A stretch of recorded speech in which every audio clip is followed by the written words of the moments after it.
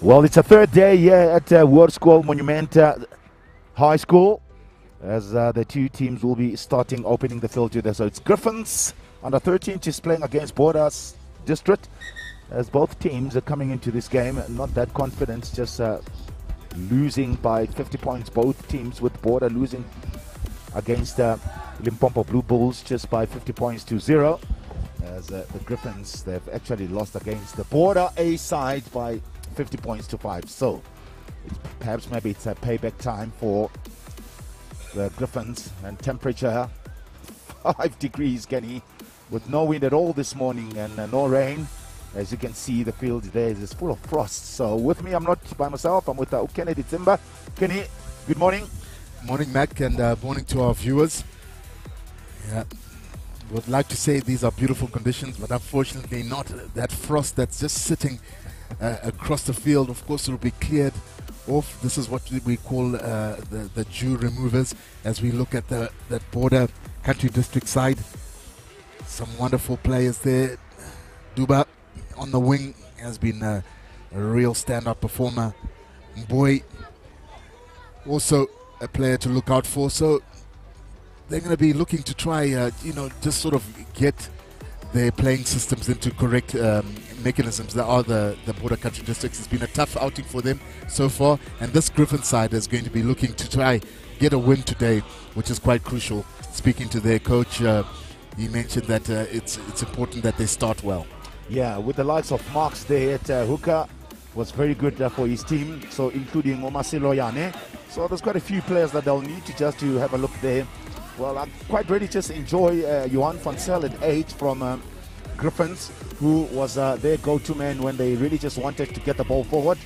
And then, of course, their outside back was quite good. Katlai Hopule and Andile Mangwangi, if they get the ball, they look very dangerous. So this is how it sets today. As still not too many people here on the ground, but slowly but surely there will be just coming in here. Beautiful, I should say, morning.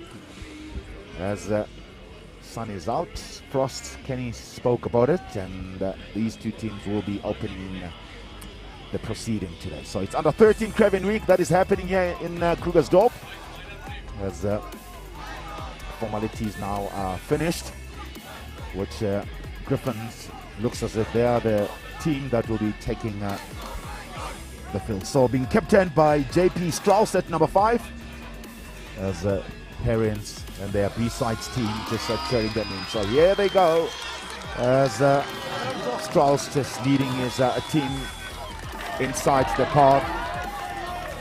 But their parents, they're just wearing yellow. It seems as if it's a squad of parents.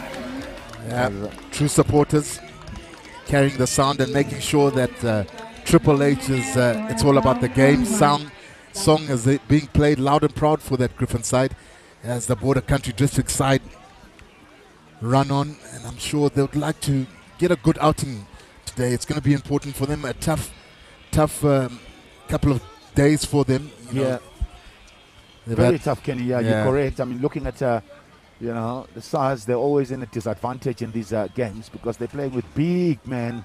But I tell you what, once they get it going, if they can just put it together in terms of them keeping the ball alive, they might be a very dangerous team. So Craven will be restarting the game. Beg your pardon, I think that's Kruger. Yeah, no, Kruger will restart the game for the Griffons. Kruger as Matthew Gova and Gilbom Tembu, the two coaches of the Griffons. You have blessed us with our minds, our spirits, and our bodies. Help us always to be good sports. Help us to understand that when we put on the team jersey, we're first and foremost ambassadors of our faith in you. May we always remember that those with whom we play and compete with are our brothers in Christ. May we always treat each other with dignity and respect. May our work and play always give you honor and glory. This we ask through Christ our Lord. Amen. Formalities, they're all gone now, with Danny opening up with a very good prayer before the kickoff of this game.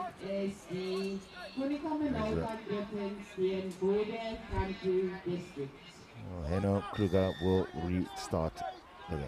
So Heno Kruger restart, kickoff. There's that ball being gathered by Nganjeni, as that's what they will need to do, so just to keep the ball alive. Nqiki at 10 for Border Country District, as this time they've decided just to hack it backward. Well, slippery, and he gets the ball.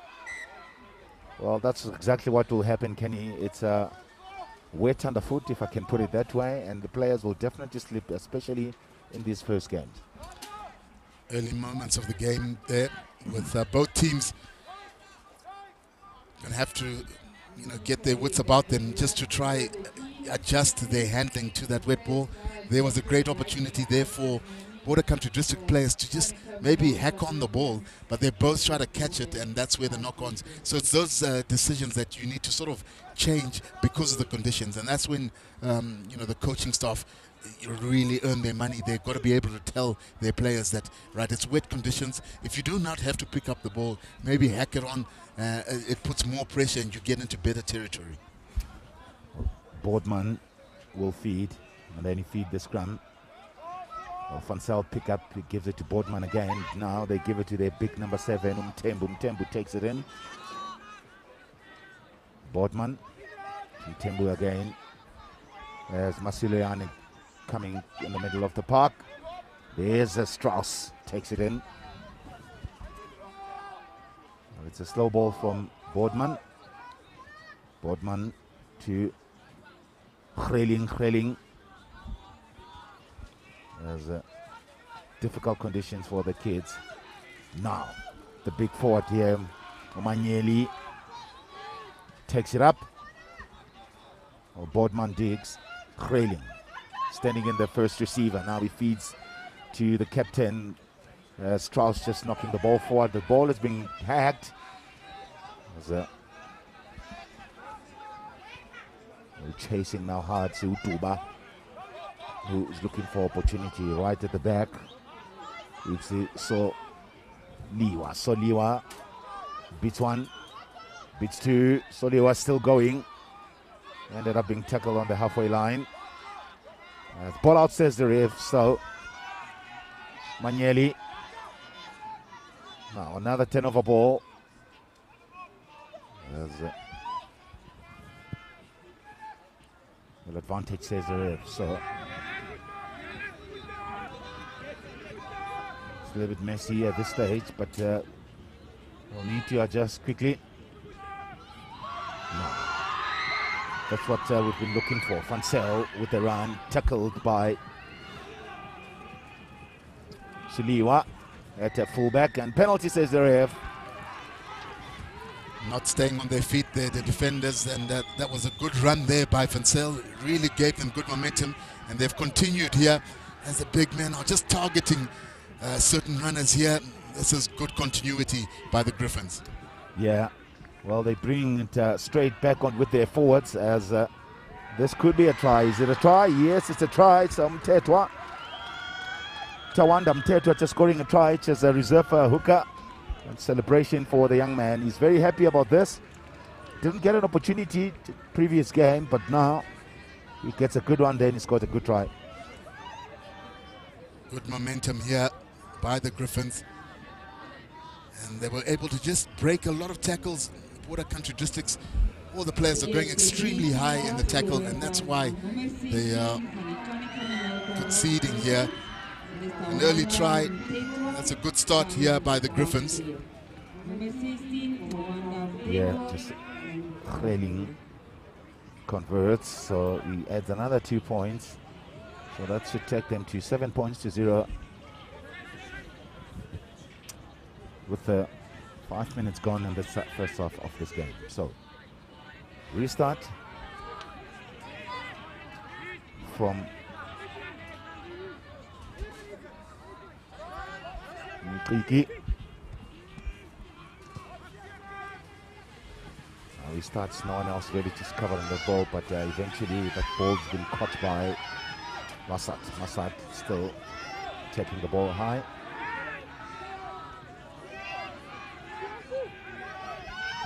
Now, good play there by Thierry. He takes it up. Boysen. Good running by Kheling Bitwan. Strong running, staying on his feet. Yeah, you're correct, Kenny. They're going too high, so it's going to be a difficult for them. Boysen now to Masiloyane. As penalty, says the ref. So penalty. Well, offside lines. Now another pick up and go, tap and go immediately from Masiloyane. Try again. Uwani Thongwane just going over the try line. So looks like as if it could be a one-way traffic here, Kenny. Indeed, one-way traffic. Mswani being able to cross over here. And the forwards of the Griffons have really dominated proceedings here. He has been a handful so far early on in the game, and I won't be surprised if he scores today. But there was a great pickup and go there by the lock. The Griffons are looking extremely comfortable, and I know it's only 6 minutes into the game, but they've scored 2 tries so far. Their coaches, you can see, I'm sure, are starting to look at possible changes, although it's still a bit early, but they're just trying to discuss how they get good rotation of all the players to be able to play here. Yeah, another very important thing in this tournament, you have to have very good subs, because it's all about just giving players an opportunity to play, as Griffons missed that conversion. So 12 points to 0. 7 minutes gone. Still the first half, with the first opening game here at the under-13 Craven League, and on a third day. So we start from Mliki. Once again, ball's not being gathered, so that's been a problem. We've discussed it and we've analyzed it, and a lot of the teams not able to field the ball or to recycle or to catch the ball if it's kickoff to them receiving. I almost want to put out a partition to say that each coach here must spend at least half the training session on kickoff received, because they really are Achilles heel for most teams. Just struggle, especially if it's a wobbly kick and it's bobbling around. That the chance of it getting knocked on is pretty high.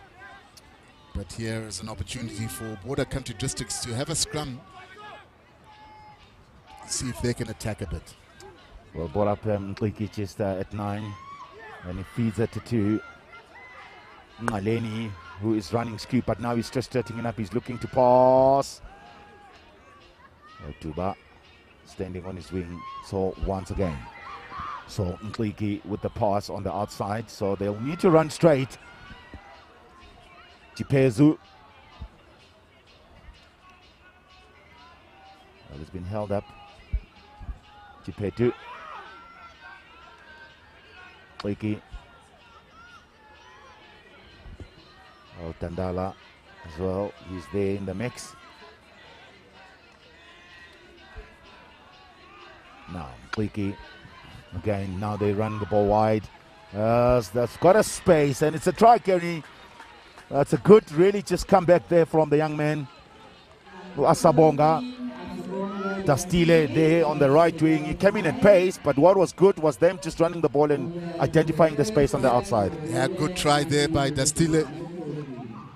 Yeah, and good ball movement here, and I'm really happy for the border country district sides, because their backs have really tried to straighten out and run through the gaps and given good momentum, and just allowing for Dastile to go there into the corner. Wonderful try there by border country district. At least they're on the scoreboard also early, just to sort of close up that space. This is going to be a really difficult kick, especially with that slippery surface. His supporting foot, it's not going to be that steady, so for him to get real power and generate enough accuracy, it's going to be a challenge. A big challenge, Kenny.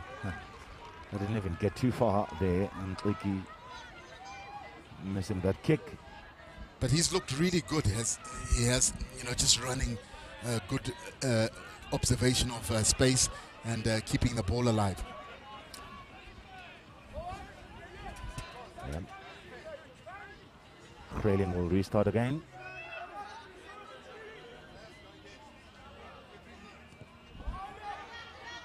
Craven restart, and there's Achilles for all the teams not gathering the ball.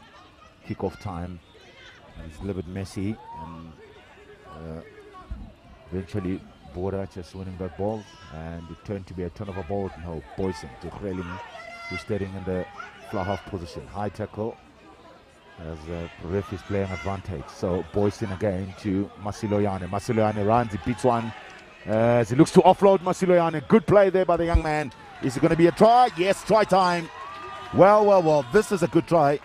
And it looks like as if it's Tristan Obarosa who gets up as a very good try, Kenny. They hit it in the middle, then change of direction with the forwards there, and just taking it up again and just finishing off with an offload with a good try. Yeah, Masiloyane doing some real damage, and that offload there, what a beautiful pass, the key to this movement, and he was able to just keep momentum and cross over there for what is their third try here. And the Griffons responded quickly as they needed to do after conceding a try to Border there. Yeah, it's actually Mtetra that scored that try. And so Mtetra has got 2 tries now at hooker for Griffons. The forwards are really doing good work here for the Griffons, as they're going to look to try add the 2. It's a challenging kick, of course, right near the touchline here. And trying to kick that ball with bare feet. You know, we can see there in the far corner the Yellow Brigade are doing press-ups. Looks like every time the Griffons score, there they are. Hands are cold, but they need to do the press-ups. They've set a target for themselves. Every time points are scored, they're there in that corner doing push-ups. So we'll just keep a close eye on them.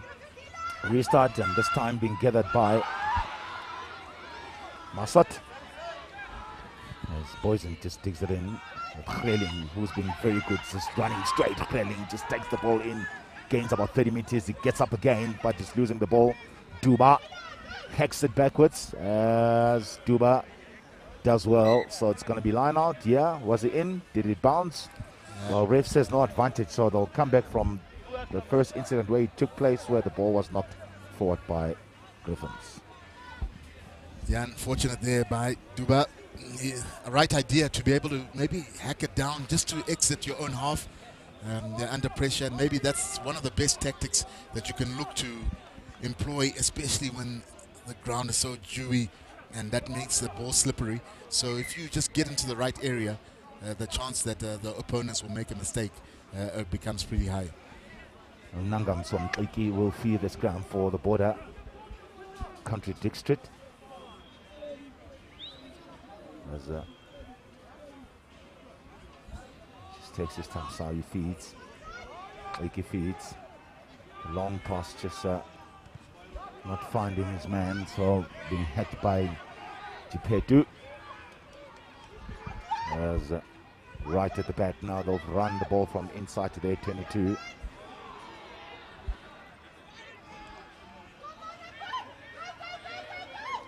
Here they come again. As recycling the ball. So Tembu, who's been very busy today in Tembu. Boysen.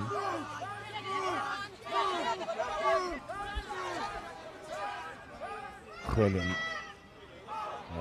This time the ball has been knocked forward by Masiloyane, the tight head prop. Oigi picks up under pressure. Over. Hacked forward. Now Mangmai with the ball on the 10-meter line, and the ref says penalty. So a little bit technical mistakes there from Border District. I must say that it just feels like the offside line is not really being adhered to. It seemed like the Griffons players were way offside there, and the referee is almost letting it sort of play on, and you'd like to see him just monitoring that offside line. I've seen at this level it's not really adhered to. It's almost like if the ball seems to be somewhere near the back foot, it's open play, anyone can come around. So you'd just like to see the referees sort of focusing on that offside line. Yeah, well, some of the players have started playing rugby probably like in a year or first time playing rugby this year, Some of them. So the rules are not quite up to the level that you'd expect at a provincial level.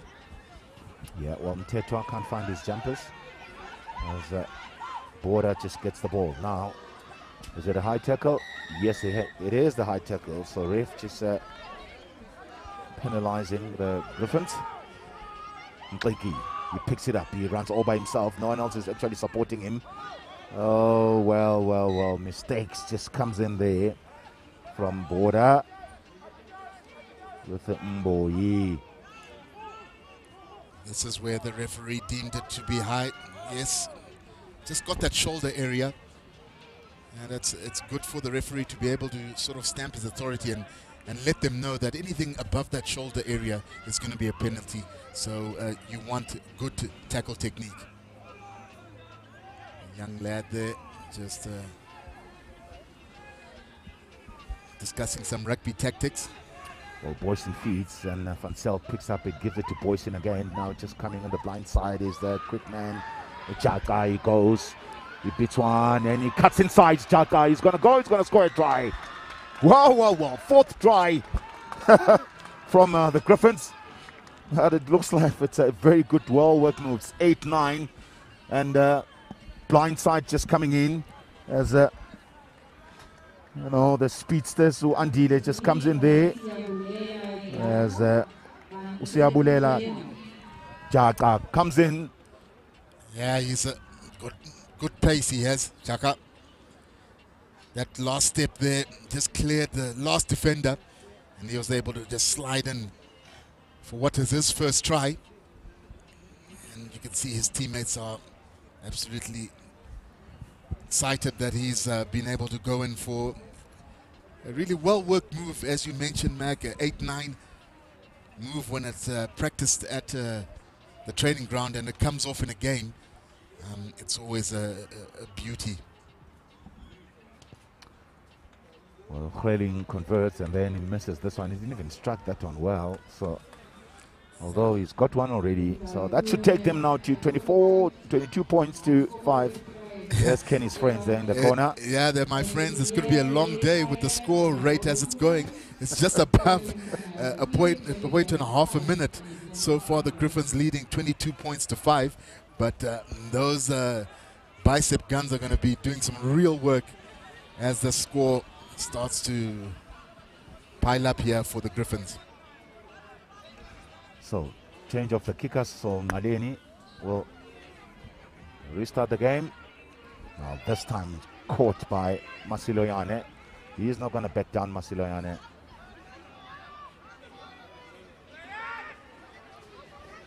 Offload. Manieli.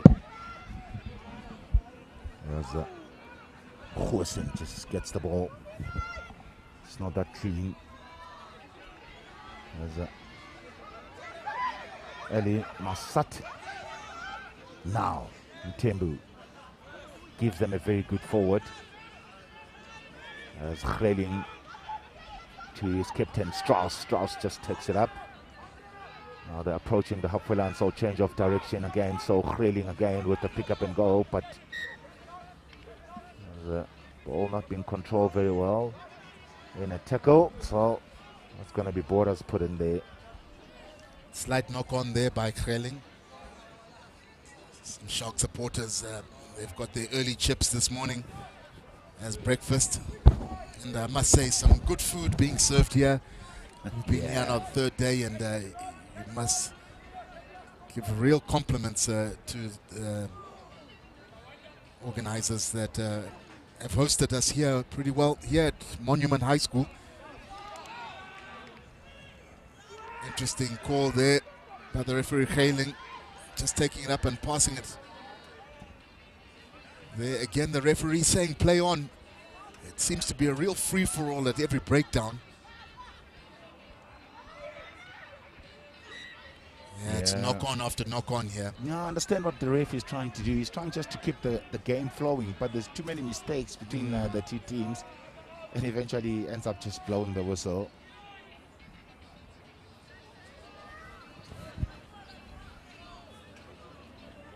No. It's 20 minutes gone. It's 22 points to 5. Well, only 10 minutes, or 5, I beg your pardon, before halftime in this game. Referee not quite happy with the distance between the scrum. I must say both packs have fared pretty well here. Border country districts have been able to retain each scrum. And I don't want to put the mockers on them, but they've done pretty well in an area that you thought they would be under pressure, but they've been able to retain it again. Yeah, they have. Now, Chipetu, as they do, just let the ball go. A good counteract there from the Griffons. They keep waiting. There's a little bit of some structure that they're trying to force now, the border. Wiki again, there's a big man. Okay, got touching the ball for the first time and he lost it. So he will get involved again. Boyson, his captain, Strauss. Boyson decides to kick. Well, not too sure why. That could be a very dangerous thing for Griffons, as they are going to be running it now again. So good little shimmy there from Saliwa. Yes, penalty, says the ref. Coming from the side. As yeah, I'm glad the referee picked that up. That's about the 3rd or 4th time that they've been slapping others on the back. And just as we say that, the border knock on the ball. And this is an opportunity here for the Griffons. Can they get it out wide? This is a great movement, great play here. Can he get it to the corner? Yes, he can. oh. Spectacular try. Off transition play, of course. Griffons are in right in the corner. Referees just having a little slight discussion there. Yeah, that's Andile Mangai. The second time he gets the ball in the game, but the second time he scores a try, he's pumped with his players. Do you have some discussion there, Kenny? No, referee, I think there's just a slight injury. Just calling for the medics to attend to the player. I think he's got a bleeding nose or something. But just asking the medics to have a look at him. And that's good assistance by the referee. Oh, it says a yellow card. Whoa. Wow. Well, I think that was for the high tackle in the corner. But good running here. Showing real pace and determination. He knew he had to get into that corner. And just the high tackle here. Oh, yeah, it's extremely high. It had to be a yellow card. Referee with the correct call there. And that just makes it a little bit difficult because now Border would have to make a substitution. That's the good thing for those who don't know the rules at under 13 level here. As we wait for Craven to attempt to try add the 2 here. Craven strikes and it's short. So that should stay to 27 points to 5. Yeah, but the rules at the under 13 regarding yellow cards is that you can replace that player with another player so that at least you have 15 players to continuously play the game, which is I think it's a good call. Ladies and gentlemen, once again, welcome to this official 3rd day of Saliwa having a breather outside, being replaced. As we mentioned on Monday and Tuesday, Aleni restart. Siloane. There's Karabo Mtsere gets involved. Yes. Now the ref will say that's enough, boys. That's going to be halftime. So halftime score on the first game is Griffons just leading comfortably the border district, country district team by 27 points to 5, with the 5 tries that have been scored, with Mtetwa just going over the try line twice, and Hlongwane and Ujaga as Mangai as well scoring the first try, being converted by Clearing. As looking at the border here, just only 1 try that was converted by Usiabonga Dastile. Good try after a counter attack there, and then that's how it finishes off here in this first time halftime of this game. So halftime score, yeah, it's 27 points, the Griffons, and the Border Bulldogs 5.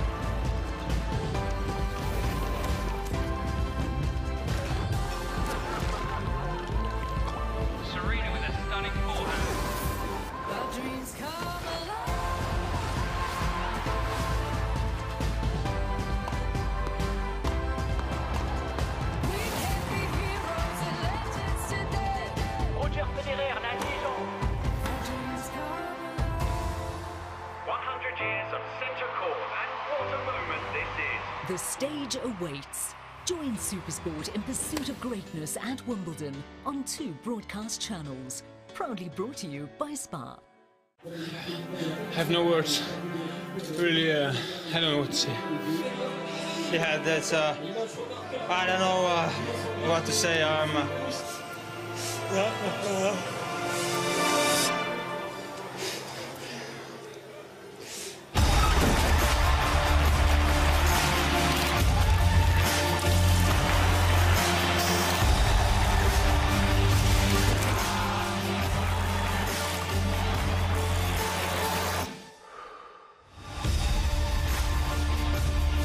Tour de France on Supersport on DSTV. Proudly sponsored by Cecil Nurse and Marriott. Hello everyone, welcome. The cup won't spare your feelings. It won't comfort you when you lose, and it won't come easy. Nigeria are champions to beat. Instead, the cup will test you. Oh, lovely pass, that corner!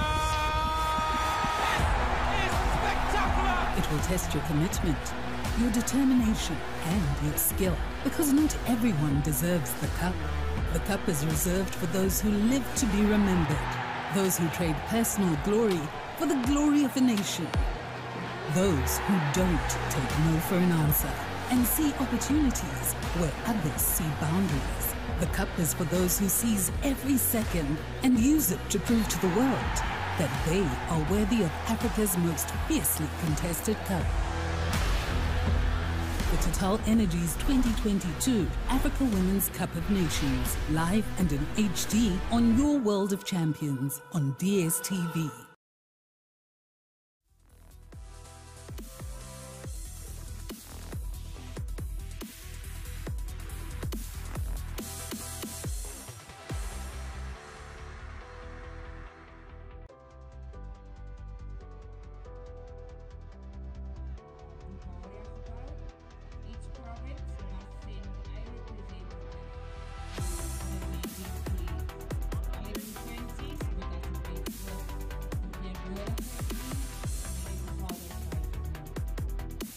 Welcome back to the second half of this game. It's the first game on the third day here at Under 13 Craven Week in Monumente World School.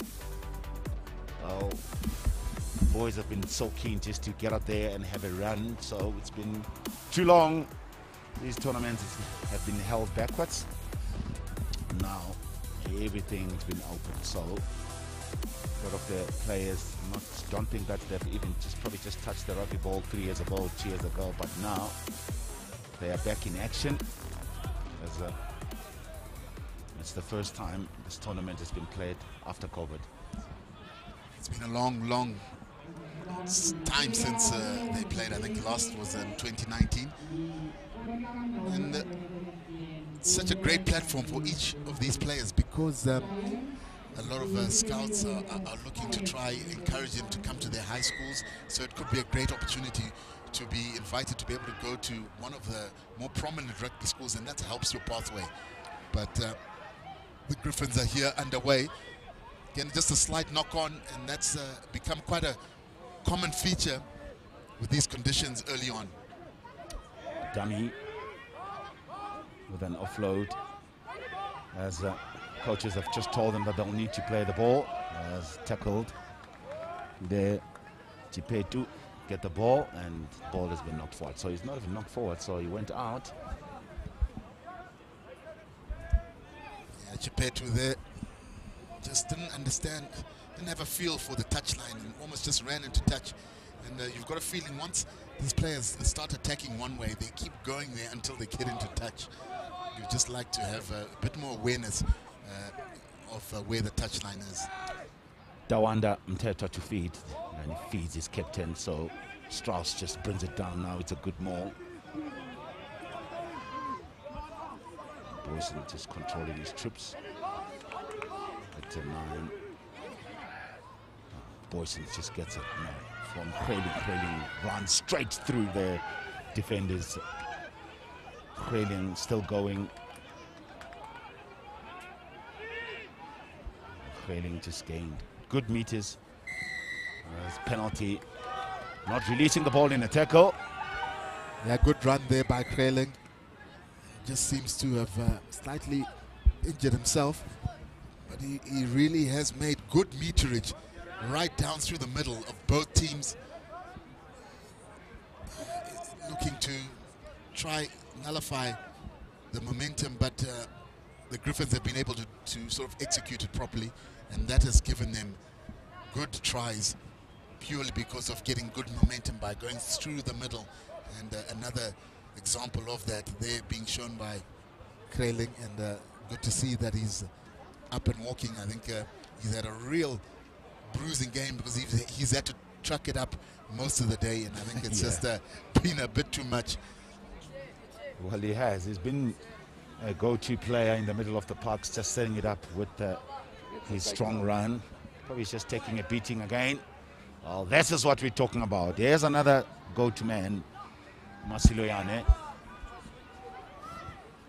As this could be a try if the ball has been passed properly. So, Mtetra, who's been prominent, pick up and go by Uhlongwane. Boyson. Kruger, who is on the park now in place of Craven. Boyson to Karabo. As he needs to play the ball inside, penalty. As this will be a try. Well, referee had been playing advantage for high tackle. He was scrambling to just try get over the line in that corner. The forwards will continue, and he has been real dominant. I did say that I'll be very surprised if he doesn't score a try today. He's really deserved one in the strong runner so far. Well, he has. That's Onyakalo Masiloyane, who comes from Welcome Folk School. He's enjoyed himself here, Masiloyane, with the ball in hand. Yeah, he's been extremely impressive, and just the confidence of him going to grab that ball every time there's a penalty. And there he is in the mix again. Now there's Mtetra. Is Mtetra away? Well, it's a try. Well. That's his second try. Just have a look who it is. It's Mtembu, I beg your pardon, who has scored his Second try today. It's a picked up and go there. It was defended by Border. But it was always going to be very difficult today just to stop. I beg your pardon. It's Paul Manyeli. So Paul Manyeli scores. This comes from Kopi Allen Primary School in Welkom. Yeah, Manyeli did well there. Just by being able to gather the pass. They've been knocked on, most of them, and just for front row to be able to gather that pass and then power his way over the line. Sets up a good try and an opportunity here to add the extra 2. Of course, the change of kicker, Craven now off the field. They've had 2 or 3 kickers and still not successful. There's a real strategies going on in that meeting. Yeah. They're planning, Kenny, it's the coaches and the parents. With Kruger on the park now, just missing the conversion. So it's 32 points to 5. There's 30 minutes gone in the second half of this game. So Border Country District under so much pressure. Haven't had no opportunity at all. There's only one opportunity that they had in the first half with Usia Bonga, the Steelers, scoring the only try for Border Country District.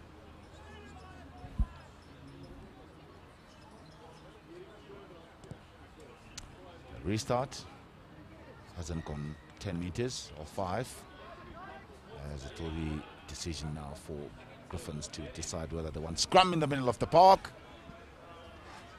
Yes, they have. So they've decided, so scrum for the Griffons under 13 team. It just feels to me that the Border Country District side are really sort of jaded out. They not much enthusiasm. You can see the way they're just walking to those kickoffs, and just, you know, the error rate is just lifting up. Yeah, so it's not an ideal situation for them, but they're going to need to just lift up. They've almost 15 minutes or 18 minutes to finish this game, and if they do not lift themselves, the score could really bulge here. And you don't want to see that. Oh, that's a good run there by Pule. Rare opportunity for Pule, but when again it's 8-9, pick up, playing boys in and just feeding the outside players. It's a very good move. And I tell you what, Kenny, even at this day and age, senior rugby or international rugby, it still works. Yeah, it's very effective. Difficult to defend. And all you do is you're looking at what defenders the opposition send on the blind side, and you attack that way.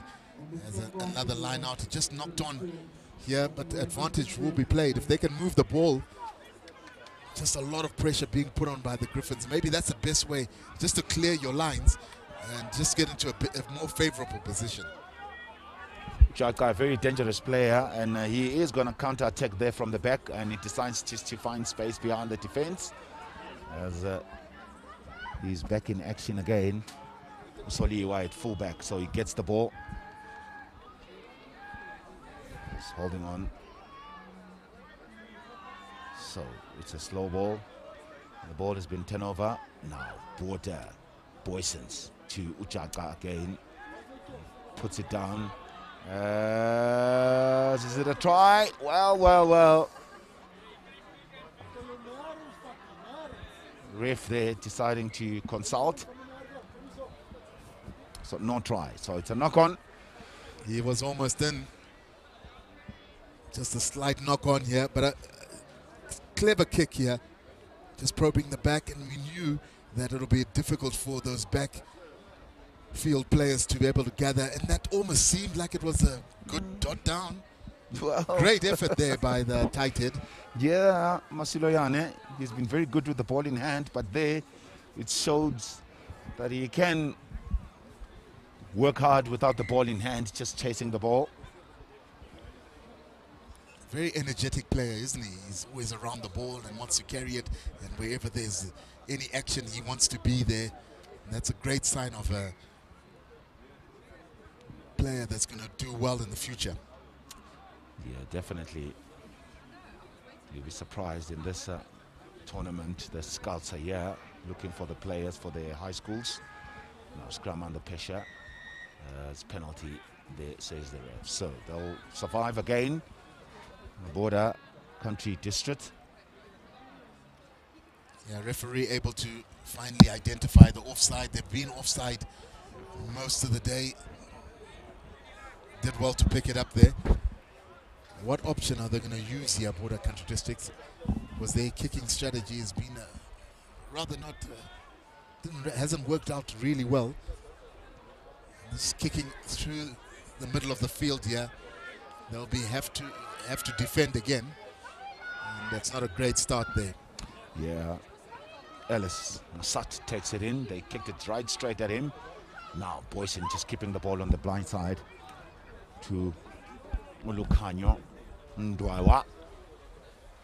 Boyson again. There's Obarosa standing in the fly half position.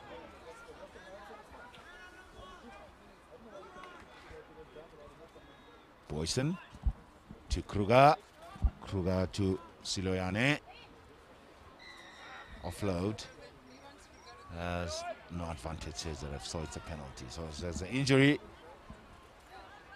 Yeah, referee just saying not rolling away at the tackle there. But the underfoot has been really challenging for all the players. You can see them every time they want to sidestep. It just almost becomes like an ice skating show. Yeah, Griffons are advancing closer, ever closer. But just not accurate with the pass there. Has sort of relieved pressure for Border Country Districts, and the referee awarding a knock-on here. Yeah, it's been a scrappy period of play. Usually when it gets this time of the game, around that 36, 35 minute mark, the teams are a bit tired. There's a lot of little niggling, little slight micro errors. It almost just puts that game in that static period. Yeah, a change that has been made now from Griffons with Utori Siloane on the park. I think in his place is Khreling, who has had enough. So Khreling will take a breather.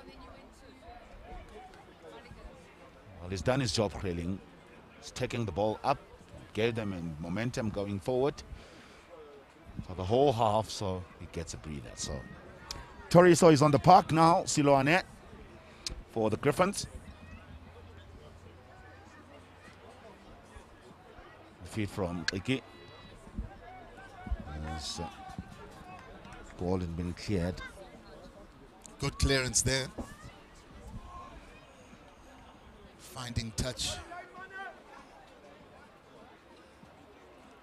Giving Tempo an opportunity here to find his jumpers and see if they can make some good headway. Yeah, well, Griffons, they have looked better today. Tawanda Mteto to feed.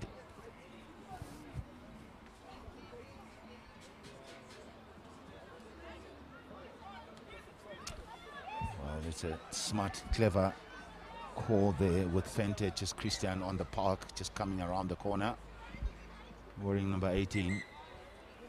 Yeah, Christian Fente looks like a real handful to tackle. Well, yeah. Bumped over 2 or 3 players there. And there is sort of the result of it. Yeah. Well, I bet you that move is definitely been made, especially for Christian Fente, who is probably tasked to come around the corner there, just facing the number 9 in the trim lines, because that's where they're defending. Yeah.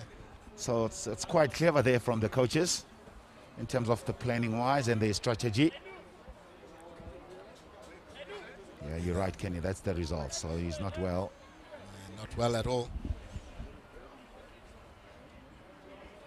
But this Griffon side have sort of pulled the right strings and made the right decisions when they needed to. They've scored some spectacular tries. And just hope that it's not too serious. He's been really good today. Oh yeah, he's their star player. Yeah, Kenny just leaving the field. Unongamso Mtliki, who's finished for this game, so they'll have to find another player very quickly to replace him.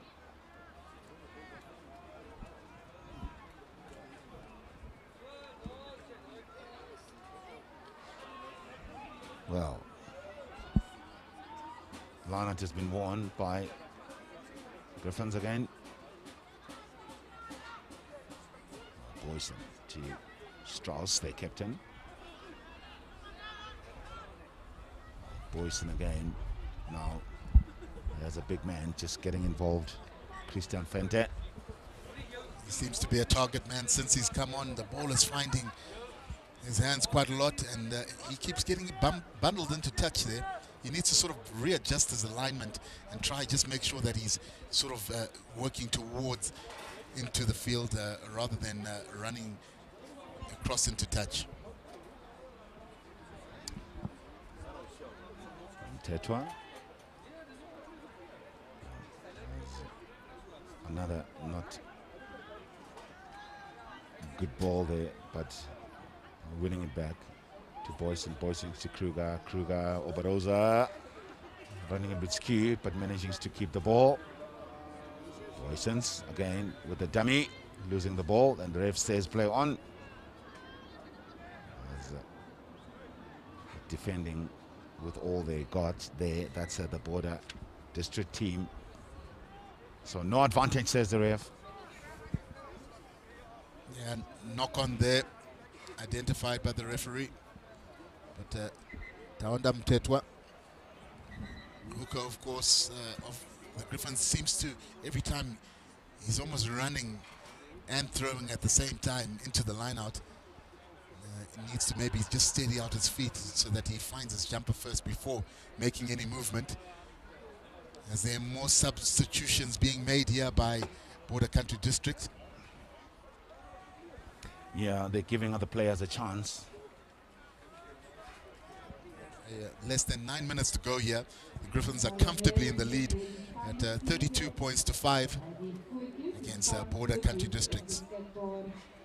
Well, Boyson feeds. And this time he wants to play it from the base.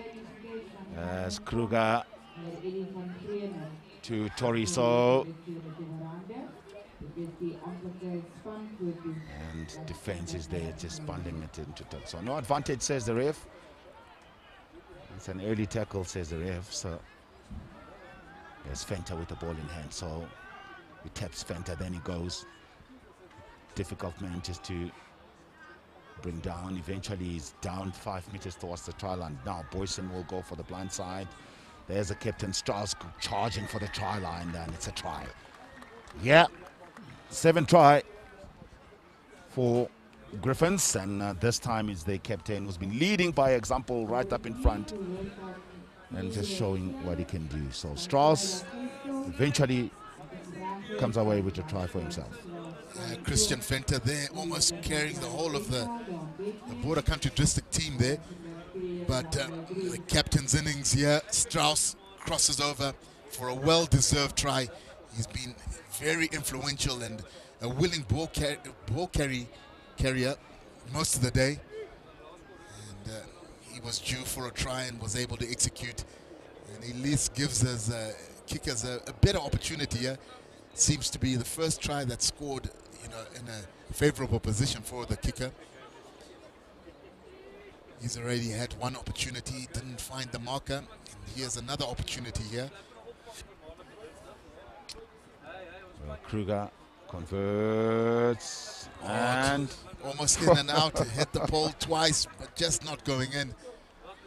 So this ball refusing to go in for the Griffons, but they scored another try here, and it's just pushed that score out to 37 points to 5 here. The Griffons are comfortably in the lead. Yeah, well, the interest is not there now for Border team. Coaches are really shouting. There's Fenta, takes it in.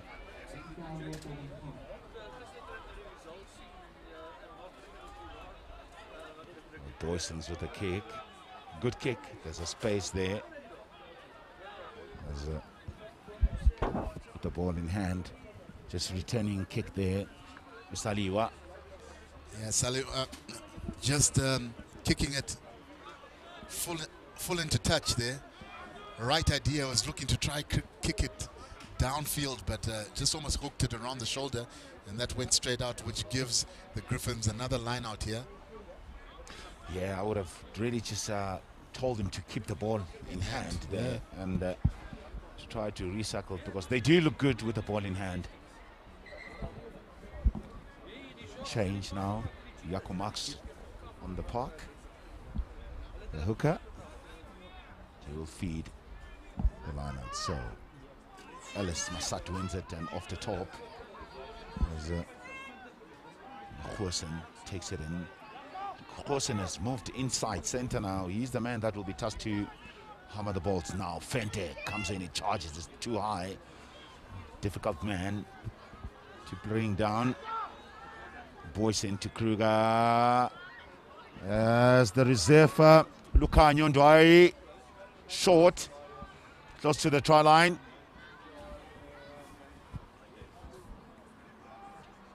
Van Zyl, he picks up, being stopped. Boysen to Fente. Fente has been very forceful, and he actually came in at the right time, at the right place. That sub for Fente has been working for the Griffons. He has been really influential, hasn't he? And there's an eager ball carrier. Again, just coming short, almost crossing over the line. Some of the supporters who are here nice and early, and they're being rewarded with a little bit of sun coming out. It was extremely frosty, and almost you couldn't even see the coloring of the field, but the sun has come out and made that right. So put in here by the Griffons as they look to try get over the try line here. A lot of numbers at the tackle there, just putting pressure. It seems that Board have come away with the ball here. Good steal, and they're going to look to clear their line, but there's just finding another Griffons player here. Yeah, there's Heno boys in. I beg your pardon, that's Lucanio combining with the Heno boys in wearing number 21 and number 23. Yeah, he just took the wrong angle there. He once again headed towards the touchline when he sort of needed to work infield, and that's why the Border Country Districts were able to chaperone him out into touch. Now, important line out here for Border. Zimi, Galeki feeds, and they want it backwards. Hasn't had any opportunity, Baleni, at 5, so he touches the ball for the first time in the second half. So it's going to be scrum. They'll take it 5 meters.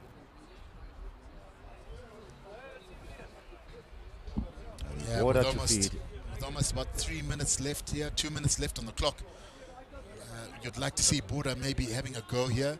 I know it's maybe a high risk, but not much to lose now. It's actually low risk if you put it in that way.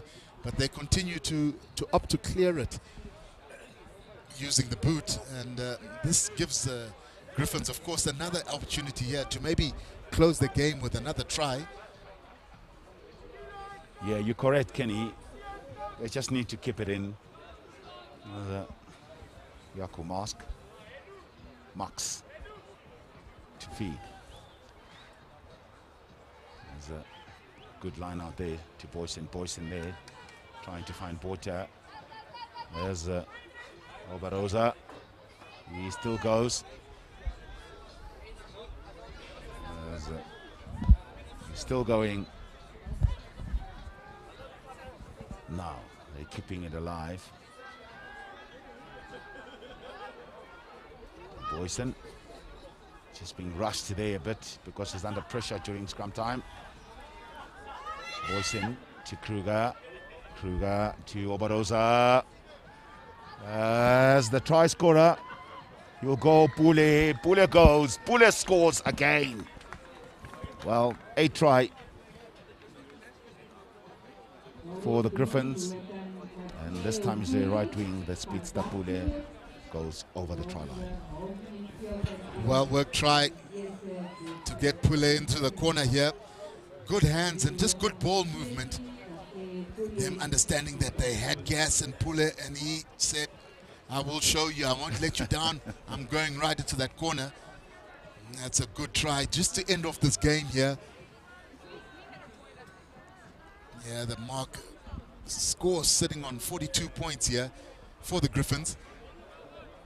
It's been a great outing for them, and after a tough week, you know, to open up the first game on day 3, to have sort of a comfortable victory here for the Griffons. The coaches will be satisfied with that. Well, he gets this one. That's a Kruger who kicked this one over, so that should take them to 44 points to 5. As amazing stuff. All the easy kicks have been really missed, and then he gets the most difficult kick in the game, taking his team to 44 points to 5. Kenny, a summary in this game? Yeah, Griffons with a real dominant performance here. Their coaches will be extremely satisfied with how the proceedings went. You know, winning at the game 44 points, a lot of good tries scored. Border Country District, a tough outing for them. They'll need to go back to the drawing board. But of course, it's been a long tournament for them. You know, picked up a number of injuries in this game, but you know, a satisfactory game for Griffons. Well, Griffons just being victorious in this game by 44 points to 5.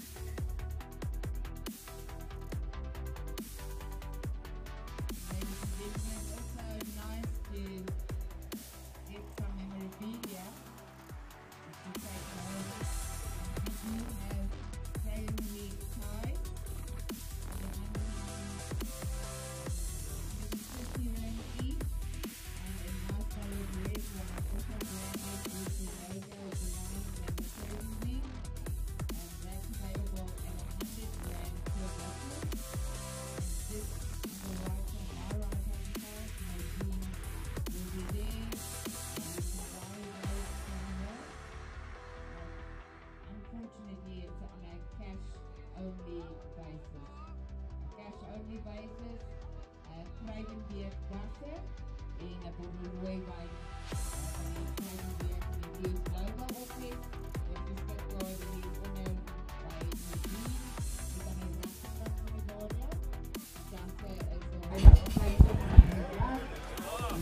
Well, it's a second game here today at World School Monument team. It's under 13 Craven week that is taking place here in Krugersdorp, and it's the 3rd day. So EP Province, Eastern Province, will be facing the Free State under 13 team. Yeah, so there's the starting lineup. So Scott Leon, Wheeler, Demons, Forbach, Nodier, Kalipa, Van Sel, Erasmus, Doe, Gondile, and Wananga, and Vetboy, and finishing off that starting 15 is George at fullback for EP.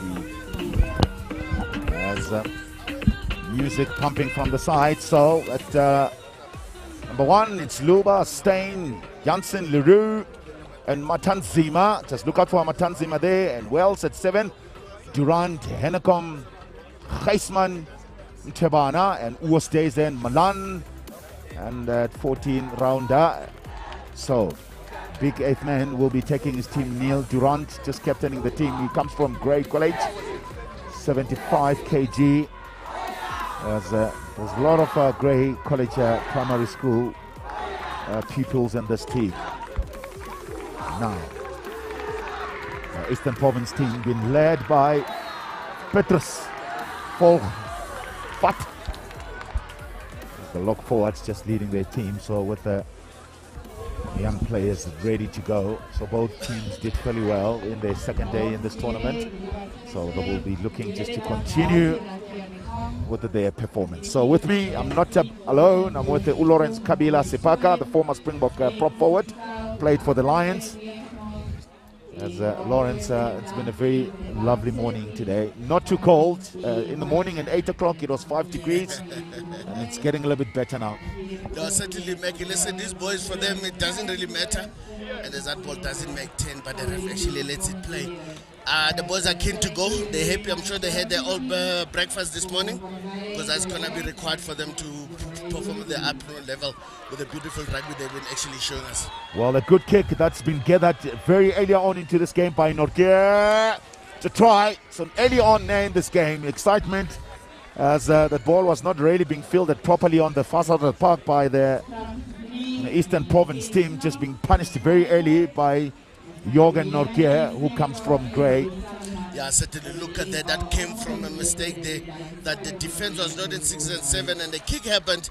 And what a good chase there from the open side. I mean, at the skill level of these kids, sometimes we get overwhelmed to think that these boys are only 12 years old. But you got to understand, and then they're living up their dreams at the moment. And the way they're doing it makes some of these big boys look like they need to go work some more on those skills. I mean, this is a raw talent we're talking about. I mean, that was a kick. That was not even supposed to reach 10 meters, and then when he did it, these boys just took it and went with it. And this is a start that the Free State Cheetahs are going to have. I think EP needs to really find another gear. Actually need to come together, because the Cheetahs are dangerous. They're runners. They find open spaces, they'll run freely with that ball. Oh, Geisman converts. 7 points to 0. Earlier on into this game, with 2 minutes gone in this first half of this game. So restart of the game, and this time it's been gathered by the try scorer. As Anakom with the kick again. So they got that ball right at the back. Underneath that ball is George Egan. Well, change of direction, Van Zyl feeding his forwards.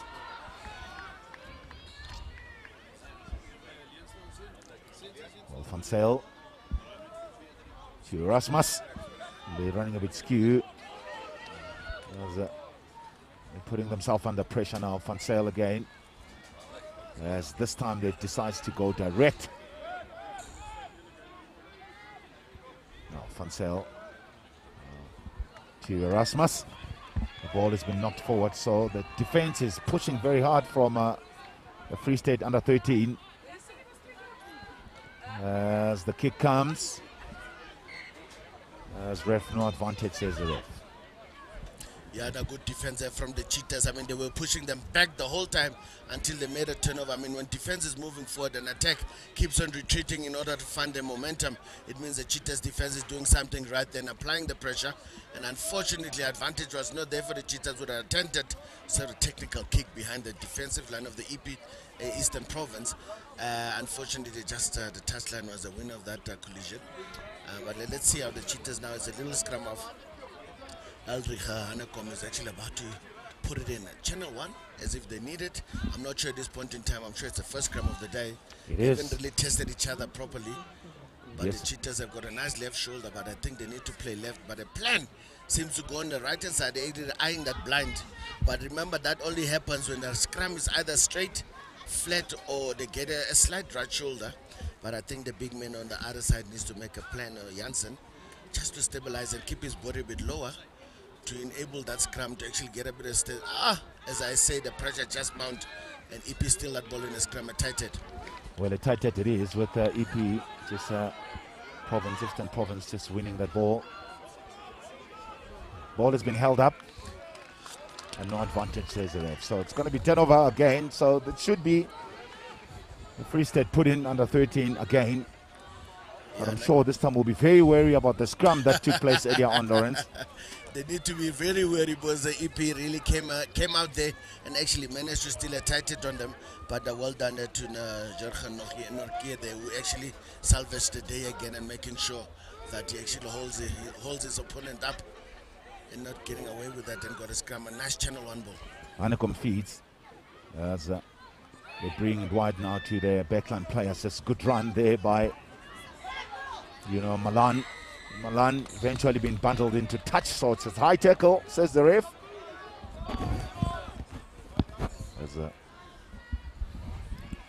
The coaches here actually emanated on the side of the field, actually instruction coming from left and right all 5 of them shouting, listen, go for line, because they know the confidence in the liners that they have. But it's very important as a Stenson actually gets it right as well. Dylan Stenson feeds the line out, and it's been a little bit messy, and he fixed it up by making a good tackle. No, he's actually lucky the contesting actually came up before. That means his throw needs to be a bit higher because his lock is nice and high. Christian Leroux comes very high now. They decide to call the back to the flankers there, but they get a nice ball as well. It's a mole going forward. Stenson just finding his jumpers. Now that good run again from Milan. He takes it up close to the ruck. Hanekom Deeks to Oosthuizen. As Van der Merwe with a kick. Hanekom again. Now is Lindoku Shepini. Hanekom to Oosthuizen. As to Tenston. The pass is on.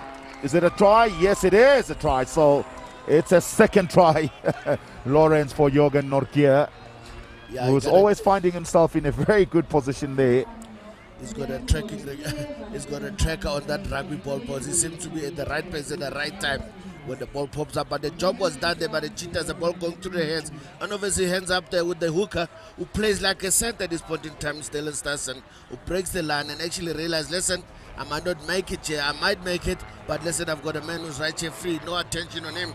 Let me give him the ball. A very sensible thing there by the young man. A very mature thing as well at his age. I mean, I would have had white line fever there to make sure I actually get my trap, because I've broken the line. Why not me get the ball? Well done. And the conversion, is this no, unfortunately. No, he has missed this one, Ulrich Hanekom. So that should stay to 12 points at 2-0 with Eastern Province under pressure at this stage. So Free State under 13 just in a very good driving seat. Everything of them has worked. The kick has worked. And just look out for Hanekom. He's got a very good boot from 9, kicking from the base. There's a good run. Offload has been intercepted this time. Perhaps maybe it was not a good idea. So Usiana Bati Ngrawana just gets the ball, then he scores a try. Yeah, it was an unnecessary offload there, but the idea was to get the ball away from traffic. But unfortunately not aware that there was actually traffic amongst themselves, and the outside center, the Grawana, like says it, Diabulela Butom, I'll definitely take this one under the post. Conversion should be a formality. If Erasmus, I'm sure by this time his foot must have been nice and warm. He's had a couple of kicks, yeah, well, a couple of kickoffs that is done already, so there's no reason why he can't score this one. I think that's a gift there for the EP Lighties to actually get in the scoreboard and actually get that conversion as ordered. So basically on the scoreboard now the score is 7-12, which gives them a sort of a confidence booster to make sure that they actually stay within this game, which is very nice. Erasmus converts, so 7-pointer, full on points there for Eastern Province. As Hanekom will restart. Kick as deep and being gathered inside the half, and the ball has been knocked forward. Perhaps maybe a little bit over elaboration there from the young man as Phil Van Vogel. Unable to control that one. Mackie, I suppose if it actually given a chance to wobble around as well, it's a danger that you might actually knock it on. The Cheetahs not having a chance to actually have a strike zone. A left shoulder now, they're still going the opposite direction. He's lucky to be able to actually consider holding that ball, because he went against the grain and also got caught by his own 8 men there. They run there from Stenson. Now Hanekom. Oh. Yeah, it's a little bit slippery now, Lawrence. It's even worse because now the ice have melted. Well, I call it the ice. The it's frost. In the morning it's melted, so it's probably frozen before the sun comes up, and then it becomes something else after that. Yeah, the boys really need to watch their steps at the moment. I mean, it's not ideal. I know they're hard, they mean to actually run, do what they actually been born here to do, and maybe the brought here to do, and obviously exercise their rights and the gifts. And let's see if now the scrum half is going to exploit the blind, because it's on. And the number 8 read my mind, and it goes to the side. That is actually favorable. Yeah, good counteract there by the Eastern Province team. And still fighting very hard for that ball. As eventually they won it, and the ball has been headed back and directly out. So they're still under pressure. So 12 points to 7. Free State under 13, just doing so well. So 2 tries that were scored earlier on by Norke, Jürgen Norke, the flank forward, number 6. Yeah, certainly the scrum have attempted over the turnover ball there by the forwards, who managed to actually get a counter rack in the racks, but they've got the ball in hand now. Fansel taps and go, and then offload from Leon there, not finding the player. As defense just comes in there. DeAndre, that boy just standing very tall. Fansel, they're trying very hard, but the defense is coming up very quickly from the Free State. Forcing him back into the forwards into the kilo team. They know there the mauling happens. You know that after the flankers are hungry to steal, so they want to make sure they send him back there. They don't want the dangers from outside. Let's see what the fullback does. Oh. Well, penalty says the ref, so offside lines there. And it was a very good kick there from Erasmus, the number 10 of Eastern Province. Complimented by a good chase, but unfortunately those big men, when they got out of that rack, I don't think they knew where the ball was. They just start moving forward. You're not allowed to do that. Once a kicker's behind, you gotta wait for him to turn, put you on side, or someone who's behind him to put everyone on side. But in this instance, I think they miscalculated there, and that opportunity was gone missing on the left side. And obviously, the Cheetahs have got an easy run now. I mean, the 40 meters they would have to run back. Now they have to just walk there and kick over an extra 10. Now, good line out is required. Obviously, here, in terms of competition, I mean, Stassen needs to get his start throwing quite right here, because he's got a good jumper in front. He needs to hit his hands. And it got the ball at the back. Good take there by the number 5 jumper. Well, he has Umatanzima just taking the ball and just losing it there in a tackle. That's his running excuse on there. There we go. So they've got an overlap. He needs to look outside so that he can feed as he goes all the way by himself. Talon, Leon. Now Fansel finding his forwards. Fansel again to Erasmus. They're running a little bit skew. So that's Sasha Scott.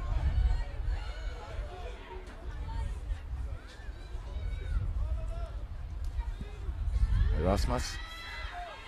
As they're trying their best to keep the ball alive.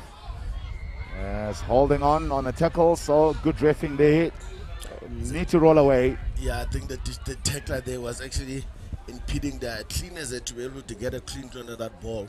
But it still was actually quite good. But unfortunately, first offense was a tackler not rolling away. And lucky that ball actually bounced out. Is it out? No, it's not out. No, it's not out. And a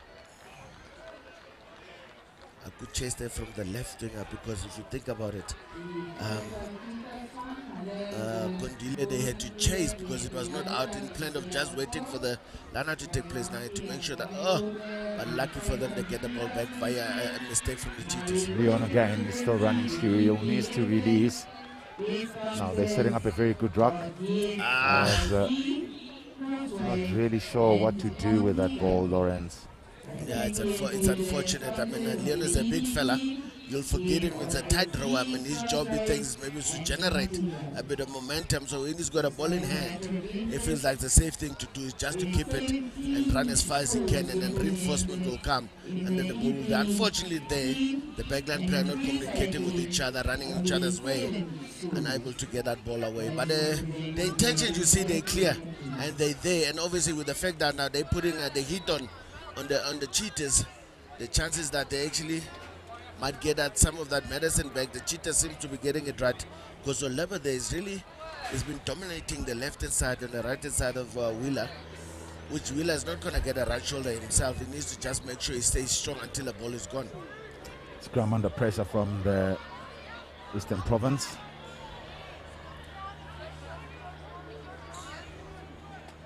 No, Fansel. First receiver there with an offload. That was very good. So they look good when they're running straight, Lawrence. Penalty there, just coming from the side. Unfortunately for the Province team, who are trying their best to come back strongly into this game. Yeah, but that's the thing though, you need to realize, Mackie, once a lighty breaks a line like that, 10-1, he actually is now surrounded by the defensive guys who are trying to get back in position, and they're also eager, but I don't think this ball, the ball is out. They're also eager to get their hands on that ball. So if the cleaners are not really 2 seconds, or 2 seconds is too much, just behind them, as he does it, they need to be very reactionary in making sure they get there before the defense get their hands on that ball. And that was the case. And the Cheetahs got like guys like Nokia, who really is a menace at the ragtime. You need to be really have people that are actually watching that ball like a hawk. Stassen feeds. And Leroux takes. As Hanekom feeds. The hard running Dippenaar in the middle of the park. He's still going Dippenaar. There's a feed as well from to Van Rensbeck, the right wing. They're working very hard. So Hanekom Stanson now with the ball in hand now to Malan. Malan, good cross-cover defense there. Now they're letting the ball go and they're cleaning it very well. Hanekom to Leroux. Hanekom again to Worcesters and the vice captain.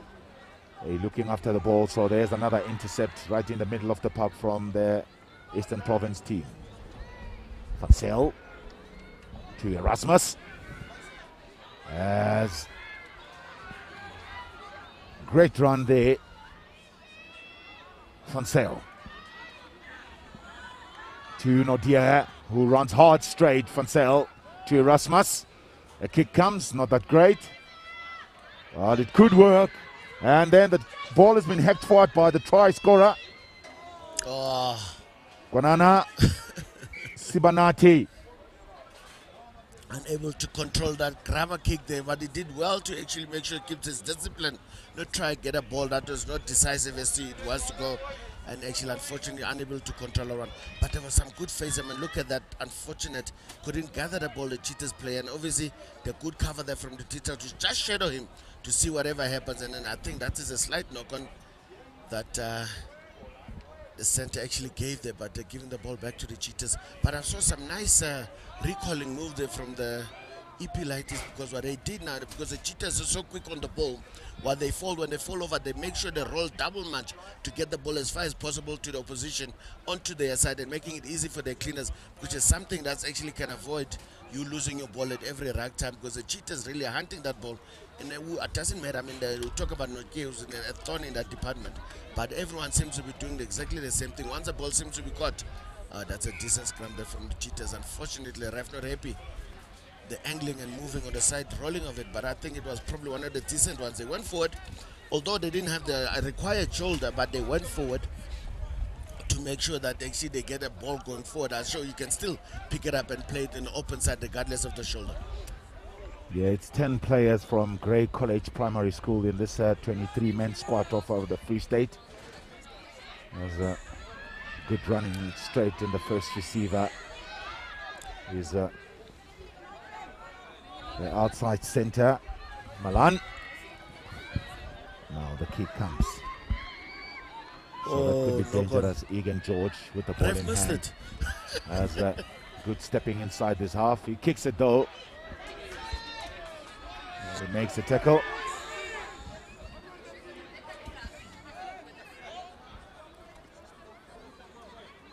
Hanekom. Oh no! The ball has been stolen again. There's the hard running, tall lock forward there.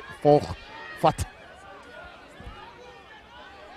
Van Zyl to Erasmus. Erasmus playing it wide to Leon. Leon not feeding his outside center there.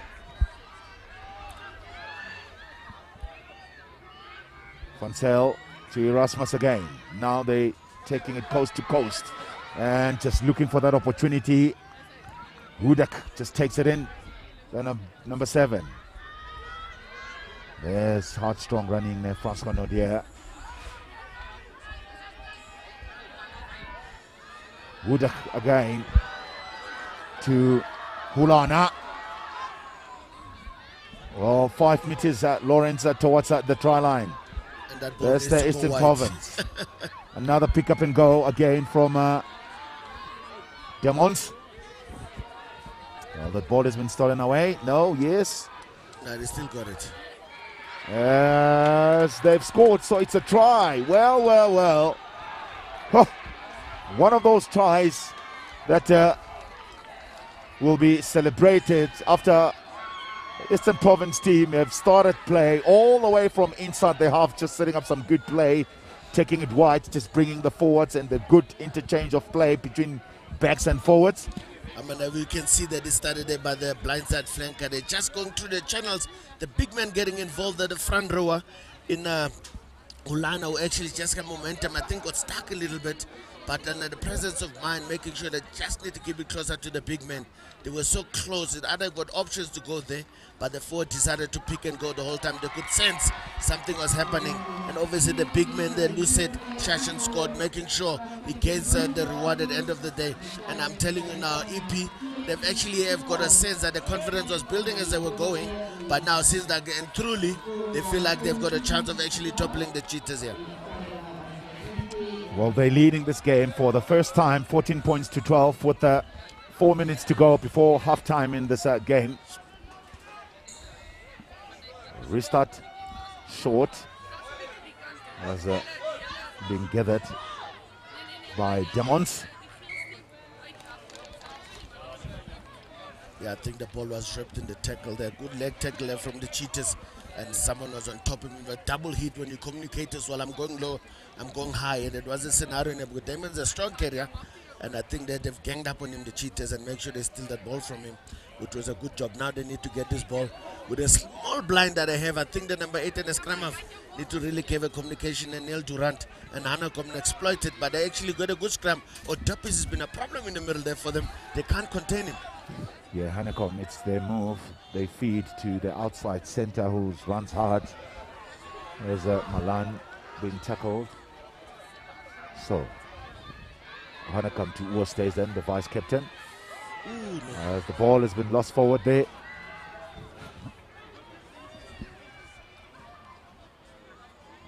Ansel with the kick this time.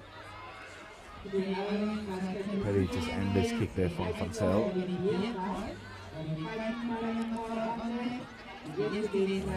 Hanacom returns the kick. So good cover there right at the back. George returns the kick, and this could be good. And the chasing players are there. It's a dummy and good tackle as the ball has been picked up by Demons. Demons just tries to offload. Well, if that pass was accurate, Lawrence, it could have been another try for the Province team. But you gotta give credit to the chaser there, that player that actually tackled and got up immediately. And actually, in terms of getting the ball, he said, listen, I'm not going to go hunt for the ball. I'll take you off the ball. And actually, that just opened up the ball for Damons. And Damons showed a bit of impatience there. All he needed to do was to keep his head down because he couldn't see who was available to receive that offload that he was trying to do. But the idea was good because he could realize they're behind the Cheetahs. They've got a ball in hand. They need to make something wonderful here. Good pressure there from the EP, and they got away with that Cheetah. Box kick immediately from the Dil scrum to relieve the pressure. Yeah, I must say he kicks well, the Hanacom, but the chasers were not there, so they'll need to chase now. Fansel to Erasmus, who takes it in. Fansel, the little scrummy, has been very good to Erasmus. They're running skew. They'll need to straighten up. As a step inside that is coming now from Venter Vogel. And Van Vogel just knocking the ball forward. Yeah, Van Vogel, unfortunately the grass just impeding him there as well, where you can see what he was trying to do, step on the inside, but the handbrake's broken and he slipped a little bit and lost his balance, and on the way down he unfortunately locked the ball, but the idea was good. The ball got to the wing Although by how it got there, sometimes it doesn't matter. As long as it gets to him, but sometimes you want it to get there as soon as possible. So he's got an option to do what he wants to do. But they've got a chance, and their scrum has been good. They've been putting pressure on the Cheetahs. If they can continue to do that, they give himself a chance. The ball stuck in the scrum, but he managed to come out. Well, Honeycomb to Worcesters, and not they're another trying one. to do a move, so that's going to be another intercept. Is he going to go? Well, try time. As this time, another try, another intercept, Lawrence. Iskondile this time. The Iskondile was exactly carbon copy of the previous scrum. Try there from his fellow center, who also got a gift from the Cheetahs, and Depenar actually did a no-look pass there, but there was no one to pass because the pass was slightly down on the ground, and the center just like, thank you very much, I'll take it. And certainly what a gift. I mean, I'm sure that was a move, but someone should have been there, but he also should have known he needs to give into hands. But when he hit the ground, it was like a possession given away there, and the EP can't believe themselves how lucky they are at this point in time. They just got ahead. Now with this kick converted, and they're settling now in good state in like the score, pushing it to 21-12. And I'm sure, I don't know what's going on, and there's a halftime now. Yeah, it is halftime, Lawrence. So the time is over. It's halftime score. It's 26 points there. It's a 21, I beg your pardon, to 12. As already, you know, EP King started this game very slowly, but they came back very strong with the 3 tries that they've scored. And the Cheetahs, they're just to blame themselves. No, certainly they are to blame themselves. And let them have a bit of oranges there. Maybe they'll come back differently. Maybe the coach will get a message through so that they can get themselves consolidated and actually do what they can do. Well, halftime score, yeah, between the two teams, Eastern Province versus the Free State under-13 team. It's 21 points, the EP Province, and 12, the Cheetahs. Stay with us, halftime. Pick the match that you want to view, and then... A ni'n dod â'r chwaraewyr gorau o Lanelli, Casnewydd, Caerdydd, Abertawe, Llanfair Pwllgwrgell, Gogerych, Chwyldro, Llantysilio, Goch, a Thu Hwnt. Ni'n caru dod i dde Africa. Mae dy chi eithroedd sy'n neud i'r Gymraeg swnio normal.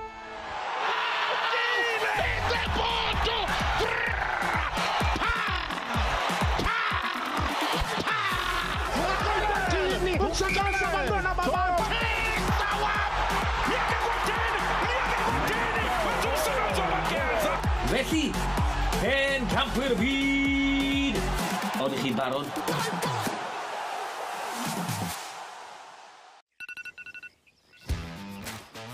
You have too many new voice messages.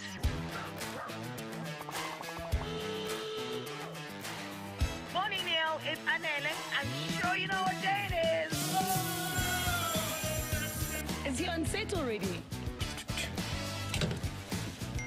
Do you think that this is better for Insta or the red carpet? Good morning from Loftus. You are in studio, right? Hey, don't forget to warm up. Children's Party. You stole it. It's Saturday, Neil. Saturday! Welcome to your weekend. The legend has returned with a few new faces. Super Saturday. Saturday mornings on Supersport on DSTV. Proudly brought to you by Toyota. Neil Andrews, I'm doing a show now. It's Saturday. What is your grade? Is it reaching your goal? 2:18.95 is a world record and goal. The great news now is not for myself, but for every other young girl who watches it. Or helping others reach theirs? Is it bouncing back? I want them to talk more so I can do better. Or rising above? Better than others. Is it never giving up?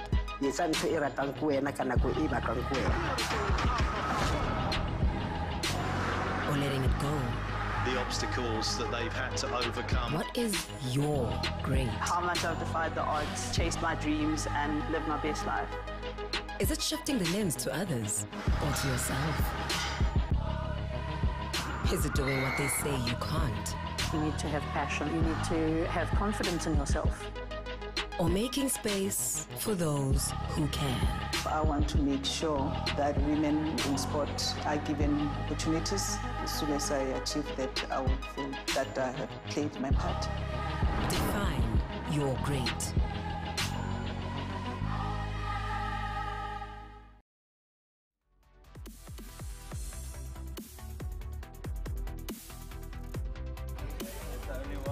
Well, welcome back to the second half of this game with the 21 points. The Eastern Province team just leading the Free State team by 12. There's 3 tries from the Eastern Province and only 2 from the Chidis. So Norkia just scoring those 2 tries for the Chidis and being converted by Snyman and for the Eastern Province team. So 3 tries. Guanama and Dirk and Kondile just scoring those tries, and all those tries were converted by the young number 10 Erasmus. So restart for Hanacom. As you know, the ball is not being gathered, so no advantage, says the ref. So he's playing the advantage. As Erasmus there trying to find touch, so big mistake there with Malan texting the ball. The big outside center just takes it in. As penalty, says the ref. So well, an early penalty in this game for the Free State under 13 team. A little bit of discussion between the players, so Hanacom decides to take it further. So they'll take the penalty and the scrum right close to the try line, which is a very good call. As a halftime score, 21 points to 12 to the Eastern Province under 13.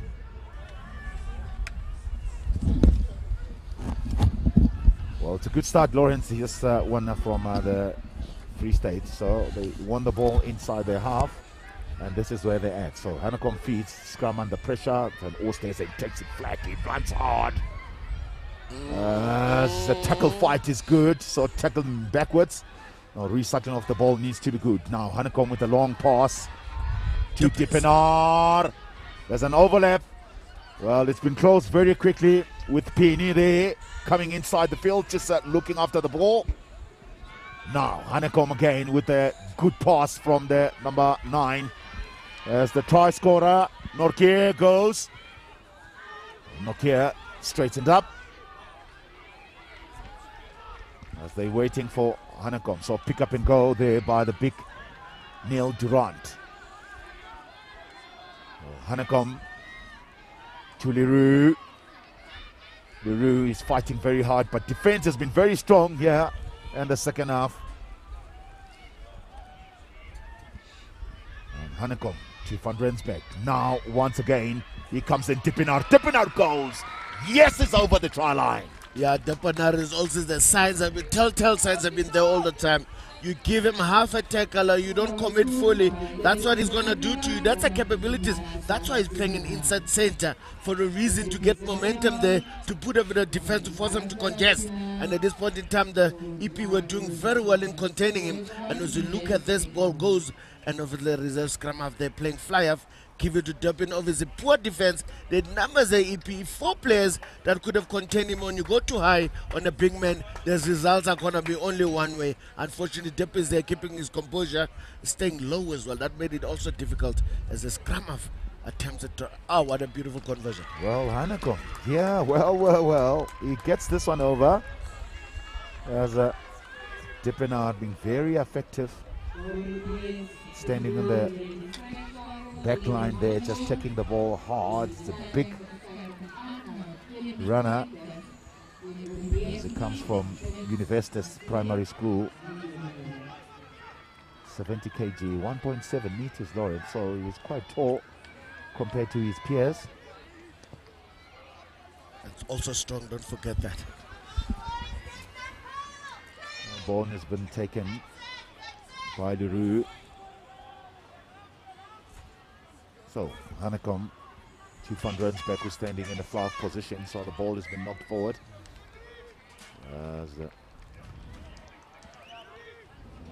This time it will be the Eastern Province to feed the scrum. So 21 points to 19. It's anyone's game with 30 minutes gone in this second half of this game. A bit of reshuffling there a little bit.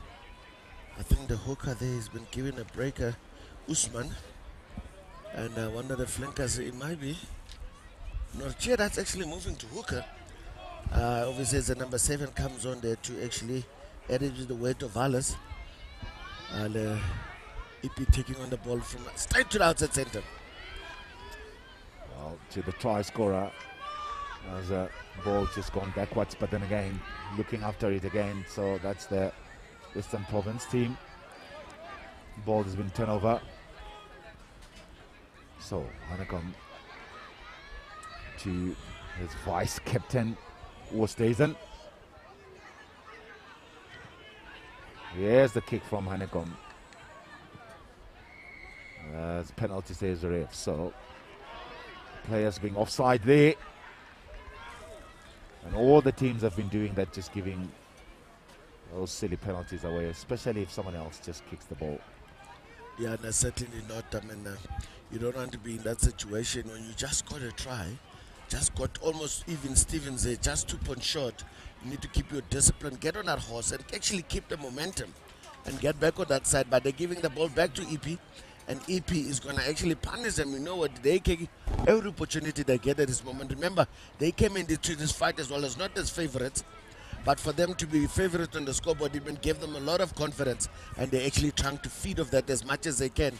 As they're going to get this line out, they need to get a simple ball in front, which they do. Server's not that great, but they managed to keep it as well. Well, Leon feeds. As Erasmus here just spreading the ball wide. Now the fullback just comes in onto the line there. George goes. George will go. George is not going to be touched. George scores. Lawrence. George says, show me your number. And it's exactly that. And he just sold the dummy. Then I think this opposite number bought it. And he kept the pedal to the middle. And he had a man on outside. The left winger was actually there to support him on dome. But he didn't need it because a trick here. Look, Mac, the ball goes through the hands. The center gets the ball, does enough, runs straight, runs a bit long. I think it did well. He got 3 players busy there. And then obviously player 22 from the Cheetahs was asked, Opini was asked to say, hold on a second, are you going to take me or not? And when he bought the dummy, he just left his little number 10 there on the outside, who's playing on the outside as a Heisman, to basically try and defend the man who's not even having a ball. And then the fullback says, thank you very much, I'll just finish the job. Well done to the fullback, Egan George. Yeah, the inside cover there should have really just closed them down, but he came in at pace, so that made things to be very difficult for the inside cover to cover. As the Erasmus will convert. Beautiful camera shot. Beautiful kick. Stuff and beautiful kick, but still a bit short. A bit short.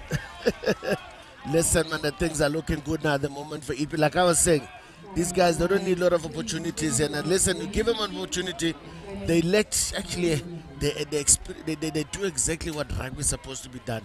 Let the ball do the work. And then sometimes it's quicker than the man. And obviously with all 15 guys on the field being able to run, having the skill and the ball to run in 2 hands, which is a rare skill to have, but they've done it absolutely with precision. The ball had been taken inside by the boy. And return kick. So Durant takes. Went well by his opposite number there. The slow ball, Hanekom digs it in. So that could be a turnover ball. Now Hanekom to the young man. Van Rensbeck, who's standing in the far positions now, but decides just to hack it backwards to the try scorer. George takes it in, he's inside his 22 dummies.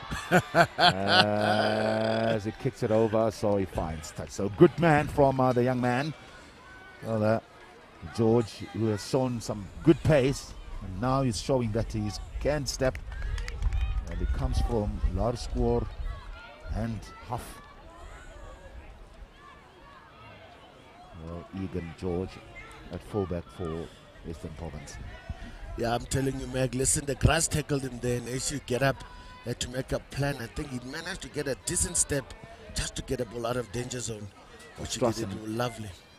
Finds Umatanzima right at the back. Now they bring it down. It's a good maul, this one. So Hanekom to Van Rensbeck. Van Rensbeck to Oosthuizen and back again to Hanekom. As a little bit of a move. Durant, the captain, just takes it in. Hanekom, a long pass to Dippenaar. Well, Dippenaar, well, pass there, can't find Mtwebana. Unlucky stuff there to Mtwebana. He hasn't had an opportunity and that pass was not that great for him. Yeah, unfortunately, this ball, sometimes the ball doesn't come the way you want it and you want to do something about it. Unfortunately, knocked it on. Yeah, it looks as if he's got so much pace, the left wing. Ulino Mtwebana from Grey College, but he hasn't had that opportunity, so a sub will be taking place. Well, they've just subbed him, Lawrence. It's so unfair. He just made a mistake and you feel like, oh, coachy. So Mrandla just gets an opportunity from St. Andrews in his place of Mtwebana. Well, I guess it's probably just giving players an opportunity. But shame, maybe hasn't had any opportunity. The timing just looks a bit bad. I mean, we've taken off while you made a mistake. It's like you've been punished for the mistake you made. Well, he touches the ball for the first time. Unam as a penalty again for the Eastern Province team. Well, they'll need to take their time. They're leading here by 26 points to 9. Yeah, driving seat, so they look very dangerous, especially if they start running the ball and just feeding the outside players. Yeah, no, certainly do. But I think the coaches of the Cheetahs are a bit anxious at this point in time as well, because they feel that these boys are not doing what they actually were told to do. But sometimes you wonder what goes into their heads as well. But like I said, hope they can fix it on the field. They've got a few minutes to do so. They need to actually make it very quick, because once the EP scores again, they might be in trouble and having a problem with getting that ball back. The line has been won, but it's not that clean as been won it. They won. No, this is what this team likes to do, just to run the ball. Now George with the pass there, and he gets it to Swat Boy, and it's a forward pass. I think George got it slightly wrong there. I think the idea was good, the pass was there, but he did a floating pass, not turning his shoulders, right in front of the referee, who actually was able to make that call. Forward pass, and then that was good, getting the ball through the hands. But obviously, even the best of them can make mistakes sometimes. But I'm sure the right winger there playing on the left-hand side, number 14. Oh, he's playing on the left wing. Vatboy was unable to actually stretch his legs. He was called back as soon as middle. But then he put in pressure there. Was kicked from the little scrum off. So Andrew Yanakom with the kick and been fielded by George. George there steps and decides to return the kick. Good kick there. What a kick. What a kick. Space. Brilliant play from the young man. Listen, you cannot coach that back. You cannot coach that. Remember, he had a barreling down defender, runner there who chasing that boss kid from the little scrum half, and he does what he does, and then a side step. Suppose the lighter you are, it's easier for you to side step on this sort of Jewish grass at the moment, and he got a marvelous kick there and putting pressure on the Cheetahs. The Cheetahs managed to salvage, but not good enough. I think they fumbled that one, but then a good pressure was put on them by both the jumpers of Eastern Province in Wolfhard, and then obviously Damons there, putting the latest guy up in the air and making sure they get that ball. No, they really 2 pots, maximum height. Cheetahs had to really get that ball over them. He managed to get, but no one actually got it straight and square. But let's see, what do they do with this ball now? Fonzel feeds to Erasmus, and a very good move, just stopping the defenders on the outside. Here's George, just comes in right in the middle of the park there, joining the line from the fullback position. Now, Fonzel feeding his big forwards, just coming in 5 meters towards the try line. As they're rumbling with the forwards now, another pick up and go. Rasmus Swana getting involved. As Rasmus looks up again, he's readying his troops to go further. As Kruger scores. First touch of the ball for Kruger, and then he scores a try. Came in as a sub. That's what fresh legs are supposed to do, make that impact, and certainly it was evident. I mean, that they were actually crawling. They had a line out or actually a scrum on the left hand side. Went through the phases and went to the middle, and they were smart not to run away from their support base. Went back to the forwards, and obviously Kruger getting the reward there at the end, and obviously why not? And that was probably the third phase that the forwards were actually probing, and they kept on getting closer and closer. Cheetahs, they're not able to actually chop their legs and actually stop them immediately. And what a beautiful try there from the big man, and making it easier over there for the kicker. I think Erasmus will be thanking him later, not making his job a bit difficult, because this should be a formality when they get this ball over here. I think in very truly fashion, I think now EP are in the driving seat for this game. Yeah, they looked good, as the confidence has gone down now from the Free State team. As, changes that are taking place. Matanzima off the park in his place. There's Moeketsi Fikeli. All being overcooked again. So it's 33 points to 19 with 10 minutes to go before the final whistle.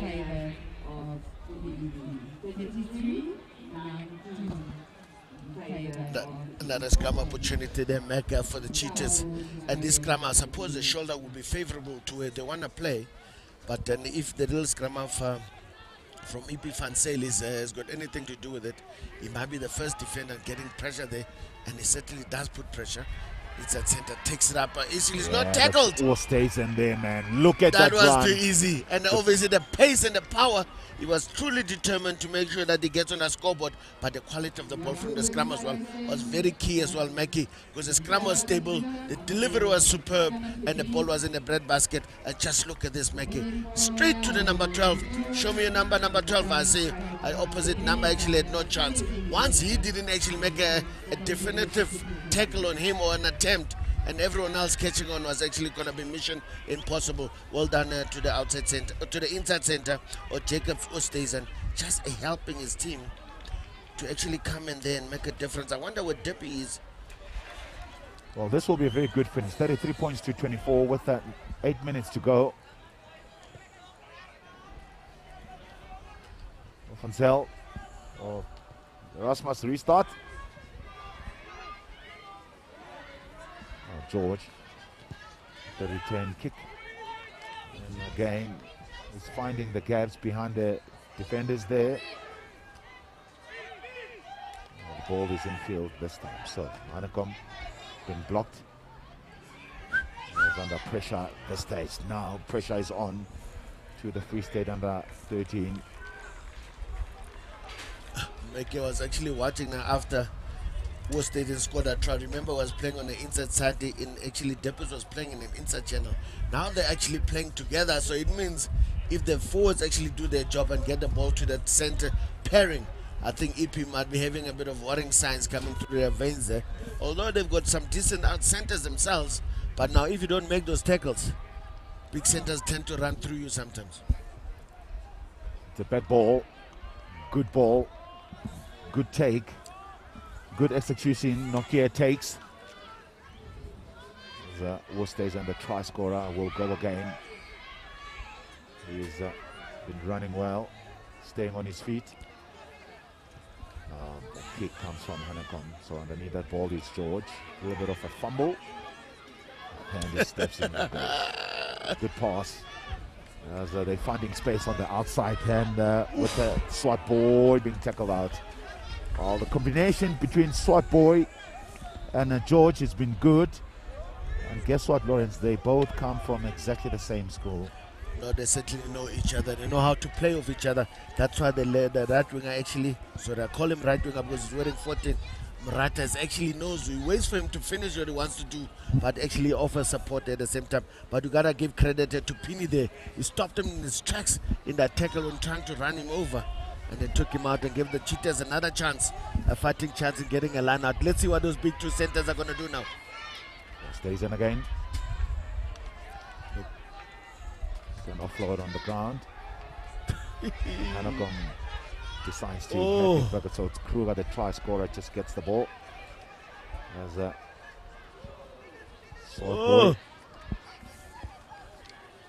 now they're rumbling forward as advantage, says the ref. So no advantage, it's a scrum with the Kruger just knocking the ball forward to the try scorer who came in earlier on in the second half. Made a huge difference with that try. I was actually thinking Joshua Kruger is going to actually catch that ball and start bulldozing them. Unfortunately, the basket at a hole went through Shibobo, and then obviously Kobade tried to actually salvage the situation, which he actually ended up knocking it on. And the Cheetahs have got a ball. A bit of a stable scrum at the moment, but I think they'll still get a chance to feed. Listen, man, these guys really don't need to play off right shoulders. At this point in time, just get your channel run ball and get that ball out. And remember, they need to run the ball now, because they really need to chase a score to make sure before the time gets too close to finish. And the scrum is put onto them by Eastern Province, and then obviously they get it down. Jumpies, good pass. Yeah, this time Jumpies just feeds the outside player as ball has been held up there. It's a more. As ref will just blow the whistle. So Western Province will celebrate this one. 5 minutes to go, and they're up by 30 points, 33 points at 26. No, Mackie, this is actually just trying a few points there. Yeah. They're not out of the woods yet. Man, looking at how Dippis was trying to do that. Remember, the inside center, they were actually punching through. They were getting meters, but Eastern Province decided to put pressure on them. But his hands were actually super sleek to the left winger there, who unfortunately got held up in Turbane. And then obviously 8-9-14 is required. Oh, it's like no on the ref doesn't say, it says backwards. Yeah, backwards it is, says the ref there with 8-9-14 for Francel. He's looking for his runners, but good defense there, just being tackled backwards. Francel, that pass is not that great, and that ball has been knocked forward. So, yeah, it's still time for Free State to come back and win this game. But they need to try score as soon as possible to actually make it at a contest. And then obviously the scoreboard on the field is actually, now it's been corrected. But certainly they need to score now in order to give themselves a fighting chance. The Kanye, they had just knocked it on before that, but they're really putting pressure in the scrums. Yeah, Anacon just trying to clean up there. That's a Van Rensbeck. Young number 10. Yes, pressure is on, so it's a pressure turnover in the ball. ranks. Ball has been turned over. Now, Francel. There's Nodia, picks up. Francel again. To Solani. Francel, change of directions to Nodia. Good clean there from the players, and it came from the side. Wow. Unfortunately, I think Nodia missed a trick there. I think that ball should have gone, because they didn't have a lot of numbers on their feet at that point in time. I mean, their racking, don't mistake me, has been excellent at the moment. That's why they've been putting pressure on the Cheetahs the whole time. Even their own ball, they probably the one team that's looked after their own ball very well. But unfortunately, that is just the gate on moved by Nodia, and it was not a correct gate that the referees put there for him to use, and that's why he got penalized there. Not that they lost the ball in the rack, it's just entrance into the gate was not correct. The ball has been worn back. As the tactic is very good there from the Eastern Province. They've held them high and giving them so much pressure. So Erasmus with a kick, he finds space behind as George tries to cover and swap boy, and communication not that great there from those two players. Now there's a chance. Stenson picks up as Van Rensbeck operating at 10, so offside, says the ref. There's a change of direction again to Erasmus. Stenson will take it in. He takes it in, he beats one. Now it's inside the 22. Good defense there by George. Hanekom to Van Rensberg. This could be something great that we'll see. There's another advantage. Well, they're still going. Well, advantage, says Rev. As Hanekom on the blind side. Tackle comes again.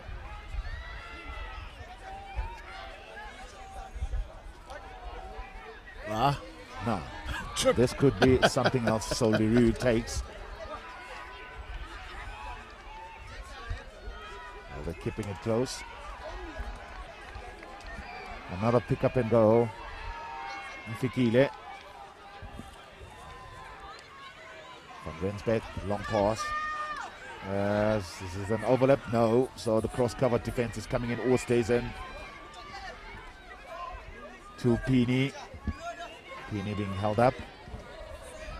Now they're 5 meters towards the try line. This will be their last opportunity. 30 seconds to go. Now, with the try scorer, Norkia will go. We place it very well as the hooter goes. That ball has been turned over.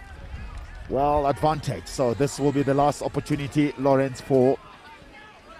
Yeah, certainly last opportunity to score try, and the only thing they could do now is score try. And obviously with the big runners on the outside, they need to let that ball go. Fortunately, number 8 decides to go himself. Oh, yeah, ball. Well. Yeah, that's unfortunate. Well done there to Eastern Province. They're actually toppling the Cheetahs there, 33 points to 26. But this was the difference of now having a few individual good players in the Cheetahs not being consistently being used in the same way, which was actually paying good dividends for the Free State Cheetahs. But now EP having to actually sniff and actually get in there and keep on. But for me, the ruck possession and actually containing of the ball was actually lovely. Yeah, well, that's EP, Eastern Province team, just playing very well with so much spirit and played as a team, just managing to score 5 tries. And then, of course, Free State will be very disappointed. So the full-time score here, it's 33 points. Eastern Province under 13 and 26, the Free State under 13. Thank you to Mr. Vickers now and the linesman for handling this match.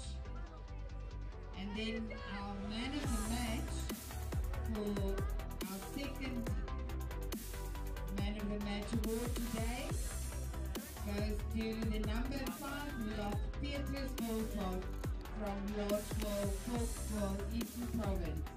The number 5 lot, number 5 lot Petrus Volkov from Lodgewell, Volkswagen, via Philip and Petrus.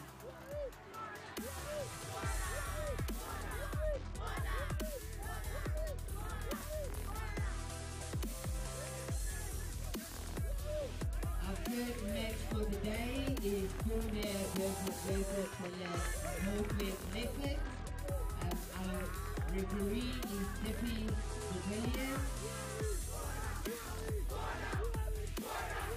I'm sure these guys are so motivated from the beautiful songs that the border team or their teammates sang before while they were warming up.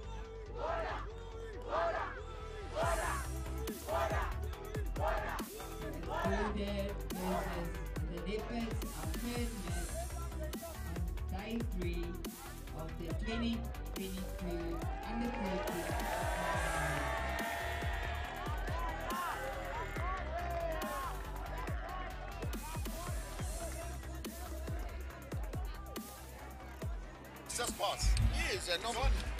Fantastic victory in the previous match. The Cheetahs going down to a spirited EP side by 33 points to 26.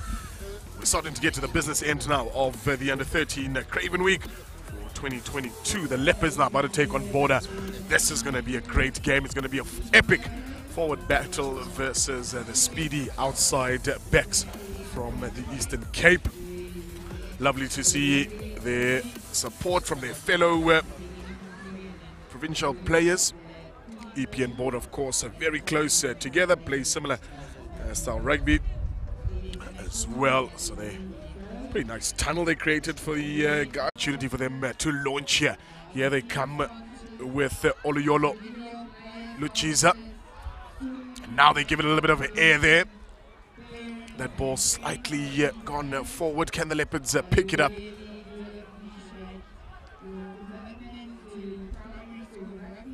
Jeez, it's only been a minute and it really has been end-to-end. Here come the Leopards here via Logan Buertes.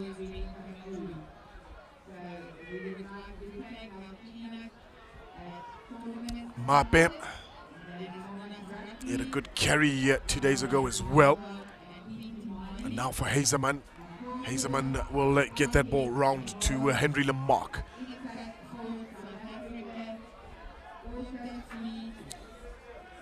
Oh, it's stolen away here by a Border. Big tackle outside the 22. Put that to the boot here. That's a clever little kick from the halfback. Up with their defenses are Border. Swirling and swirling away here, and eventually well met in the tackle. Ball secured for the Leopards. And he'll be dragged out. Will Ruben van Heerden. Taking us through this one here. Good morning to Kennedy Zimba. Morning, Lucky. It's been a frantic start here by both teams, going back and forth. Some good handling from both sides, and also just identifying a bit of space, kick space. This exciting Border team with good backline runners are going to look to try and leash them here. Yeah, on a line break here. That's a good stop by Peterson. Tempted counter-ruck, but it's open here. If they can get the hands away here, can Border certainly make it all the way to the line? Of course he will. There'll be try time for Border. Oluyolo will take it in there. Luchiza will get the first points on the board for Border. Yeah, good try. Set up in the midfield there. They just moved the ball swiftly as he just almost slided into the corner here. He's got so much gas, and that's a good finish from him. Lugiza in for the first try here for Border. And the Leopards are slightly stung here because they had good momentum, and they sort of had a little bit of an upper hand in that first 3 minutes, but Border have just responded well, leading now 5 points to 0. That kick unsuccessful, so the score will remain at 5-0 there. Regular halfback Mbane is out for this one. It's a tackle after the whistle, yeah, rightly so. Bit of ill discipline there by Peterson. But difficult, admittedly, for him to pull out of it that late, but a penalty nonetheless. And chance here for Border to come again. This is good step in here. Needs some support. He might well not need the support here. It's a great tackle and a good stop towards the end by Leshoro.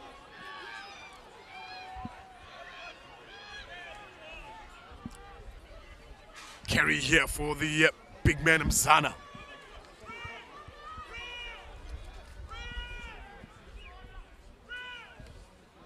Ball available. Tirara gets them closer. And a penalty for holding.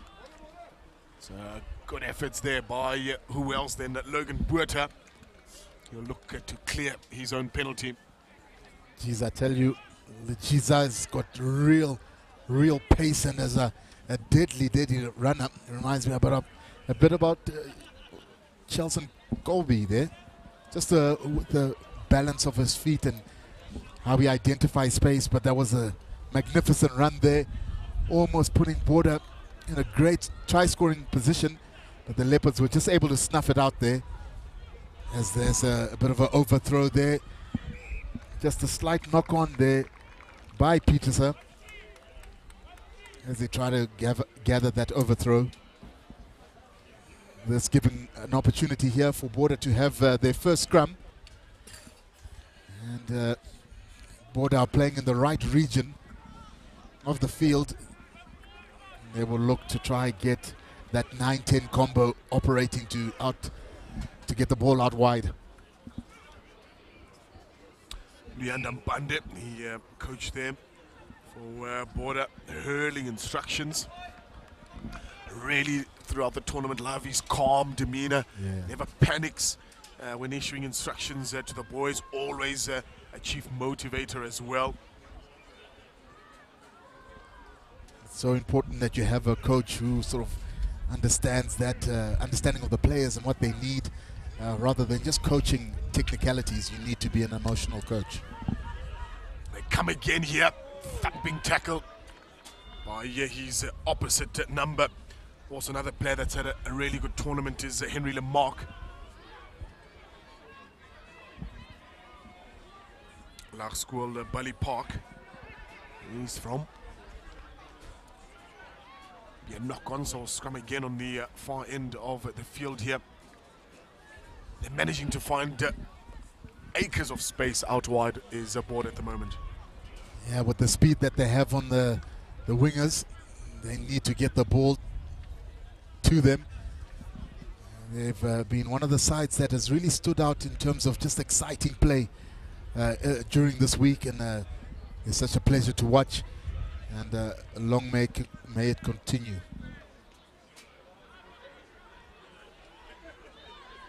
Almost pouncing on that ball Border, but seemingly cleaned up. And a penalty as well there. They were just a bit too quick off their line, says Mr. Referee. Yeah, referee just indicating almost a little bit too eager, but that kick is not going to find touch, but just saved in there. They really need to move the ball. It's good following up there from Durant Duploy. And may well have been stolen. It has been stolen. So let's see Border with some front football there. Mape bumps one off and almost another. Then he gives the ball off there to Matlai Sane. And they might be in here. And who else but Logan Buerta to finish things up.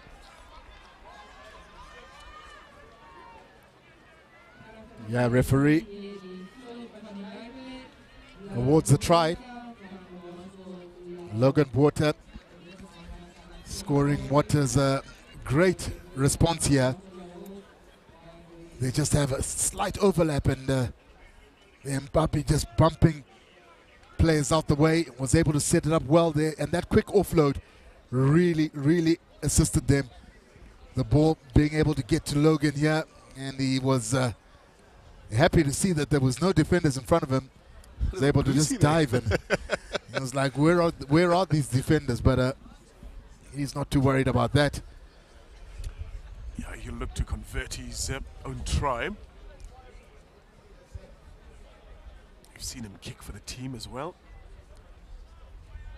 There's a player in some discomfort for Border. Took a knock from Mape a little bit earlier on. And that kick unsuccessful, so we're back even Stevens here. He just needed a sniff, the Leopards, to get over the try line there. Border will want to make full use of their possession, ensure that converts into points.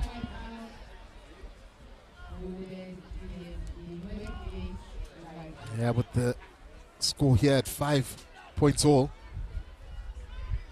both sides are going to look to make sure that they can regain the kickoff, and that way triggering off just a good period of attack. That ball will be dropped there. So we'll come back for a scrum again, obviously facing into the sun, so to the advantage of Border to ensure that that ball is high and hanging and test out the Leopards' ability. The scrums have been pretty steady so far. That's a good mark that you've got a evenly matched sides. As Border look to try activate another attack here. Ball here comes out for Border. A little bit behind the advantage line at the moment. They needed just sharpen it up slightly. This is good stuff here from Border. Almost twinkle toes on the touchline there, but seeing himself out is Stimela. Yeah, they didn't give him much opportunity here. Just right on the touchline. You just felt that the backs were sort of drifting and almost pushed him right to the touchline. Didn't have an opportunity. He was able to evade one of the defenders, but then was taken into touch there. Yeah, good running here by the Leopards as they try exit. Stuck in their 22, good pick and go here. Just trying to create an opportunity for them to be able to clear their line here. But just being put under immense pressure. They know he's the kicker there, so unable to get that torpedo that we've become so accustomed to. That ball will be knocked on, so net gain for Border under huge amounts of pressure.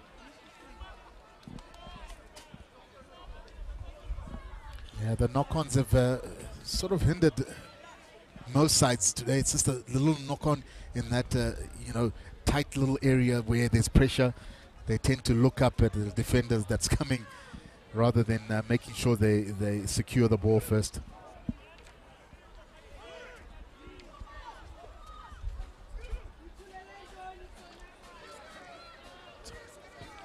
Big scrum. That contest happening way before the ball is in, something perhaps the official needs to look for.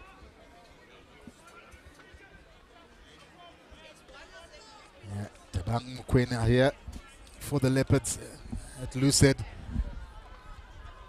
He's trying to look to put a bit of pressure here. Just, of course, just arching, not really having that aeroplane movement of lifting up in the scrum, but Border have got it, and this is a sneaky little kick here. Attempted gather by Durant. That's a good shaping. It's going to roll into touch.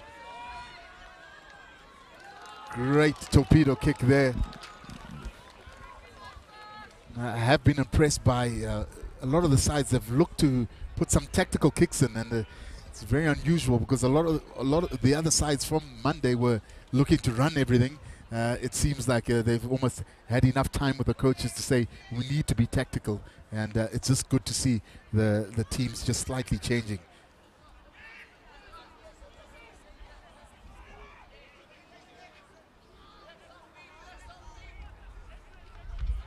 Come away with it now to Border. This is good handling from Border. Makes it down to the wing there. It's got to go around all the players there. Jeez, look at that for a clean pair of heels. Yeah, he's There's away. no one that's going to catch him there. The confidence, I mean, he backed himself as soon as he got the ball. He had 5 players in front of him. It didn't matter much.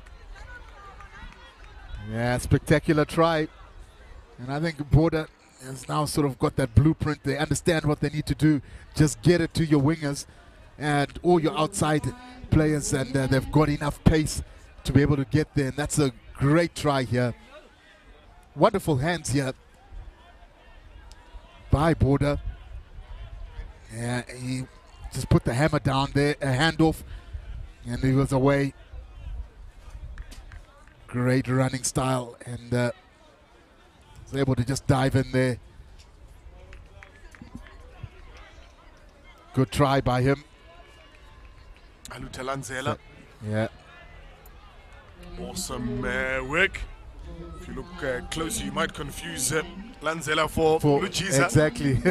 So you almost have to keep looking at the jersey numbers just to get the right player. But and that's been fantastic. That support from the Eastern Cape Moms from Border. They've been full of song the entire week. They've braved the cold. I guess they're used to it down there, so this is nothing new to them, but they've really been in full song and spirit to support Border. yeah, it's been quite a highlight of the tournament so far, I must say. They've been in great spirits. They've been engaging with all teams, especially the opposition team. They engage with them, give them a bit of flack here and there, but they've been always in good spirits.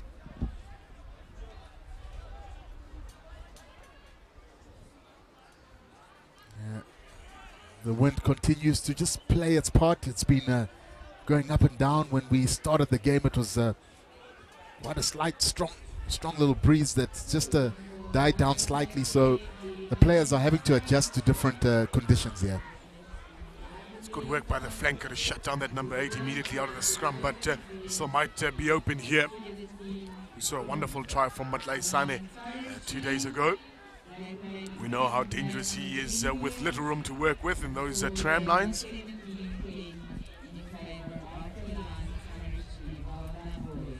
Yeah, just going into touch slightly there.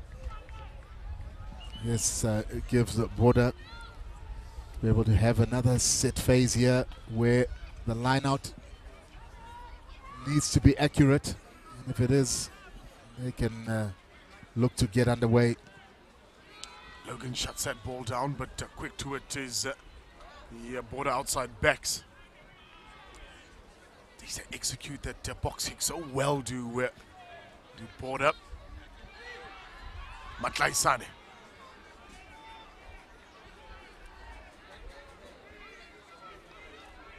There's a player down. Now he gets up gingerly there. Oh, sit down, says Carlo Klaas. Another player that's had a really good tournament thus far. Good tackle there.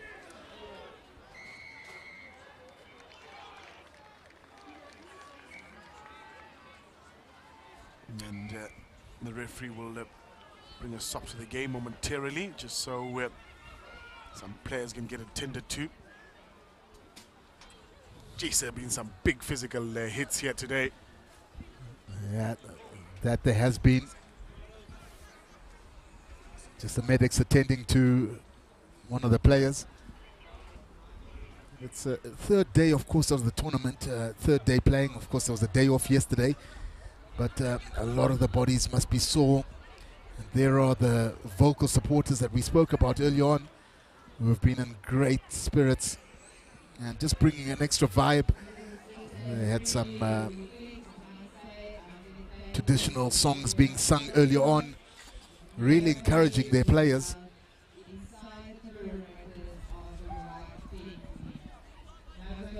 There's some familiar faces in the stands. Some real rugby men that have that are usually at most of these school weeks and tournaments. Yeah, another thing that I've been quite impressed with, and it's been well noted around the tournament, the behavior of parents and spectators have been absolutely superb. The fact that we have to talk about parent behavior is problem number one. Yeah, yeah. But none of that at this tournament. Everybody has championed and encouraged their teams with the right amount of spirit. They've accepted decisions whether they go their way or not, and it's really been a hype of positivity and encouragement, which is really, really awesome to see. So credit to all the spectators that have come through and braved the cold to support young ones.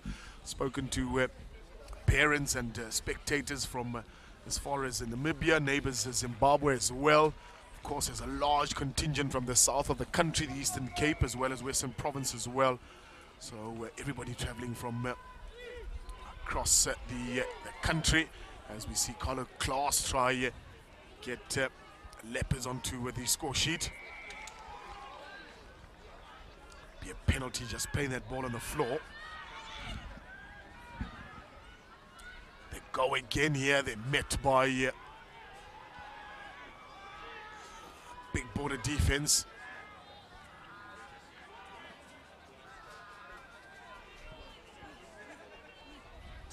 Come to the blind side now. Border tries to go himself. Durant to deploy. Now through the pillar post.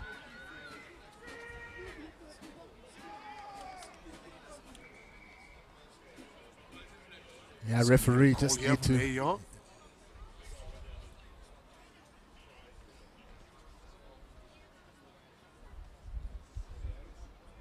Yeah, quite a long explanation in terms of just calling a try or no try.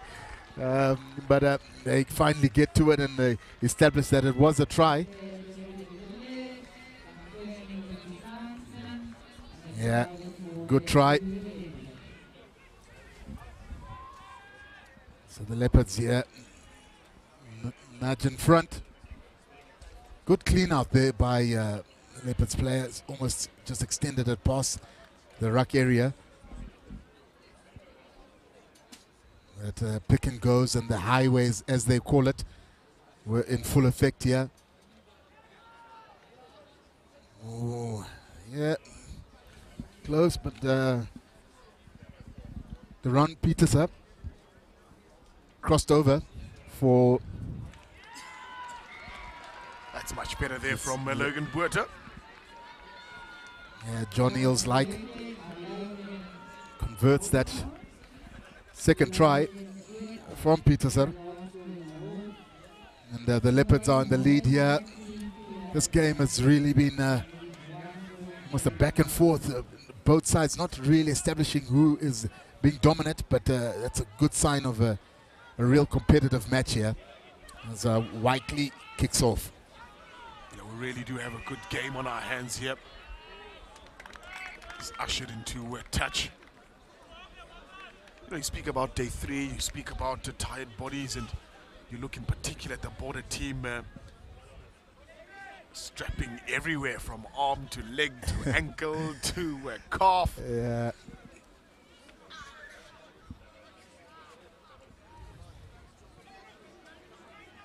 Had to hang on to that ball.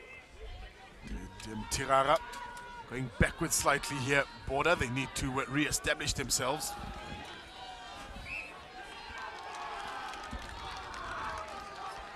Wow.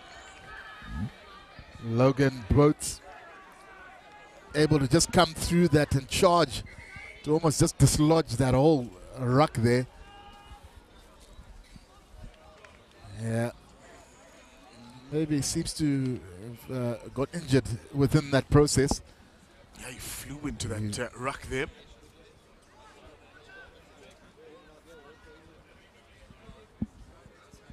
Doing himself a bit of damage in the process. It's been a really wonderfully put together tournament here. Commendations to the organizing committee. And of course, the host, Monument Hoërskool. It's been an absolute festival of rugby. And I really like the addition.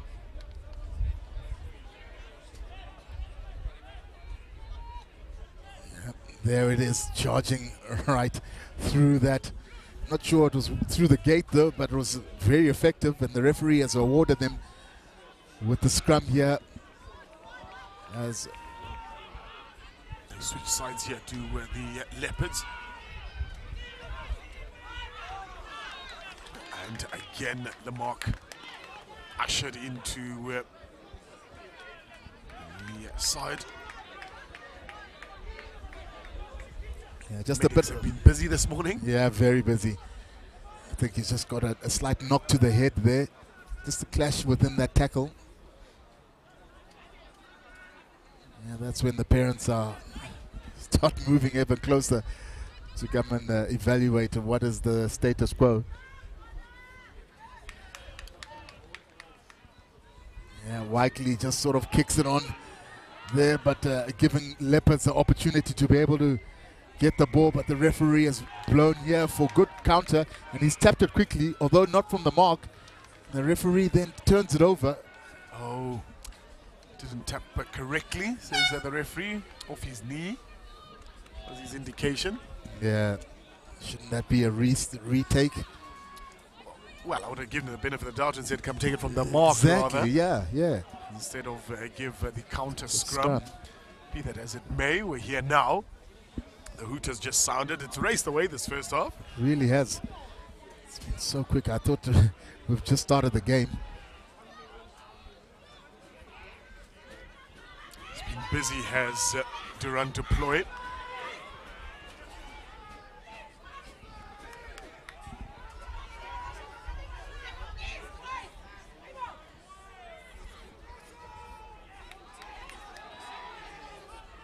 Tempted rip.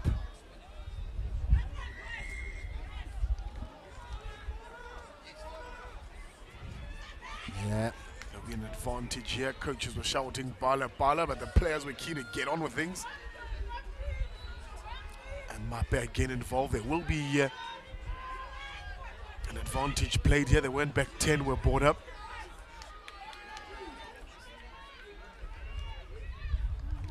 Tackles flying in everywhere.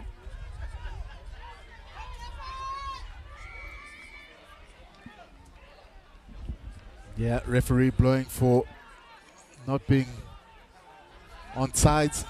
And this is an opportunity. You can see the coaches are shouting, "Bala, Bala."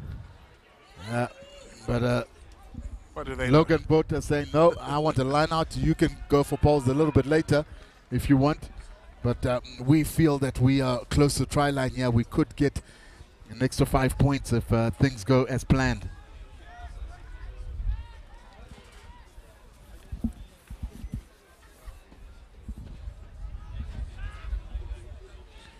Leopards just leading here slightly by 2 points.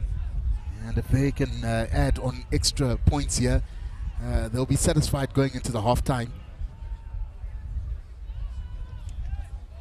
Got to get this throw. That they do. They attempted to maul it, but they equally met by a border.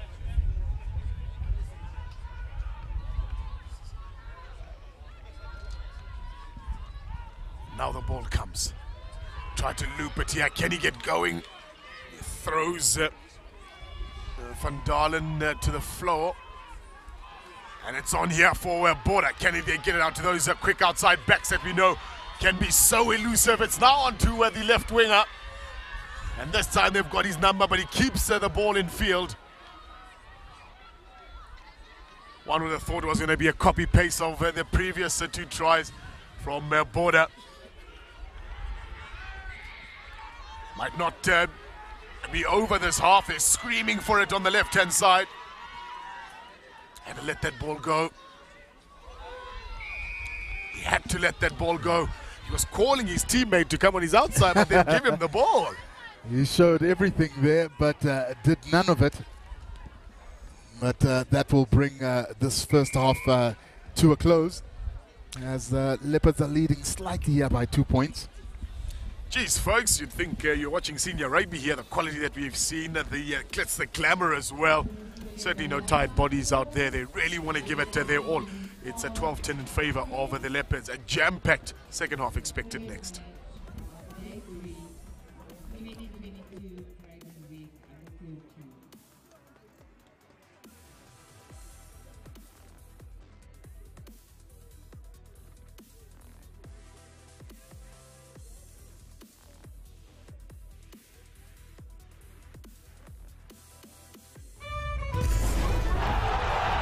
A ni'n dod â'r chwaraewyr gorau o Lanelli, Casnewydd, Caerdydd, Abertawe, Llanfair Pwrt Gwmgell, Gyrichwyn, Drobo, Llantysilio, Gogo Goch, a Thu Hwnt. Ni'n caru dod i dde Africa. Mae dy chi eithroedd sy'n neud i'r Gymraeg swnio normal.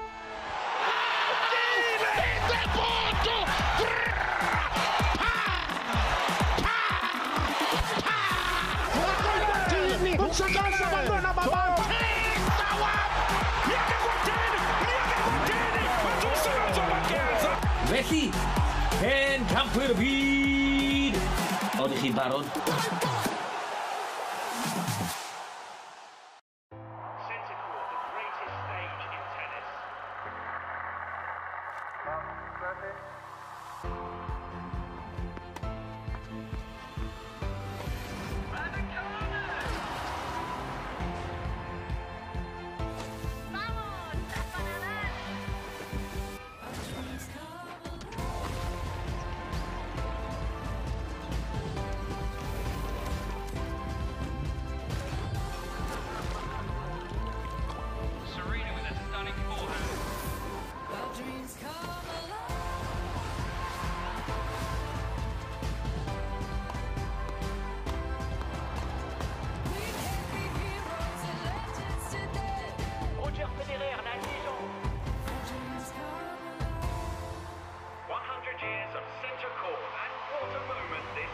The stage awaits.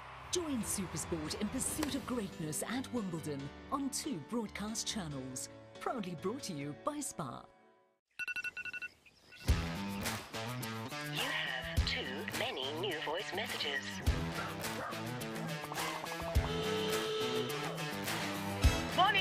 it's Anele. I'm sure you know what day it is. Is he on set already? Do you think that this is better for Insta or the red carpet? Good morning from Loftus. You are in studio, right? Hey, don't forget to warm up. Children's party. You still late? It's Saturday, Neil. Saturday! Welcome to your weekend. The legend has returned with a few new faces. Super Saturday. Saturday mornings on Supersport on DSTV. Proudly brought to you by Toyota. Neil Andrews, I'm doing a show now. It's Saturday.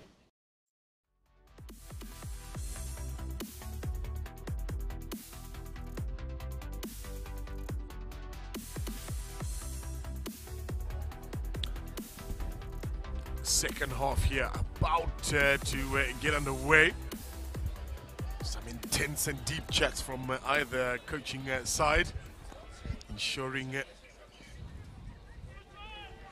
that they see this half through. It's going to be exciting, similar to what we've seen in the first half. The Sun now against the team from Border.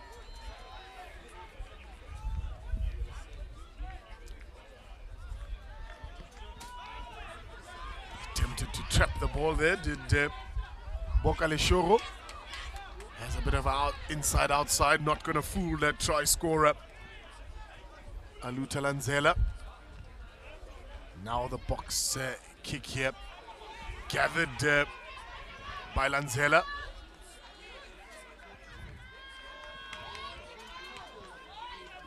Isolated this side here, but does very well, Makelele.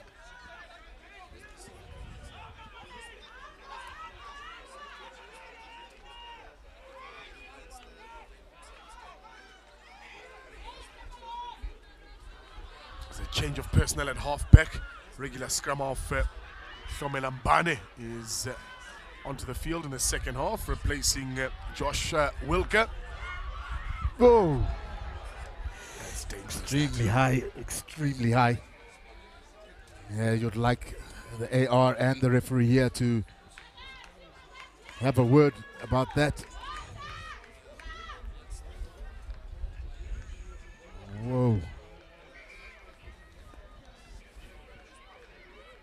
Reckless challenge as well. Very.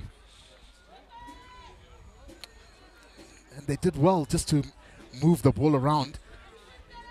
Yeah, he's got real pace, and Leopards knew that there was danger here. But just look where that is extremely dangerous. They should be off for that. Yeah, definitely. I've seen lighter yellow cards being given in this this week. There's no attempt to wrap their arms. None whatsoever. And straight no for that mitigating jawline. circumstances either. No player dipping into it. Very surprising there. Not even a word to the team. And I mean, what's surprising is both AR and the referee were right close to that play. It's not like it was the other side of the field.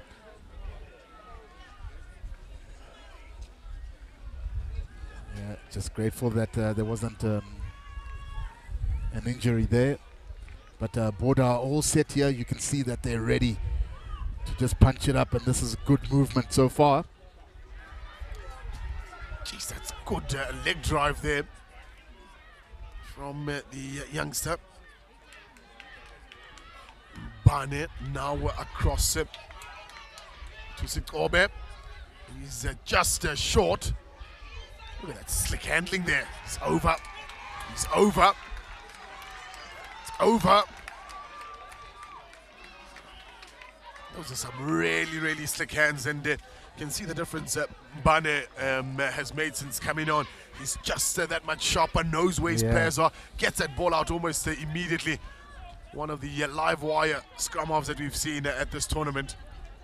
And that was a well set up move here. You know, they had the forwards hit it up twice. There's a bit of a dummy runner running into the space, not into the men. And that's something that I've been really impressed with the Border side. Again, running into space and not men. And Peterson just not able to complete the tackle there. That's a good try by Border. And the Border Moms up in song again. Yeah, they are on the far side of the field there. Just so good to see different cultures enjoying this game that we love, that is rugby. In front of the kicker, he's got to be careful to retreat. He's smashed to the floor here. And almost in a high tackle within that tackle. But the Border again look menacing here. That's when Barney's really clever. He always punts that ball over the top.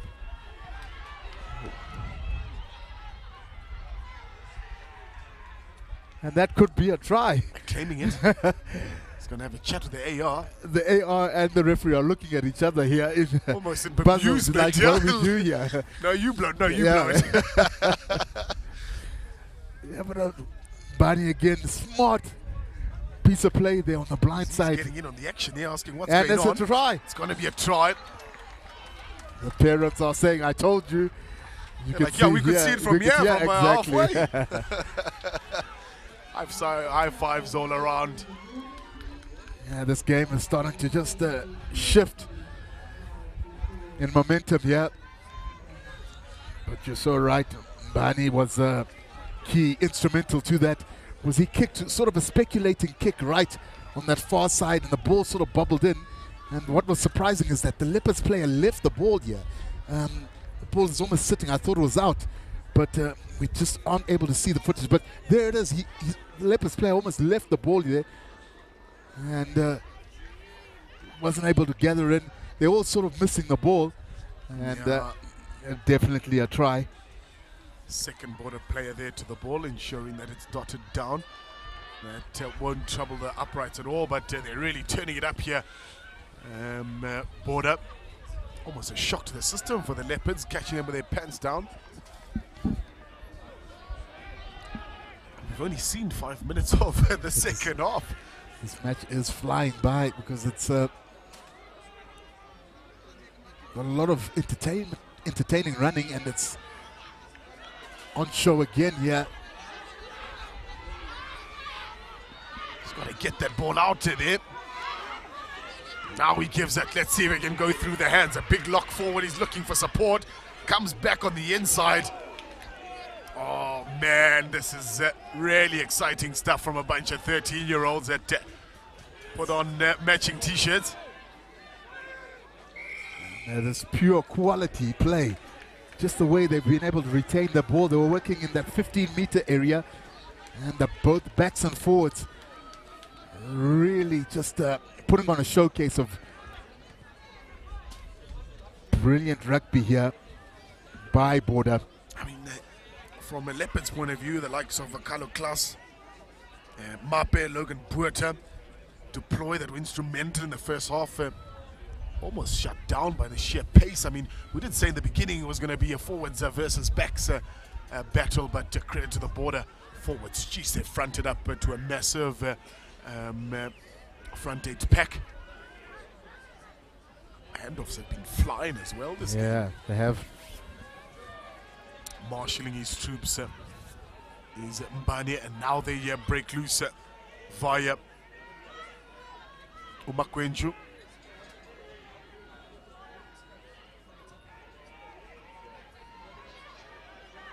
This is good, strong running here. Can he get it to ground? Held up. Wow, these forwards are putting on a real shift here. All the Border forwards. But how good are they handling though? Every time they get that ball, they're catching low balls. They're running like backline players. Yeah, almost. they are. They're going right into the heart of that defense and still being able to retain the ball. That's just showing good skill here. They really have been entertaining to watch this team.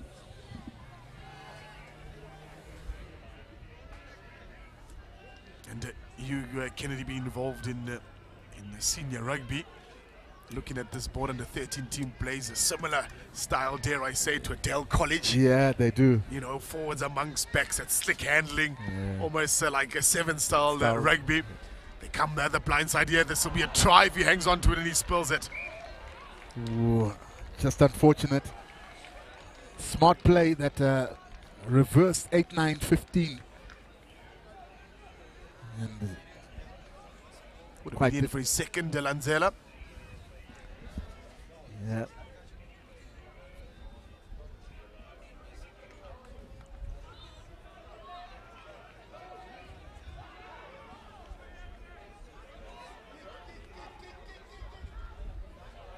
Try exit here.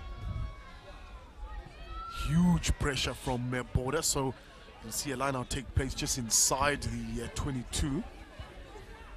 Yeah, the Leopards team have been under pressure here for the last 10 minutes or so, and the score line sitting at 20 points to 12 here in favor of Border. It's just indicative of the type of style of play that they've really gone out there to play rugby, and they've been rewarded. And that's why they're leading this match. Good steal from Deploy.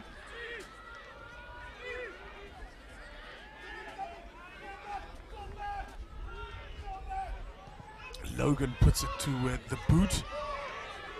Lanzela, let's see what he can conjure up here. He goes straight, does Lanzela. Stepping and sliding.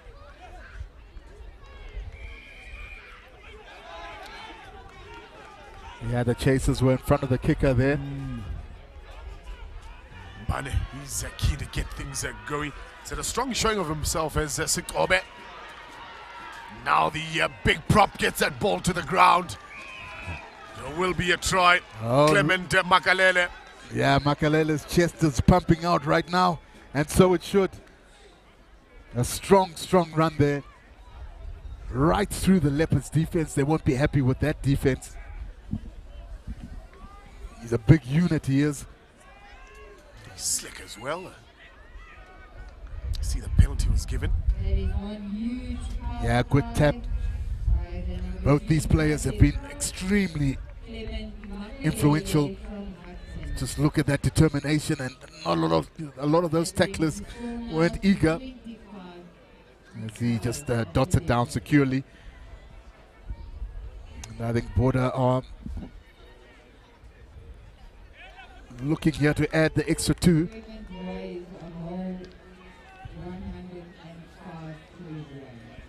Makalele's try could have an extra 2 points added. It just veers to the left hand side of the pole. Just across.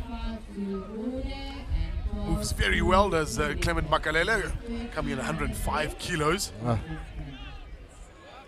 he puts that to good use. Just referee stopping proceedings here for some substitutions.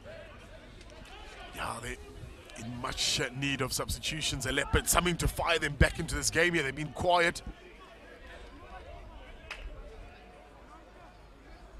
Yeah. AJ Kutsa just trying to go and get the ball there to assist the referee. Makalele might be in action here again. He drops that ball there. Advantage now being played. That advantage comes to an end. And the Leopards now with a chance to show us what it is that they're made of.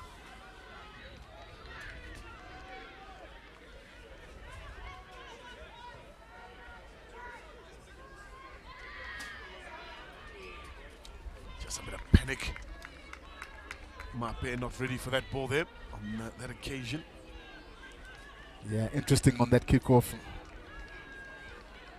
Makalele was almost looking at the defenders that are coming rather than looking at the ball. Yeah, he was looking to see who's going to hand off and run over first before it collected the ball. Yeah. But the Leopards' rhythm just hasn't been quite there today. They just haven't been able to get in since they showed a couple of glimpses early on with Bota leading it from the front. But this could be this is wonderful play. Oh, great skill. Get out of town. Oh, yes. Oh, they no, definitely stop it. Wow. Wow, Did you see the slick handling from the right winger there? He caught the ball, he knew it was about to be tackled, he puts it on the boot, regathers again under immense pressure, and then the support running of Sikobe Makwenchu. Doesn't it just remind you of that try that was scored by the World Cup. And Bibi, similar. There was the catch, quick hands. Oh, beautiful. Absolutely stunning. Champagne stuff there. Yeah. We have spoken about them being a really entertaining side to watch. A lot of influences from that Queens Dale College type play as they look to add the two, but this is just veered completely to the right-hand side, right in front of the poles. So as good as the try was, the conversion was terrible. And right out in front as well. I think you'd be better off dropping the or even throwing it over. The ball here.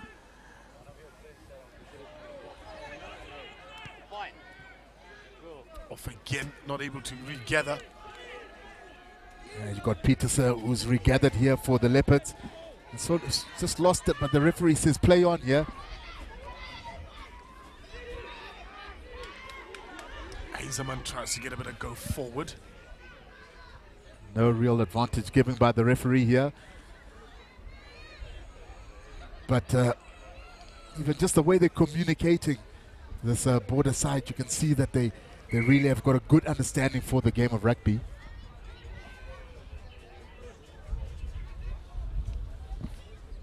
Yeah, try scorer there. Shuma.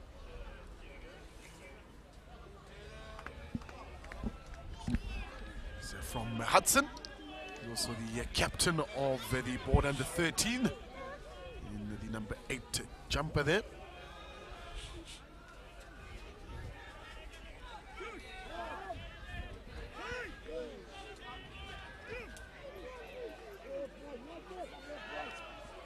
Ball comes out. They're all off that border back line. The ball is not out yet. Might be available here. Basketball pass by Ruben van Heerden. Yeah, high tackle there, picked up by the referee. I was trying to see if there would be advantage. But again, the Leopards just opting to rather go into contact and then try offload. And that's sort of really broken the rhythm here. As AJ Kutzer, you can see he looks like he wants to tap and go here.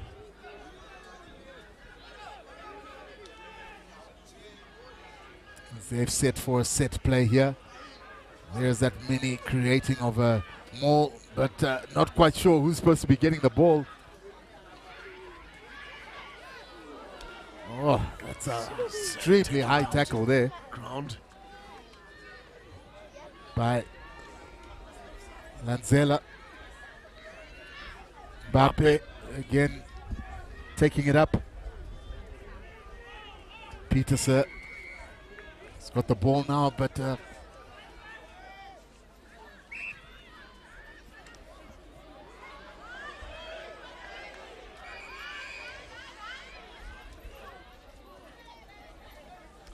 again it's going to be defensive scrum. You see that high tackle again there above the shoulders. Yeah, Peterson looks to be in real pain there. Just felt, I think it was a bit of a late tip tackle that went into place there. But again, I think the referee needed to take a bit more control because there's not much communication. They're taking a tap perhaps in the wrong place, and he almost awards the scrum to the opposing team.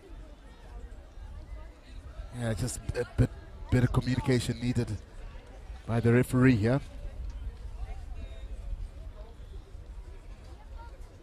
This was the tap taken in the wrong place, and that tackle's gone past the horizontal. Landed on his shoulder there. We just hope he gets the right offender. Yeah, yellow card coming into play here. Well, okay, I guess there isn't. Just again, the communication just hasn't been effective enough from the referee there.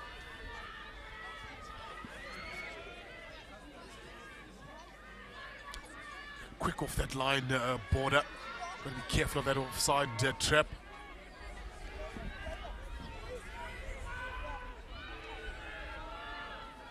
They really do fly off that line, don't they? Now the referee's arm comes up.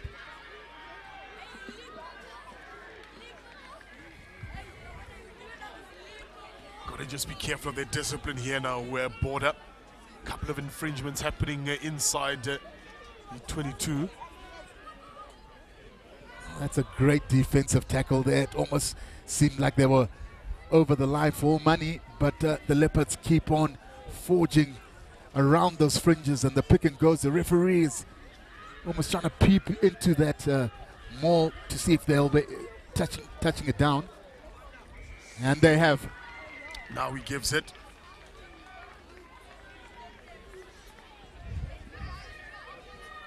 Yeah, concerted amount of pressure there put by the Leopards to be able to get much needed try with about 5 minutes left here.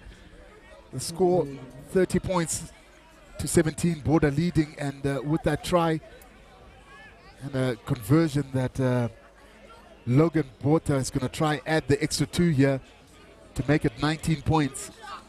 There could almost be a slight hint of a little bit of a comeback here by the Leopards, but this conversion, of course, needs to go over.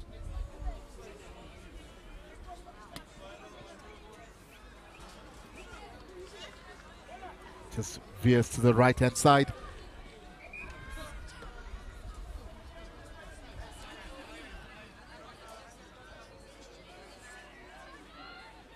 I think somebody's going to be in need of a ding-dong test.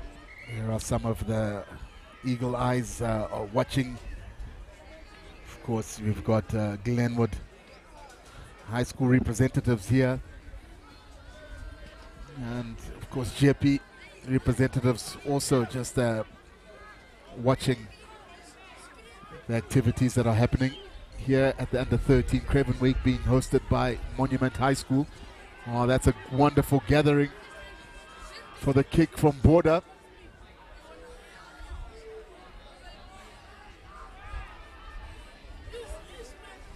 Not done yet here, Border.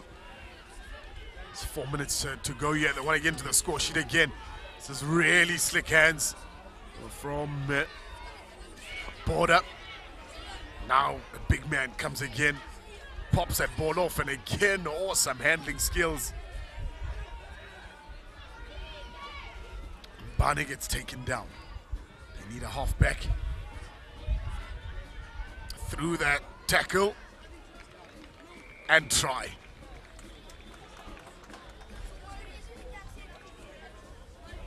He's really excited for his efforts, yeah? Very excited. The Sharks players are entertained.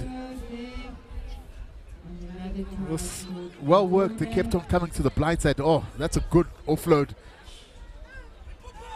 And being able to just cross over the line there with the chest out and celebrating another try here for Border. And I think that almost settles that. I think with less than 3 minutes to go, Border here are comfortably in the lead, and well deserved. They've scored some spectacular tries, been really innovative in the type of style of play that they've had, and they've kept the ball moving, and that's resulted in some entertaining tries here. A really animated run up here to kicking, as long as it results in extra 2. He's got his line right, but just not enough power. He got his alignment right, just not striking the sweet spot, and that's what gives you distance once you've got the kick into the right position.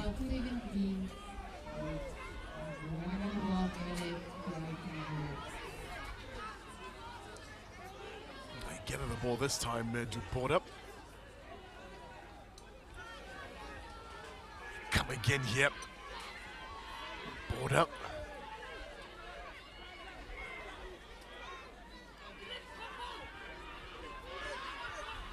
Oh, it's on here again now for Border. It's a clean pair of heels, a clean ball inside, outside. And a magnificent try. See a fullback on this occasion, Oliolo Luchiza. Yeah, Luchiza's opened the proceedings here, and I think he's almost closing it. Well-balanced runner. We haven't seen him since the first half, actually. He's been rather quiet in the second half, but he knew when he would have to put on a showcase, and this is well-balanced running. The step, the defenders are almost just given up, and he's like, see you later, mate. Brilliant try. And he's like, I did tell you so. There are the supporters that we spoke about, singing and dancing, and you know, bringing that festive vibe to the tournament. Much needed. I must say it's good to have this under-13 Craven week back. It's been missing for 2 years. Such an important platform, and again off post there. Yeah. Just shrugging his shoulders, but this has been a great outing by a team that has really entertained us. They've got some wonderful players that keep the ball moving, and they like to run into space, and that they have. They've put the Leopards away here, scoring 40 points to 17. Great outing here for Border. Goes to number 13, the outside centre, Aluta Lanzela from George Randall. Well done, Aluta. He's the man of the match of our third match on day 3.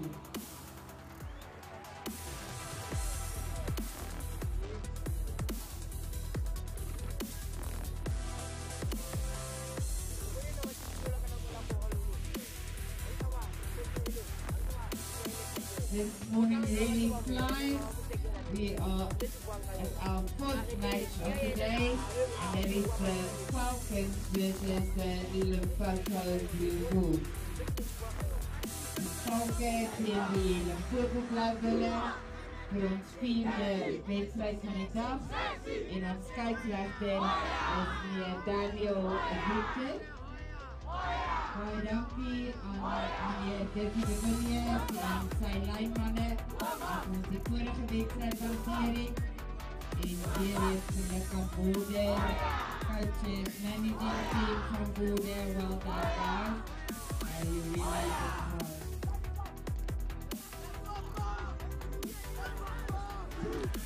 Just seen an epic display of counter-attack rugby from Border, winning that previous encounter by 40 points to 17 over the Leopards. We move on now to Limpopo Blue Bulls. They're up against the Falcons. It's been a bit of a warmer day on day 3 here of the 2022 Under-13 Craven week. Still a bit chilly, but better in the last couple of days that we've seen here. The support growing as well, particularly the visiting teams.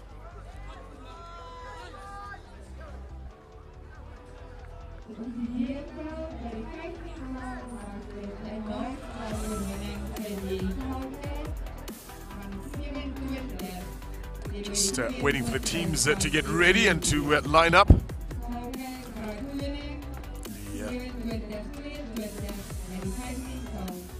The Falca, they're led on this occasion by Rousseau Skippers, and the Limpopo Blue Bulls will run out first.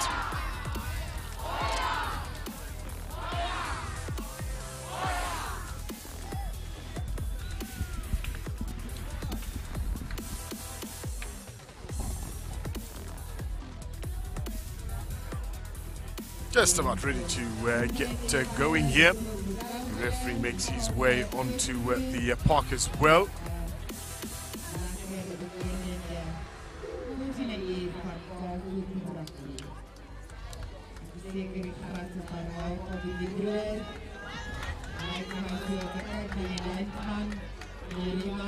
The rugby here just seems to be getting better and better as this tournament progresses.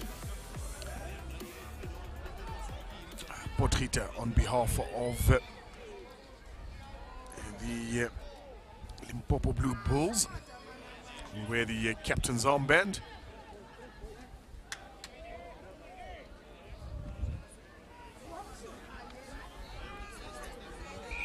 All set, the Limpopo Blue Bulls will kick us off here. And on the receiving end will be the Falca in their red and white strip. Gets onto the boot here. We've become accustomed to Van Staden. By far not the biggest of players, but he packs a hefty punch. He really knows how to give the ball a good go. That ball just lost it. So expect a lot of kicking from Van Staden.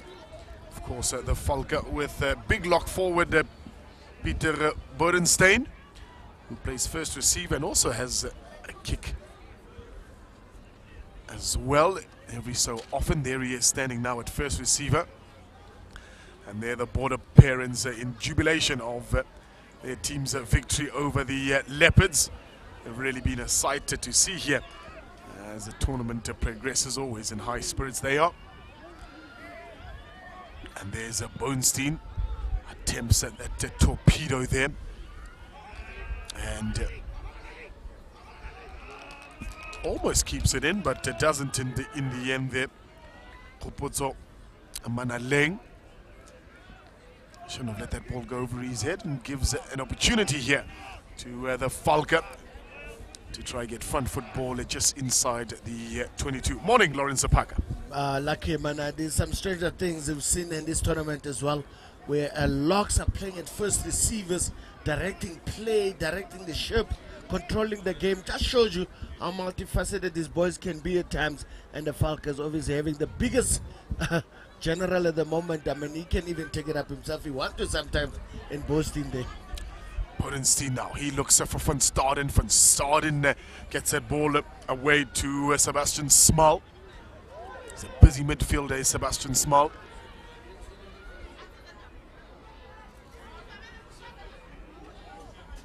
Now they come via Ogidi. He scored a try 2 days ago for his team, their last outing. Chindumu is sent to the floor.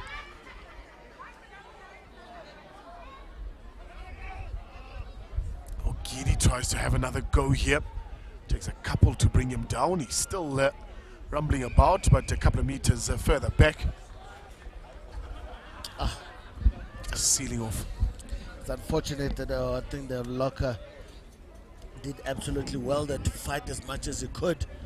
Unfortunately, his cleaners just finding the wrong gate to use there, and some of them just sealing off the ball. And then obviously, although it doesn't matter, there's pressure, but you gotta, oh, what a kick. You gotta actually make sure you do the right things first, because the ref is there to police how you do the backsies, and actually you must stay within the laws. But the Falcons have got some height when it comes to lineup. Even there, Luce de Ogidi, he's got some serious height, but he needs to work on his technique and how he lifts. Because look like he's busy looking for some answers somewhere in some hole. He needs to really fix that, because his technique is very terrible there.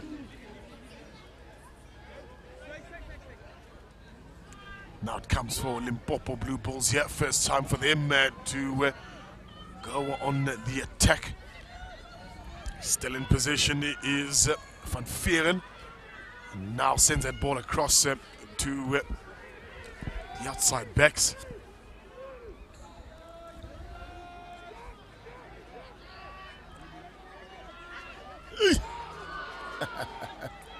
Bodenstein sent packing.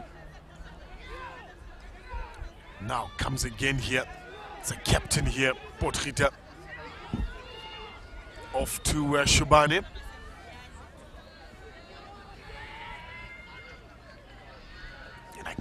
Straight into the traffic for Matteo van der Merwe.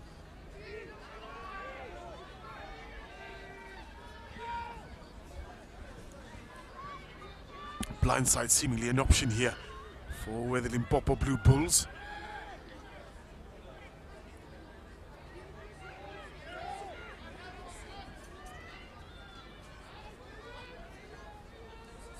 Seen some big clashes already. Yeah, penalty.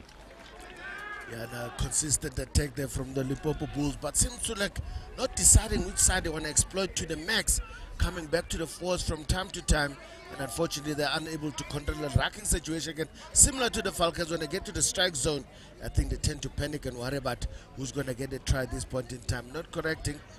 Oh, what a stop. Unfortunately, left winger was out. Yeah, flags up. Must have been the scrum off as well. He's not tall, but he really did very well to keep that ball in. But the touch judge says, no. I think you want towards maybe outside of the line. Bring it back there. Luckily for the Falcons, getting to keep their ball, considering if they don't get a bit of pressure in the line out. Good take. Really good take. Bodenstein has a look for Van Staden. Goes himself here. Still looking for Van Staden. Now he finds Van Staden. A dangerous step here for Van Staden and might be on here for Sebastian Small. He'll go all the way here. That's a brilliantly well-worked move from the Falcon. Well, it does pay dividends if you've got a man who's about almost 1.9 meters tall, coming at an easy 68K. Look at that big man. Basically stepping like a first receiver indeed. Ball in two hands, keeping it alive. How beautiful is this from the number 10, playing at the inside center at the moment. The little man doing a magic there. Van Staden, and I suppose outside center realized, listen, let me just stretch my legs here small. Certainly he had some support behind him, but he had to make sure as well that scores a try. Good protection of the ball, because realize there's a bit of attention there from the Limpopo Bulls. Let's see now if the conversion is going to be good. But how versatility in this team is just immense. Look at the man, 10 playing at 12, 9 has been responsible for kicking. Although you got a big number 5 boosting, they're controlling proceedings in the open play. Just amazing to see. What a kick. Unlucky. Will just be short for Van Rensburg, but wow, from deep inside the 22, the combination of Bodenstein as well as Van Staden working really well on that occasion.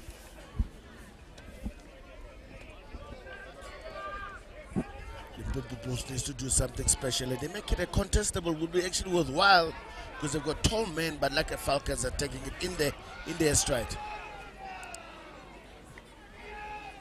Okidi's big run there. Bodenstein again, this time onto the boot. Perhaps wanted that to just slightly further.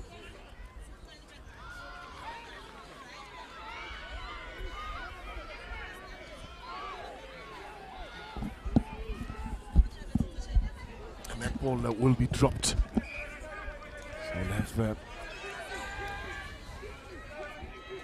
a scrum in favor of the Falcon. Well, I suppose as well, I think Fakude, they missed a trick there, because that kick was supposed to be a cross kick and it hung for days as well. Shouldn't have allowed it to bounce, because he would have actually had an advantage to run onto it and try to catch it on the run. But like I said, I mean, the big man was found in the wrong place at the right time and able to control the ball from the Limpopo Bulls. Knock it on, giving the possession back to the Falcons, who are looking super hot at the moment. Oh, look at that. Oh, this is magic stuff here. Ooh! It's good hands. It's a thumping tackle from Khopotso Manaleng. Still available, however, for the Falcon. Goods. Stolen goods there. It's excellent work from Mokhale.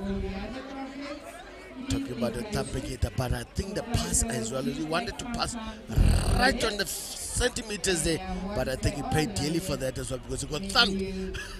But he got the ball away. That was actually good. I mean, now they flow the ball. How they're straightening as well is actually very exemplary. I can't even believe these kids are like 12 years, 11 years old. The kind of way they're playing is actually very exemplary in terms of how you let the ball do the work. Got to talk about this stance here. He's almost about to go into the scrum from the Falca there.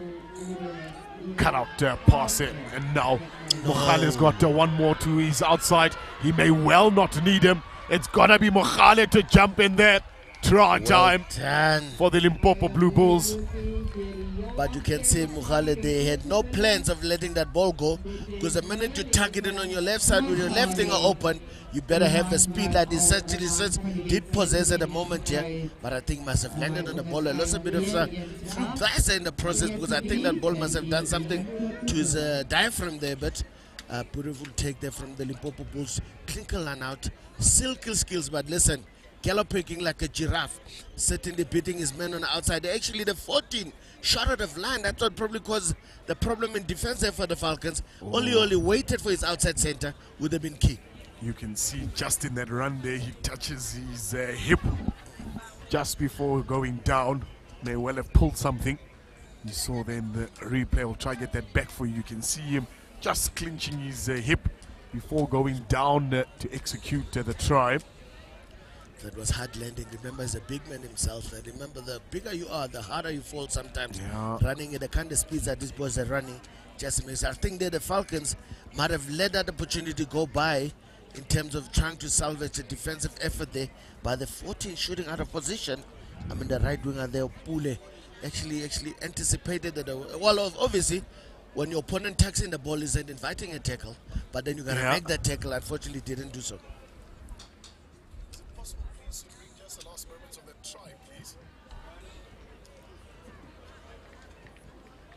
Unfortunately, the conversion not successful. No, that will be successful. Good thing, but that is even Stevens on the scoreboard, 5 each. Look at the beautiful line out, I mean, look at that. Hands in, I mean, the left thing was there to be taken. Once he tucked it in, it only was signaled, but I suppose it was I just want to show you, as he's about to score the try, watch his right hand reach for his hip. Look there, he's pulled something. That's it. There's the injury. Nothing to do with grass. He pulled that hip flex there. He pulled that hip flex. He pulled that hip flex. Just the extension of the muscle there. So that's why he's down. He still receiving attention on the far side. He is up on his feet, but most likely will take no further part in this encounter here.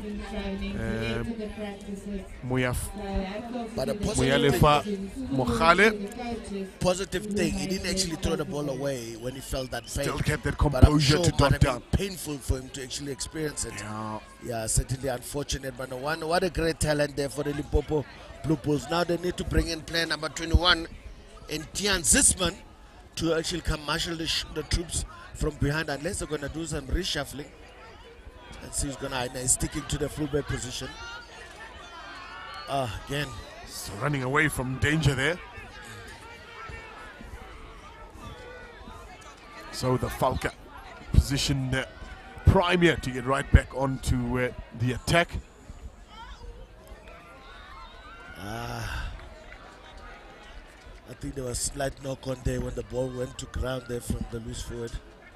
The number 8, unfortunately, that's controlling it to Priya, as Chindumu was trying to actually get some momentum from that ball. Unfortunately, not paying off.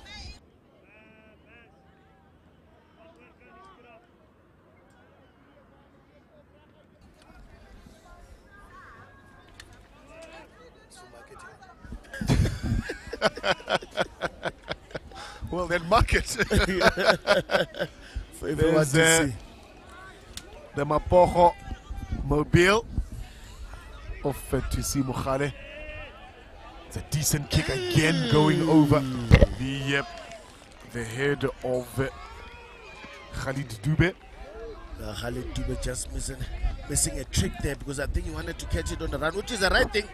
Unfortunately, just misjudging the trajectory of the ball, how it landed, and good dividends on that exit kick there from the Limpopo Bulls.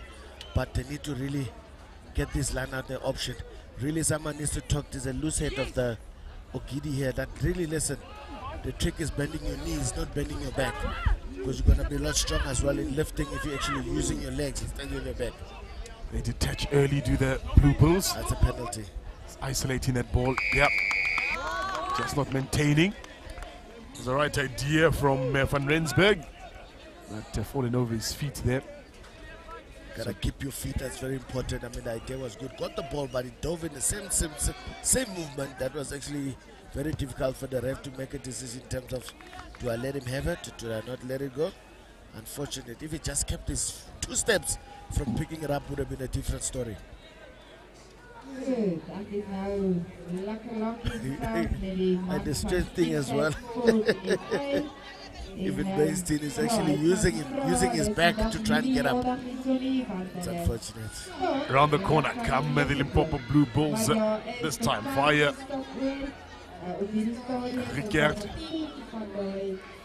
They really are flying into collision points. The tackle again there.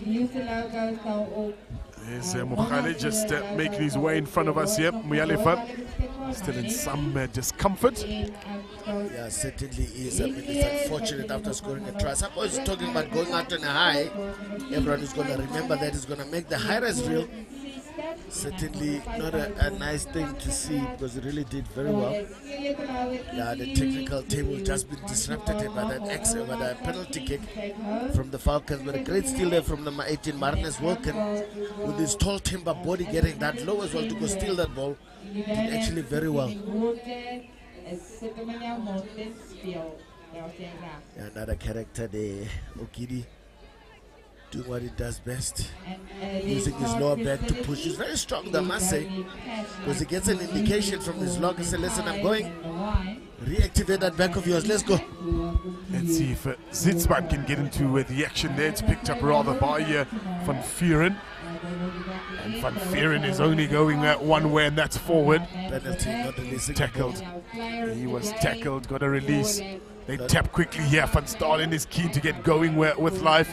Were they back 10? Yeah, referee seems happy with that.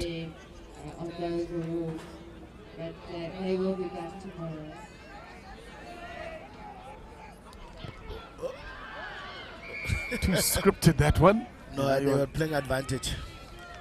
They were playing advantage. I think referee is keeping in the back of his mind. If they don't get anything out of this, I might just, oh no, calling him offside. I think the backline was offside. Yeah. Trying to cut down the big man's ability to actually do some funny things there. What a bounce. The dangers of a rugby ball bouncing, that's exactly it. Can't trust it, huh? He'll show you flames, and those are the flames that they actually in Popo Bulls. So, but I suppose someone was feeling it as well. He's not the tallest man around. The little scrum half was under it to really just hope for the best when it bounced, and then Falcons getting opportunity to throw in at this time.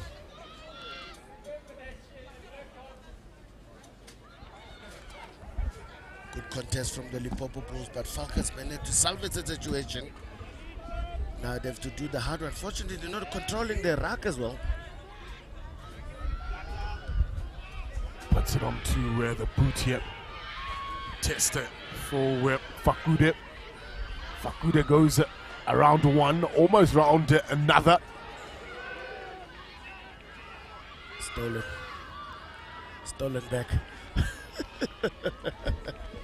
Yeah, plenty of steals here. Yeah, I'm telling you, Wilkins, there's a fighter in those loose components. Realized his ball was stolen. He's like, no, I'm getting it back as soon as immediately. But Limpopo Bulls also awake.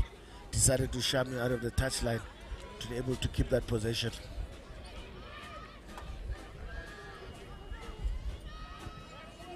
Woo!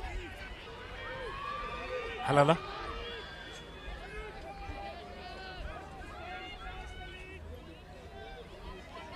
That ball is gone. It's stolen.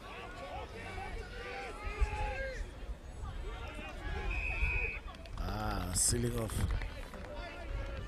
Just a technicality, Mr. Ref. I'm sure sometimes you might just look the other way, because there was not really much of a contest there, because they were all red jerseys. And unfortunately, the little number 7 there got caught. Vepenar just not controlling his body weight. But a great steal there from them. But Limpopo Bulls getting another opportunity and a great kick. It's a really good kick here. Really good. But I must give Potgieter also the opportunity to learn. Listen, has been really a stalwart in the linehouse, because it gets so high and they keep it there for 2 seconds, which is a good thing. The hooker doesn't have to rush his throw. He can actually take his time. The big man or Rickert. Just wait for him to stabilize in the air, and once he gets up there, unfortunately this time they actually get found out by the Falcons. Strike zone. It's a new man on the Parker. Zitzman just weighing up his options here. Decides to go right back into the traffic. There to assist him is Pumulo Shubane. In the area where the C and D fields of monarchies. After the dirty fingers in that track, unfortunately, Rafe not happy how that ball got to the Falcon side.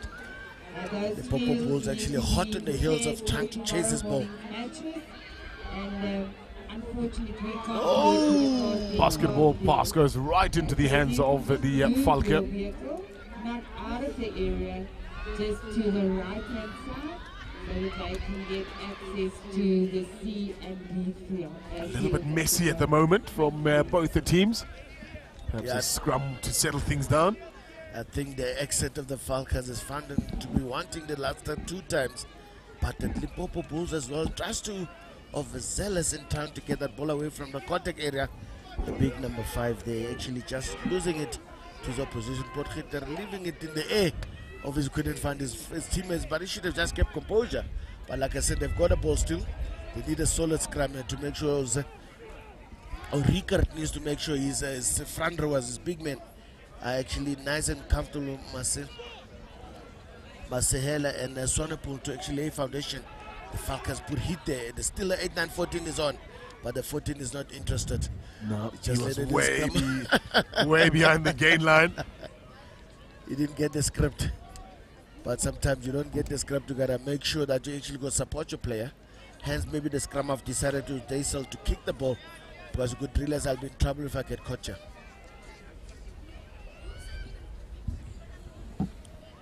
Beautiful take there from the Boystein, actually uncontested, because it's not that quick.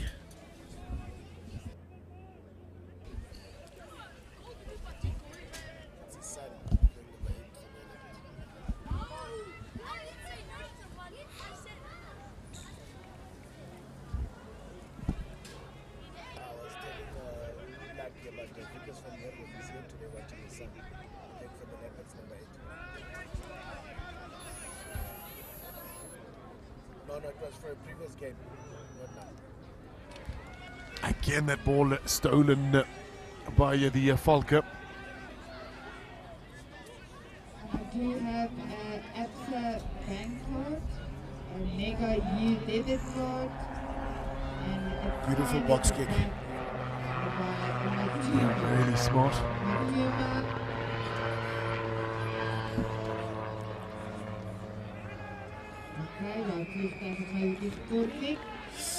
Yeah, you're not allowed to shoot like a torpedo there. The big men, number 18 Wilkins, they flew into that rack and actually found himself on the wrong side of the law.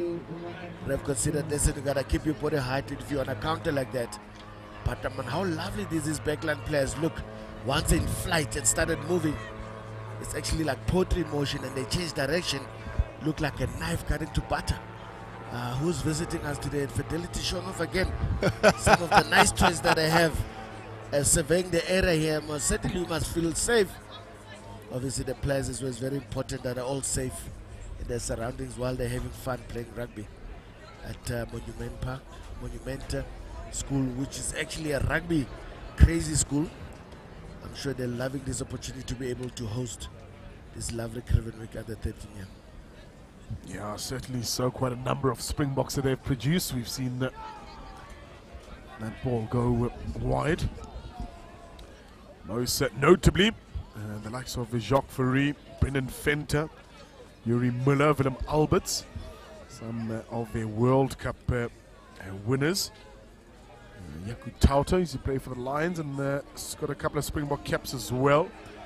Heinke van der Merwe, Julian Redlinghuis and Rondrea, all coming from School Monument. 9 Springboks they've got. Limpopo Blue Bulls back onto the charge here via 8th man Matteo van der Merwe. And he'll concede a penalty. Yeah, it's always a shame actually. It's like they're marveling the ball carrier when he's getting those meters. Instead of and supporting. watching a movie like we're watching, unfortunately, they're not reading the page where they need to be the first ones. As soon as he hits the deck, they need to there to protect him. And all that hard work there from Van der Merwe, really not getting nice rewards back there because he just gave the ball away because no support in terms of protecting the ball as a big man there. Bodenstein actually having to kick for a penalty. I suppose there's a bit of a breeze. Are you feeling any breeze there? Looked like his ball was actually being held up in the air, but yeah, it looked like it was held up in the air there. You need to actually get that torpedo thing going on there. He's got enough a size 12 boot there that can get it going. Imagine if he gets it right.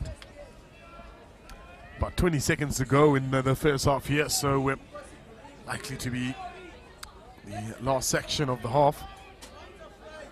Let's see, Bodenstein. Good still. Could regather again there, taken in the air. Those lanky arms are coming to his aid. So still available for the Falca. Go to the short side. Shrugs one player off, does Bulelani Trebane.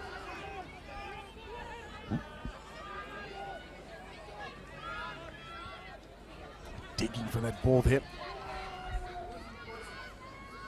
Tackle. Dancing around is Origi.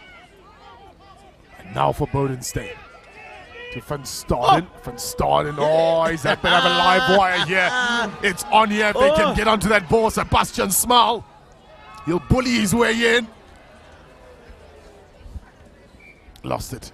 That deal number 10 is just a marvel to watch. Oh man, he's so comfortable on the ball. Now, I suppose we're going to big man playing on your inside as well. Why not? You've got all the protect. Look at ball in two hands. Beautiful pass on the speed, shoulders turned. Absolutely good defense there from the Limpopo Bulls. I mean, great cover. But listen, foot out. Unfortunately, got his foot out on the line there. Which was certainly an opportunity to score.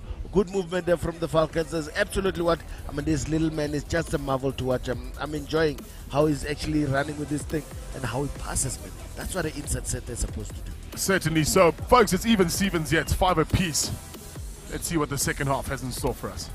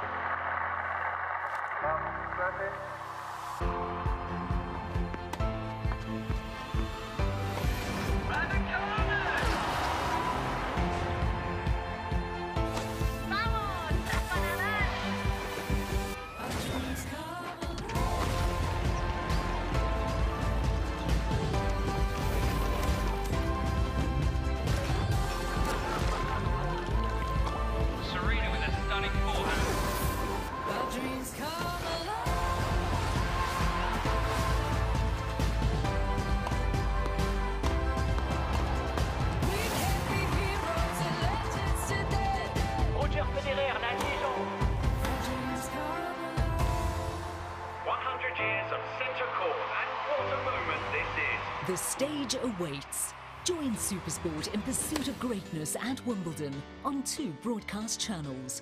Proudly brought to you by Spa. Hello everyone, welcome. The cup won't spare your feelings. It won't comfort you when you lose. And it won't come easy. Nigeria are champions to beat. Instead, the cup will test you. Oh, lovely pass, that runner! This is spectacular! It will test your commitment, your determination, and your skill. Because not everyone deserves the cup. The cup is reserved for those who live to be remembered. Those who trade personal glory for the glory of a nation. Those who don't take no for an answer and see opportunities where others see boundaries. The cup is for those who seize every second and use it to prove to the world that they are worthy of Africa's most fiercely contested cup. The Total Energies 2022 Africa Women's Cup of Nations, live and in HD on your World of Champions on DSTV. A ni'n dod â'r chwaraewyr gorau o Lanelli, Casnewydd, Caerdydd, Abertawe, Llanfairpwll Gwmgellgo, Girechwydd, Drobo, Llantysilio, Gogo Goch, a Thu Hwnt. Ni'n caru dod i dde Africa. Mae dy chi eithroedd sy'n neud i'r Gymraeg swnio normal.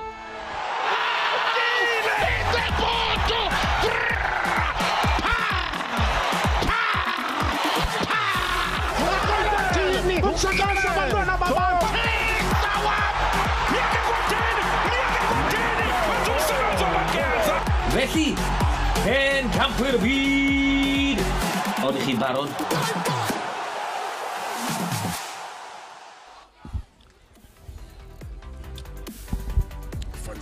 Van Staden from the Falcon. Jeez, he's been good. He's been the live wire of the first half. He really turned it on. The combination of Bodenstein and Van Staden working really nicely. Almost a try towards the end there of the first half. Sebastian Small was almost in, but unfortunately having lost the ball, trying to pass it back on the inside. Limpopo Blue Bulls certainly been starved of possession in the first half. But I must say, by all means, these two teams are really going for each other, and they really, the scoreboard, it must be evident to say that, listen, they're matching each other quite nicely. They're taking the opportunities, but I must say, the beautiful synergy that this backline of the Falcons is moving with is just a marvel watch. It's actually exciting to watch. At this young age, these boys are actually moving like this. You can just imagine when they grow older and they get better. What are they able to do? I mean, what are they able to do with what they're actually showing us is currently? I mean, I can't believe I'm watching 12-year-olds running this beautifully. Second half here, folks, about to get underway. Let's see what Van Staden can conjure up here. The Limpopo Blue Bulls, they certainly want to come back right at it, and that ball will be out. That's a good regather. He's been busy, has Phumulo Shubane. One of the standouts for the Limpopo Blue Bulls from Drakensberg.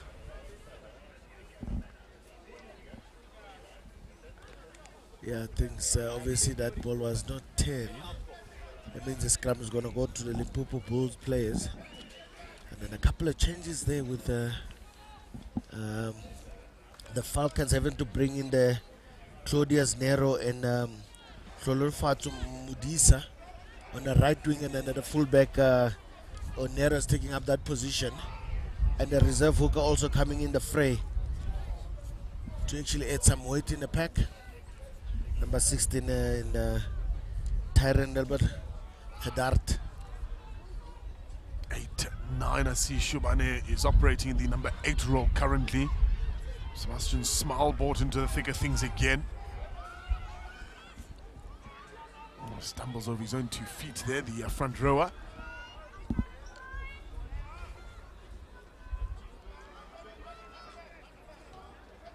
He's held up momentarily, the captain, Botgita from Ellis Ras.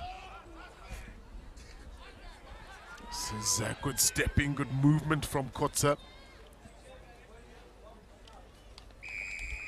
That ball is stolen, but illegally so. Yeah, I think there's some shuffling. Ogiri still on the field while 17 is on. It means the Titan must have taken a break with the Falcons. And obviously giving a penalty there close to the half. Limpopo Bulls fencing their chances. Instead of getting more than 3 points there, there's a kickable kick. But they opted to go for a line out with the hopes of getting something much better from that the mistake from the Falcons.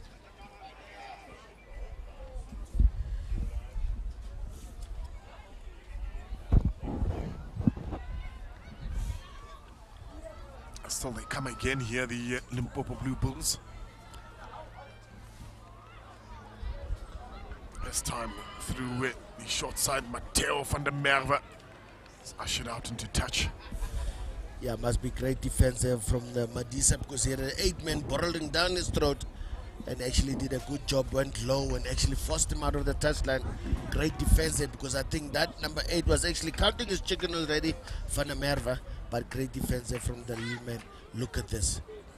checked him out, and obviously the handoff was not really there. He tried to use his body. Maybe would have tried to maybe the shoulder instead. You know. But Shanofato Mudisa. Woo! That ball is lost forward, so Limpopo Blue Bulls might well be in here on the far side.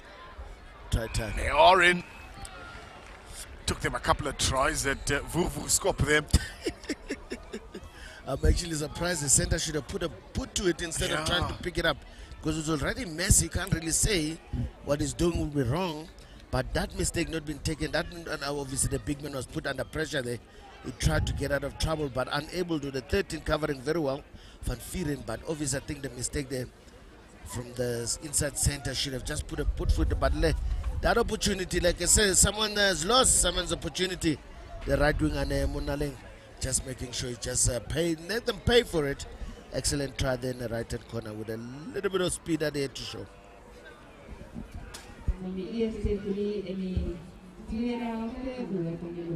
But clearly part of the game plan here, the Limpopo Blue Bulls, they don't give Bonsin too much time to kick because they know how crucial he is. So they shut him down as soon as possible. See if the extras will be added here. That's got some good height on it, but it'll sail across the face of the post. But also what they also massive guy that is the fact that he's a tall man. The space between the hands and the boot. Got a long way to go down before it comes up. Yeah. But the man is trying by all his means. I mean, that was really a rushed effort that he tried there, but he made a plan. But listen, when he's got the body and the height, sometimes you must just pull a trick on them, step on the left foot and just get behind that first torpedo that's been sent through and put it as far as he can. There's a big chase on here. And that'll be a double knock. It's unfortunate that Limpopo Bulls not really looking after that ball. The attempt was good as he tried to gather it. He looked up and actually left the ball all completely. But interesting enough now, a little favorite fly of there. He tends to be the one who restarts, but I think the big man is just a playmaker. So suppose they're actually changing roles and helping each other out. Which takes a lot of understanding to know what to do on attack, on defense, who's starting where. So element of maturity as well. Very important. Bowden seen. Defense started. And now goes to the outside here for Captain Duplessis. Now that ball is spilled. Looked like a promising move there from the Falca. Tsepang Rantsolasa actually made a mistake. He didn't run onto that ball. It was a nice floating pass. We needed speed to inject, and unfortunately that one didn't pay off. But like I said, the ability to get that ball to those guys, these wingers can't really complain lack of any possession that they might have. They've certainly been given it plenty. They certainly can't claim that they're also cold. No. They had ample opportunities here at this time.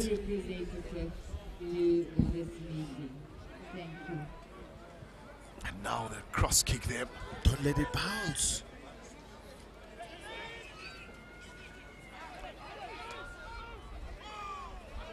Well done.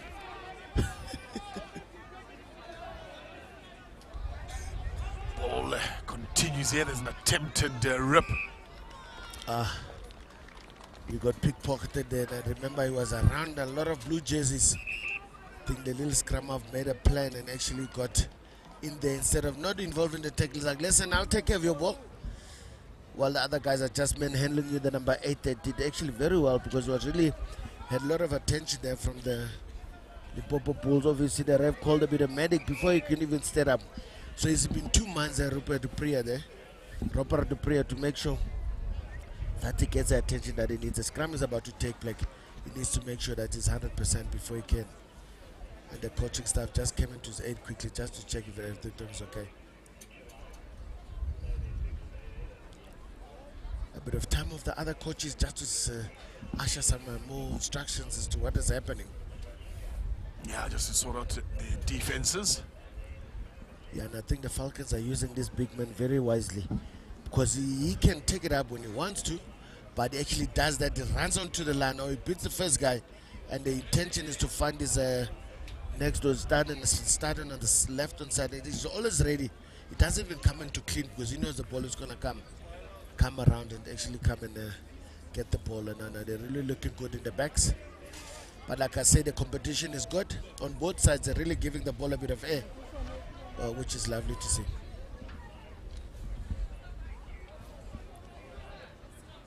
Number 8 ready to go. Yep. Those magic salts work wonders in the spray. Ooh, let it go. It's okay. I know, it's direct. Scrum was outside the 22.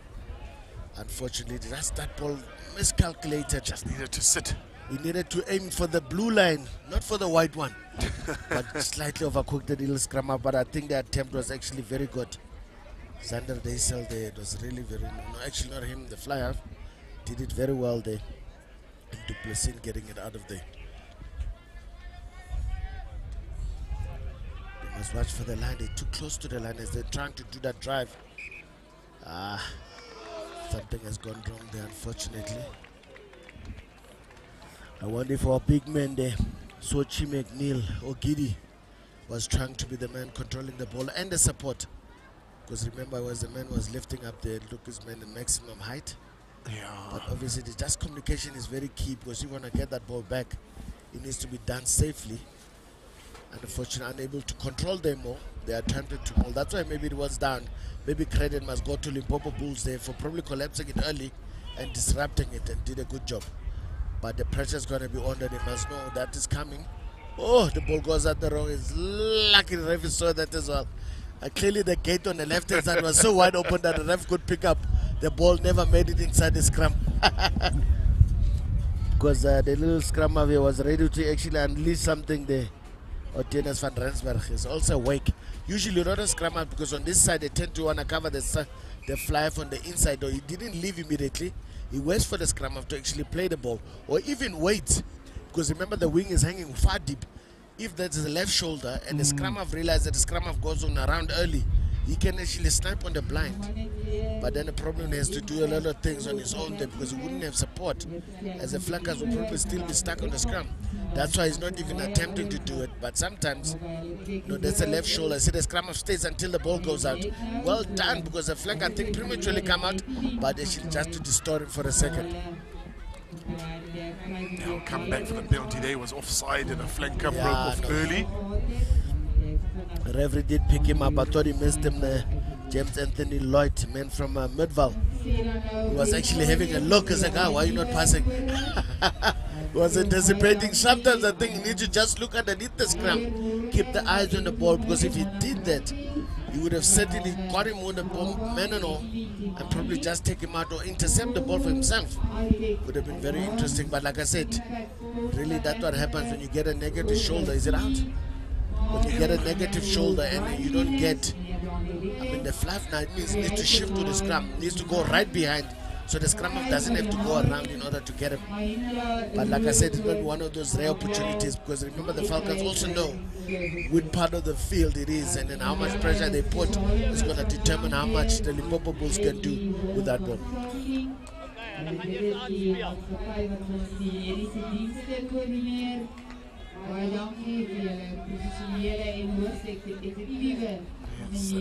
Wide stance. If they don't get it, they might get a free kick anyway.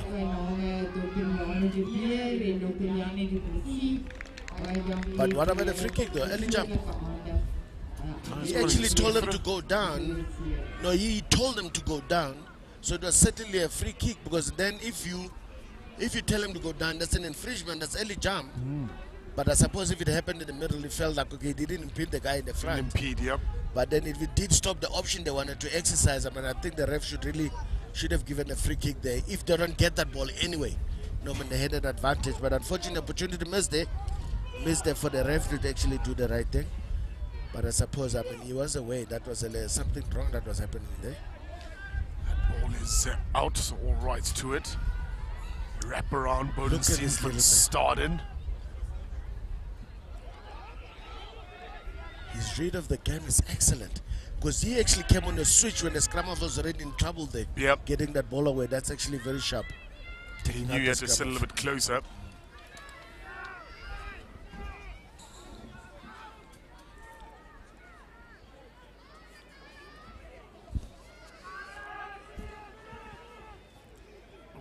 ball go with the Falcon.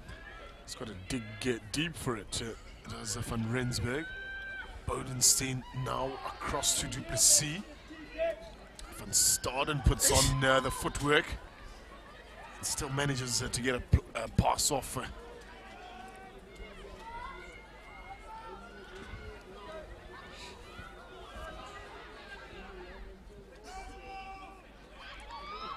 Ogidi. Still Ogidi. He gets pulled down into the 5-meter line.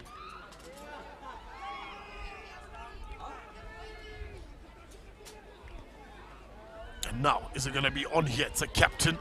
Du Plessis, can he bust his way over? Of course he can. Beautiful try there from Du Plessis. Certainly putting the hammer down that the captain did it from the front. Must say though, it was interesting enough because Van Staden was actually lingering around the big man, but the number 5 of playmaker Bodenstein, and actually when he realized that this ball needed to kick, he didn't want to interfere.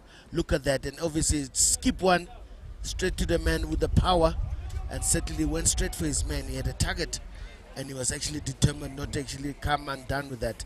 Certainly well worked there for the Falcons. They waited their turn, gave the opportunity to the forwards to do their thing. When they couldn't get it right after the big man Ogidi, they actually was actually a menace to bring down to the ground. Might have pulled in a lot of defenders to come in there, and that means space outside was actually available to be exploited. Well done there to the Falcons. Just couldn't get underneath that ball there. So unconverted. It does, however, mean that both teams have doubled their lead from the first half, so we're back at even Stevens. It's 10 apiece. Certainly a match as well contested here. It's a punch for punch, and no one giving an inch. Hey! Tackle effected. To hide the rat there, the reserve Modisa. He's the first man in. He's the one who lost that fight because he went in there looking in the sky, but is operating on the ground. Oh, he's out. I think the Falcons have got an option there for a scrum or for a line out because he got bundled out and lost the ball in the process at the big number 8, Matthew van Merwe. Yeah, that's something Klonofat needs to look at there because he really didn't go there with intent to actually do a solid job. He wanted to actually hope for the best.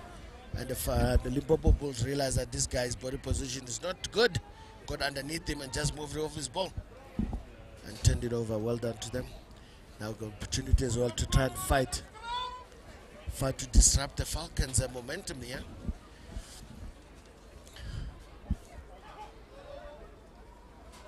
Salisizwa Mbuchwa needs to actually, is already coming in an angle. I mean, his opposition is cramming on his ribs. I mean, really, you won't affect anything there. Masela coming on the side of someone, you need to get underneath him to apply maximum pressure. But if you're leaning on the side and you manage to go into your hooker, you can't leave your hooker behind. See, you can't even see what's going underneath him, so you can't get the timing right. But the pressure's good though. Oh, oh. Halala. Halala. Hey. Halala. Hey. Chop and chase. Oh, it doesn't need to. Man. Oh. It just get to him. Almost go through no there. support. Yeah. He needed a bigger handoff there. Well, he did everything he could. Unfortunately, reinforcement, he must have sprinted everyone. But the Falcons still got the ball. Let's see what they can conjure out here. Azish. Hey. Gotta take him on. He was running straight for the line. I was expecting he ran himself out. He should have just needed a fast trap there. Maybe he doesn't have a fast trap. Because the way he was running, I don't know if he was running over or around his opponent. But his opponent was like, okay, look at this one. This was beautiful hands indeed. And a well-weighted pass. And obviously beating his man there with a handoff. The handoff did come through, actually in and out. That's where he needed the handoff. Yes, unfortunately. But that said, excellent tackle. No, certainly did. Remember now, you cannot hand off something you can't see. That tackle was so low, it was textbook. He needed to just hope for the best that the guy falls off the tackle, which unfortunately was not the case. But it was a good run, and nevertheless, man, well done to the Falcons. Well done to the Limpopo Bulls. Great effort in defense there, working as a team to hold him down, because he was actually counting his chicken at some point, because he really wanted to score that try. Rantulase.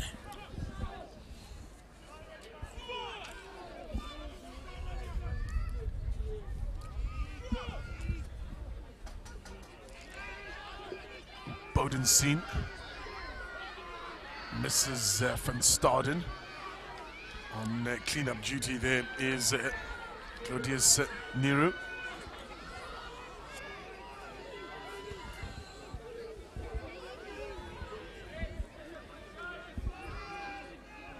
From a standing start is Van der Merwe. And gets that ball out.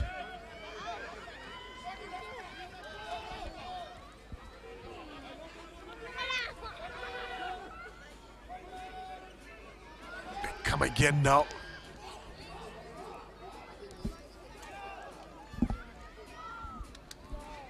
Get on that far side there. Ball in two hands is key. Oh, got meters there for days. Oh, Gosiam. These boys are really not giving each other an inch when it comes to the right time. Nothing. They're really fighting very hard.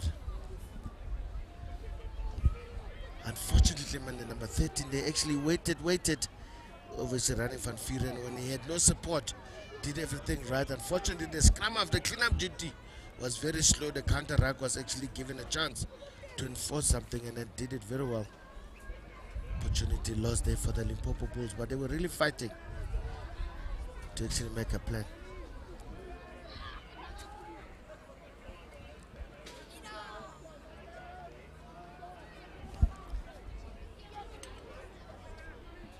Well, I suppose that Flive needs to be right behind to be able to force a kick there, but the shoulder's not going to come. You know the Popo's going to try put pressure, and they certainly do, but they got the ball well. Oi! Almost through the half gap. Excellent tackle from Zander Deisel.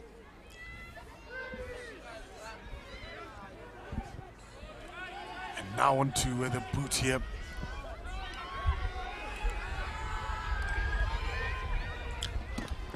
These two are not communicating. Why is he staying behind?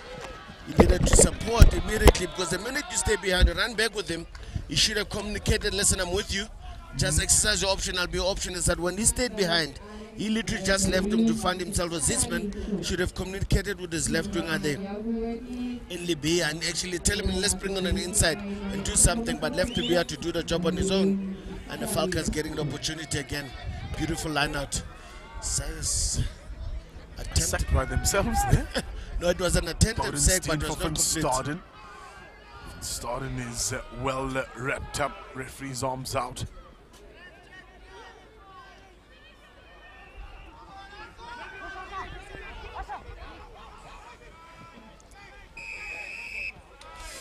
High tackle. They've actually been matched. They've actually been watched. I think the message must have gone through from the coaches that listen, watch number 5 and 10, because they're running havoc there in the middle.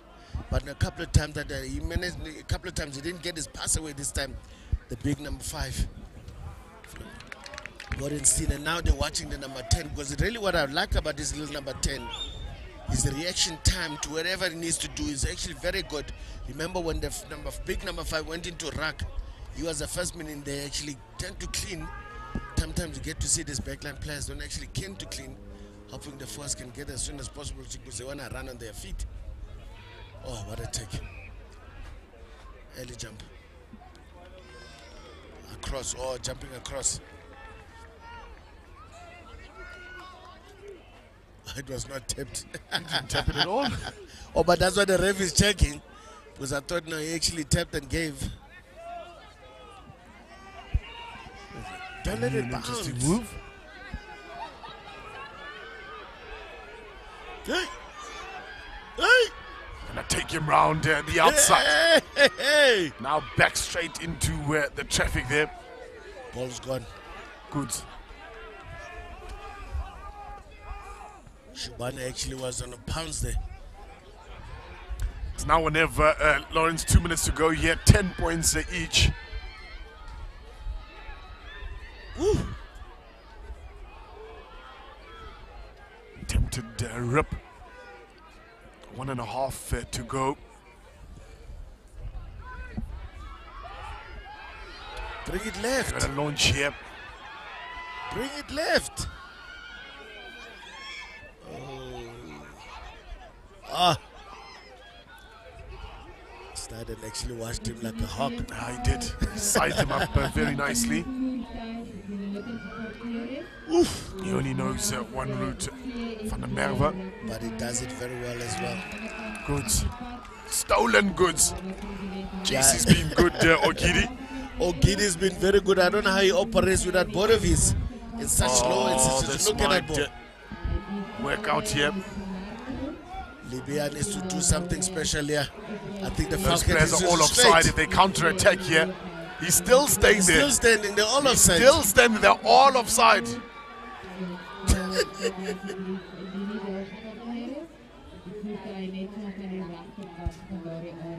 Another high tackle. I don't know, was he not aware that he needed to put his players on side and literally just left them for dead? He's like, no guys, I've done my job. Unfortunately, that one coming over a bit harder from the big man. It's always the case when you go tackle someone a lot smaller than you. You need to find whatever you can find. Lord is a bit shorter in that instance. Unfortunately now, I think the Falcons have got a last say here in terms of what's going to happen. And I think they've got a chance. They can go for line-out. Remember, you're allowed to go for line-out. Yes. It's a penalty. It hasn't gone yet. Now it goes. Now they can still go. It's a penalty. Take their line-out and actually have a decent line-out. The Limpopo Bulls can actually make a plan and do everything they can in their power. Go for this contest with everything that they've got to make sure that this game ends with the even Stevens 10-all, but actually would have been a fair contest as well. A fair result for a good contest, but I'm sure the Falcons have got other ideas.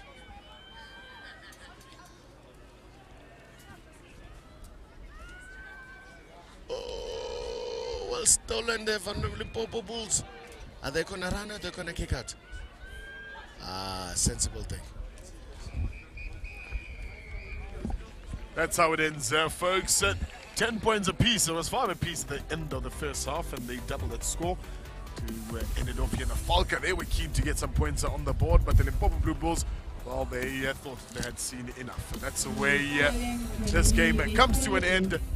Coming up next, the Blue Bulls from Pretoria will be in action. Stay tuned for that one, folks.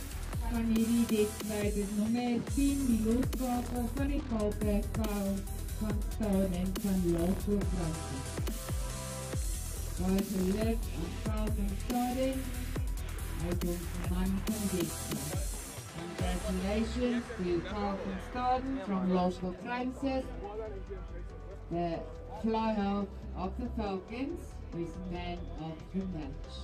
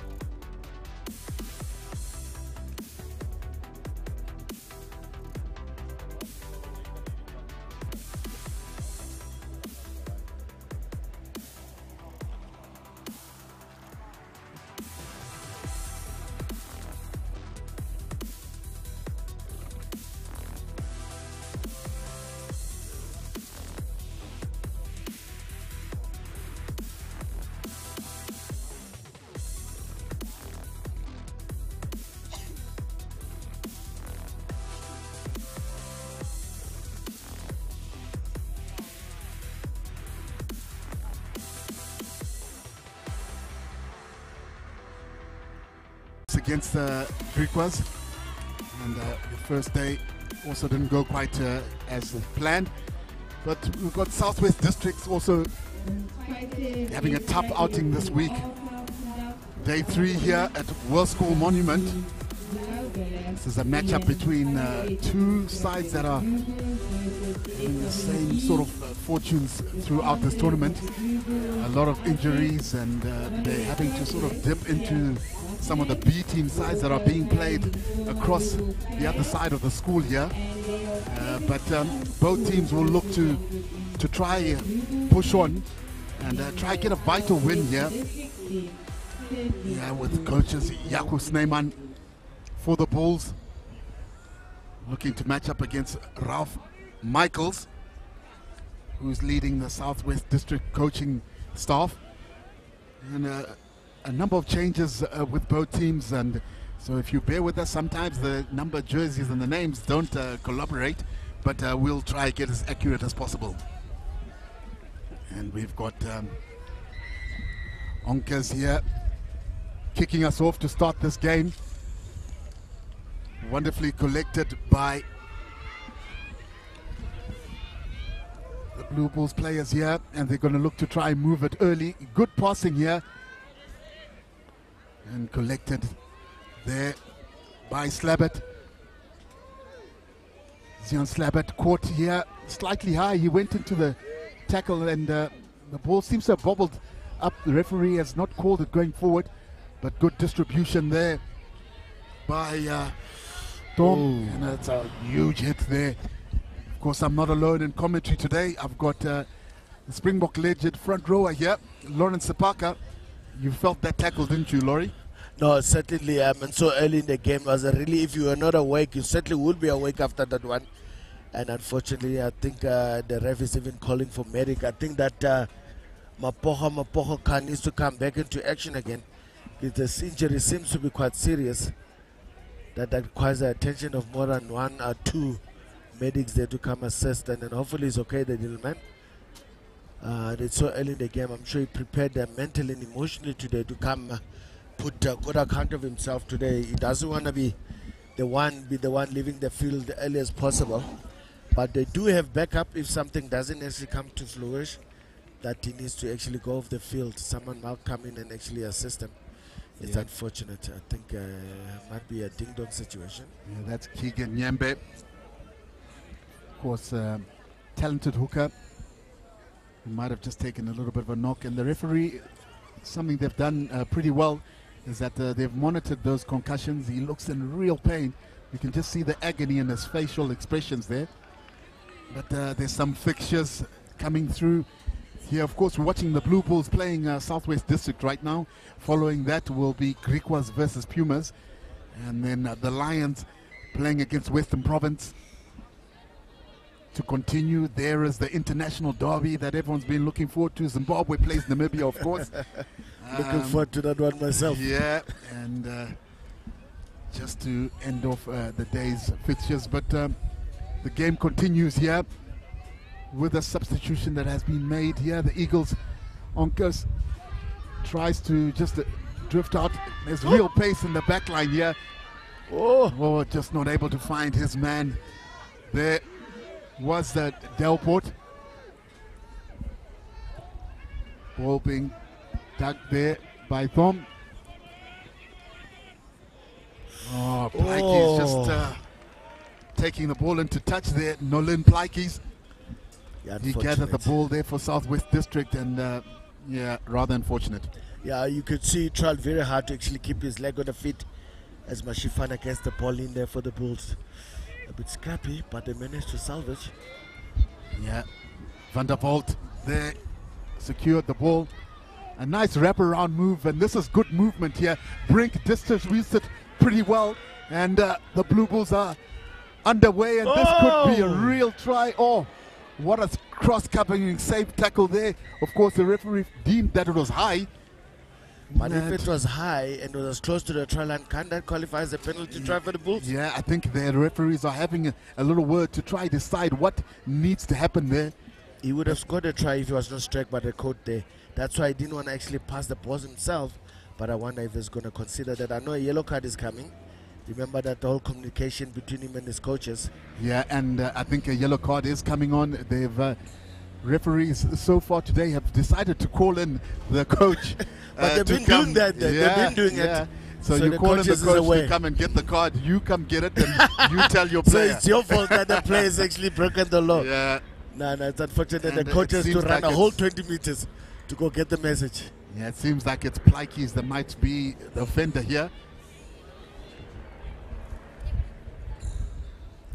Yeah, a lot of discussions. It almost just maybe slows the game down by waiting for the coach to come in. But it's good communication. I like this type style. At least the coach can sort of discipline. Process for the guys. Yes, yeah, nice. And yeah, I almost was about to say that it wasn't Nolan Plaikes. I think it is a penalty try.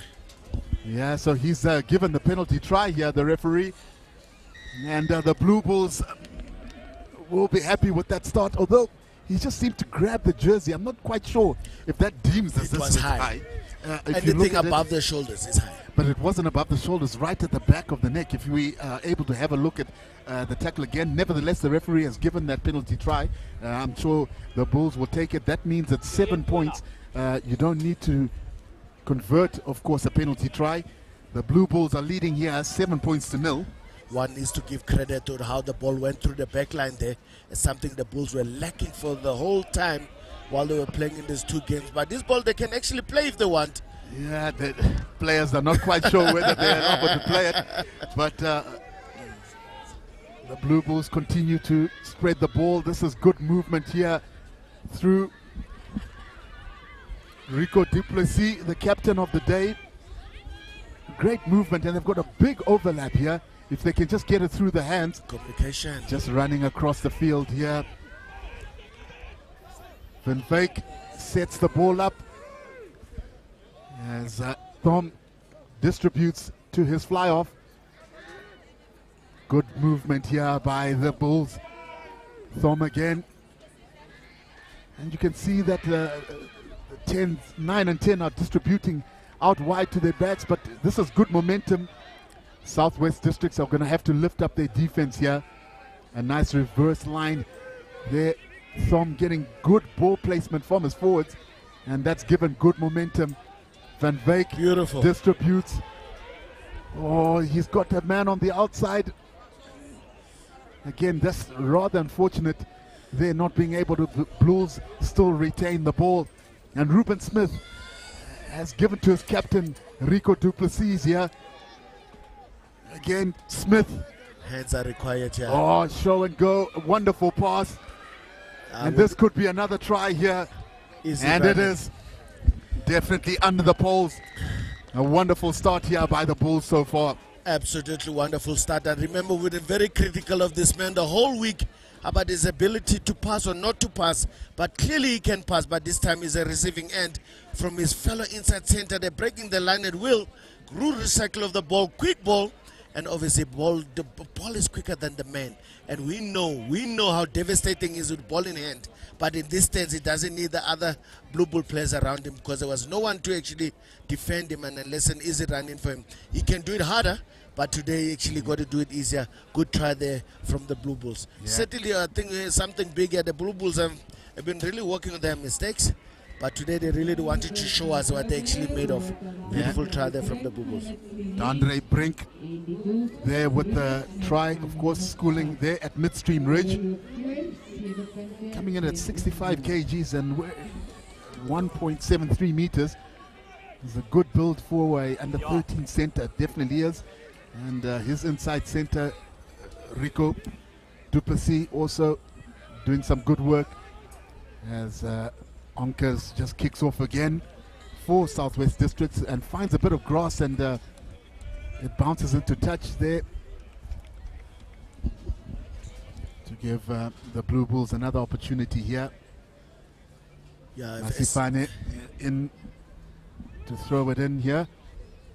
Oof. Just overthrows, suspect. Yeah, referee says it deemed to be straight, but Holmes to Smith. Oh, Brink just couldn't regather it there. The ball was shifting slightly forward as he had to reach out. It wasn't a really clinical pass there, But this gives Southwest District an opportunity to get their first scrum, and an attacking scrum, that is. Yeah, his fellow center, they're just asking too much for Brent there. Yeah. The pass was really nowhere near there. I think he actually was passing under pressure, but if he had done it earlier, you know this man would have done something with that ball this time. He's showing us something we haven't seen all week today. It's lovely to see that you can improve your game and actually work on your mistakes. Yeah. That's what rugby is about at the end of the day. It's a learning curve, but this Blue Bulls team certainly gonna pick a good number here on the SWD, because they're actually doing everything at will. As they still a turnover scrum there, they need to use it 8-9-14, but they're not gonna use a little scrum off. But security is good. Yeah, good pick up there by the Blue Bulls. A turnover. You can see that the supporters are talking about almost a steal there, and it has been turned over here by Southwest District, and they're going to look to just try run it. Oh, the ball goes behind there. Are they going to try find Blakey's? He's their deadly runner there at the outside center position. Counter good from Brunk. Yeah. He needs support. Porter there at number 9 with the skip pass to Ignatius Brainers, who was really effective on Tuesday.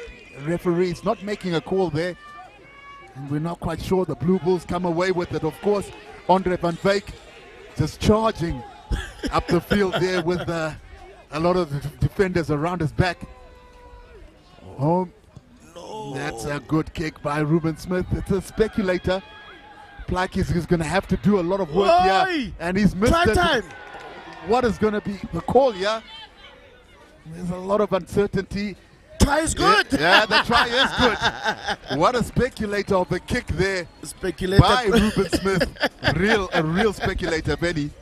Yeah, that was also a speculator, like you call it, Kenny, and the defense was also speculative in how they actually were handling it. And look at this. I thought the cross kick was on for days here. They had no numbers, but the speculator was in space as well. And the outside center chasing for days there, but unable to control it. And obviously, the inside center, they're just awake to that. They're keeping his eyes on the prize, and certainly just diving on the fumble, because he wanted to actually carry it over and put it down instead of diving on it. A good try there from the inside center. So he's not really outdone here by his fellow outside center. They really come to play today, the Blue Bulls, and it's lovely to see him. And the Blue Bulls, they come with high reputation, some great talent in this team that they have. It was just unfortunate they were found wanting in the first 2 games. Yeah. But now they're really undoing this thing now with this 3rd game, and obviously one more day to come. So they might actually be changing people's perceptions by the end of the week. This is what you're here to see. This is what you're here to give you folks watching from wherever you are. The Blue Bulls have come to party today. Honkers with a restart there, and does find a bit of space. And a good clearance, and here's Blakey's coming at full pace, and he decides to fight the biggest man, and to show him that I can also give a bit of a bumping action here as Kerwin November takes it up. Seems to be, oh, this is wonderful counter run by the Blue Bulls, but the referee says it wasn't through the gate, and a correct call there, as there's been a substitute there at number 9 for Southwest District. Oh, big hurt there, been sat down by the little outside center. Yeah. But I suppose he was actually being careful. I remember he's a bigger man. If he tried to put more than he can actually, if he wanted to put more on that tackle, he might have actually got it wrong and ended up giving a high tackle and maybe possibly a yellow card. So he was just using his muscle to actually take the heat on him. And he did a good job because he didn't miss a tackle as SVWD gets going. Yeah.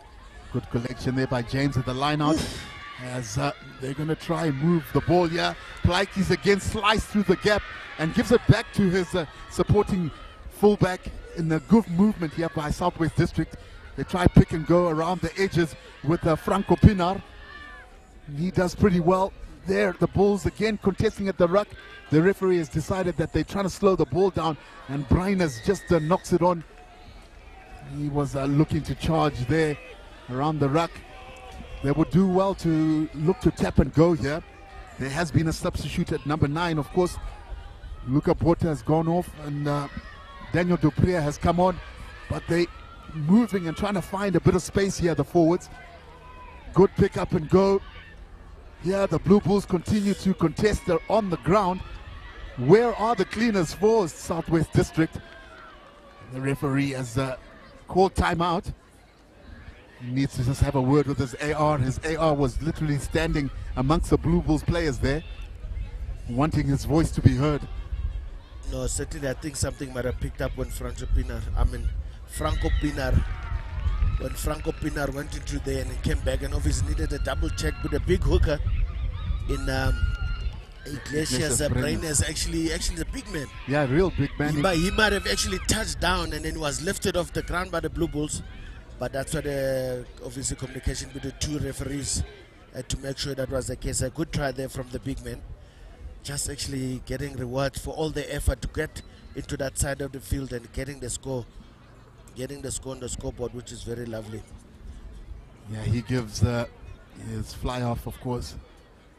Tanwil Onkers an opportunity here to kick as we see the replay here. Look at that pick and go, and obviously there. I think he was away where the line was, but I think the ref was not sighted. Obviously too many bodies in front of him, but the touch judge was certainly in line to pick it up. And the mere fact that the Blue Bulls players, none of them were with him on the floor, so they couldn't hide the ball, the vision of the ball to the referee. And actually well done to the big man. But they were strong enough to lift him up, but I'm sure he comes with a hefty kilogram in that pack. I mean, almost 90 Ks. That explains how he's actually being that effective. Well converted as well. Yeah, that's a good kick there by Onkers. Just giving Southwest District here a 7-pointer on the board. Much needed, and they needed it because the Bulls were really gaining confidence, you know, having scored 21 points. Here Brink is about to kick off. It's not Brink, it is Ruben Smith, of course, restarts the game for us. Again, like he's with his hands on the ball again, as they look to just drive their way close to the 10-meter mark. Breiners again with a strong run. Such a great ball carrier. This is good play by Southwest District. There's a little of a break there. One of the twins that has just joined the team. Of course, there was a concussion earlier. So a lot of changes for Southwest District. They've got almost 6 players missing through injury so far. But they're looking to put a good showing here. Smith distributes to Duplessis, to Brink. And this is wonderful straightening and good movement of the ball. They really have given their outside backs a chance here. And this could be a try. Whoa. But it's just wonderful defense there. The 16th man, which is a touchline, actually helped SWD there because the right winger was in for all money. They're actually putting the hammer down and unfortunately able to finish the job.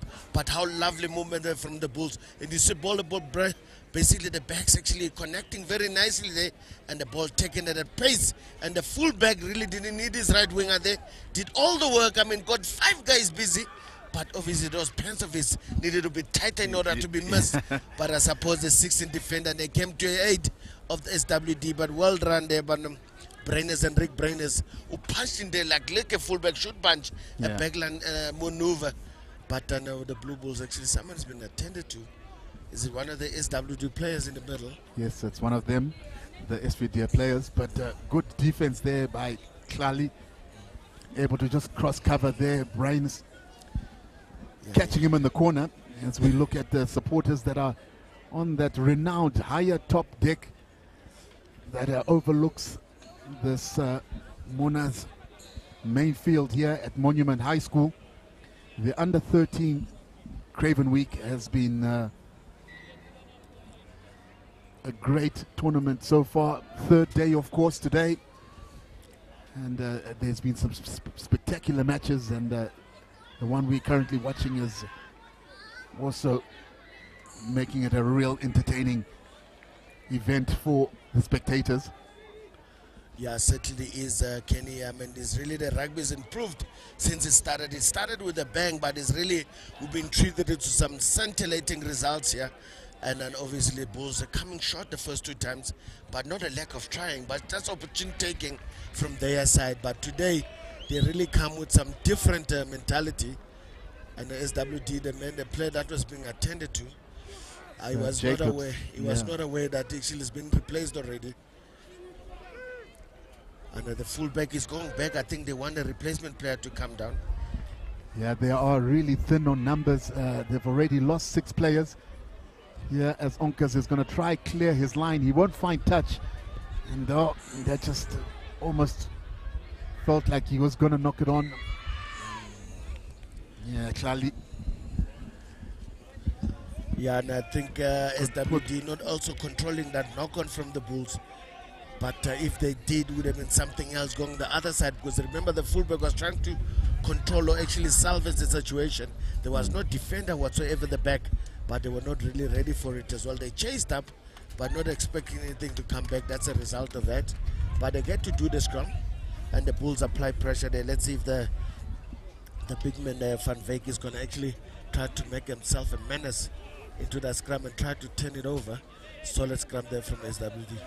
Great scrum there, and November picks up from the base as they try attack on the blind side. There's not much space, but the Blue Bulls have got enough numbers and are trying to just contest there, as that's a sneaky little box kick.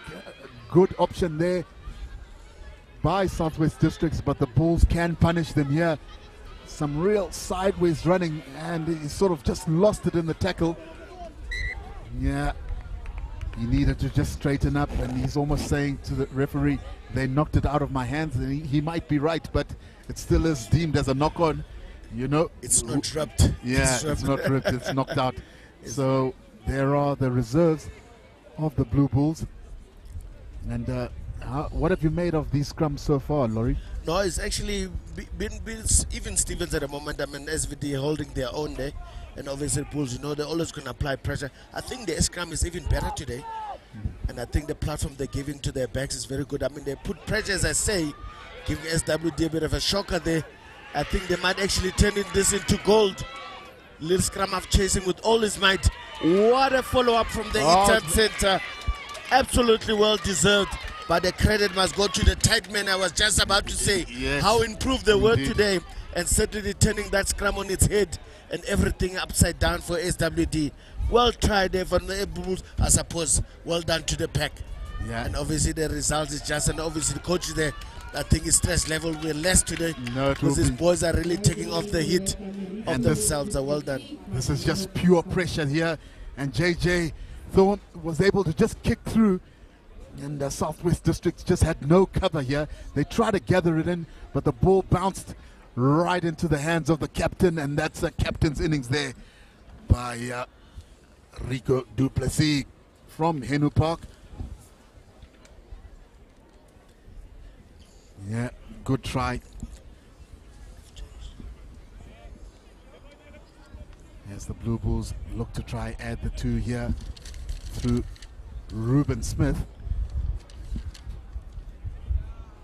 Oh, that's a wonderful strike though, although it just started on the left-hand side and stayed there, so that's not a converted try, but a well-established try by putting good pressure there. As SVD need to restart here and try retain the ball a bit. They just haven't had enough ball.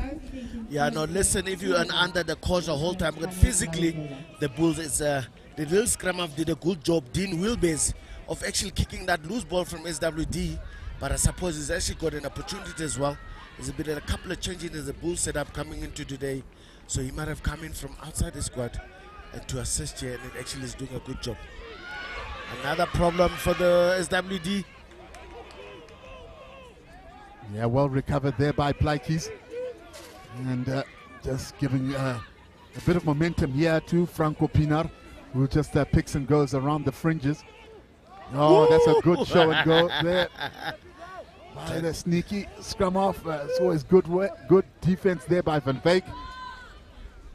As Southwest Districts distributes through November. And there's a little chip by Onkers as he tries to find space. A right idea, but just the execution wasn't on point.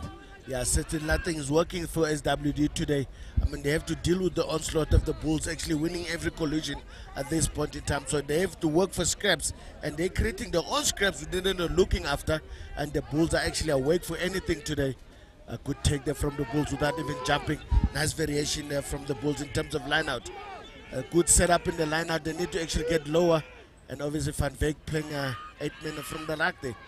Yeah, and that's Du Plessis, the captain, just taking it up. Good momentum there. There wasn't a scrum off, so the forwards decide to pick and go through the middle. They do have an overlap on that right-hand side, but they decide to come blind. And Herbst with a little show and go there. Good cleaning.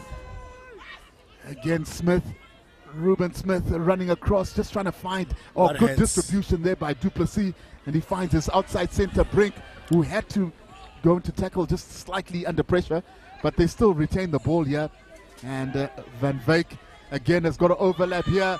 This could be a great opportunity, a wonderful chance. And this still could be on. What a try!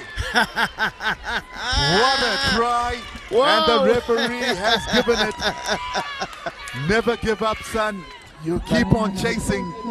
Yeah, no, regardless of what is happening. A wonderful chase there. Beautiful, but you gotta give credit to Herbst as well. Presence of mind, distributing early enough for Katlego to make a decision. And what a great decision is made. Look at this turnaround here. Look at the big man Van Wyk. Distribution coming the hook as well. My handing is opposite this one. That was well bounced as well. Sometimes you create your own luck. Look at this beautiful try there from the left winger Katlego Lebelo, who actually really had to do something there. He was covered for all money, but to have to come out to this is absolutely lovely. The delight of the Bulls as well is appreciative, but we gotta appreciate the big men in front. Yeah, we have to. The skill level they just showed here, the presence of mind. Heads up Rugby, credit to the big men in front. Yeah, in Mashifane and Van Wyk was instrumental in that little man getting his try there. Remember, if he kept it as well, the chances of them recycling the ball was very good, but the little man Libelo wanted to actually have his name on that highlights drill as well. Well done to the little man. Yeah, Ruben Smith tries to add that too, and it just veers off to the right-hand side.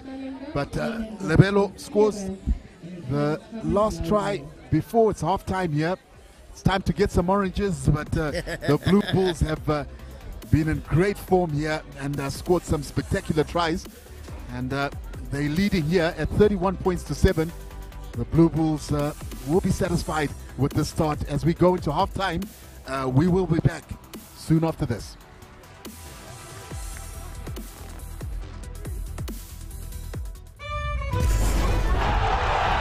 A ni'n dod â'r chwaraewyr gorau o Lanelli, Casnewydd, Caerdydd, Abertawe, Llanfair Pwllgwyngyll, Gogerychwyn, Drobo, Llantysilio, Gogogoch a Thu Hwnt. Ni'n caru dod i dde Africa. Mae dy chi eithroedd sy'n neud i'r Gymraeg swnio normal.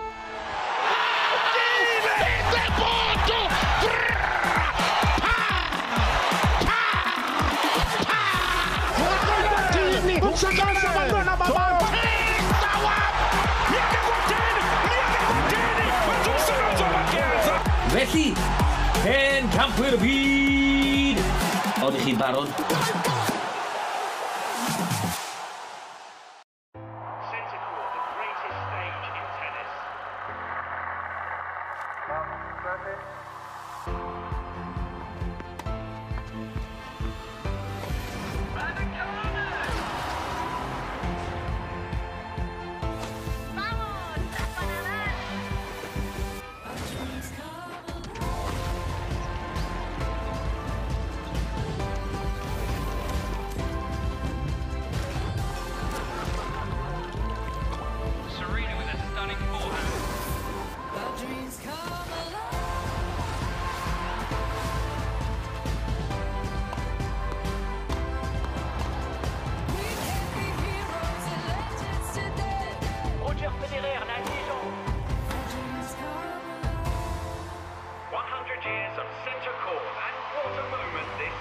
The stage awaits. Join SuperSport in pursuit of greatness at Wimbledon on 2 broadcast channels. Proudly brought to you by Spa.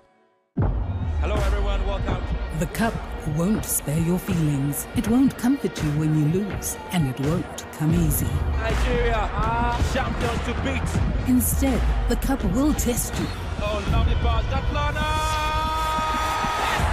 It's spectacular! It will test your commitment, your determination and your skill, because not everyone deserves the cup. The cup is reserved for those who live to be remembered, those who trade personal glory for the glory of a nation, those who don't take no for an answer and see opportunities where others see boundaries. The cup is for those who seize every second and use it to prove to the world that they are worthy of Africa's most fiercely contested cup. The Total Energies 2022 Africa Women's Cup of Nations, live and in HD on your World of Champions on DSTV.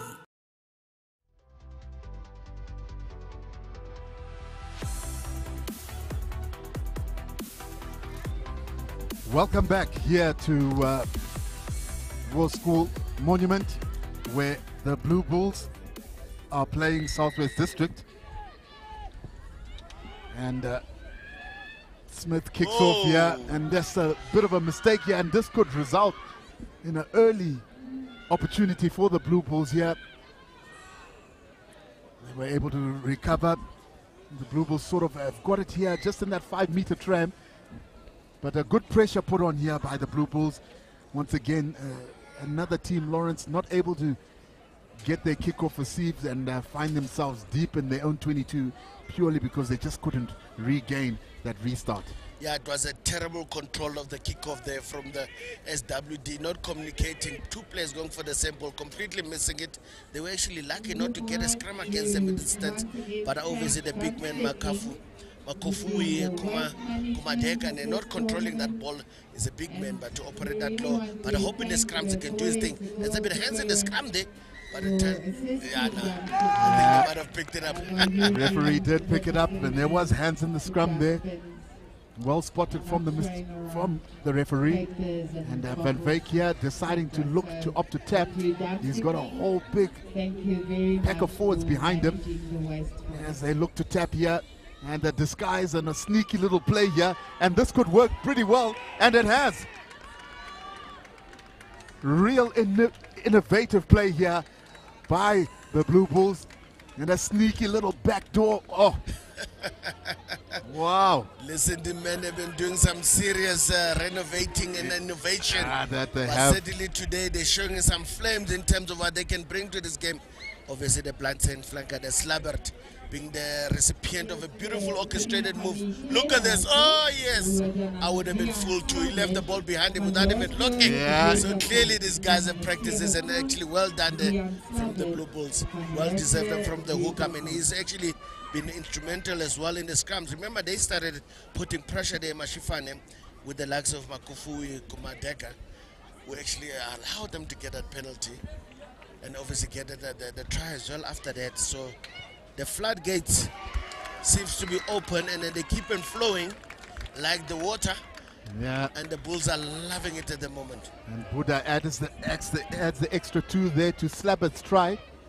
And a well-constructed try. And don't you just love it when a training ground move goes to plan? Especially when it's done by the tight 8. Yeah, well, you'd say that, Lawrence. Forwards getting on the score sheet, but once again struggling to get the kickoff here. Southwest Districts just trying to get some of their backs here underway. This is good ball movement, I must say. You know, Deadman has hardly had a chance to carry the ball there. He seems to just have landed wrong. He's still lying on the ground. I think he might have just landed wrong in that tackle. Here's John Henry Deadman, making his way up slowly. Yeah, I must maybe thinking about it. I need to go to a scrum, yeah. My team really needs me here. And remember, straight from that one, he needs to go back into the thick of things. Remember, he's the man under pressure to talk about as well, because him and the tight head have swapped positions. That's very interesting, though, because even if he's starting with a lucid jersey and then Pruslo is scrumming on the left-hand side, let's see if he's going to make any difference. Certainly he's a strong man. The referee not quite happy. He could have let that ball go. It was clear. I mean, I'm not sure the front row would want that ball to go. They want another scrum, surely, Rhodes? No, certainly. I don't think they want another scrum. Remember, when you're under pressure and you happen to get a good scrum, that's confidence builder. Out, yeah. So you want to get on to the other things that you need to get to. But the dead man, his anchoring was very good. He was nice and low. And I wonder if there is going to be the same case. And obviously still stable. But Prince Lou is actually not helping his team by going to the wrong side. And obviously putting himself under pressure. They well done to the SWD in securing that ball because they were under pressure for all money. Yeah, they've done well to regain, and Brainers again, a strong, powerful runner. Iglesias Brainers. Yeah, pops to his teammate who gets taken way back here in a solid tackle as Esvedia are just standing the back line by the halfway marker, and the distribution isn't very accurate. Oh la la. Immelman just puts his wingers under pressure, and this looks Soccer to be skills. well, and he just kicked it slightly too hard. But that was a close opportunity there for the Blue Bulls. Immelman put his back line under pressure there by just passing a pass that wasn't accurate. It went behind the whole back line. You can see them saying, oh, Mamat, what are we doing? They're just a nudge through. And obviously the Duplessis at hand there in terms of getting his foot. I think the last kick was a bit too much. Suppose you don't know how the ball is going to bounce, you're just swinging your leg. Let's see now what they're going to do with this ball that is actually in hand. Yeah, the Blue Bulls are stolen. Close to that 22. The referee is going to blow it for ripping the ball out of the tackle. Still giving the Blue Bulls advantage. Van Wyk is going through. He's got Duplessis on his shoulder, but decides that he knows what to do, and he takes it up even closer, edging it to the try line here, just 5 meters out. They need to withstand the ball. The referee says they haven't got enough advantage here. What a leg drive there for Van Wyk. Unfortunately, the rest of the team not really complimenting with a decent cleanup because that ball needed to come out. I think there was travel for all money. Let's say he goes again. There comes the lock. Is it the number 8? Yeah, another try in for the Blue Bulls, and that's raining in tries here at Monument High School between the Blue Bulls and Southwest District. The Blue Bulls are having a while of a time here. Another intricate short-arm play move where it's just a switch, which they were able to just capitalize here. Look at this attack and the smart play. Switch, no look pass, one hand.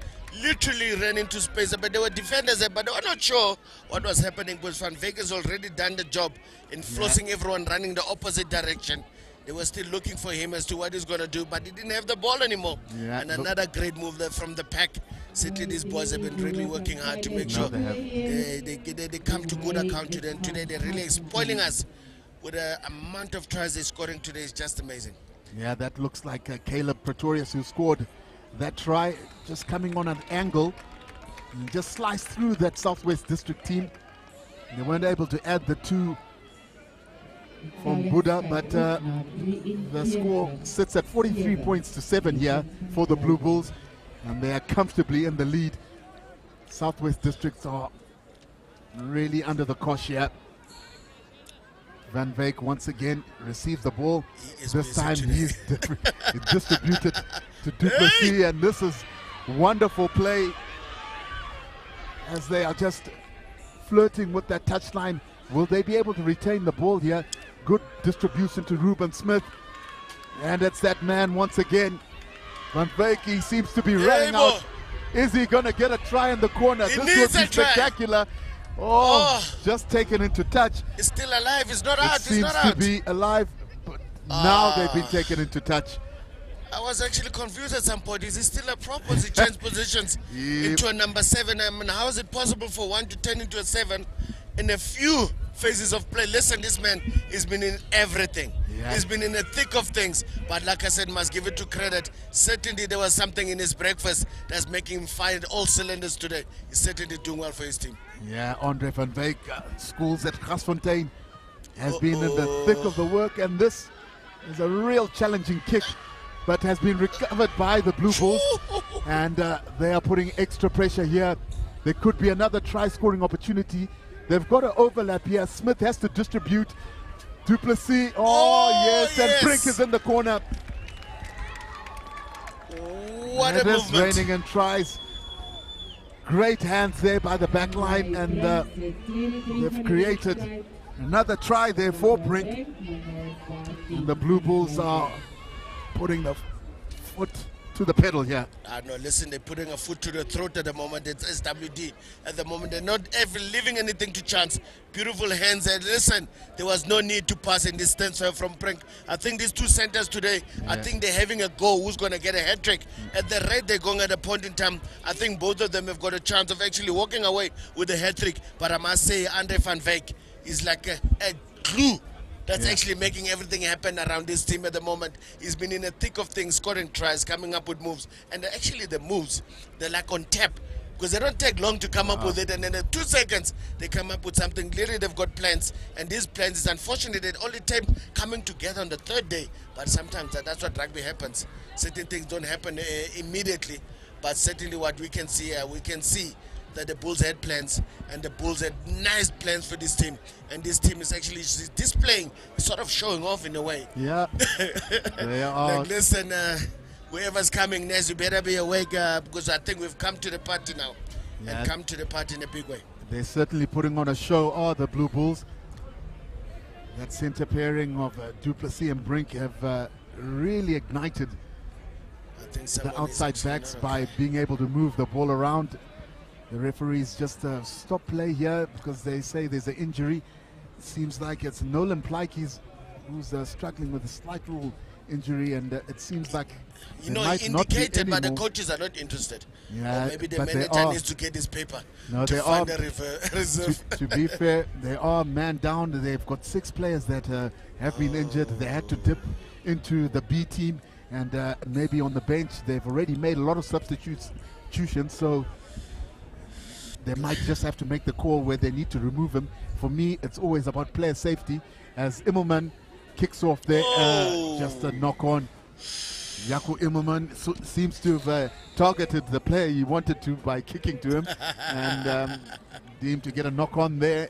No, it's actually a little scrum of Dean Welbes, who actually in his mind, that's actually the easiest thing in the world. He had so much time. He could have gone to Pretoria and come back and still catch that ball. But unfortunately, maybe too relaxed in that instance, because he already thinking he was going to do next, because he didn't have the ball through. The monkey was not filled up here. It actually was a gap. But then do they do some with this ball at 8? Pick up there by... Oh, no. Esvedia.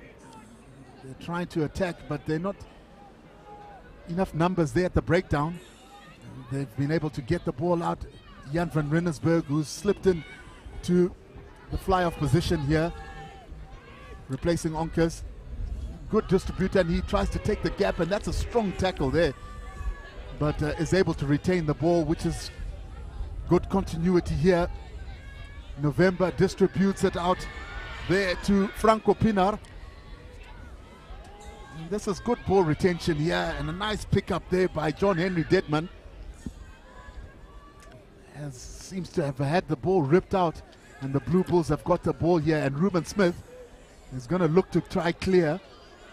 Plykies, who was struggling with a slight injury, and he just slips and courageously continues to just try shift and drips and steps, but they're just going off their feet.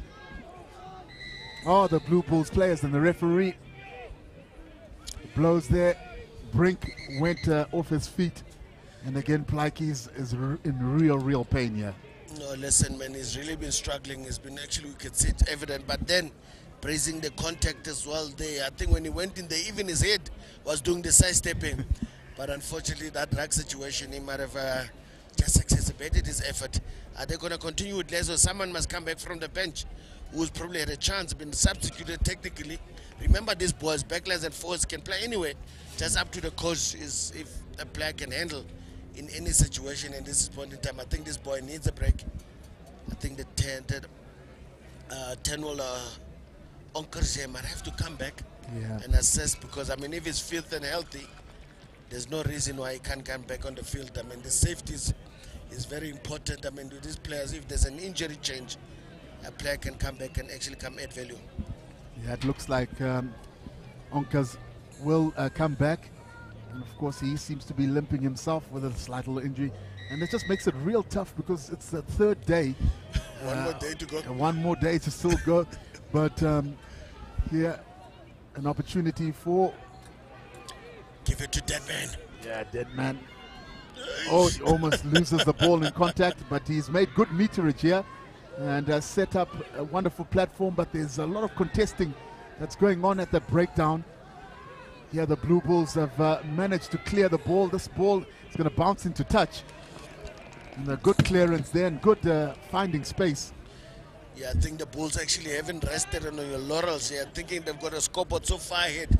You would think in any other day they would probably run that ball there with numbers on their feet, but trying to play in the right side of the field on the other half. Suppose that's straight from the coach's book, that one. They need to do exactly that.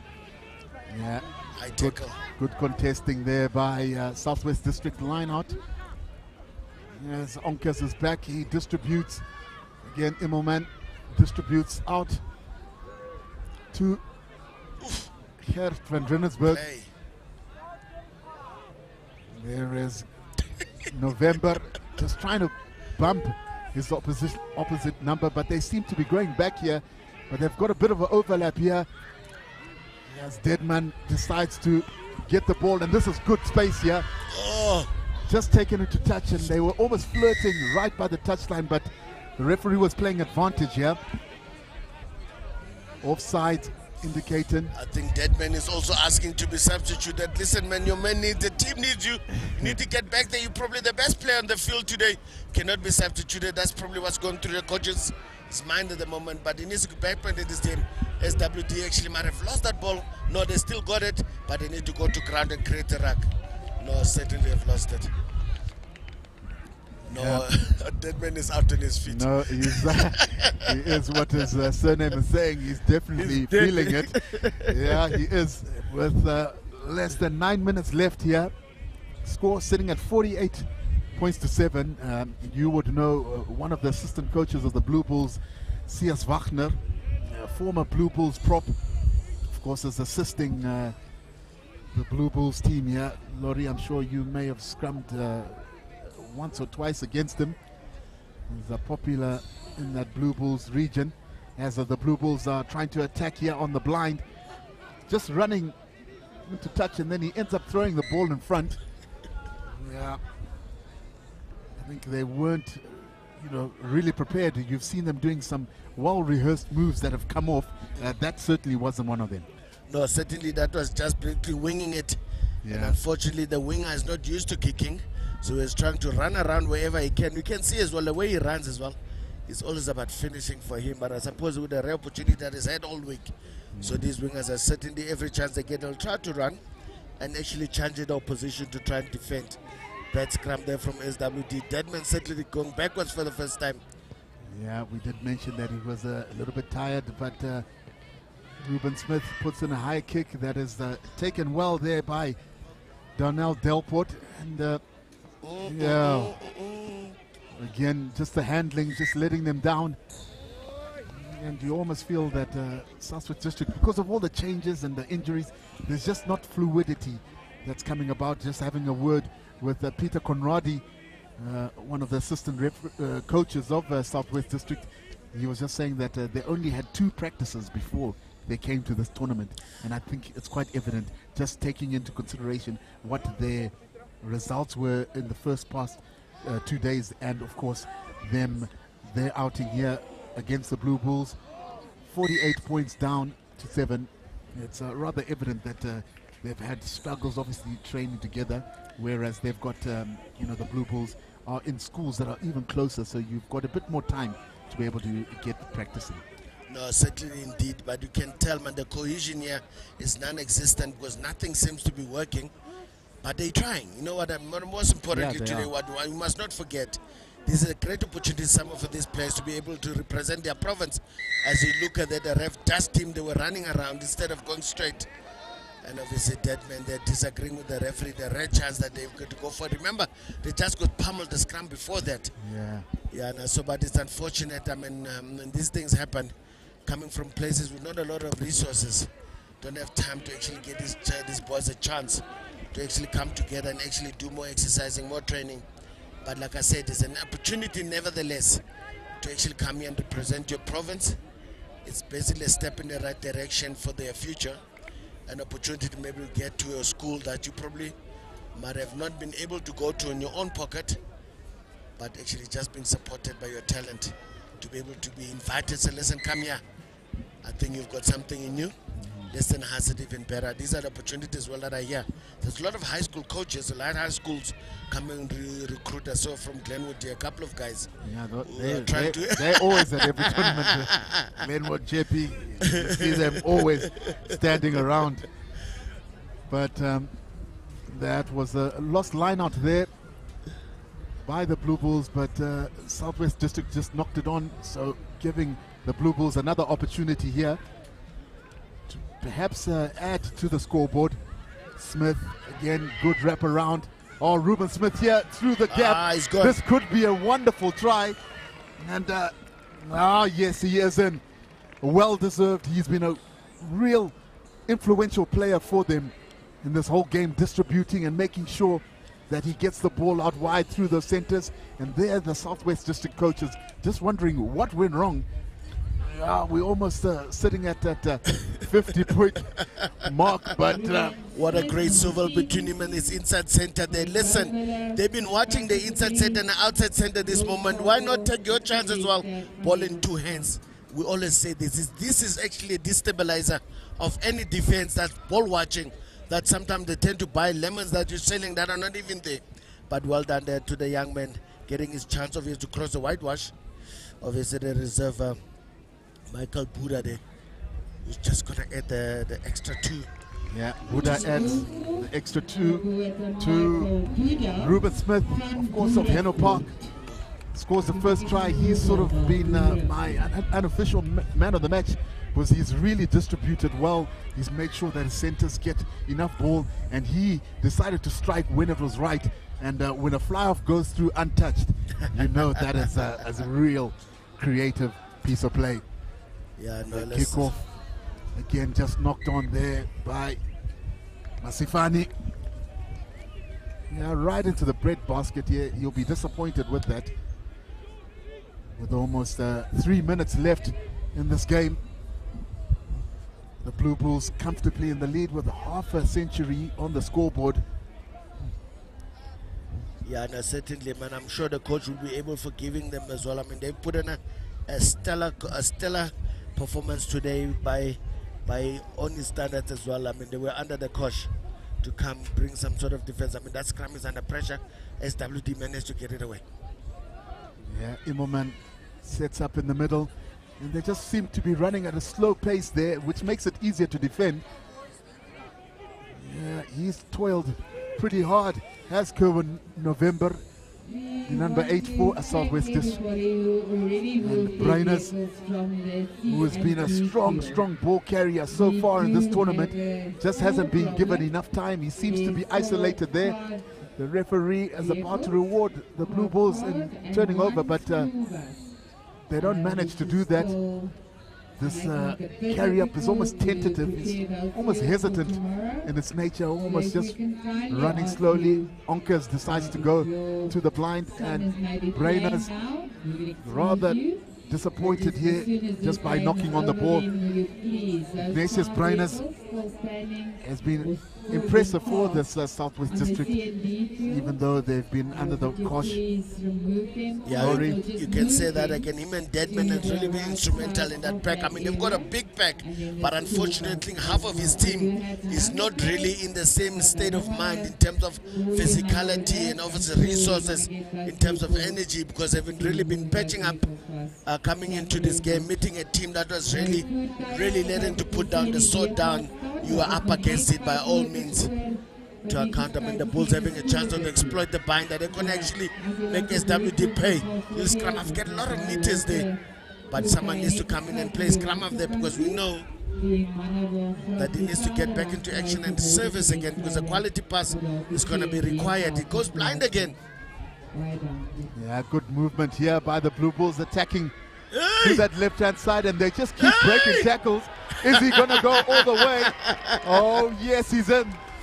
He is definitely in, and yes, you can celebrate. There is the Ronaldo. Impilo Senegal, they listen. Yeah. He wanted to be counted among the men who are actually doing great things today. And there's a man who's also come into the team. Yes, he I mean, a couple of his injuries that I have to pick up, just clearly showing the look at that. They had no right to do that. 1, 2, 3, 4. And he's keep on pumping his legs. He's not giving in. And well-deserved tries. Probably the hardest try any of the Boo-Boos players to score today. Others were opportunistic. Oh, a bit of a crowd movement there as well. Yeah, don't you just love it? Clearly someone is watching Ronaldo do his stance there. Yeah, they're not only watching rugby players, but also watching soccer players. Senegal, I spoke to him earlier on before the game, and he informed me that I am just a late change, but a late change who's able to come on and score, try that. Yeah, he'll be well pleased. As Buddha looks to add the 2. The final hoot has, of course, gone. The score's sitting at 60 points to 7 here. Is he going to add the extra 2? Is Buddha not able to do so, but the referee calls it an end to this game. Laurie, what have you made of this game? Listen, the Blue Bulls have really lived up to their reputation today. Actually dispel any negativity that they actually encountered in the last 2 games. I think a lot of people will sit up and watch now. Whoever's going to get them next will definitely know they've got a game in their hands. Well deserved. Listen, a clinical performance. 60 points within 50 minutes is something to actually give in awe. Well done to the Blue Bulls, and SWT was just found wanting by a team that was actually hungry to put their foot down. Yeah, and it's all wrapped up here in this game by the Blue Bulls, of course, stamping their authority. They have been struggling so far in this tournament, winning this game 60 points to 7, and the Blue Bulls are standing proud once again. Southwest District are going to have to go back to the drawing board and see what the final day has in store for them. But from me, Kennedy Timber and Lawrence Apaka, we will see you in the next game.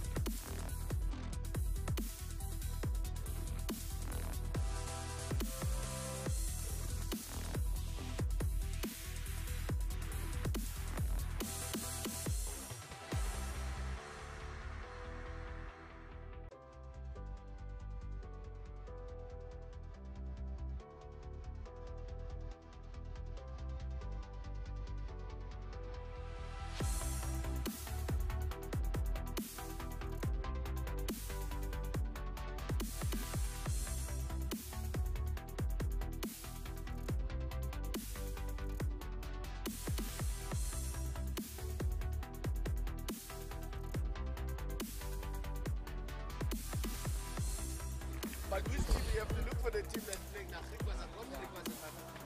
The Pumas about to take on the GRIQUAS. Bit of a Curry Cup final here that we saw a couple of weeks ago. The Pumas, of course, making history there, picking up the Curry Cup belt. Now let's see what the under-13s have in store. The last game there, the Blue Bulls are running riot against Viadia. 60 points in 50 minutes, quite impressive that one there. Now we head to the afternoon fixtures. Some mouth-watering ones coming up to see us through the afternoon. The Pumas, they'll be up against the GRIQUAS here. Referee just checking all is set.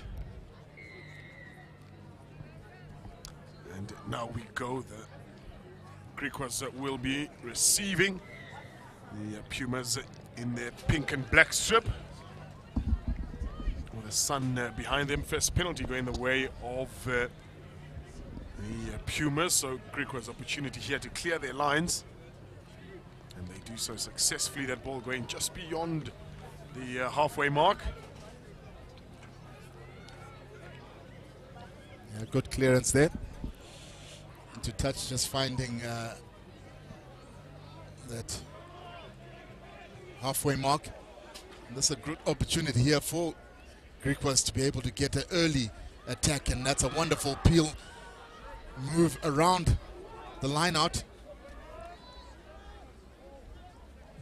Good contesting by the Pumas. A mismatch happening behind there. The fullback happy to clean things up, and he'll bring play closer to where it was a moment ago.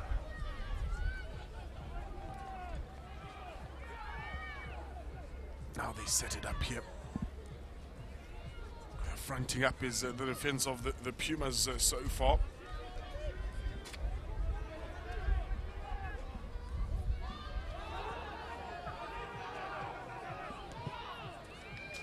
Looking for some space just behind his head there. That's a really good kick.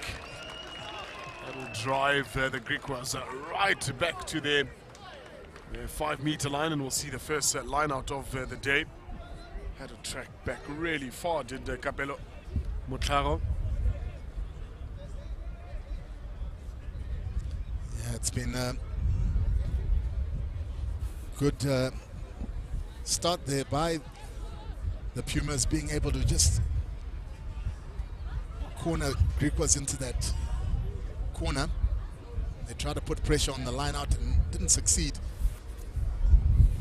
It just seems like there's a lot of uncertainty. Not two players, not quite sure who's got rights to the ball. They're almost standing, looking at each other, and finally the Pumas get the ball out. Pumas get the ball up. Standing tall there was Blake Farber. Comes again, this time for Manikerk.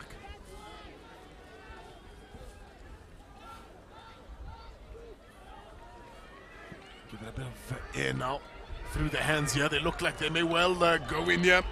They will go in. Ranzum Kabela will get first points on the board for the Pumas. Scoring that try there, all because of the big work rate and a monster kick that really drove the GRIQUAS back. Yeah, Kabela did well there. Just getting on the outside, and it was just a slick little pass that got him on the outside, and he was able to just go and dot down there. He will look to buy his loose forward a chocolate or so, just to reward him for that slick piece of play. But this has put the Pumas in a good place, because they were able to convert the extra two, and that's a well-struck kick there. Just pushing the Pumas in the lead here, 7 points to 0.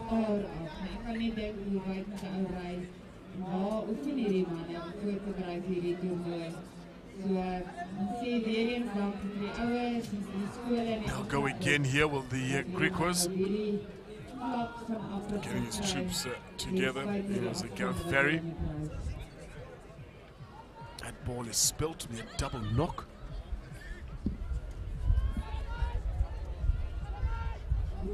No, he said it came off the chest, the referee. Missed his hands completely.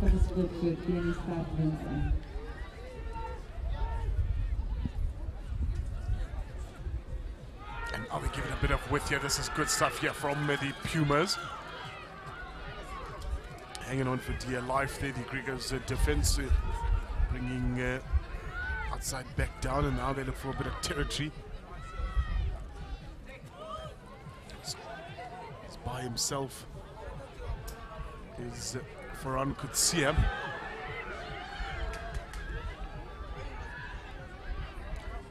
Seemingly those not in the fullback position, or not ordinarily play there.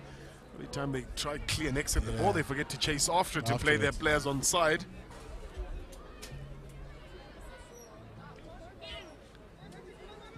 Divan Venter has been a real influence there on the left-hand side of the Pumas, in the strong ball carrier. Scored a couple of tries on Tuesday. Real powerful runner.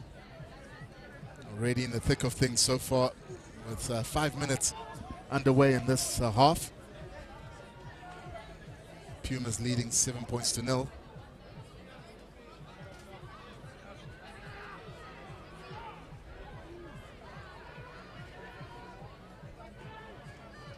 They come again here, the Pumas. Hang on to that ball slightly too long. In the inside center there.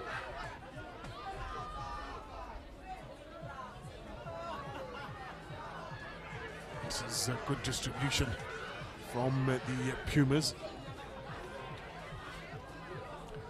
And ushered into a touch there. We'll have a line out GRIQUAS ball. An impressive piece of play there by Pumas, just surging their way downfield. But this is good contesting at the line out. It's always recommended that you always send up at least 2 or 3 jumpers, especially if you're putting pressure on opposition's line out and they're stuck in their 22. Because a couple of nerves and anxiety comes to the hooker when they needs to throw in there.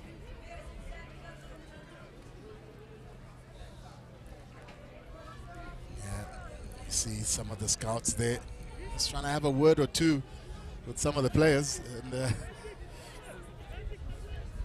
that's what these tournaments are about. I suppose it's a platform. There's the Yellow Brigade that are done now, because the Griffons are completed from their match, and those who didn't see, they are looking to do push-ups every time Griffons score a try. A wonderful skip pass here, and Devan Venter with a couple of handoffs, and he's in the corner on the opposite side of his wing. He's got big size,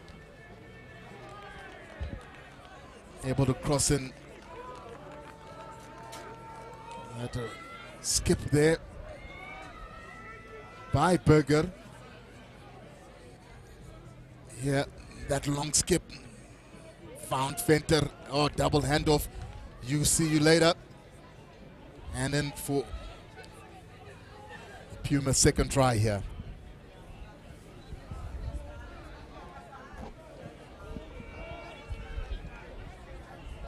Really good kick from the right-hand side. Quite some wind as well in the stadium, so that's a really good kick.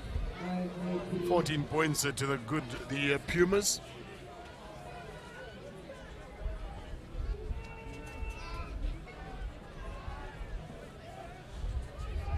Yeah, the GRIQUAS haven't really looked like showing any form of or signs of attack here. They've just been almost defending most of the time. But another kickoff, and this time the referee acknowledges the knock-on. Of course, he was in front of his own player and picked up the ball. That has resulted in a penalty here.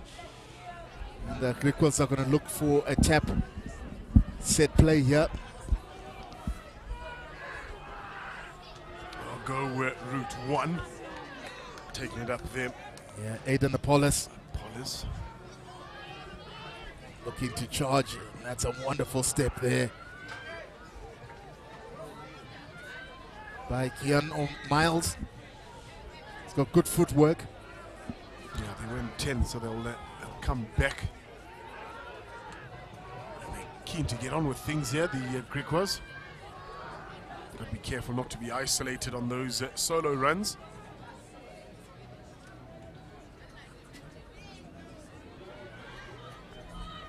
So, wrapped up there, Keanu Miles. It's stolen here by the Pumas, so their efforts come to nil. The GRIQUAS from that penalty advantage.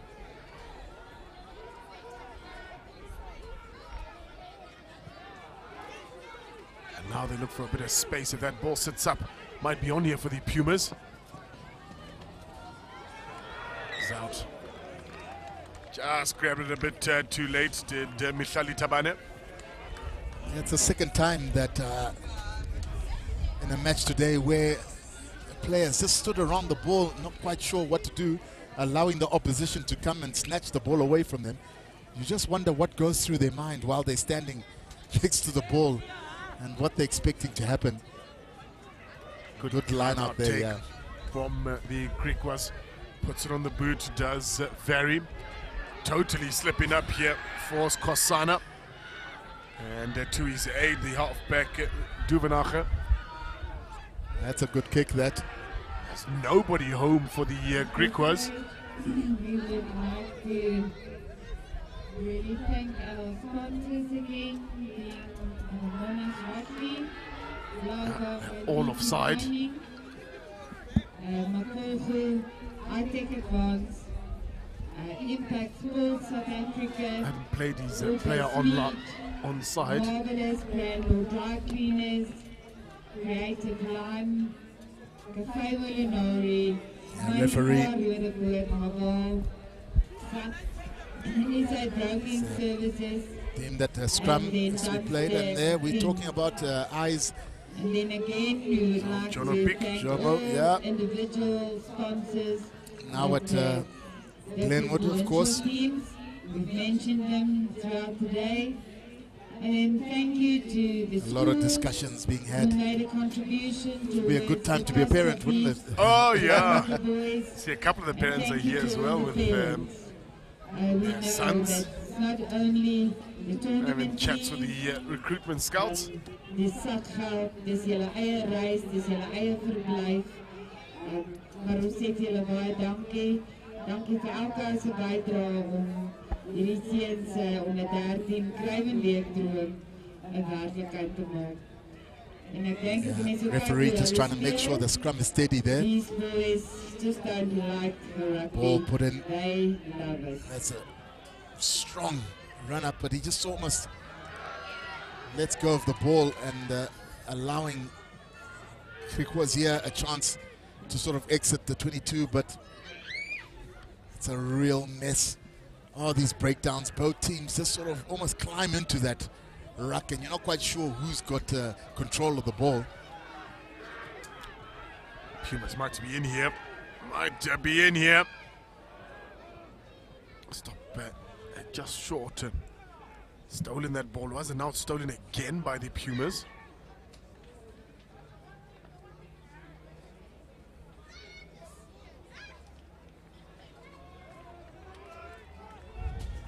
Is referee deeming that it was a knock-on? Or?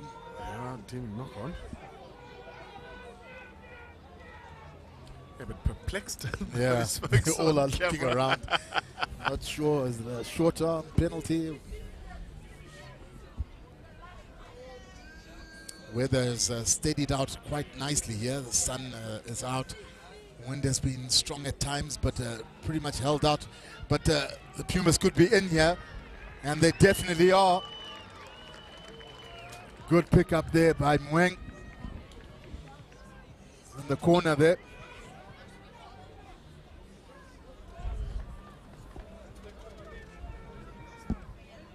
Lovely from the number 8, coming in for the Pumas' third try of the afternoon. Just picking up and going on the blind side and running over the winger, and he had 3 of the GRIQUAS players on his back as they joined him to score his try. Another great kick here, and it is over. Sure, he's been spot on with his goal kicking. Really has struck them well as Luan Berger.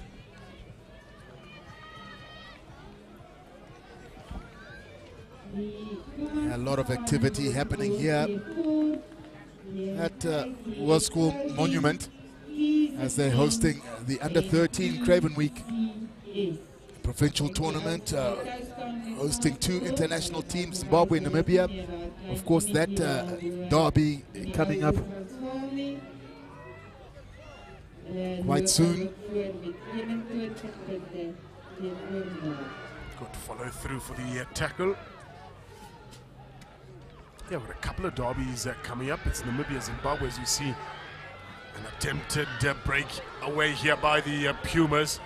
I was about to say, please don't tell me he's going to run through the entire team. Yeah, correct Almost decision. did. There by the referee, didn't let go of the ball in the tackle.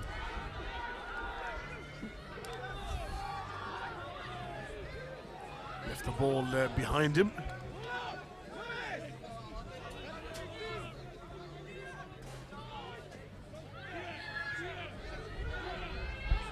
I mean, some big hits from they have been throughout the day.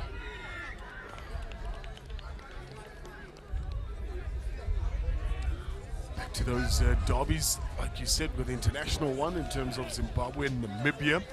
We've got the North-South as well. We've got the Lions versus Western Province. That takes place at 2 o'clock, if I'm not mistaken, post this game. Yeah, next match.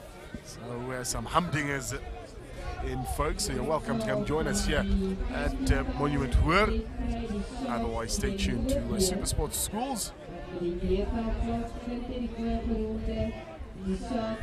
know, considering the amount of teams, and again goes to the quality of the organization here, the amount of talent that we've seen on those B fields as well.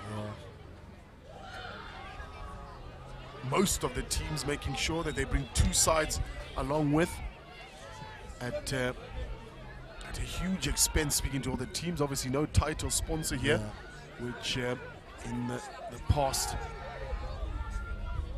is to provide subsidies for the teams in order to come down, but having to fill out their own pockets. So it's likely to see each of the provinces with individual sponsorships, whether it be kit, whether it be transport here, whether it be by any other means as well. So big thank you to all those donors and sponsors from the various provinces, ensuring that this tournament indeed runs, and to the local organizing committee, of course, and the sponsors here, from those hosting and boarding and feeding. Huge amounts of work go into the successes of such tournaments. And if there is anybody out there who'd like to be a title sponsor of the Craven Week, I'm sure SA Rugby and the local organizing committee will be all ears, so please do get involved. It's really good line break here. It's first time tackles becoming a problem, or lack thereof rather, from the GRIQUAS as they come again here. That's a timely attempted intercept. Yeah, ball just drifting slightly forward there. But you're right in what you're saying, Lucky, there. The defense of GRIQUAS just started slipping off, and you've got players of the Pumas just running at will, almost taking 3 or 4 defenders to bring them down, and that just makes it all the more difficult to be able to get a defensive system or pattern or line of some sort.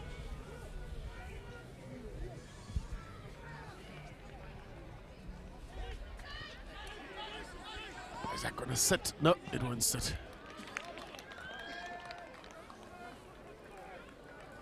Just on the line, so they'll come back.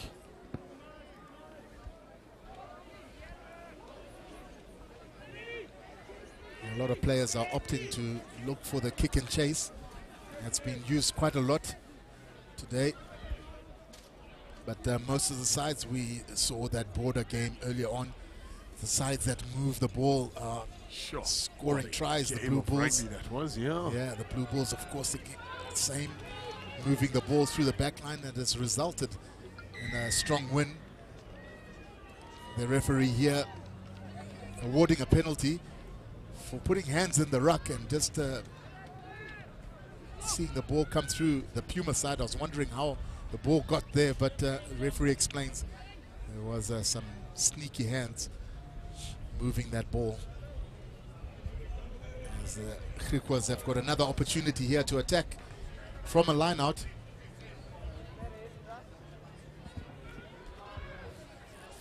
Just needing to get it up big here, the GRIQUAS.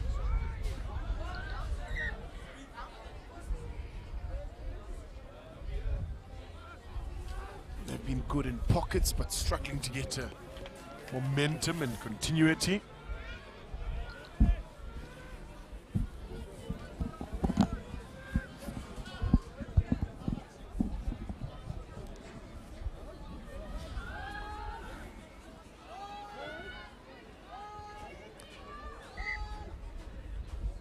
Not stable. That scrum referee would like to have that one again.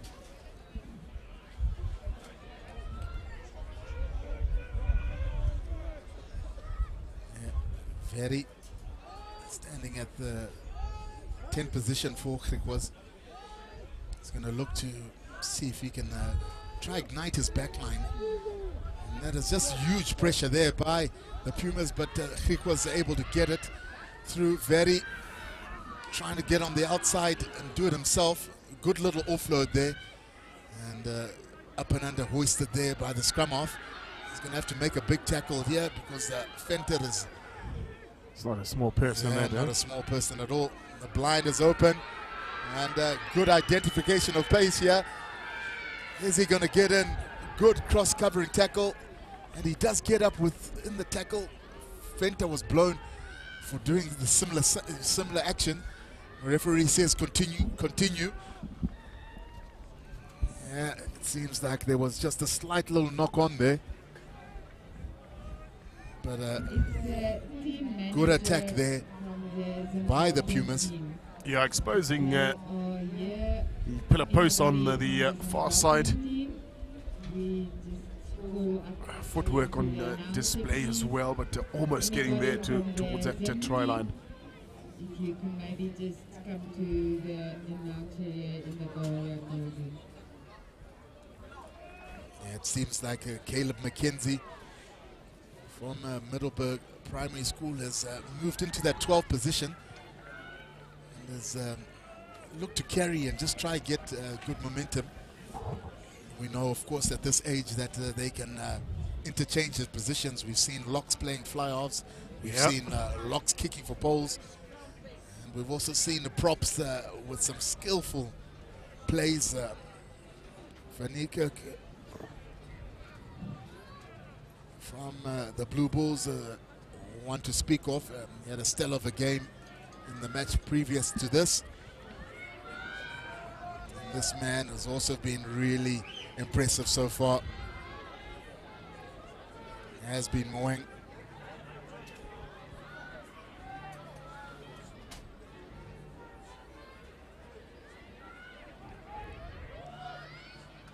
They use that short space very well, do the Pumas.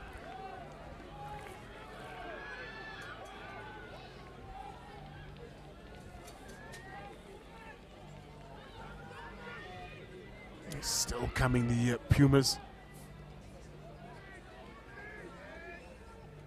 That ball spills out, but still available for them.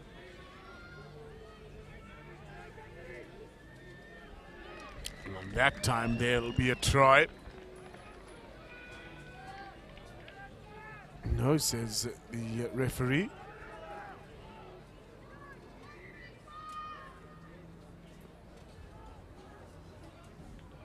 I want to have a word here with his AR.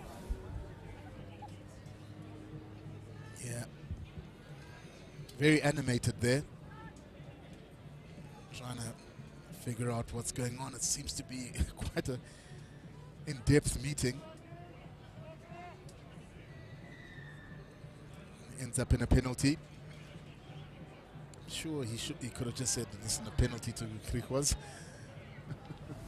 It's not like it was a vital try that was being discussed there, but I guess they've got processes that they need to go through. Yeah. Yeah, and we allow them to do that.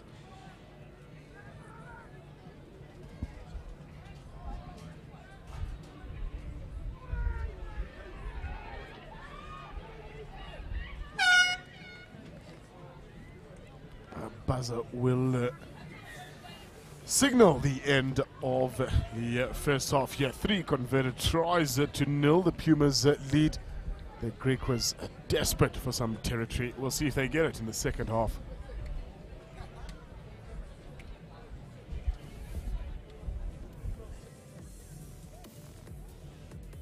die halftydtelling is van 21-0 in die guns van die PUMAS.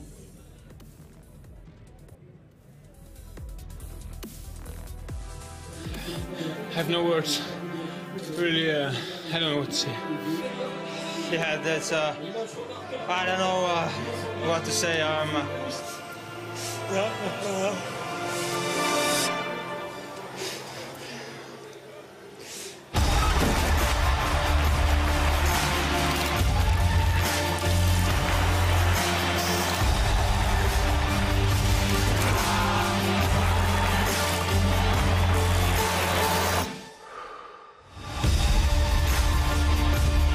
Tour de France on Supersport on DSTV. Proudly sponsored by Cecil Nurse and Marriott. You have too many new voice messages.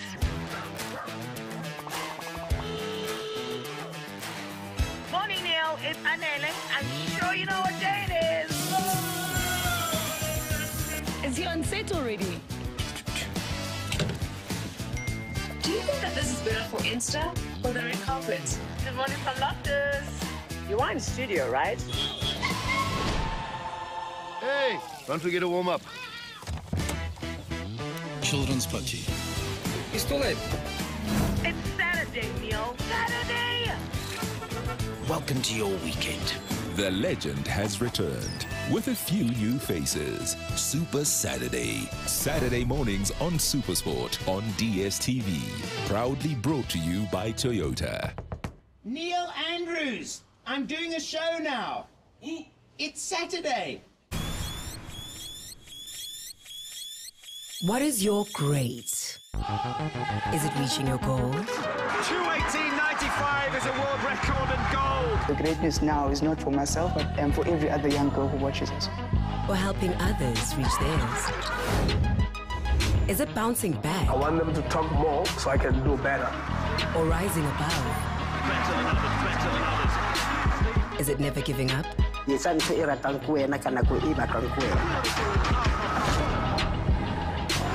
Or letting it go? The obstacles that they've had to overcome. What is your grade? How much I've defied the odds, chased my dreams, and lived my best life. Is it shifting the lens to others or to yourself?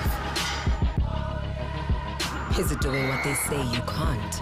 You need to have passion. You need to have confidence in yourself. Or making space for those who can?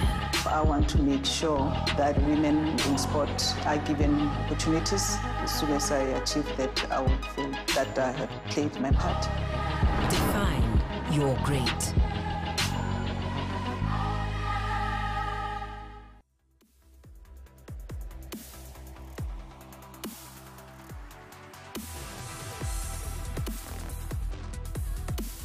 It's been all Pumas in the first half, 3 unanswered tries. Managed to convert all them as well. We see a couple of changes being made here by the GRIQUAS. Hopefully it will inspire them just to kick it up a notch. They've been good in patches, just struggled to string a couple of phases together. Hopefully they take advantage of the sun now being behind them, right into the Pumas. Nice high kick here.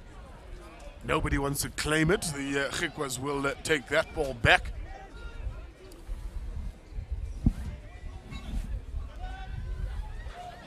A little bit messy. Somebody needs to tidy up. It's put on the foot by the flanker. Didn't realize he had support on his outside, but that's good work by Alder van Jaarsveld. Intercepted and lost.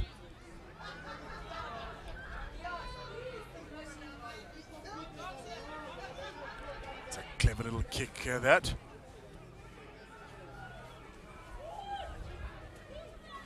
Advantage being played by the referee's got his arm out.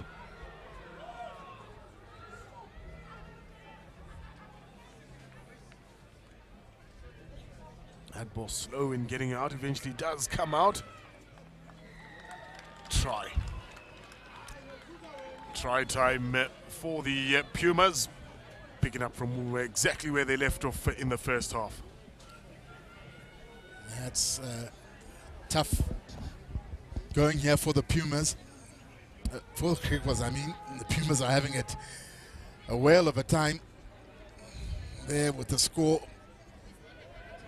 Got tackled, was able to have one movement, and of course then place the ball there. And good start here by the Pumas in the second half. And that kick looks to be well underway. He's been striking it so well. He has been, and adds the extra 2. And I'm sure the Pumas coaches are going to be looking to make a couple of substitutions now. You know, with a clear understanding that there's still matches tomorrow. Yeah. I understand that some other teams might not be playing following day.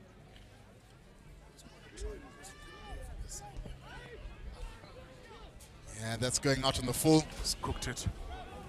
Yeah. You can see what the idea is. Throw it in that pocket there amongst those forwards. Yeah. Use the sun to your advantage, but on this occasion, just a little bit too much on it.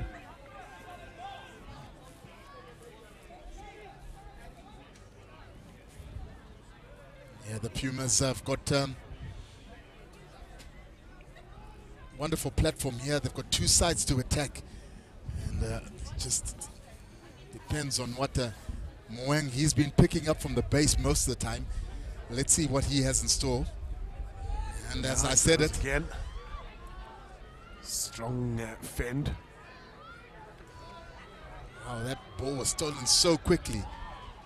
In a second, they were able to turn it over, and GRIQUAS have got a bit of a good movement here. It's not the biggest of people. Keanu Miles from the GRIQUAS, playing the flank position at just 53 kilos, but he does so well to get into those pockets and those hard to reach areas.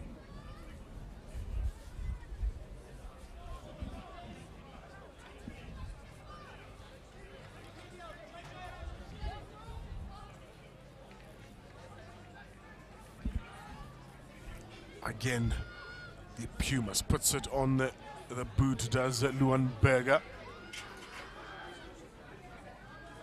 Very laterally, is going to go attempt around the whole team, almost regathering that one there. Now Pumas with an opportunity.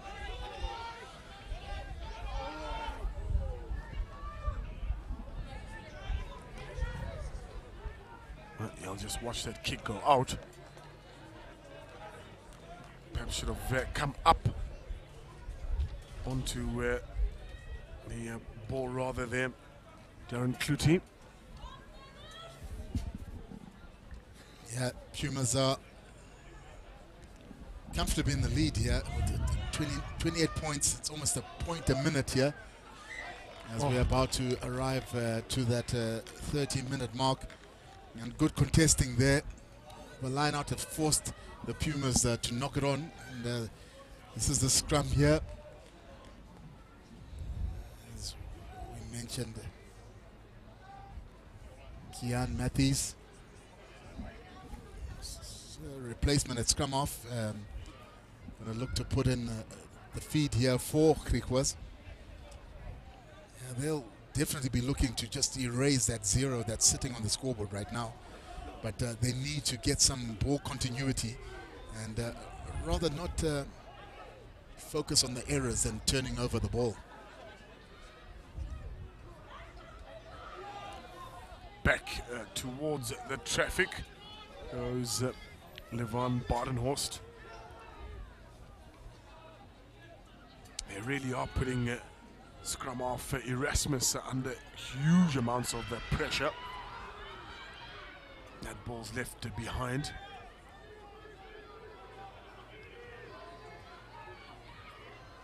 It's turned over as well onto the boot, and yeah, they'll come back. Referee was playing advantage for the knock-on. Yeah, slight little knock-on there as we look at the reserves there for GRIQUAS. Yeah, they don't look really enthusiastic to get on the park. Yeah, I in look with very that. comfortable Yeah, where they are. look fairly comfortable. They're like, no, we'll sit this one out. Some of the supporters just sharing their strategies of the game and how it's gone so far.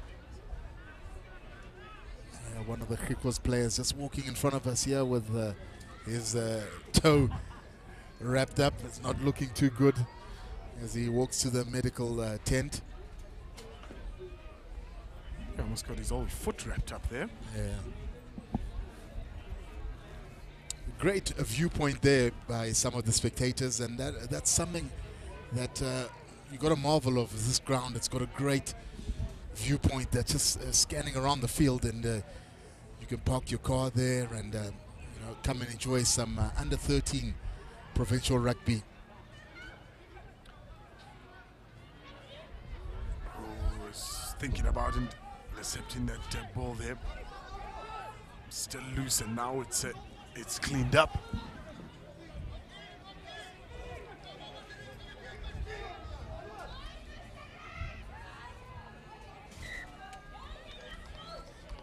Will be a knock. Talking about you know, the stadium here and the ample seating, as we see great views from the cameramen and ladies. Those of you that might not be familiar with the R. van Rooyen Stadium here at Monument, you'll see here another nice thing about this stadium. Not only can you park your bakkie and sit on the embankment, you can bring the family for a braai as well. They've got these man-made dugouts all around the stadium, so you can have a chop and dop while you watch some top-class interprovincial rugby. They're situated all around the stadium here.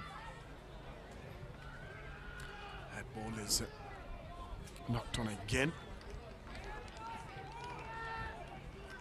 But they're really magnificent, those braai areas. There's some, the Yellow Brigade, for them, the Griffons, they take advantage of them as well. So it really does give a stadium atmosphere, and I don't know too many places where I can sit and have a braai whilst overlooking some top-class rugby. So a fantastic stadium here at Monument Wur.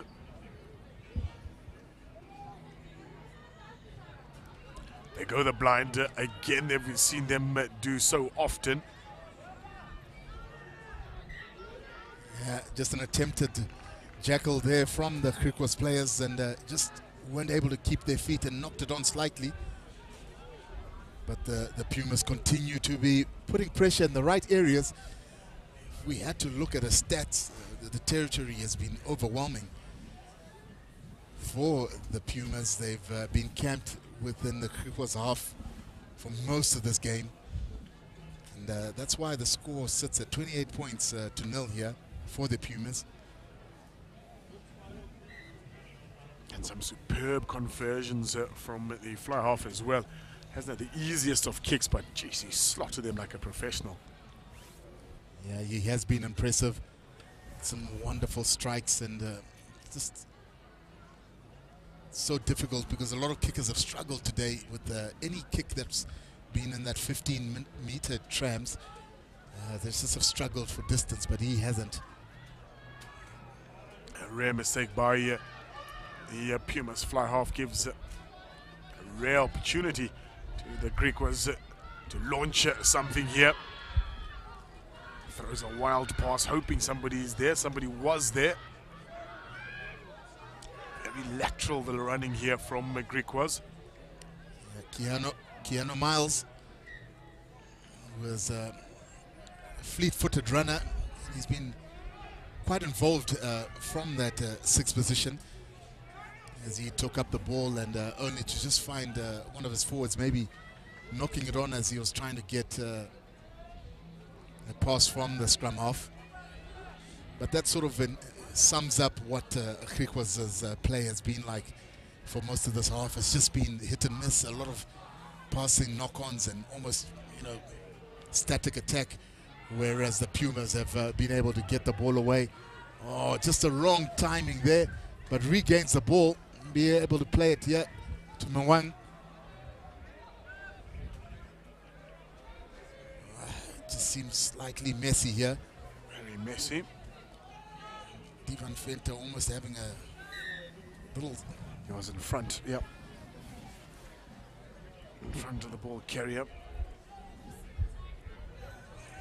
That resulted in a penalty there.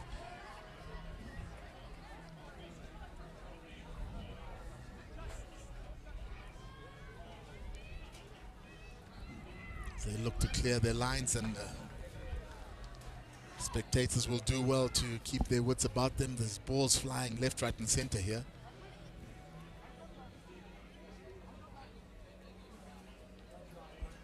The Pumas are comfortably in the lead and have shown some great tries at glimpses. It just hasn't been a match that GRIQUAS will want to remember, because everything they've tried to do hasn't come off pretty well, and even contesting at the ruck there, referee just communicating with them to let go of the ball.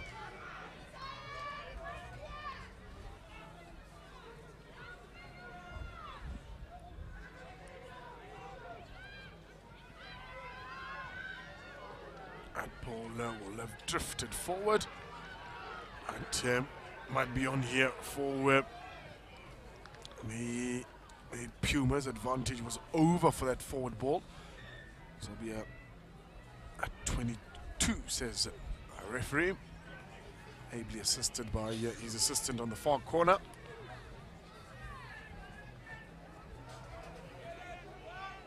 Seems like they're not quite sure they're coming in for a scrum. Now take it quickly. They're about to tap and go with the GRIQUAS. And now everybody seems to know what's going on. And that's that communication from the officials that you keep speaking about, Kennedy. Just molding the young minds and helping them out in technical things.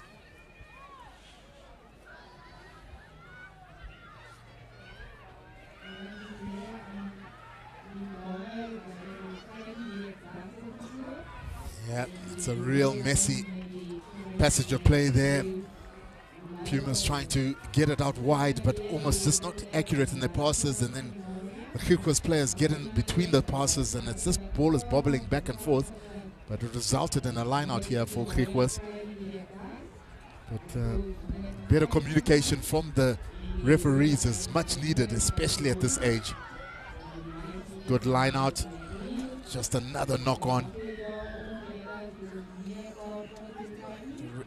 Yeah, you just felt that the knock-on was the first offense, but the late tackle was the second offense. But the referee awards the penalty. And GRIQUAS just trying to decide what they need to do.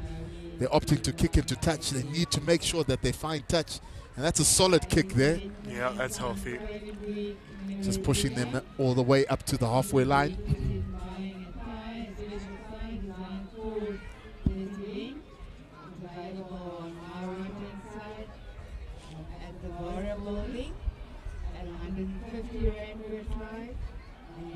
Just getting up to the 40-minute mark with almost 10 minutes left.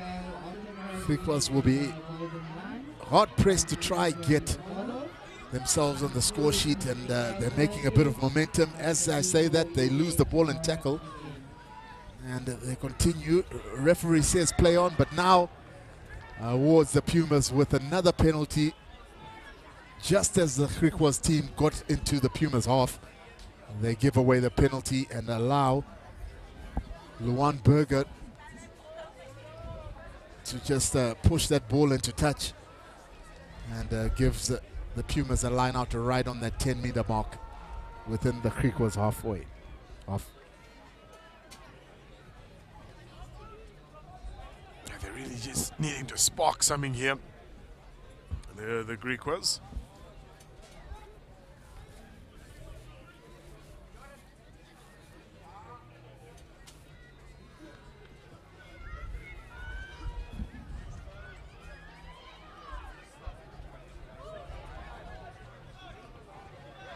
Now it's on here for the Pumas. Venter's been strong for the entirety of this tournament. Now the cross kick. Great kick. Oh, Just thought it would bounce on the outside, but they had a number overlap, and they still have put GRIQUAS under pressure here, trying to clear their lines.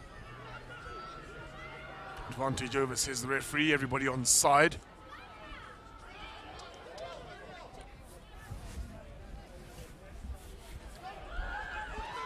Oh, you're slow to get into second gear. Yeah. He would have been gone there. The center from the GRIQUAS LJ base.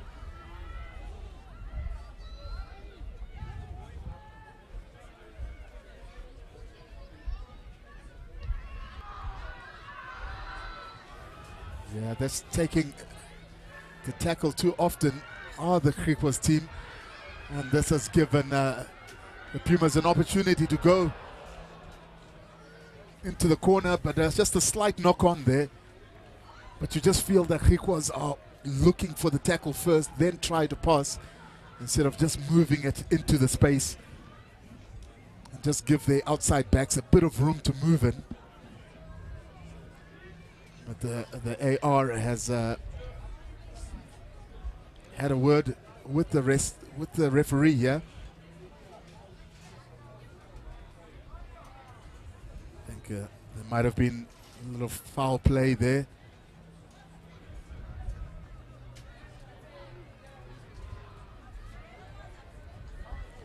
A lot of GRIQUAS players all on the floor there. Some of them are tired, injured. It's been a heavy physical battle for them so far in this match, and of course them backing up. This is day 3. A lot of bodies are sore, but it applies to both sides. The referee, I think, has just asked the captains to go and have a word with their teams. There's almost 6 minutes left in this match. Yeah, the Pumas contingent not too interested. Yeah. Sure, they get the general message. Yeah, I'll tell us to behave. There's been just 1 or 2 incidences off the ball that I'm sure the referee just wants to tidy up. So it's a knock on here and a scrum for GRIQUAS, and it'll be interesting to see if they will look to run it out from here. There's not much to lose. It's the lowest risk play, as you'd say. No high risk play in this stage of the game. And there's been a tight hit here by the Pumas. They will do well to move the ball out wide. One more and needed. This will be in. Venter in for a great transition try there. They got the tight hit, did the Pumas, and the backs did the rest. Well done. Good ball movement, a skip, almost unintentionally getting it to bounce, but this pass, Venter did well, just gathering in the ball. Well deserved. He's been carrying the ball and having to beat, most of the times, almost 6 or 7 cross defenders. But this time he was able to just canter in. As, just not going to hold his line. Berger misses the attempt there for the kick. As the score is sitting now at 33 points to 0. With almost 5 minutes left in the game now. Just looking at the body posture of the GRIQUAS coming up to this kick. It's a lot of sore and tired bodies.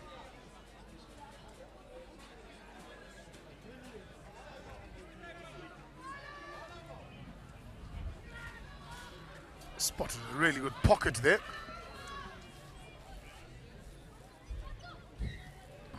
That's carried back. It's a attack scrum here. He wasn't taking any chances, the halfback.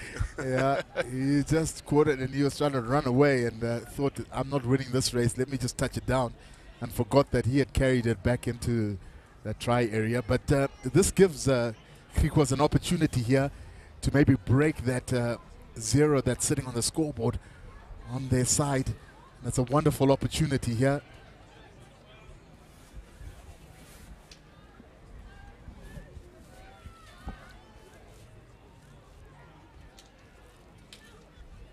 Scrum put in.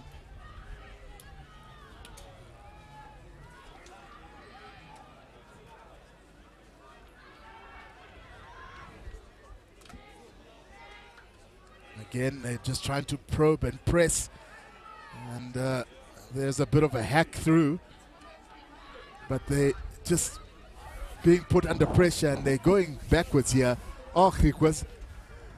The Pumas are going to continue to put pressure on that breakdown. But they just haven't been able to make good yardage, have the GRIQUAS team here. They've got a bit of a blind opening up, but Pumas have stolen the ball. The referee says it was illegal.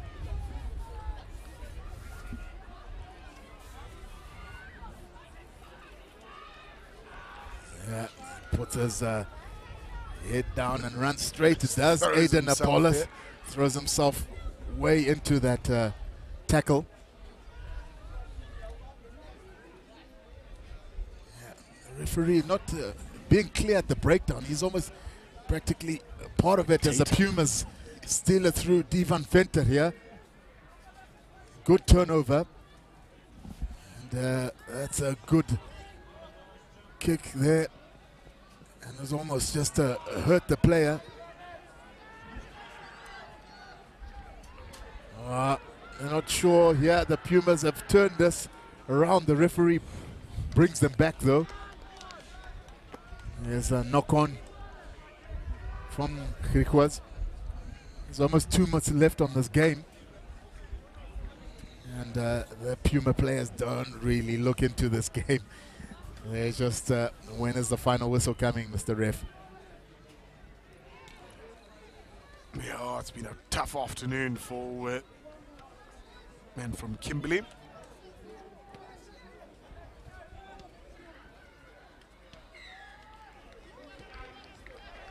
And a scrum penalty very late in the half for the GRIQUAS.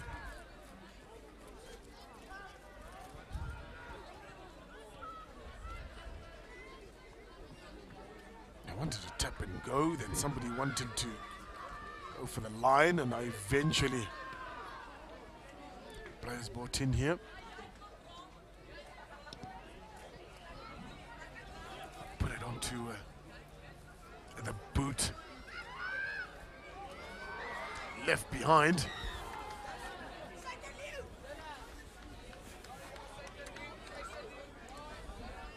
Yeah, a lot of frustration now. The players are really unhappy with how the proceedings have gone for GRIQUAS.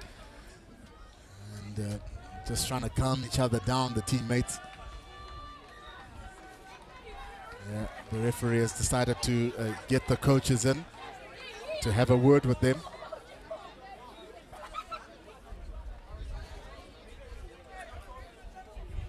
Yeah. The big figure of the coach there, very imposing, and the referee did. He was rather courageous in being able to step to him and explain to him what had gone on. You can just see the desperation as GRIQUAS would like to get on the scoreboard here, but they just haven't been in this race at all.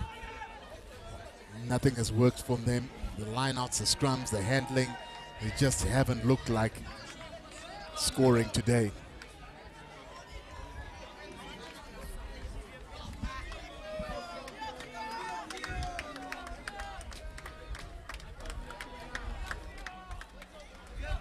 Pumas have to work something from deep here.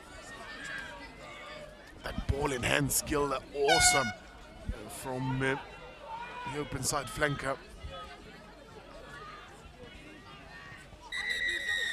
Yeah, I think that about wraps it up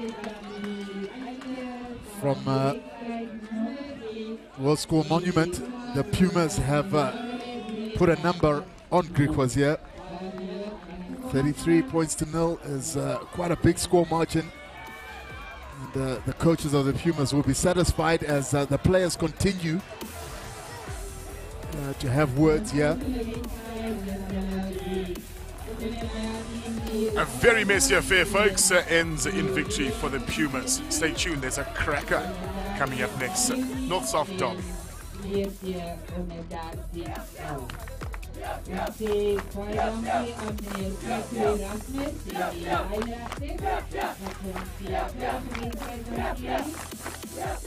die selfs never nil now. Waar die skeidsregter is vir die voting, they said it used in die BFF. Nou is dit 0-1 swart. Die speler van die wedstryd, van ons vorige wedstryd van die PUMAS, die verkeering van Ardiva en Feestheid, en her out,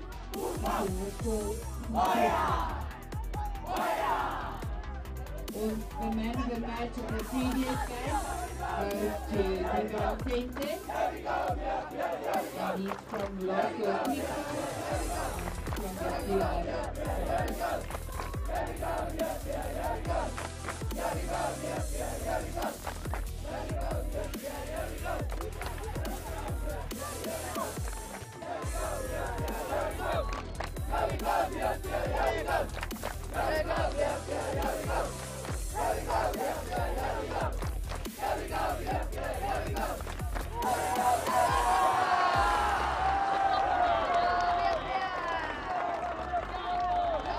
Dit is van die nieuws die weet weer. En die nieuws wordt teruggebeurd door Mahindra Rodevoort. En die weet weer, die DHL. Overwhelmed with the GRIQUAS over the Pumas 33 to the good victory there for the Pumas.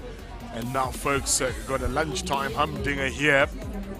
It's a north-south derby between Western Province and they'll take on the hosting province, the Golden Lions. Teams have made their way onto the park. Just waiting for the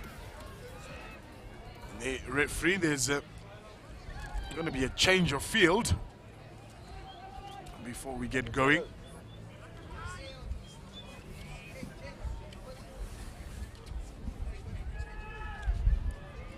Now the team's on the right side of the field.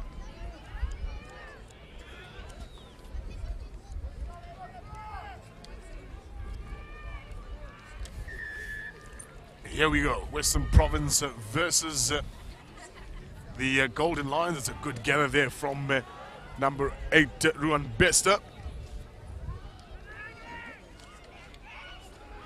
And now the forwards setting up a platform here from which the backline can launch. It's a good ball there through to Blessing Monareng, but a penalty against the run there. And early intentions here from Western Province as they opt to go for the post. That kick almost dead straight in front, just in front of the 10-meter line here. Yeah, I tell you, lucky this game has just brought everyone from wherever they were hiding. We sort of doubled in numbers. Clearly, this is an enticing encounter amongst everyone that's around here. Western Province and the Lions have had a good 2 days that they have to do things, and now obviously the two giants meet each other. I mean, a couple of players have really been outstanding from the Lions. Opiri with his fellow Hill and Locke have been instrumental. Monarengo just gave a penalty away. Now he's been dangerous with his off-runners. I mean, Abu, the smallest man in the Lions backline, is really playing with big heart. As Western Province decide to actually get on the scoreboard as soon as possible. Remember, that is also a pressure cooker in terms of getting yourself in the right place. Tahir Joseph's there with 3 points against the Lions. You speak about Monareng. He hasn't been walking nicely since he got taken down there. Timed that tackle to perfection. Expect some big hits. You can still see Monareng as he joins that line there, still hopping. That left knee of his heavily strapped up. No, he's not comfortable. No. Coaches, if you can see it, it means you can't miss it. Yeah, no. Doesn't look comfortable at all. Perhaps he's just trying to see if he can run it off.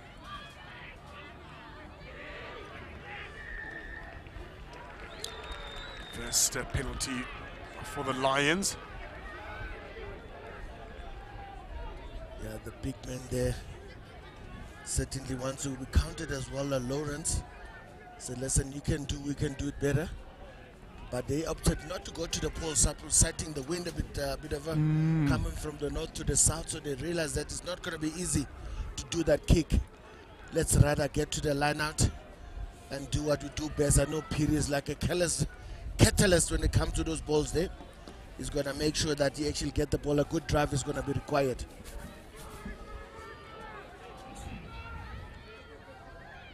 Ball comes out here. There's Munareng, and again you could see not comfortable going into that run there. Thumping tackle on him.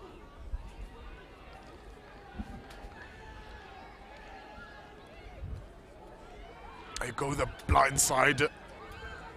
Hung on for dear life, the left winger from Western Province there. Now they come again here, the Golden Lions.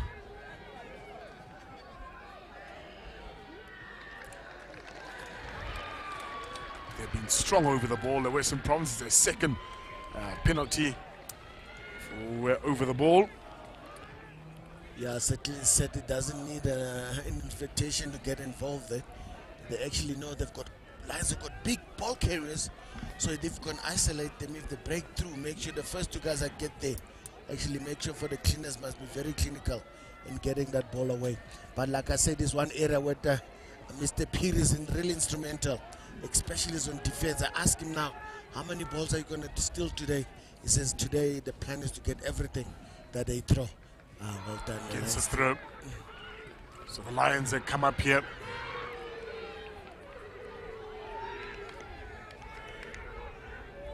Better the cleaning this time from the Golden Lions. Munareng gets that ball out towards his center partner there. Henrik Bosch. They're all offside, the entire backline there from Western Province.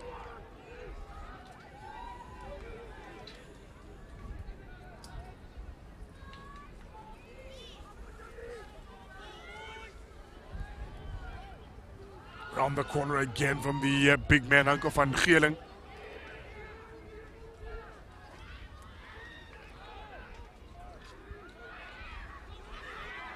Blessing Munareng. Geez, they make full use of him. The, broken or not broken? Yeah.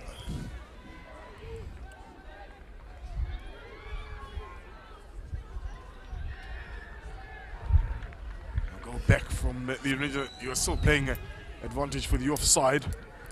I think this one is also a kickable one.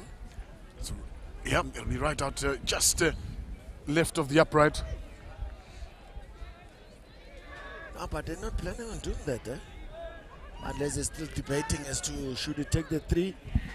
No, listen, now this the, first one to play. The signal from the bench is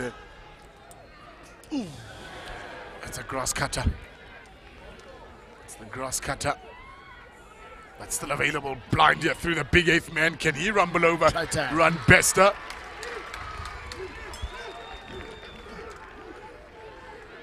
Clearly these kids knew something better that the coaches didn't know. The coaches were happy to get 5, but clearly they were tasting something sweeter. And they listen, we're going to tap and go, not even a line out, which is more safer. They actually were tapping, like, listen, we're taking up. But if you got players like Van Geelen, why not? But then obviously responsive cleaning was actually very profound as well. That gave an opportunity to the number 8, who's been in the thick of things as well. Remember now, everyone is thinking only Van Geelen is a ball carrier.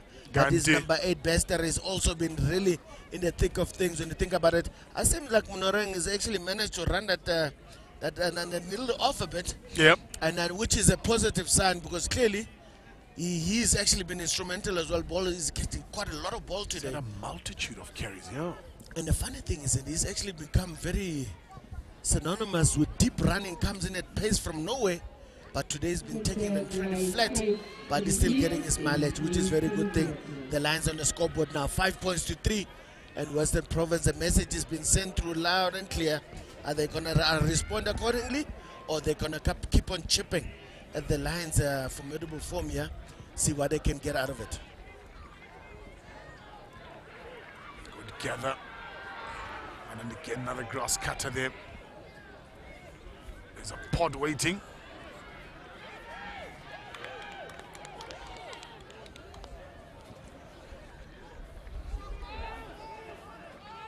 It's been resolute, the Western Province defense. No. Just drops it there. Gets a thumping tackle from Van Geelen for his efforts as well. Obviously, Barnard unable to hold on to that one on a counter-attack from the fullback. It was a decent pass. It was a floating pass that actually indicated, listen, you need to come and think into space. Unfortunately, unable to hold on. I think the Lions are going to set up for a scrum, yeah. But like I said, I mean, the service is going to be key. A little scrum of gave Van Geelen a bit of a hanger there. But they managed to manage the situation. What did they do in the scrum? Oh, penalty. You can't take the ball in front of the player.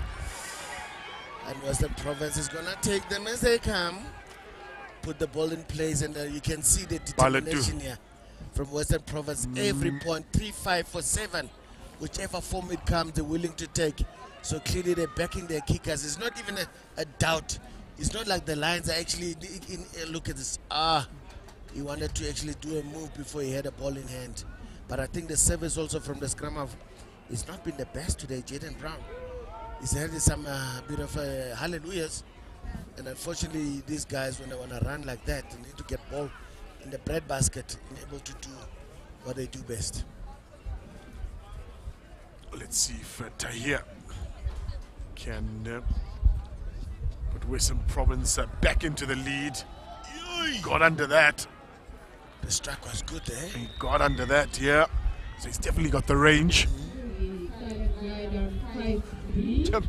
Just having a look at the Golden Lions coaching bench. Do you think we got enough coaches? There's 1, 2, 3, 4, 5, 6. Rugby is becoming a specialist sport. Lucky. You need specialist people. You know, you got to look at the finer details. Turnover.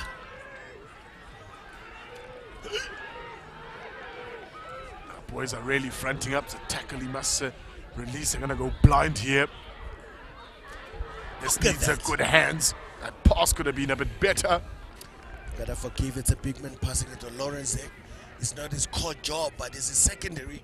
But you can see the hands obviously was indicating intention was to pass. Ball into hands, that was actually the basic fundamental is in place, just the quality. And it also going on the wrong side is going to the right. Not a lot of people can pass to the right because it's actually difficult pushing with your left hand. But there's a couple of players that's cute. Certainly sent to Western Province in a courier bag. DHL style. No, DHL has come to the party here. They're ready to transport whatever's needed to be transported.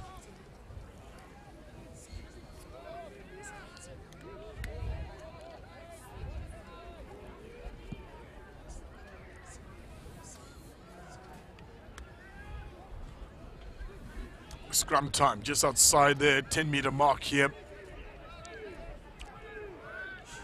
8 pickup from the Lions. As well dealt with is Ruan Bester. Still available for the home side. And loop and now pass across here. Needs one more. Should I go?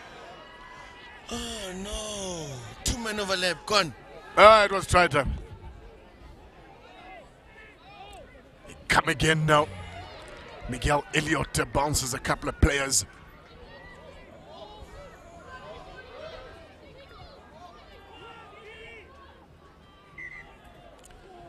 Wow, opportunity missed. He didn't have to even think about it. No! It was already a hallelujah pass coming to him. He should have had the presence of mind. Said, listen, get the ball as quickly as wide as possible. He had 2 men and he could have actually been support as well. He might have come back. Yes, he could have come back. Because those 2 players would have had to make a plan. They have been chased for all money. And that's an opportunity the Lions will probably rule. If not, they'll probably get better and actually come out of better of this. But they need to do this scrum now. Obviously, the big man there Again, Van Staden needs to really put the hammer on Western Province to get that. I think they're not very stable. They look a bit loose. Actually, the Lions themselves look like they're trying to do this individually, and it's key that if they do it individually, it might not be as easy. I mean, Ziata Yapi there, and his teammates are going to make sure they're tighter, because the tighter you are, sometimes you survive in a pack instead of individuals. As I was saying, the Lions are a little disjointed in that pack. Over eager and maybe get going as well, and they give away a free kick for bad discipline. Look at that. With ease, effortless. Well under it was Ruan Mulder. Gets past one, a second and a third to take him down. Looking for territory here. Ethan Kruger. Whoa! That's right down his throat.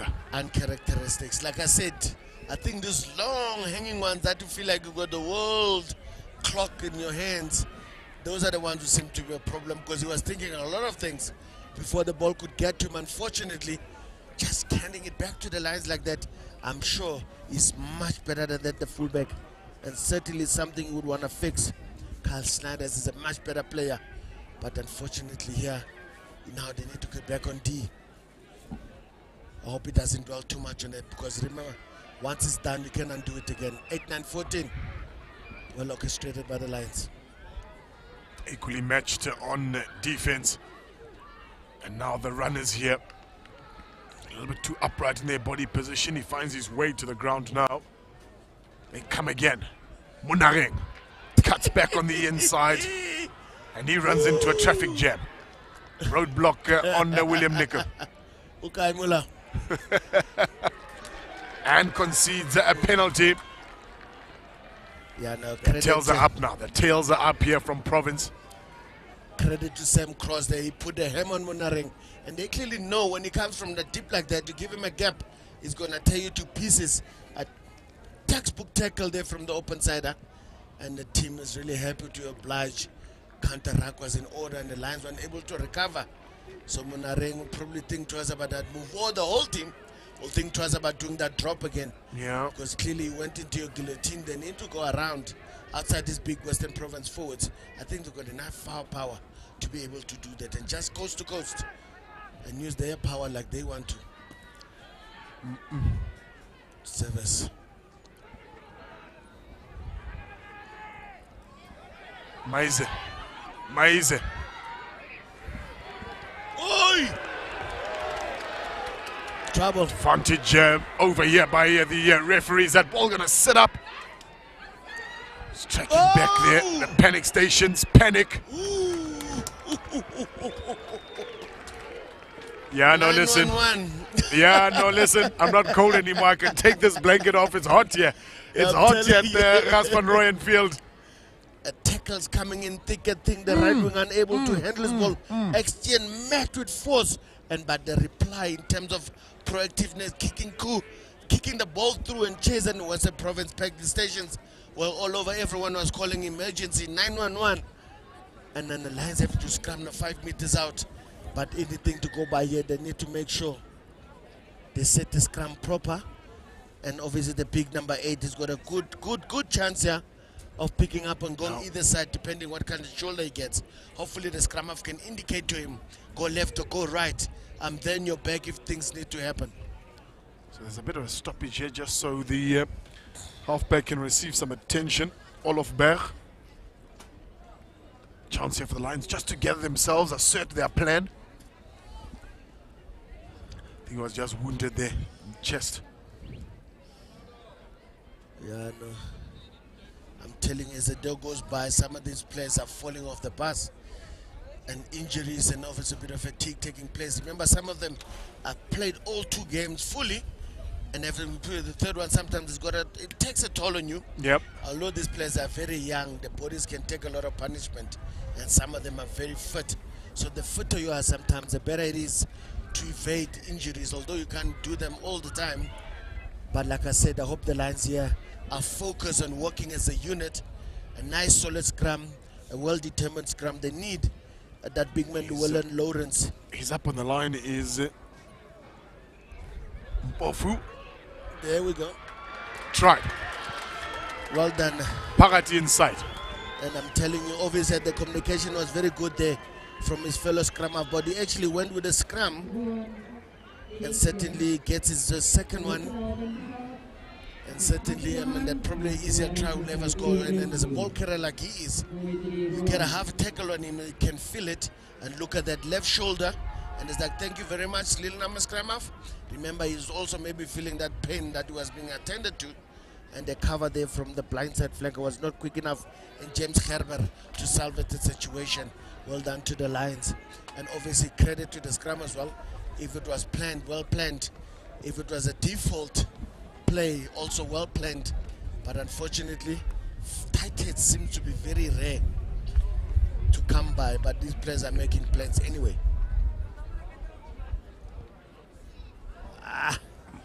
It'll hold its line, which is across the face. So 2 tries versus the 1 penalty of Western Province. 7 points the difference.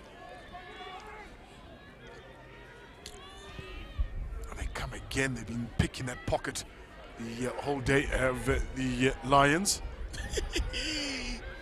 Don't let that man go, he's dangerous. He might look like a giraffe, but he does move like a cheetah. And certainly a lion with so much talent on his side here. And remember now, he might have run out of touch, but he's not stressing because he knows he's got a good chance. He's going to apply pressure in his line out and obviously make it difficult for the hooker. And they just disrupt the line out, but the line just enough, yep. Yeah, just to give enough to make it a fighting spirit. And then obviously Van Kelen got underneath that man, and man's got biceps for the world. But the Western Province fight to live another day. Oh, left the ball behind. Oh, lolo, oh, lolo, oh, lolo. Pop. Half gap here. He needs some support as the big number 8. Good steal from Western Province. Good steal from the open sider. Operating like a true professional. He was only there to cover whatever was leaking, and he ended up coming with the gold, coming out with the goods.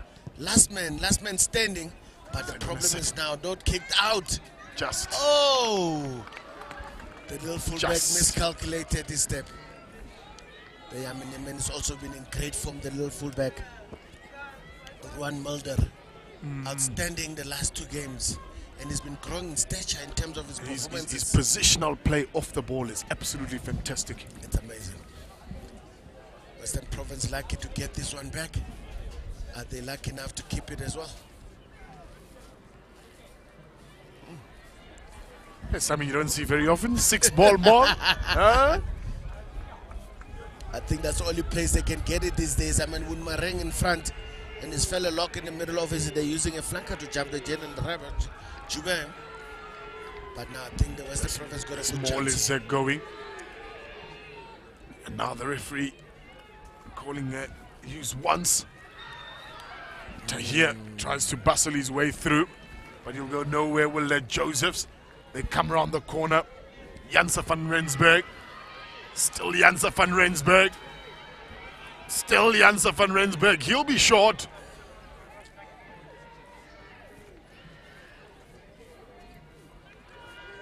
Just a clutter of bodies everywhere there. I think Western Province has lost it in that process. Why is the hand on the other side? Why is his hand up, ref? And it was pointing to the lion side. Josephs. He has a bit of a look. Changes direction here. Should be done. With Kadil. No, he scored it. He scored it. As well. He had to score because when you got a left winger like a Vombera and you don't use him, I'm sure the coach would be livid with that opportunity that actually the Lions didn't see it coming.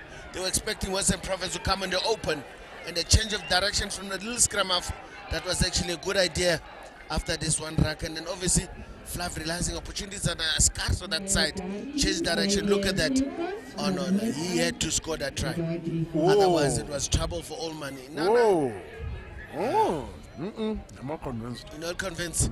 And some of the Lions players agree with you as well. I saw those arms thrown in the air. He looked a bit short there, and then lost forward. Or maybe you're allowed to place. Remember, you can be short. He can place, but he lost it. Place. No, remember, he placed it with his backhand. Unless they consider the hand part of the ball. Certainly on the scoreboard there, Western Province. I'm surprised that ball was not kicked over. Okay. Unfortunately, that opportunity missed. The Lions are ready to get back. Oh! The ref just got everyone standing off. Where?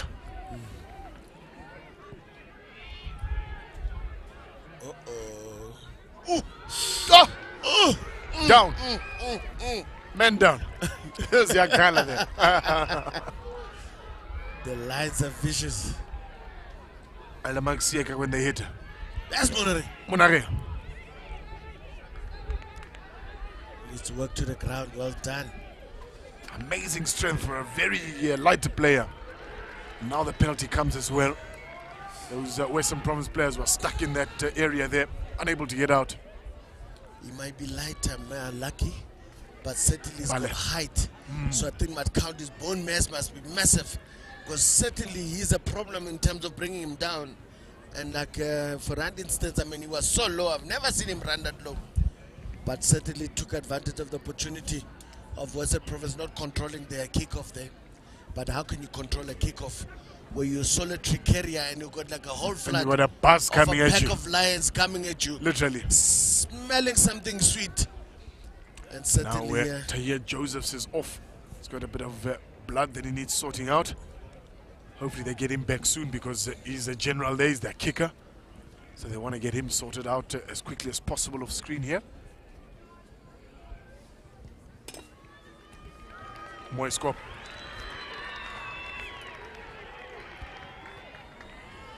Mooi strafskopie. That'll get his confidence up. He missed his first two conversion attempts. So I feel he's got his straps on here.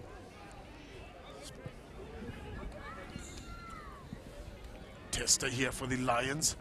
Puts it immediately onto the boot. And now space to the left-hand side here. Here come Western Province with Josephs. Josephs off to O'Connor. And now it's gone onto the wing that looks slightly forward. It's a penalty for... or late tackle. After. Jesus, half-time already. Feels like the game has just started. The slingshot was released already on that tackle on the inside center, and unfortunately the ref was not happy with it on Tahir Joseph. Let's see that, and obviously, oh no. Yeah. I think also it could be the question of pass horizontal as well, because he lifted him. And was it Monareng? It looked like Monareng that actually threw that tackle in there. Yeah, no, certainly this man can do everything at this point in time. But like I said, Western Province got a chance here of just pushing the lines a little bit.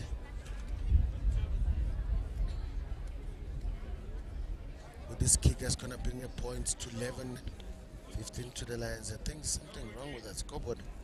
But our scoreboard is correctly in line. Yeah, no, ours is on par. The home scoreboard is malfunctioning slightly.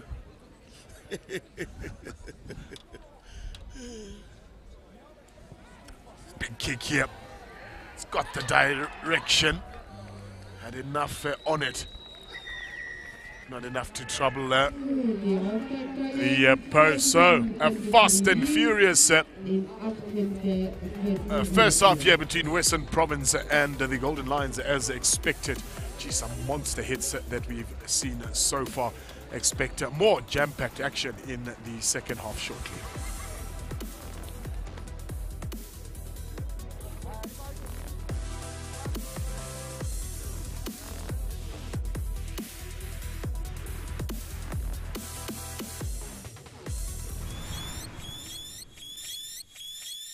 What is your grade?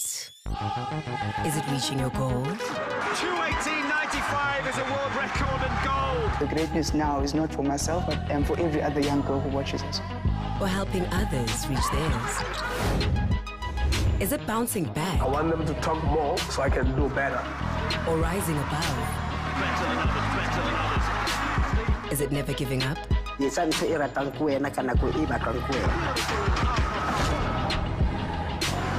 letting it go? The obstacles that they've had to overcome. What is your great? How much I've defied the odds, chased my dreams, and lived my best life. Is it shifting the lens to others or to yourself? Is it doing what they say you can't?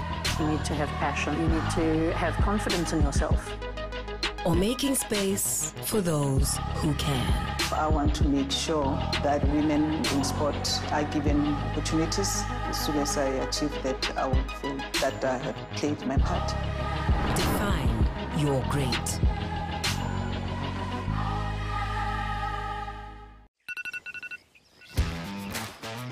You have too many new voice messages.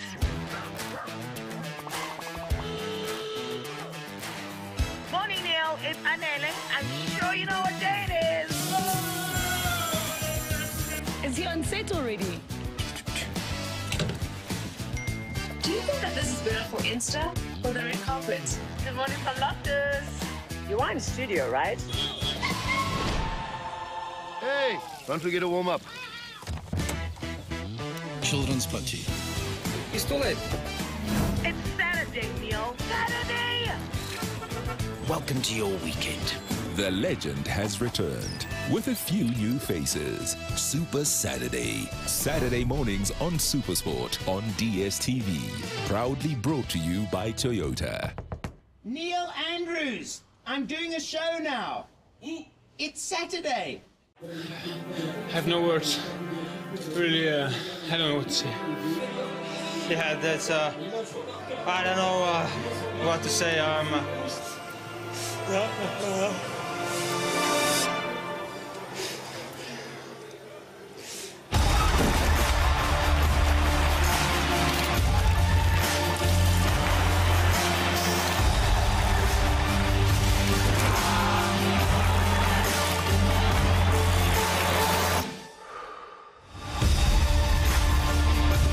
The Tour de France on Supersport on DSTV.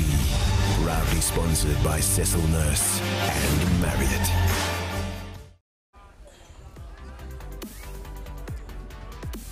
An extended chat from the Golden Lions, making sure they use all the time they've got allotted to them. On the other hand, Western Province, theirs was short and sharp, and players almost standing ready. Just have another chat with the referee there. He's done that quite well, the captain from Western Province, always asking the referee for explanations, for reasons, double checking certain things as well. Some good leadership characteristics there from his side. Usually a lot of players normally don't know how to handle the ref.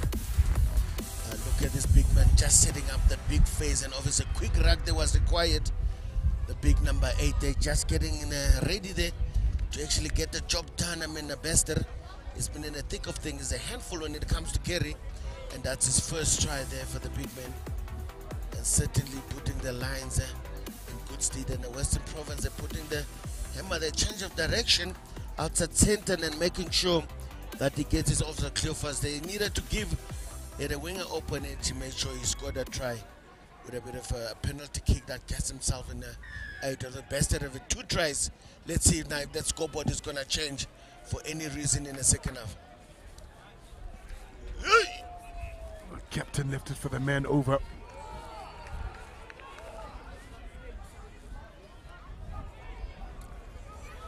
From deep here, Western Province, it's a really good carry from Janse van Rensburg.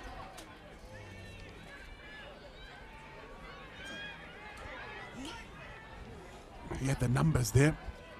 Perhaps a kick not the best option. There's trouble here. Picked it up just at the right time here. He's by himself. He's all alone, the fullback.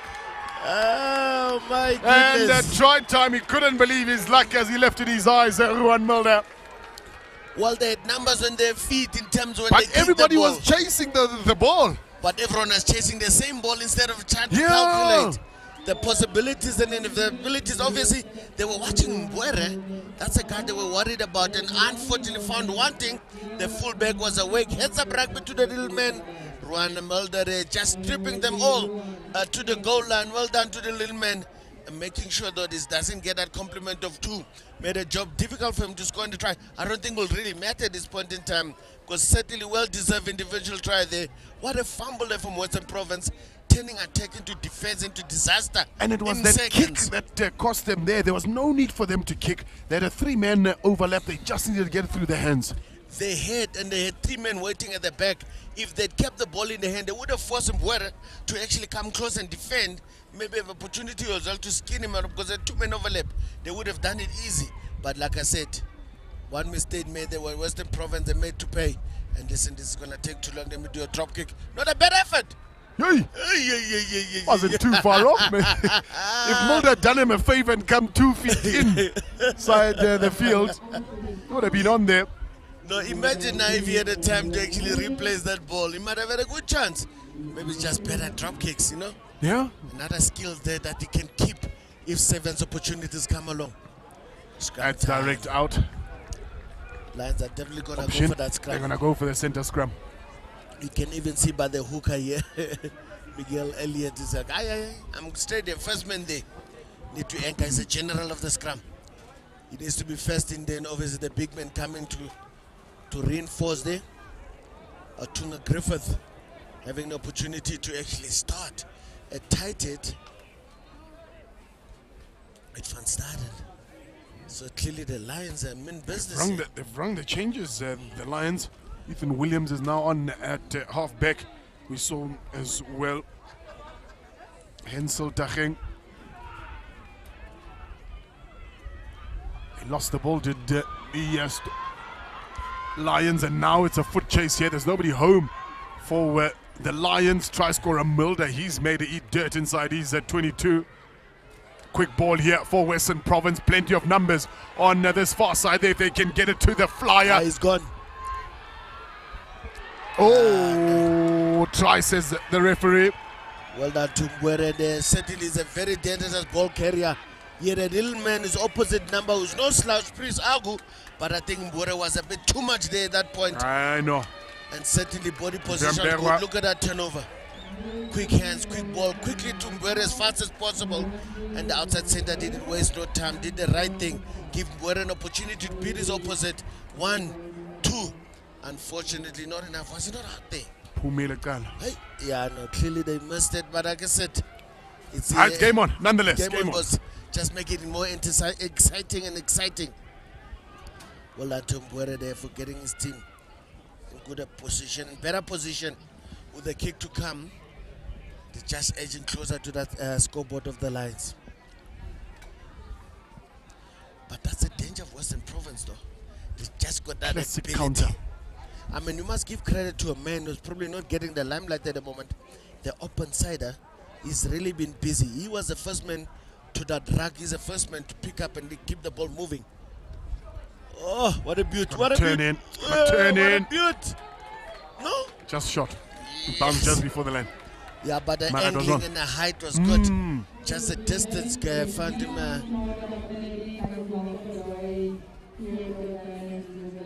Now we've got a game in our hands here. And the team that falls asleep in a second is in trouble. One mistake. One mistake. You get punished.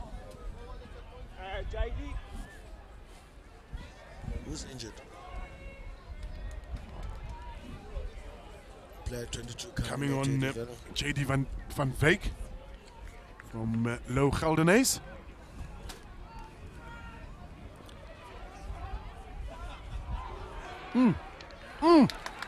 Halala. And it's still going. Still going. Just quality clean there required.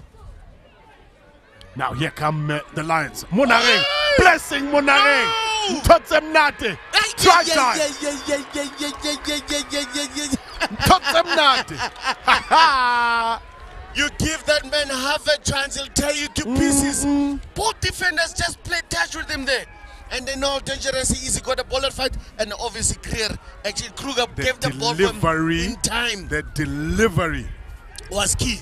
Look at this. Didn't waste time.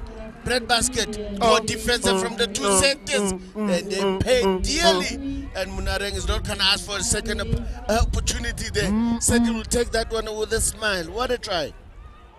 But he must take credit. There's the hook as well. Miguel Elliott, who got some meters from that kickoff. Was a brilliant carry into the 22 to set that platform up. He basically put that whole Western Province team under pressure. And then they quick went 6 recycling. and 7. That was key. Beautiful rugby here indeed. The Lions are really not letting go added. The tails up here for the Lions. Work back to do for Western Province. He's having another chat to the captain there from Western Province. Maybe he's asking, how do we stop this Munareng guy? Must be the only thing, because there's nothing the Lions that are doing that's illegal, because the ref would have picked it up by now. It's a deep start there from Josephs. Agu. No. I think the grass disturbed them a little bit. That little slippery and slide situation. We can't even say slice off the boot now. No, it's not bad actually.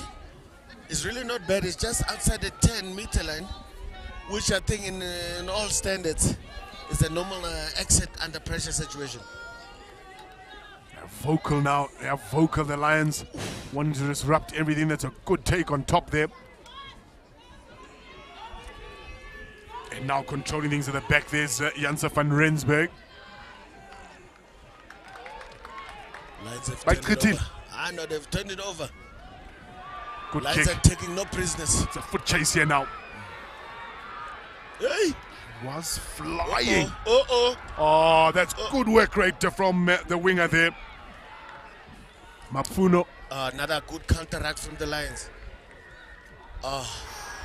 Someone had sticky fingers in there. Yeah.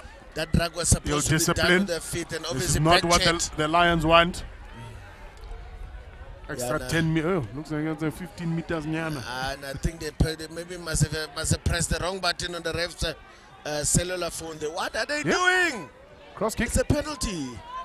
Oh, Agu, they're asking for trouble. Cross kick. On a penalty.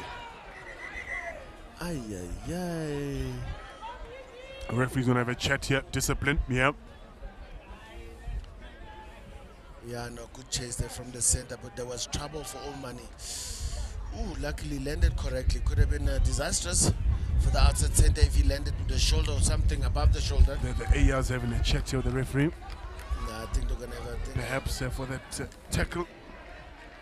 It's going to depend how he feels in terms of the player landed. He could actually give a penalty to the Lions here. Zaban. Left winger. No, it's not him. It's the outside center. No, they're going to pin the wrong guy. It's the outside center that made that tackle. No, can't be him. I think the AR has made a mistake. He's going to send the wrong guy off. No, it's not a yellow card. Just a warning. No, they're sending the wrong guy off. The outside center is the one who actually did the tackling. I mean, if you can see that again. No, it's definitely the outside center there. I think Munareng is taking a one for Clovis. It's so why loud did they and send clear. him off? I think the AR must have heard because there's Raiders picking off. I mean, that's an obvious thing. Munareng is wearing a scrum cap and then outside one's wearing a scrum cap, one's not wearing a scrum cap. Yeah, that's a bad mistake there. I think the one is going to take one for the team. And it's not like Clovis is going to come and actually say, I did it, so don't take him off. He ran away from the scene of the crime as quickly as possible. But he better work twice as hard now because one has been taken for him and he'll have to make sure he covers the job of Munareng. So he's been replaced by Caleb Clark, the number 23 there.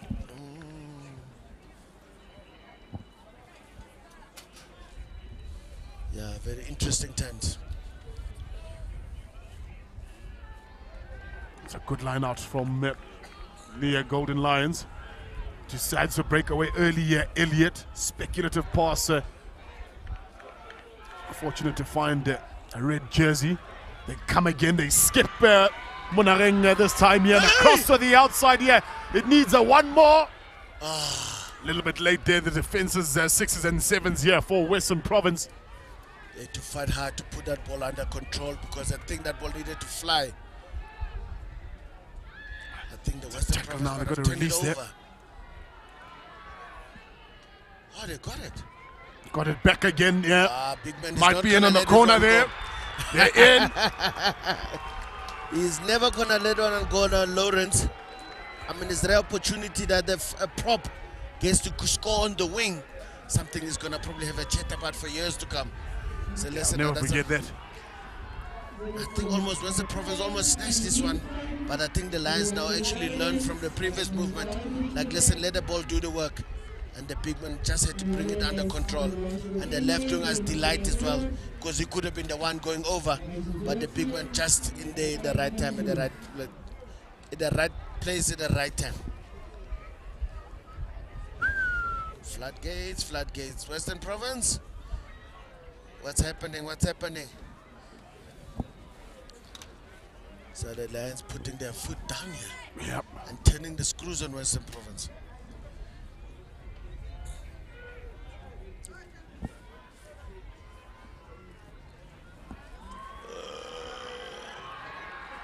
Oh, hey, you got it. Can't do what with they double checking? No, they were double checking. Did they see the same thing? Brilliant, brilliant kick there. They're really in it now, the Golden Lions. Western Province, 12 minutes to salvage.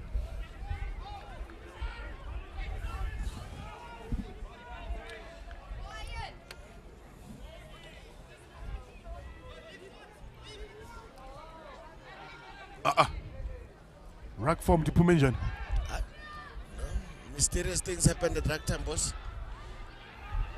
Now the arm comes out.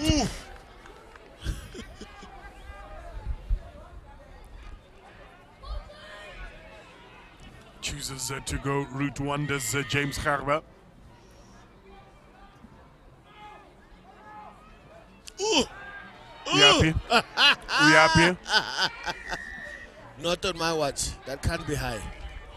No, I think the ref got this one. That was chest high. It was clear to see. Well done, big man. Get up and do another tackle.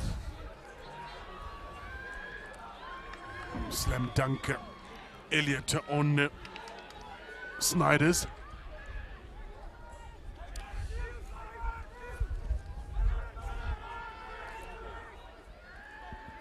The man tackling has been 100% effective so far, the Lions. But now leave some space on the outside. One more pass needed here.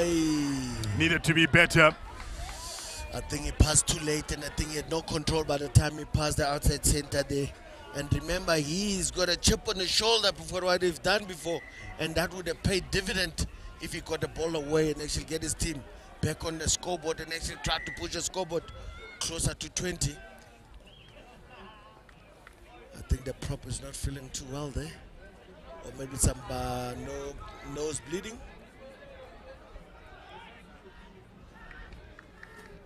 Replacement will go on in the meantime.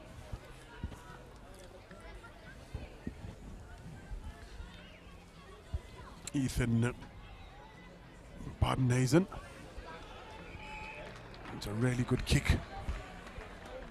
So back onto the park. Luanzo Viambera. Changes rung on here. Van Dijk will come on permanently. So too will Kazadi for the Golden Lions.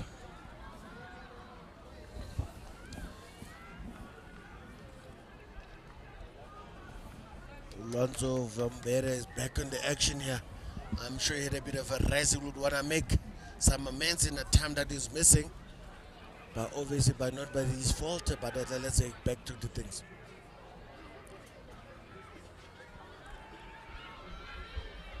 Skip one. Hey! We shame for. But this one guy who can do anything from nothing is certainly Mvere. Put the ball down. I think it's a yellow card coming. Yeah, no, it's a yellow card coming. This thing of calling coaches onto the field to explain them a yellow card, it's running time, Pell. You can see the Lions coach is in no rush to go there. Why would you be in rush when you're leading? It's running time. He needs to stop the clock for this. I mean, the man has just got on as well, replacing Piri there. Means Piri must get back into action. Yeah, I'm sure he will not be happy in the Daching. No teacher. Gets him down eventually. Jaden Jabba.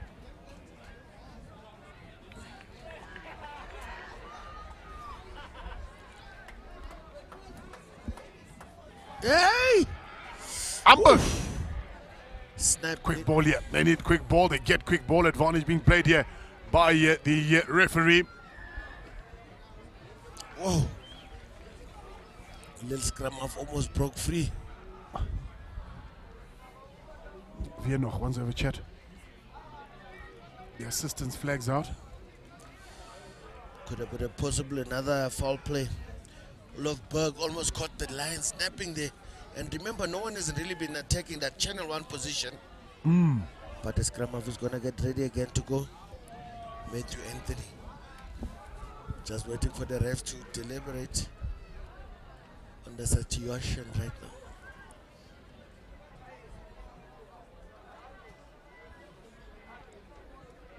Piri? I'm about 2.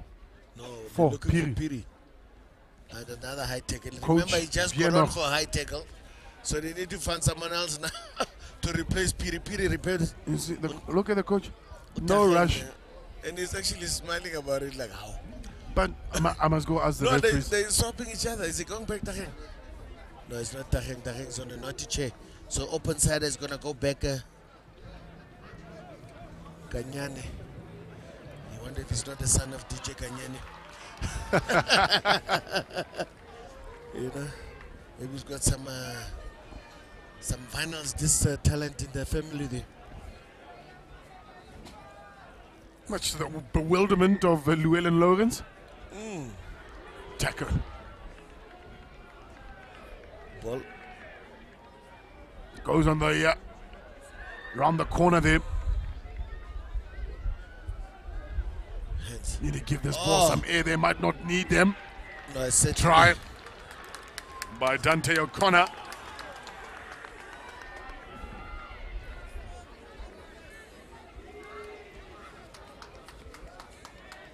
No, listen, he had to use his fleet foot there because there was a bit of a small gap that he could exploit. And certainly his foot, that's what got him out of jail there. Quick ball that was key, and he got it on the front foot after the forwards have been forced to actually get into work. And when that ball came out, there was not much of defense. Guys were going across. And I think Kruger could have done better there. He was already on a negative angle there with that tackle. Not very positive, negative tackle. Ended up to try. Well done to Western Province. Successful in the conversion. 32 points to 20 now. About 5 minutes set to go.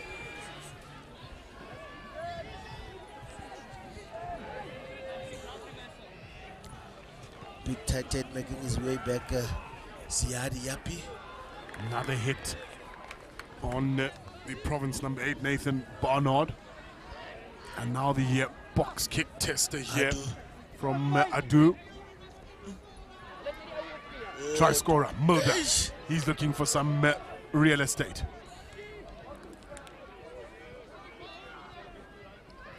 Right back into the traffic goes Lawrence. Yeah, and I think a mistake he made was to stand up right, trying to hand off. And Western Province were more than happy to say thank you very much, especially compliments to Felix Faniers, who just got his arm underneath the ball and held the big man up. He's a big man himself. And certainly made sure that he's not going anywhere time soon at the mere kilogram of 81 as a tall man, the 1.8. Yeah. And certainly, some of these boys are big and strong.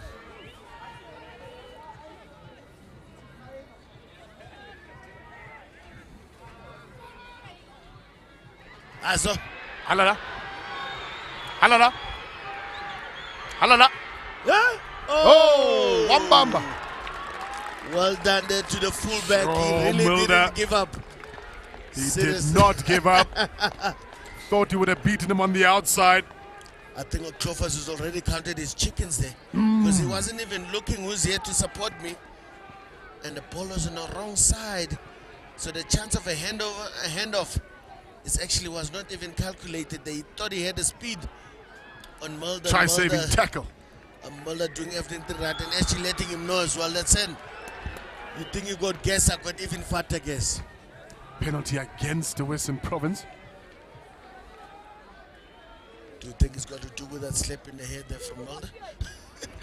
Trying to tell his opponent, like, listen, I get your papa. I've got wheels too. I get your papa, got your number. No, this boy is actually been growing in stature the more and more he played, eh?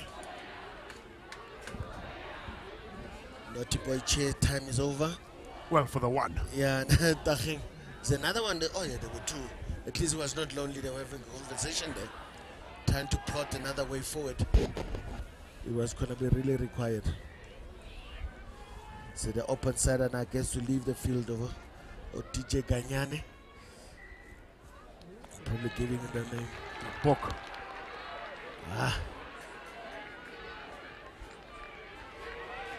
Look how quickly the Lions organize their defensive pattern here.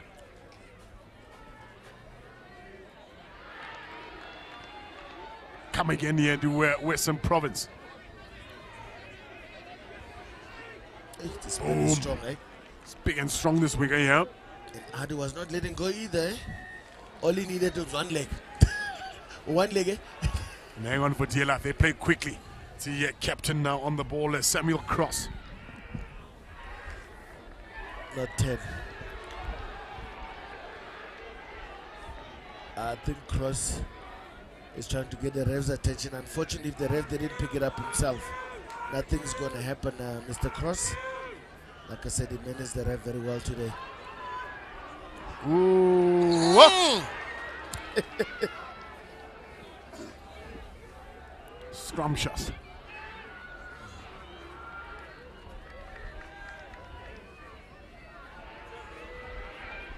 It's got to give. Good option. Yeah, great option for Western Province. Huh? Oh, I was about to say that I think this Ruan Mulder, it must be Superman because he was definitely outnumbered there. But the fullback just had enough gas to complete the job. Well done to the Western Province. Kai Schneiders was done to Western Province keeping to their structure and actually keeping to their belief that they've got a chance of crowing back something there from this game. If this kick is over, then we certainly have a game in our hands, because I think a try will definitely win it after this if converted. If they manage to get it, I'm sure the Lions are probably aware of that one as well. Did really well to stretch over them.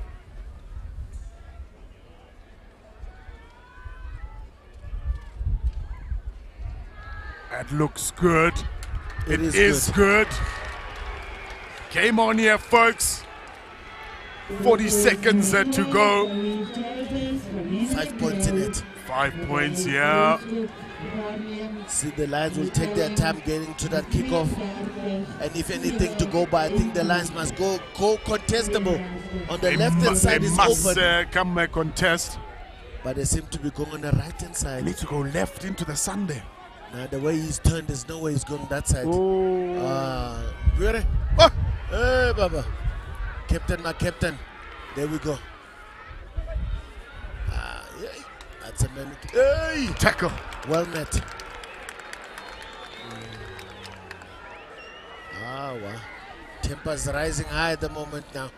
Obviously, people are pulling people with washings here. And obviously, the left wing is not happy. See what type of stay soft you use. Is his jersey strong enough? I think the line out is going to take place. And the Lions, I'm sure they want to get the line out and actually kick the ball out to be on the safe side, unless they're ambitious and they're brave, just to put a nail in the coffin against Western Province. Let's see what they do. Oh la la. Just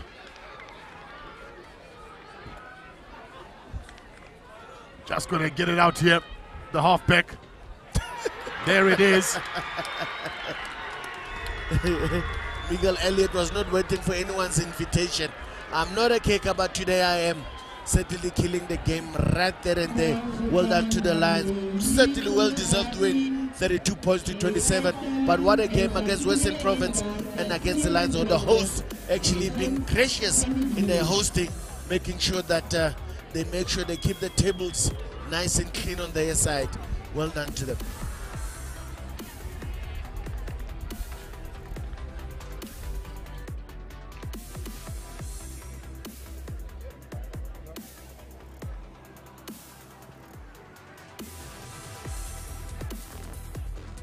Baie geluk aan die U13. Dit was een nou-tyd wedstrijd weer eens. Ik denk, dit was een spanpoging. En ek gaan nou die man of the match mense so goedjie teen mekaar gee. Maar ons wil die man of the match gaan aan 2 mense. En al 2 se name is Roan. So ons gaan vir Roan Bester en vir Roan Mulder. Die nommer 8 en die nommer 15 van die lees van al 2 die toekenning gee vir die manne van die wedstrijd.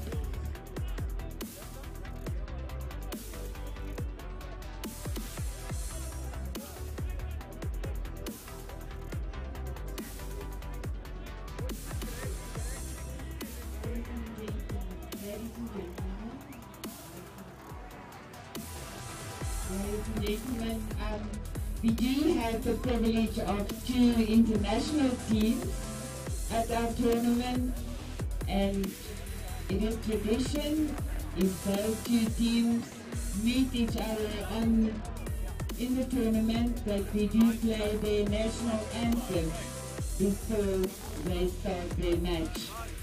So we would like to ask the team of Namibia and the team of Zimbabwe to please line up, and then we will play the 2 anthems, and then after that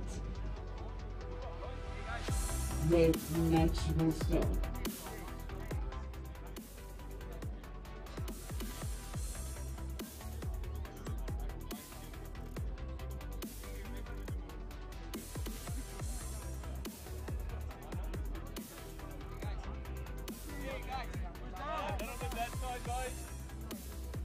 We do have the Namibian team on my left in the blue, and then on my right hand side the team of Zimbabwe in their white and green colors.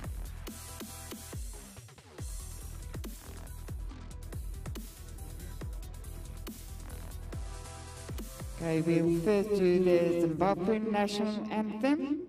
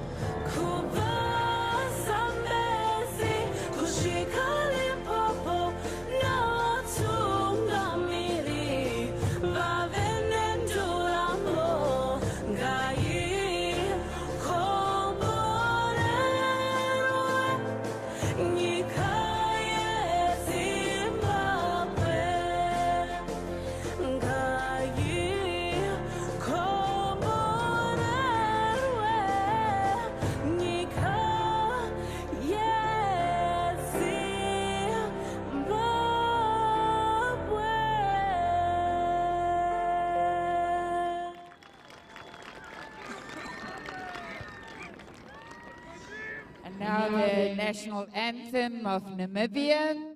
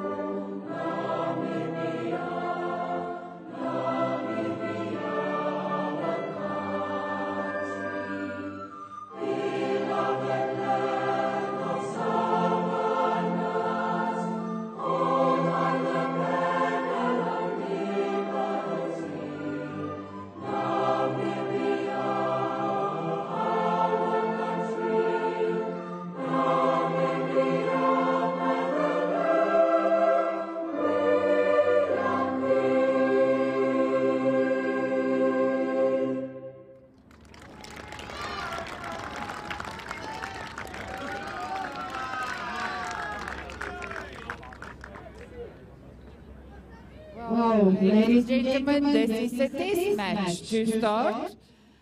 Good luck to the Namibian team and to the Zimbabwean boys. We're looking forward to this international game.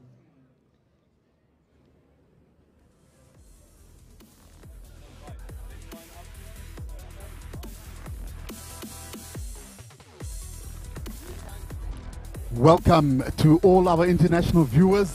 We have what we call an international test here, and this is what many have been waiting for all the viewers and spectators that are supporters, of course, that are watching us live here on SuperSport Schools, all the way from Zimbabwe, Namibia, and all over the world. We know that there's a lot of expats sitting in the UK, Canada, and obviously some in New Zealand that will be interested in this next match. This is the Zimbabwe under-13 team facing the Namibian under-13 team. In commentary with me today, me, Kennedy Timber, and I'm joined here by Lawrence Sipaka. It's been a busy day, but this is the game that most have been waiting for. Certainly, Kenny, what a privilege and honor to be able to say I'm doing a test match at your under-13, man. I'm sure there's a lot of guys here who would want to be showing, but I'm interested to see what actually the packs are going to do against each other, because these teams are going to be keen. And the number 8 of Zimbabwe is going to Hannibal. Reminds me of the lamb. Yeah. I wonder if it's not related. Yeah. But certainly is going to be required to do a good job today. Could possibly be related as the Zimbabwean team runs on there. As you mentioned, Laurie, captained by Bryce Hannibal. Of course, he's representing Falcon College, and a lot of players to watch out for in that Zimbabwe team. You know, Pepukai on the wing, and Mtungwiza on the other wing. And that is the Namibian team that has performed quite well so far. They've got JD Swatboy in at lock, and interesting scrum off Matt Rees-Isaacs, who's going to be looking to distribute, because this is going to be test match rugby. They're going to be, both teams are going to be very nervous here, and the first 10 minutes is going to be almost like a settler. They're going to need to make sure that they play tactically, and all the little fundamental errors that have been gathered from sides, not being able to get kickoffs, and just a little intricacy in handling errors and knocking on, they have to make sure that they cut that down to a bare minimum, because whoever makes the most amount of mistakes is going to probably lose this game. So Yeah, it's important. What is your take going to be with the front rowers there, Laurie? I know that you are a specialist in that area. How do you see that playing out? No, it's going to depend who's actually prepared more in this game. But let's see how these boys are going to throw the ball around at this moment. Remember, if they make any mistakes in the loose, that's only time we'll get the privilege of seeing how they can scrum. But I'm sure they want to keep the ball in hand, these young men. Yeah, strong play there by the Namibians. They've gained the kickoff. And here, Isaacs just trying to clear at the base of that ruck. But Zimbabwe has counter-rucked here. And Chisi's on his way. Good start by the Zimbabweans. A lot of cleaners. They committing lots of numbers, and it's important that you clear and make sure you get good ball. This is good phase attack. Just trying to go through. The referee is playing advantage. Ooh. Oh, that is a huge tackle. And the referee indicates that they're offside. Early on, first penalty here for Zimbabwe. Certainly no menace, no ill intent. There was just a mere hit that was put on the big man. But let's see if Zimbabwe is going to continue that momentum they started with. Yeah, good driving through the middle there.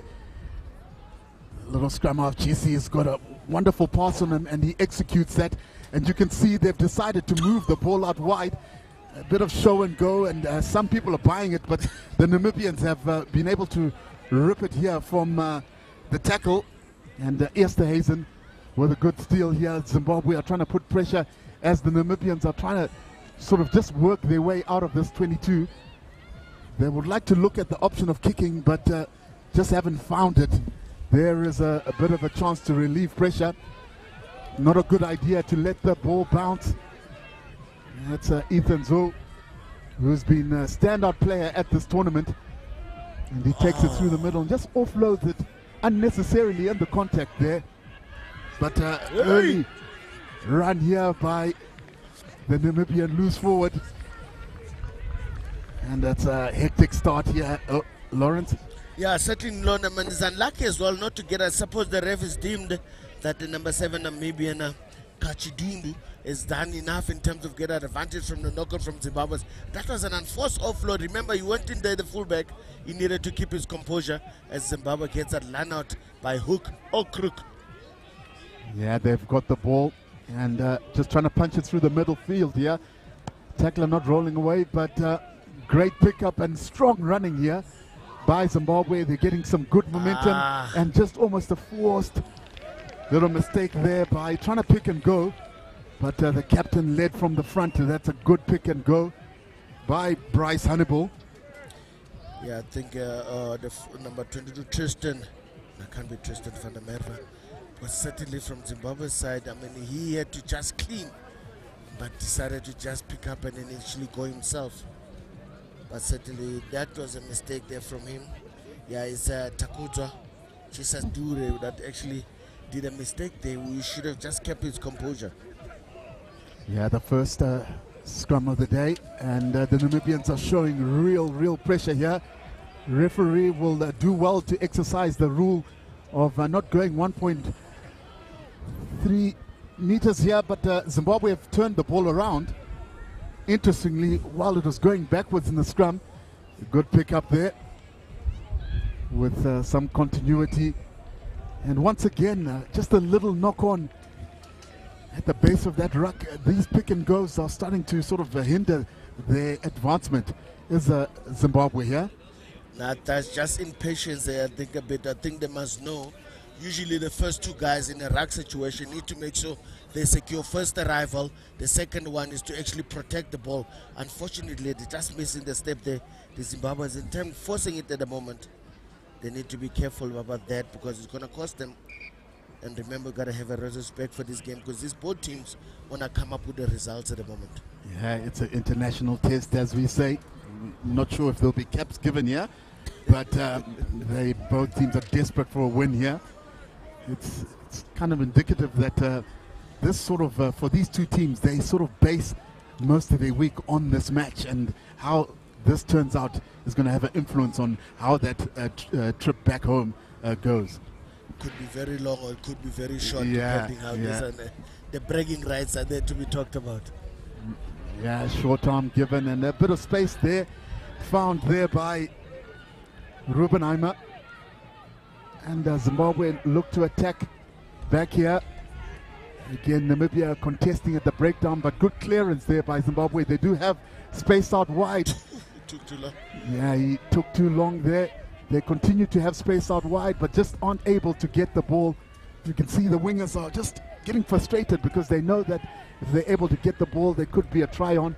But attacking the blind is the captain there. Honeyball, and holding the ball in one hand. The referee is playing advantage, of course. I'm not sure if advantage is over here as they are punching their way. Good movement here and good width. If they find space, this could be on. Oh, he just throws it, and this could be danger here because Kittle has been one of Namibia's danger runners, and the ball found its way to him, and he was almost surprised to find the ball in his hands. As Namibia here just trying to exit out of their 22. Good gang tackle defense, and Zimbabwe has ripped the ball here. Yeah, there's a lot of play being played between the 22 and the halfway line of this Namibian half as Zimbabwe try and make their way extremely tight and standing close to each other, and one of the loose forwards says, well, let me just get a skip pass here to try get one of the outside backs, and just not securing ball, but Namibia have got the turnover here, and this could be a good advantage, and just trying to play between each players there as Adrian Ludeker, the ace man of the Namibian team, wasn't able to find his inside runners. The ball getting movement here. Kittle, oh, what a splendid pass, and this could be of a real threat. Is he going to get around? They're trying to rope him in, and they do. What a run there from the Namibian number 14 right winger, Jadrian Jansen there. He actually skinned his man initially and actually came back at him. Look at this flat pass. I think this was a key pass.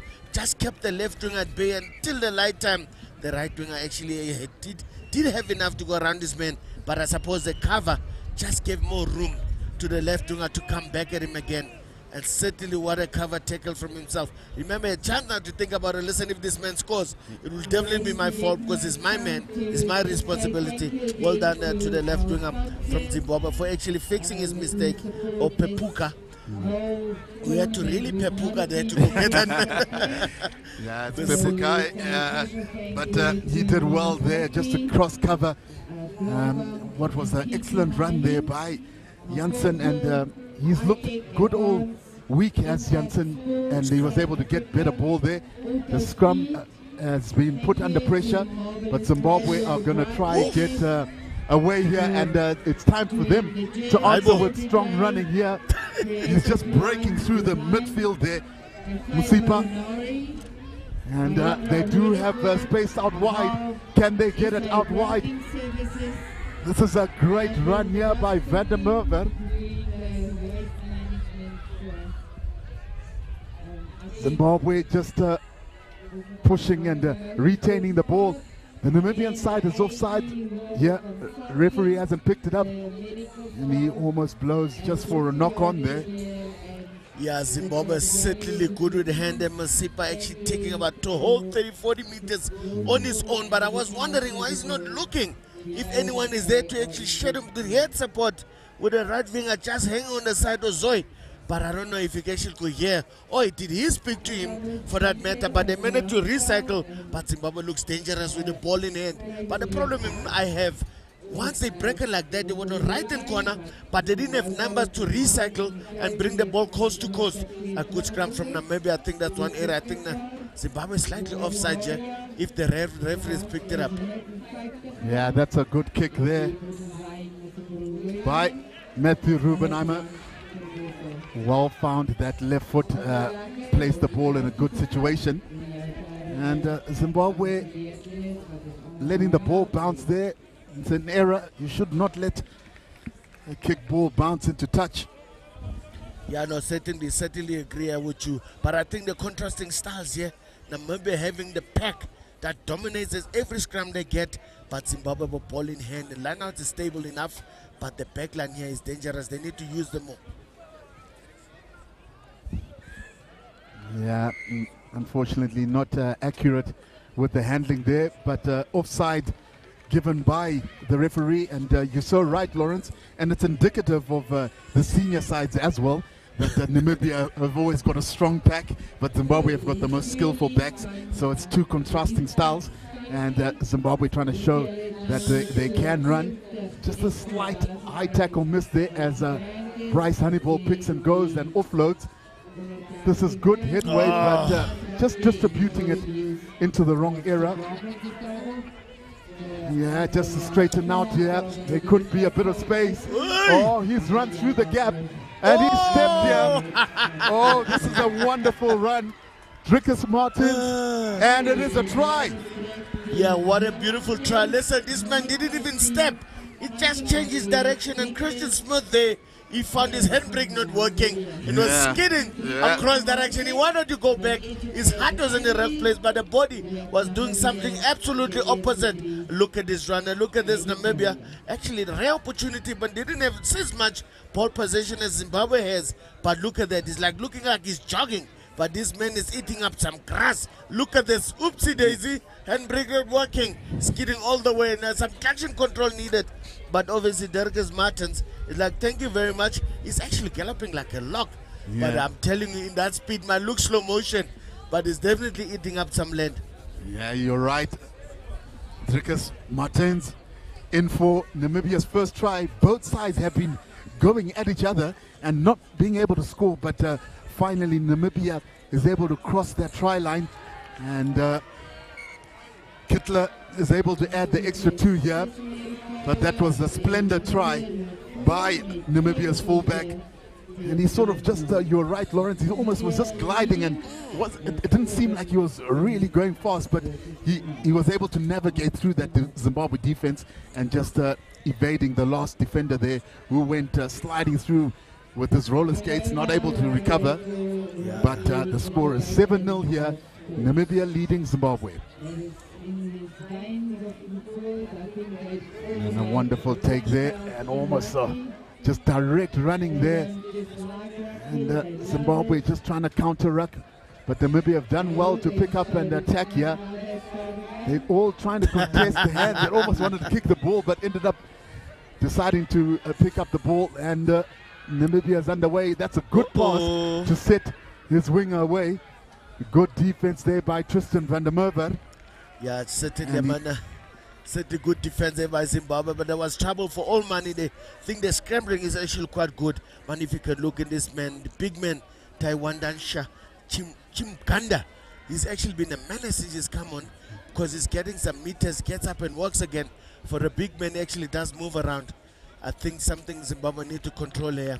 I know they're good with ball in hand. Needs to just drop the body height in contact, generate some momentum, and give the ball a backstep, a ball that they can actually do something with it. But running into traffic the whole time, I think Namibia is actually wised up to the idea. Let's just get in between them. If they try to offload, you might come up with the goods. And twice now, I think the one time it didn't pay off, but the second time when Zimbabwe was reckless with possession, they paid dearly with a try underneath the post for Namibia. I mean, at this point in time, possession is mostly with Zimbabwe, but the guys who know how to take advantage of opportunity, definitely Namibia at the moment. Yeah, as Matthew Rees-Isaacs puts the ball into the scrum, and Namibia looking to have a fancy move. We knew that Kittler was the target man. He's been one of their most potent runners so far at the outside center berth. And Zimbabwe just putting extreme pressure there, but almost flying and not even, almost a hit and miss type tackle there by Bryce, as Namibia continue to just pump up through their forwards, and Zimbabwe just trying to dislodge each breakdown and contesting at each breakdown.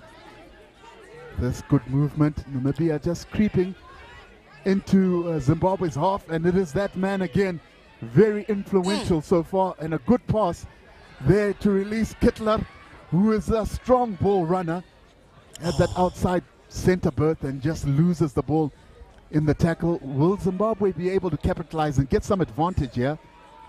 Referee just waiting to see if there's any advantage gained here.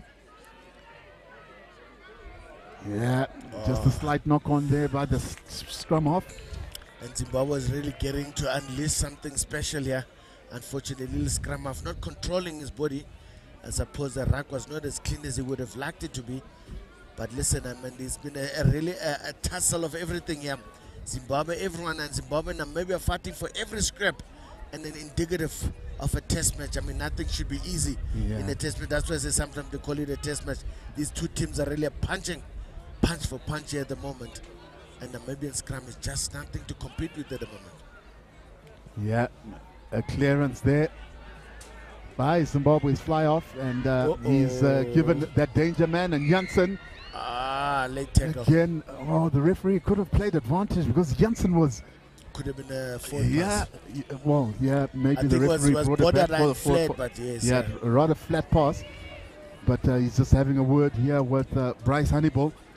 So if they're not inviting the coach, it means there's no yellow cards as well. Yeah. When you see the coach coming, it's almost a coach killer having to run all the way from his... Exposing the coach, your kids are not well disciplined, sir. Yeah. And Kittler just tries to find touch and is going to make it a good kick. Just pushing into that Zimbabwe 22. Yeah. Slightly forward, and Janssen was almost on his way, but it was a late tackle that the referee blew, therefore. Yeah. Dricus Martins was on the receiving end of that tackle. And good contestants there by the Zimbabwe forwards in the line out, and they've been able to just relieve a bit of pressure here. Exit is key here, even if it's a vurvur, but just get out of danger and a good chase there from the Zimbabweans. Hey, that shoulder could get him in trouble. Just good run. Yeah. Pick up there by Adrian Ludica, and there's a whole back line here as Namibia didn't move the ball, and they should have there, but Zimbabwe has been able to gather it. A smart little cleanup there has turned over the ball, and Zimbabwe's got to overlap. Can they capitalize here? Chaser with the movement, and again a lot of one hit up runners here by Zimbabwe. As there's the turnover, the referee wasn't satisfied that the tackler had rolled away. Zimbabwe will look to tap here. The coaches are shouting, maybe kick it into touch, but I think they've got a better idea of what the situation is like out there. It is a penalty, but that's obvious. You can get so much yardage. They've got a good line out, but now it means their job is so much harder if they want to tap from there. It is a penalty, not a free kick. Maybe these kids don't know the difference at the moment. That's why the coaches emanated on the side. Because you realize that get a kick 20 meters up, get a line out, you've eaten up 20 meters of space, and there's something that opportunity the Zimbabweans have missed there. Yeah, you're so right. A lot of the young players we've seen in most of the games today that they're not quite sure of the rules. Sometimes there's a whistle blown and they automatically think it's a penalty and they start running back. But once again, the Zimbabwe lineout has put so much pressure on that Namibian lineout. The referee says they'll play advantage since it was a knock-on. Will the Namibians capitalize here? They continue playing the forwards, and just a slight knock-on there. Yeah, certainly no advantage in that instance. You're right. I mean, they've got the height, they've got the line out, and it's certainly an asset that they certainly one of the first phases that they've got under control. Why not utilize this? Because at scrum time is just a nightmare for them. They've been pedaling from minute one. I don't know if that's going to change at some point, but in this first half so far, as we've noticed, Namibia has taken full control of the scrums. They're doing as much as they please there at the moment, although they're not really using their number 8 from the scrum to sort of pull in some numbers. Zimbabwe is doing too much work with the ball in hand, but not getting too much reward for it. Yeah, they look to attack the open side, the blind side. I mean, and Zimbabwe has been able to wrap up that tackle. That ball is not coming out anytime soon. Wonderful turnover there by Zimbabwe. You can see them cheering each other, just giving themselves some motivation there. As I say it, remember every scrum they've had, they've moved forward first. The one scrum they don't move forward, they decide to pick up number 8. That means Zimbabwean flankers there, they've got an advantage because they're not bent backwards. So actually are aware what's happening. Like I said, they scrambled very well. I think Namibia just missed a trick there. Great idea. Zimbabwe now is getting an opportunity. Look at that beautiful run from the scrum, but the support is not there. The ball could be lost. Yeah, good run there by Hannibal. You know, captain's innings, and the ball just seems to be hanging around, and whoever wants to pick it up can, and the Namibians have done that. Are they going to look to now try run it there? I knew there was a little sneak kick there as Janssen defends pretty well. And it is test match rugby. You can see both sides are just feeling each other out with 20 minutes underway. Namibia are ahead here at 7 points to 0. Yeah, I think Zimbabwe's got too much possession at the moment here. I think they're just not boxing smart. They need to actually create some phases, actually force the Namibians into one direction and actually bring their backs in when it's actually suitable to do so. I think this point in time, they're just doing too much, playing too much rugby with actually no reward whatsoever to talk of. But now, as we speak now, the scrum is going to take place. But I think the centers move to winger. Obviously, the fullback have to move to the middle here if they're smart. A drop pass. Oh, ooh, my goodness. Special play. And that is Esterhuizen going through the middle. And Tristan van der Merwe could be on his way here. Will Janssen reel him in? He won't. He's gone at the wrong angle. Van der Merwe is in. Certainly well done there from Van der Merwe. Reading the situation. I think the center just made a wrong decision there. He had the right intentions in mind of releasing someone quicker, but no one was putting him under pressure to do so. He was just, look at that, and the pressure was coming. Obviously, just the anticipation and the weight. I think maybe a ball on the foot was a probably great idea because he was actually closing like an umbrella and certainly showing a pair of heels as well, bringing Zimbabwe back into action.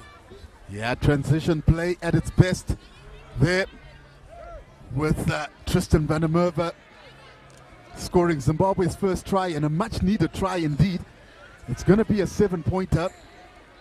Of course, I'm not mocking the kicker, but you know, it's sitting right in front, and he's been striking the ball so well, and he adds the extra 2 there. And we're all locked up here with Namibia 7 and Zimbabwe 7. This is a real test match for both sides. There is Bright Chuandire just trying to pass the message. Relax, coach. They've got it. Yeah. No, maybe just tell him the pressure's on now, guys. Keep it on the whole time. Keep it on. Remember, this is all passion. You're playing for your country. You're playing with all heart. Can't leave anything for chance there in any opposition. But the try scorer just getting play started from that kickoff. And if they seem to control him, they might be a menace to the Namibian team. Yeah. You need to watch him. He move like he's moving in slow motion as well. And all these players moving in slow motion are dangerous. Yeah, you can say that again because it's almost like that slow motion dance that you're not quite sure that are you enjoying it and you're not quite sure to make of it. But the next thing, they're making good meterage, and this is an opportunity here for Namibia to have Matthew Rees-Isaacs put in the ball here. The Namibian backline has been very creative. They first have that dummy switch pop from the backline, and then the next one they played that drop pass to Esterhuizen, and that's where the intercept was, and they continue again. Hitler just trying to punch up through the middle. He's going to do well to bring this ball back, and he has set up a platform. Yeah. Oh, good defense there by the Zimbabwe team. Referee says that was a fine tackle. As, yeah, Namibia just running back towards the defenders, and good passing. Esterhuizen could be caught here, and the Zimbabwe have put good pressure. You can see they're getting numbers around the ball, and the ball is being stripped. Referee, of course, indicates that they didn't release the tackler. And yeah, I think that one shove that came in late actually just helped him to get his knee on the ground. but Zimbabwe didn't release. But they scrambled very well. They're very narrow indeed, but when they scramble, they actually move like serial speedsters to get to the danger zone. Yeah, Namibia underway here, and there's another knock-on. Yeah, the hooter is almost about to go. As I say that, it does go. And this could be the last piece of play here. Can Zimbabwe retain the ball and maybe move it down the back line? The referee says enough of that. Let's go into halftime and let your coaches have a word. And there's one of the coaches who's going to have a couple of choice words.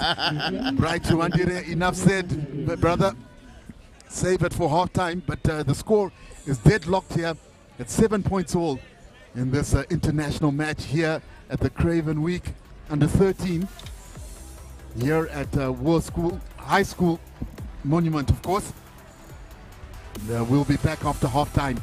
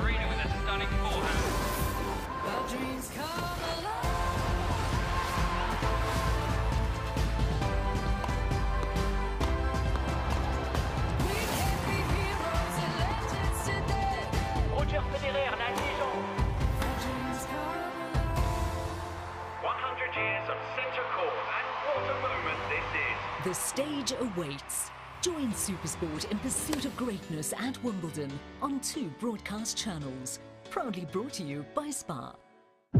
Hello everyone, welcome. The cup won't spare your feelings. It won't comfort you when you lose, and it won't come easy. Nigeria are champions to beat. Instead, the cup will test you. Oh, lovely pass, that corner!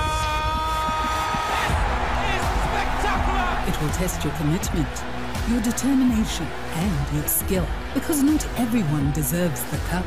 The cup is reserved for those who live to be remembered. Those who trade personal glory for the glory of the nation. Those who don't take no for an answer and see opportunities where others see boundaries. The cup is for those who seize every second and use it to prove to the world that they are worthy of Africa's most fiercely contested cup. The Total Energies 2022 Africa Women's Cup of Nations, live and in HD on your World of Champions on DSTV. You have too many new voice messages.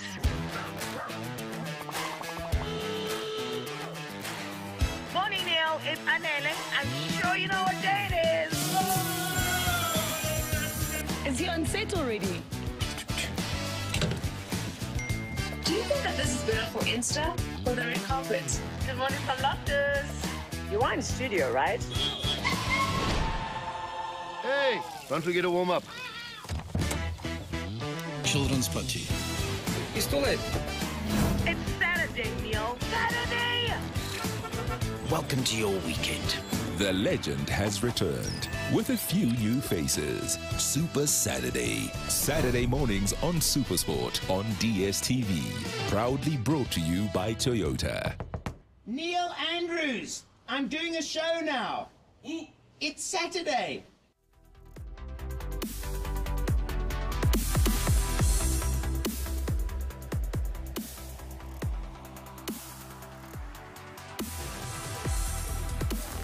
Welcome back to all the viewers, the international viewers, of course. Namibia playing Zimbabwe here at the Under 13 Craven Week, being hosted by Monument High School in Krugersdorp. It's just about 30 minutes out of Joburg, and it's been a wonderful tournament so far.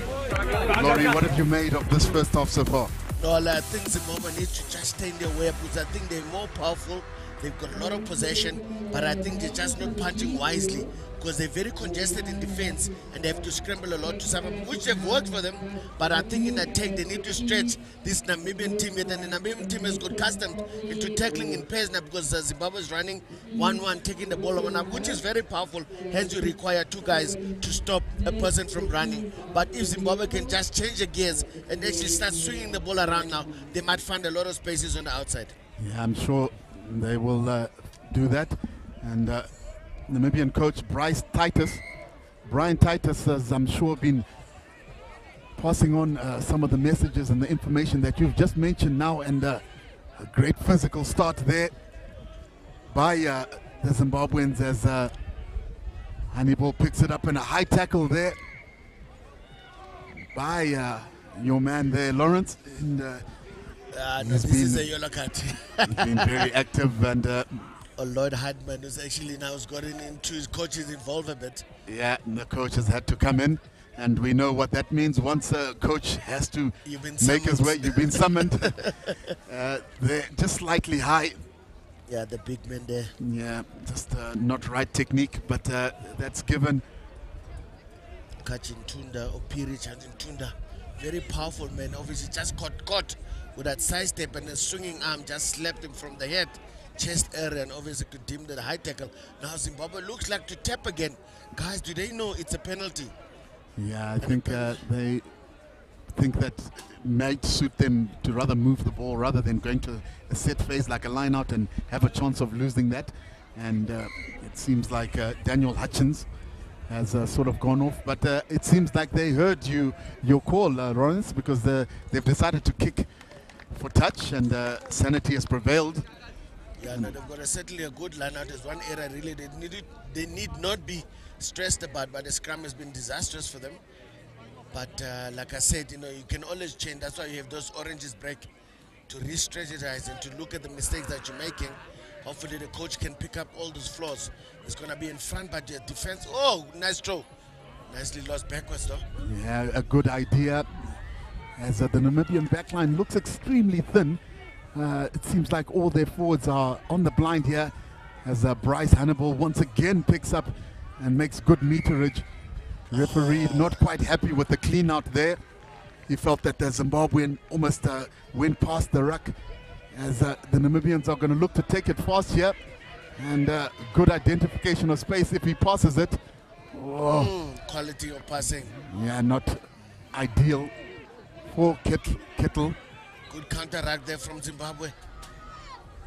Yeah, both teams are battling it out, and referee has a sort of stop play. There's a slight injury here on one of the Namibian players. Yeah, it seems like been agony as well. I think Namibia was very guilty from the late replacement of Slade Isaacs there, who just came on to actually for the naughty chair by in the replacement Kachintuda. But I thought he was actually, when he running that flat, I mean, if you can't pass, try to pass early and go supported. This time he tried to do a quick pass, and that pass was almost disastrous. I mean, that's why the players on the ground now, because he was actually clobbered, and then the Namibians not very have a good position at drag time. Zimbabwe actually is sensing that, and they're just going to need them and counteract. Hopefully little man is actually okay there, because he seems like in serious agony while the medic is trying to find out where is it sore. Yeah, in picture some of the parents all the way from Bulawayo in Zimbabwe, and we can see the coach there just a little bit animated, but the manager, the team manager, Ernest Groenewald from Namibia, is there trying to assist his player, just trying to establish whether that injury is going to affect his continuation to play here. There's a bit of a break in play. Yeah, it seems like also on the Zimbabwe side, Daniel Hitchings has also been taken off for some medical attention. So clearly this game is really bruising encounter on both sides, and a player 23 there, Tristan van der Merwe, I think having to replace him. I think this number 10, Matthew Robbenheimer, might also leave the field unless the 100% is happy. Yeah, you like the way they're just testing his little ankle lift up, and The medics are saying just do 1 or 2 ankle lift-ups and let's see if it's good enough. Check if all the hydraulics are working. And it seems to have done the trick, because Matthew Rubenheimer has taken his place at the 10 position. And he might find himself having to defend as Zimbabwe are lining up here to attack just by the 10-meter in the Namibian half. Yeah, Hannibal breaks to the blind here, and that's a good momentum and good spotting of the ball. Zimbabwe is cleaning over as Tristan van der Merwe had to go and pick up the ball, and he's just flirting with the touchline, and Namibia are able to take him into touch. It's one of those, you're the only one who see a gap, but there's no gap at all. That was definitely not the right option. Just got a nice momentum from a scrum that was going backwards, and number 8 did absolutely well. Hannibal leading from the front, and unfortunately the replacement player Tristan van der Merwe just seeing something that no one was seeing, giving Namibia back the ball, but then it's not out in the woods yet. They might just get this ball back, and they need to just conjure up a plan. Hey! Yeah, good run there by Ethan Zoe.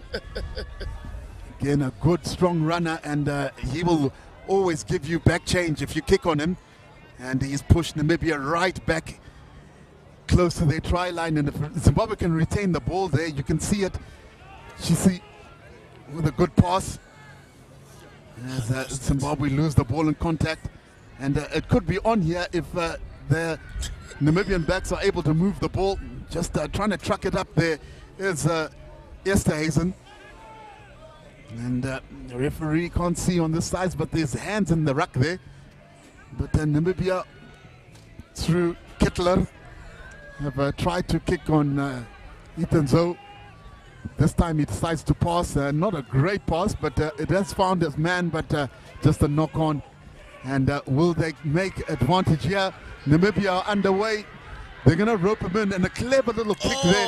And what is a late tackle? The referee goes back, and is this going to be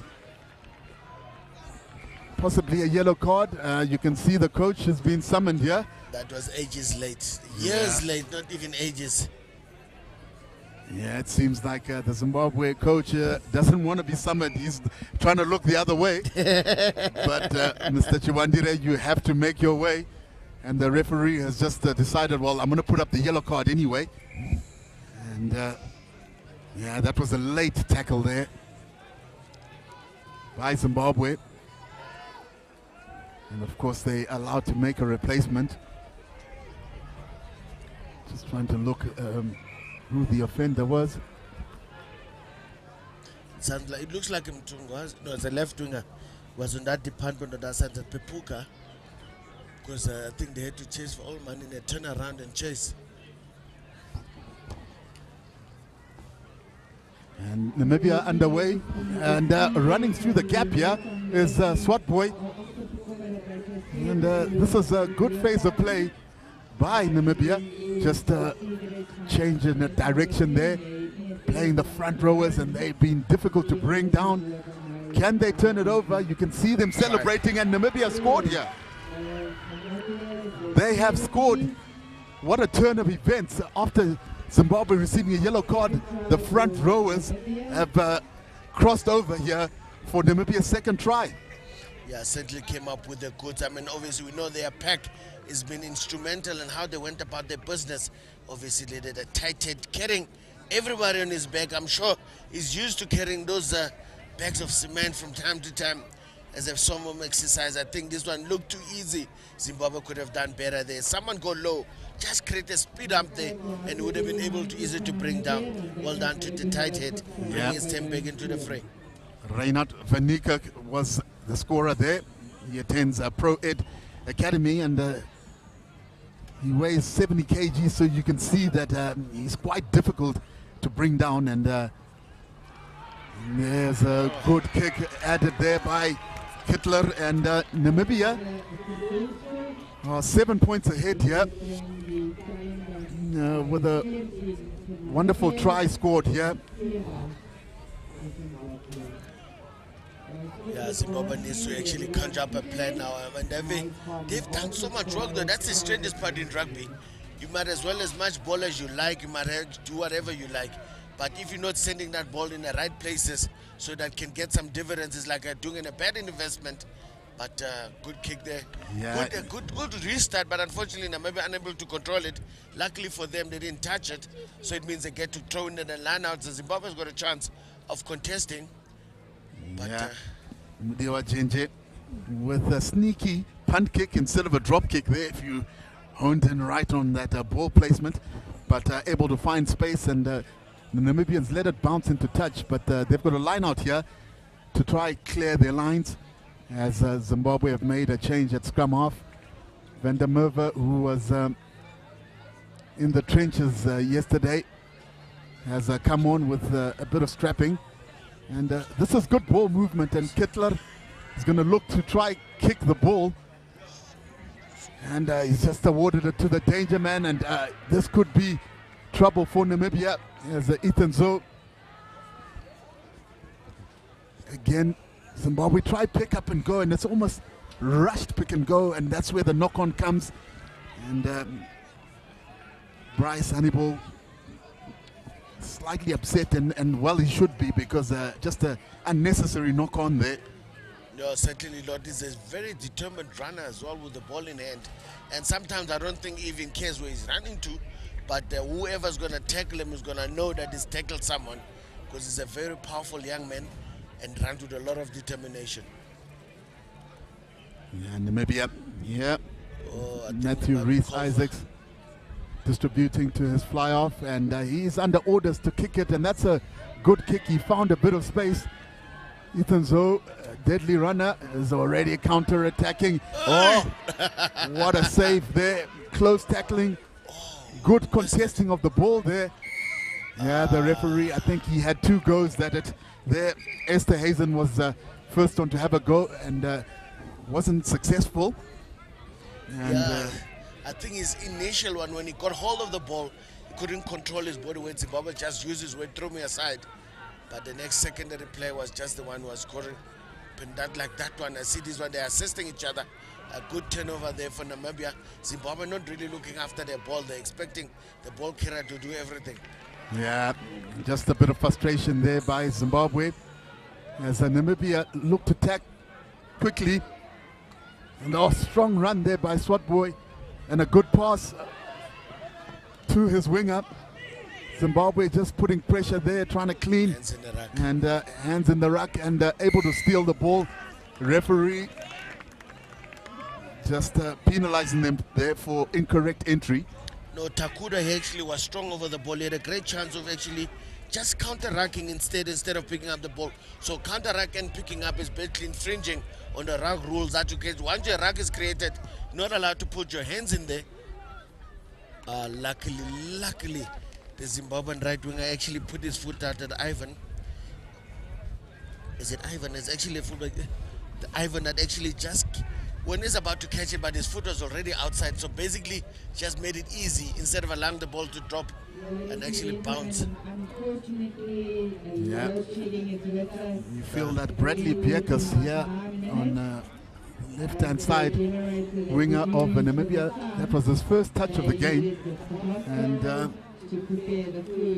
Matthew Robenreiner has been at the wars. He was down again, receiving attention, as Namibia have got good ball here, and I don't think he'll be keen, but Hannibal has been able to break the tackles here, and if they're able to get the ball out wide, offside, could be good for Zimbabwe. They've got a huge overlap, and the referee has given them advantage here for Namibia being offsides. And the tackler's not rolling away there. Just slowing the ball down for Van der Merwe. Again, Zimbabwe just looking to attack it back towards the ruck area. Van der Merwe not quite accurate with the pass, but Zimbabwe going to look to run here. Oh, that's a really committed tackler by Bierkus. Yeah, Zimbabwe desperate to continue carrying the ball here through their forwards. As Van der Merwe, the scrum half, is put under pressure, but the referee again says they're not rolling away. That I don't understand again, I mean, as to why the ball is not actually being sent around. And certainly Zimbabwe not taking opportunities that are given to them.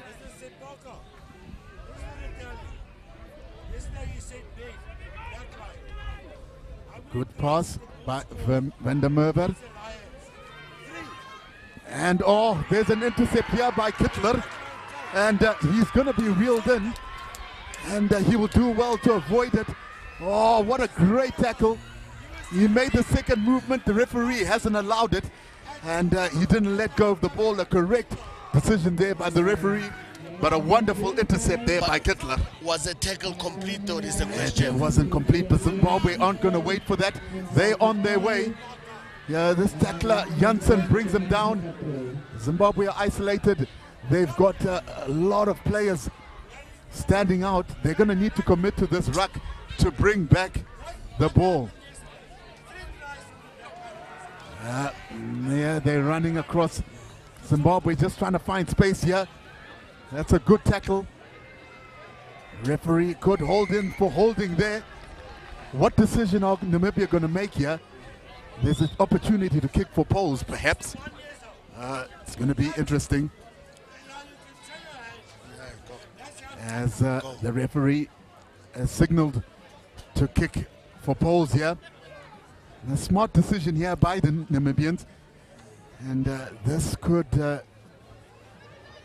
be a real hammer blow if they're able to execute the extra 3 here on Namibia, because that would mean Zimbabwe would have to score twice. Yeah, so a lot of pressure here on Leon Kittler. He's been striking the ball so well so far in this tournament. Yeah, now listen, Zimbabwe's been their worst enemy at this point, because if you think about it, they've had the most ball, but they're not using it correctly, and Namibia is taking every opportunity that's given to them, treating this really as an, oh, unfortunately this one didn't come, actually didn't stay within the line. No, unfortunately it doesn't matter, because the ball is still on the right side. I mean, this is going to be only a 22 kick out. If they hang deep enough, they are about to actually keep that ball and actually go back into actually still in the half of Zimbabwe. Yeah, it's the restart. They wanted to tap and go again. They're not quite sure about the rules, and look how the Namibian team is lining up. You can literally just kick it short because there's no one covering. Again, they're not quite sure. They don't know they have to drop kick it. Finally, the ref has communicated with them, and they don't have to kick it far. Yeah, good placing there. And Namibia again on the charge here. But that man, once again, at 7 flank for Namibia, has been very influential. These Namibian forwards are going to look to try charge it up, but this ball seems to be secured. And it's been brought down. Is that ball going to come through for Isaacs? And he's got the running here, Janssen, who's hardly had any ball to carry. It just seemed like it was a bit of a high tackle, but the ball comes back. As Estes, and this is good maneuver. Oh no, smart kick here. Is Bierkus going to be able to get the try? Amper, of a rugby ball. Almost a try there, but a smart little kick through. And Namibia are really threatening here the Zimbabwe line. And I must say, I have been impressed by Rubenheimer's tactical play here. Bierkus. I think credit must go to the defense as well. He had a hand in there and actually ensuring that that ball doesn't stick on the left winger there to actually complete the try. But certainly credit must be given. We certainly saved the try, because that was a try for all money. Obviously, you're talking about controlling the game. The real general made sure he gets behind the defense of Zimbabwe, because Zimbabwe is really forcing them into positions, but they may need to find a way in the gap. Oh, yeah. Yeah, they're under huge pressure, and Namibia have scored. There, it just came from a lot of scrum pressure that Namibians were able to be alert. The ball was dribbling around Vanikak's feet. And comes down to the good scrummaging again. Now, obviously, the Zimbabwe all over the show at the moment. and the scrum of not controlling the ball, and obviously follow up from Namibia. Absolutely good, like an open sider will do. First at the action of play, leading from the front of all. Jason Mostert there did absolutely well.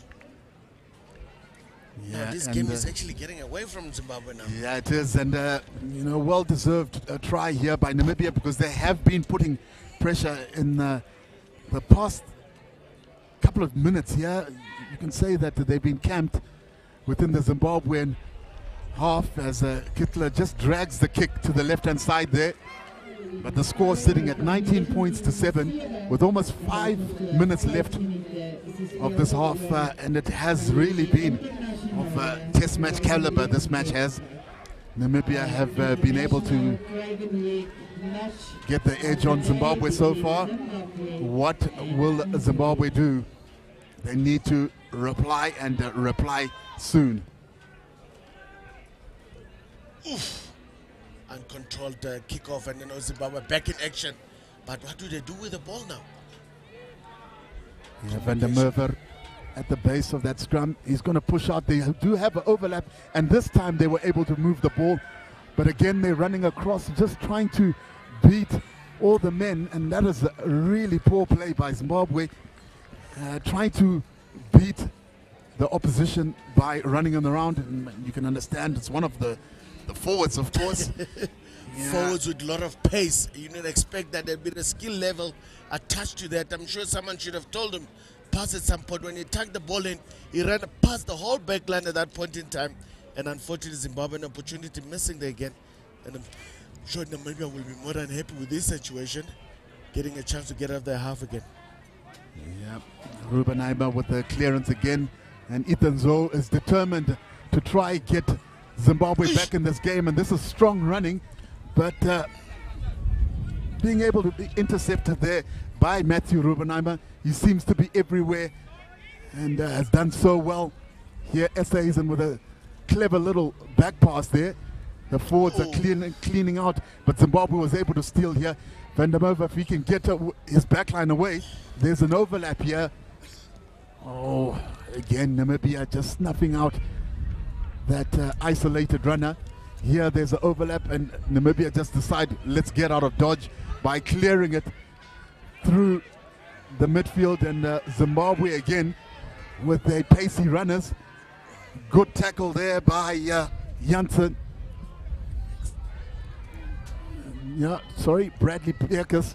And Zimbabwe for the overlap here. If they're able to just get it through the hands, and that's sort of been their Achilles heel as of Zimbabwe, that they've had overlaps, but they just haven't been able to find the outside backs. And they've toiled away, trying to drive through the middle against these tough Namibian forwards, and have just met a wall. Could they find a little gap here? Van der Merwe distributes, and he understands that the space is out wide. These backs, again, just drifting across, not giving much room for the wingers to operate in. But it's very unstructured defense, which makes it easier for the Namibian team. And there's a possible steal that's been knocked on, and Zimbabwe regained the ball here. And a pick up there for the lock, and he seems to have found space. Finally, I think he's able to dot it down there.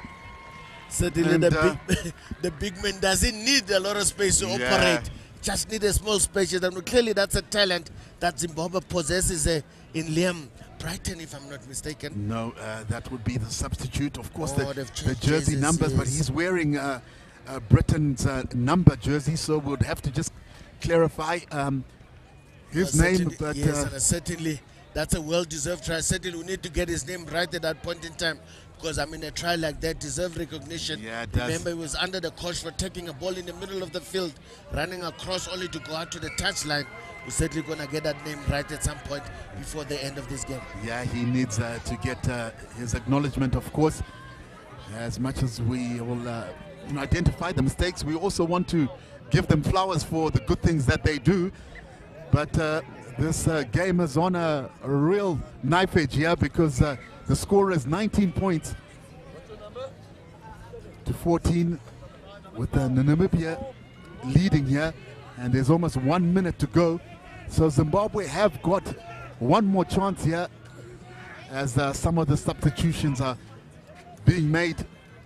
And a long, deep raking kick there by Matthew Rodemayer, and Namibia will have to defend as Zimbabwe will have to attack here. Can the attack beat the defense? They've got a massive overlap here. Will they be able to just capitalize? And it seems like they're gonna. Oh, this is good running and a strong tackle there by Janssen. On the far edge, a good pass by Van der Merwe. And here they do have the overlap, but it's just not able to capitalize. Oh, almost stolen there by Namibia. Zimbabwe are doing well to just keep this ball alive. With the time up here, the back hooter has been sounded, and Namibia have sort of got the ball. They're just trying to kick it out, and Zimbabwe's not letting them. And this could be a really entertaining end as Zimbabwe has picked up the ball. And they're flirting with the corner. If they can retain it here and just give their backs one more opportunity. The referee says there was hands in play there. And one last opportunity here for Zimbabwe. They look to tap it here. If they can get it wide, there could be an opportunity as they look to try attack through the middle. Yeah, Namibia has stolen it here. They're going to try kick it, and Baker's just leaving the ball and saying, I've got it, I'm not going to touch that ball, as the Namibia are victorious here in the international match. And it's been quite a splendid match, and Namibia are showing excitement, and so they should be. They've won this tight battle. Laurie, what is your take on this match? I think Zimbabwe were definitely the more powerful, the more resourceful team. But unfortunately, you can have all the resources in the world, but if you're not going to use them correctly, these are exactly the results you're going to end up with. I mean, if you think about how many penalties they have, they've got easy yardage in terms of meters and get a line out and replay again. Those are the opportunities were left there outside of the field. And Namibia's you can see the excitement that they got. From that, they realized that they played smart. Zimbabwe just needed to play smarter in order to actually apply the pressure on Namibia. Yeah, but all the credit needs to go to that Namibian side. They did extremely well, and well controlled there by Matthew Rodemayer from the 10 position. He was in absolutely everything. And this international match in favor of Zimbabwe, of course. Wonderful to have international rugby at the under-13 Craven week. But for me, Kennedy Tsimba and Lawrence Apaka, we'll catch you on the next game. Thank you very much.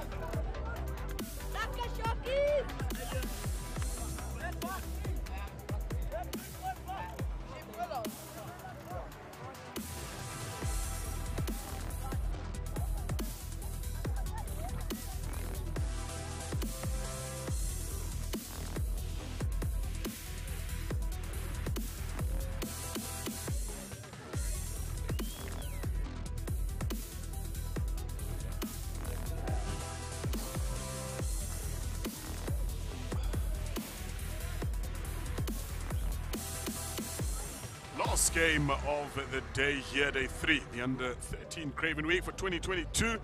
BOLAND will be up against the Sharks. The Sharks, geez, they've been formidable throughout the entirety of this tournament here. They've got their captain there, killer counter-attacker, Roscoe Williams. Look out for him, he'll be certainly one to look out for. They're not the biggest pack that we've seen here at under 13, but certainly filled with skill. Thought that tackle a little bit high, but referee happy to continue seemingly. Along for the ride for the last game here. Lawrence Parker's with me.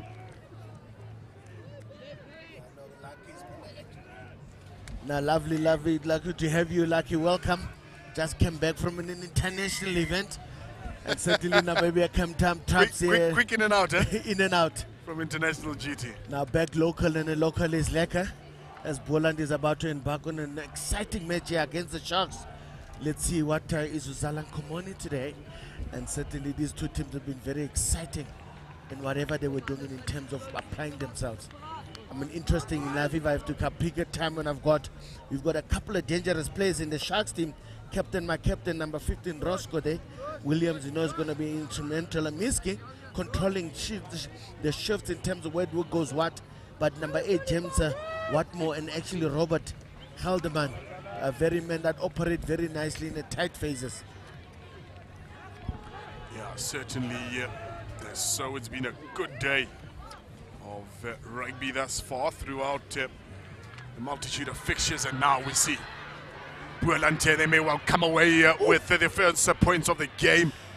On clean-up duty was Roscoe Williams. Did really nicely there to hang on. Almost thought he was in for a try there. No, Arno Olombach, one of the star players in yesterday's game for BOLAND. Certainly that pick and go was probably one extra that actually got himself in all 6s and 7s, giving the ball back via a knock-on. But the Sharks have got an opportunity now. If BOLAND have got anything to say about this, they'll definitely look to actually put pressure on the scrum of the Sharks. I mean, on the other side, I was talking about him as well.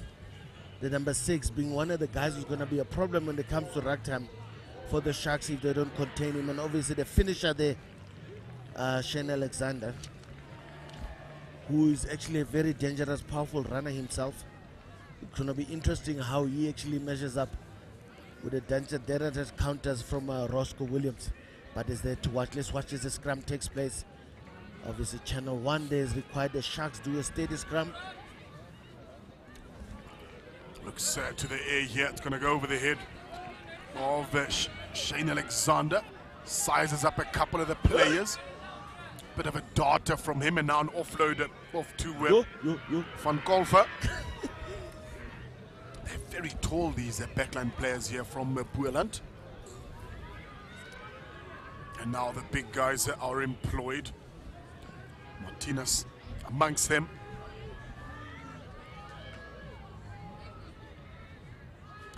Opting to go for the short side here. That ball is going to be lost. Yeah, there's promising at a stage for BOLAND. No, certainly, I think BOLAND needs to just show a bit of composure when they get to that 5-meter zone. Now, twice in a row, one on the other side. Now they've done exactly the same here, just over eager, not controlling the situation there. They must wait for their time. But remember, when you've got a ball in hand, you're asking the questions. Defense must answer. Sometimes they get the answer wrong, then you get the opportunity to strike. But at this point in time, just a Shark getting a scrum to get out of the danger zone.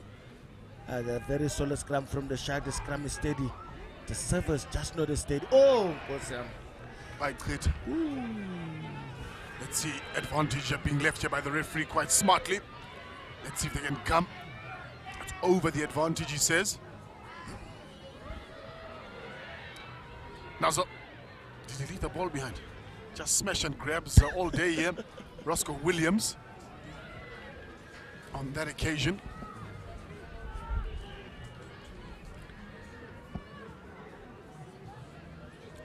Get out a jail free card there almost for the Sharks. And now coming back for that high tackle.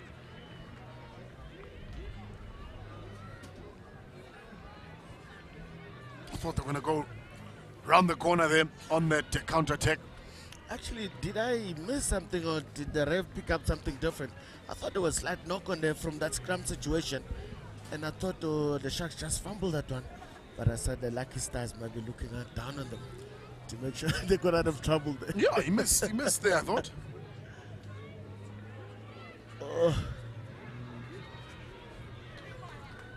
A good line out there from the Sharks. Not as what they would want it to be, though. A bit scrappy, but they're going to make a plan.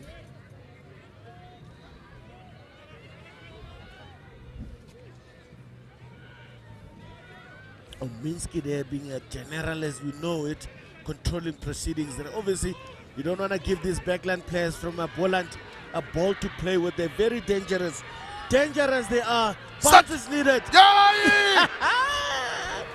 Yeah, no, listen, you don't give these guys a chance. Ray Nathan, Van Kolfer, they're just showing them exactly aimless kicking here is not going to be tolerated. And he literally just did a similar thing a moment ago.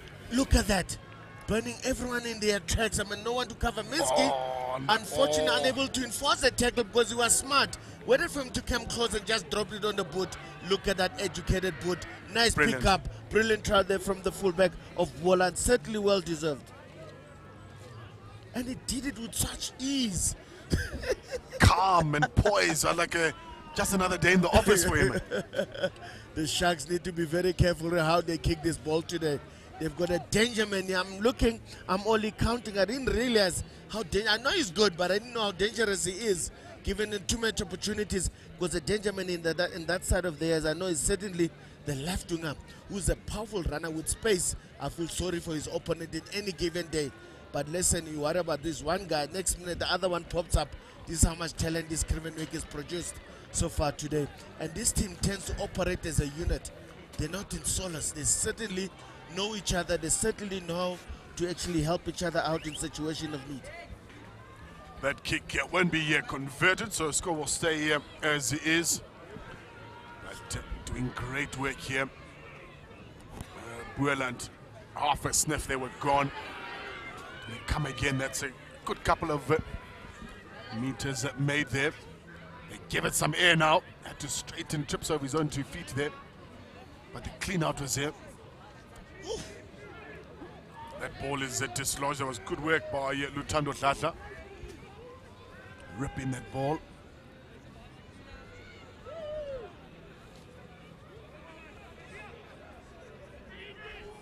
Carry there from Robert Gelderman. And just side entry up. The guilty party there. Zon Martinez. Yeah, listen, that was a double take on that big left winger. Actually, they know exactly how dangerous he is, so they're not leaving any chance here.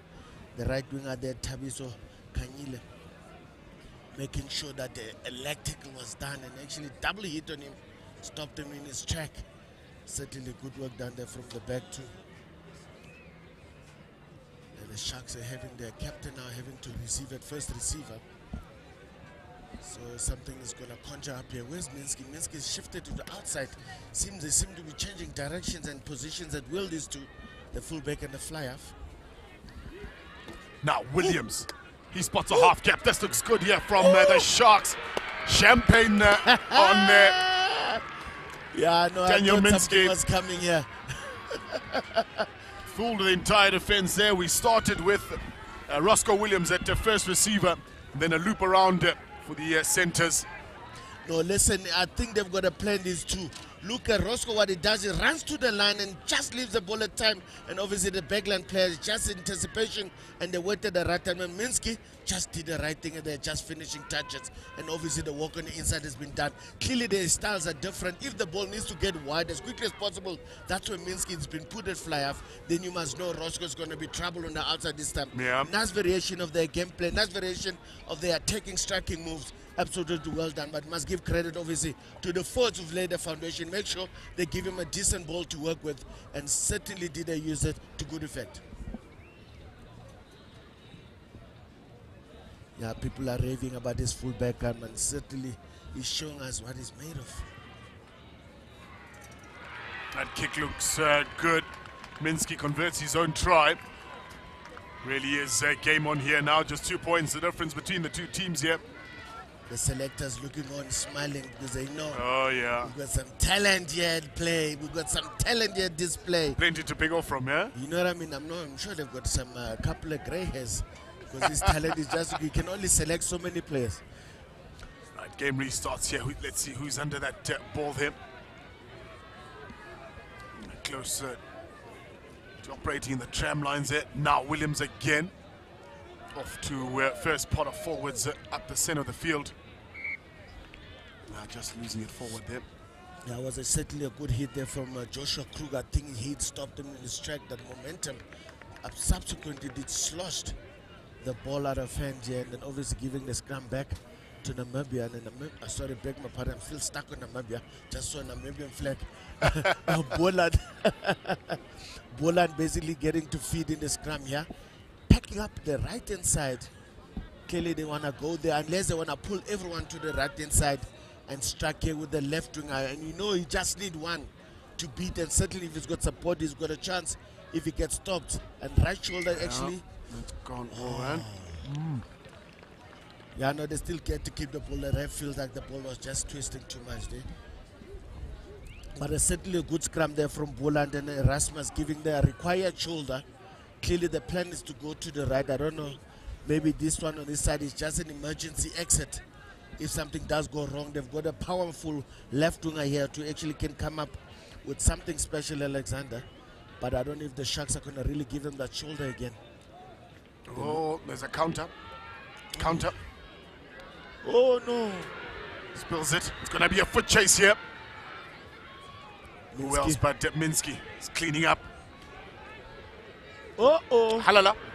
Halala. Uh-oh. Are you kidding me? Halala. Hey. Ready, born.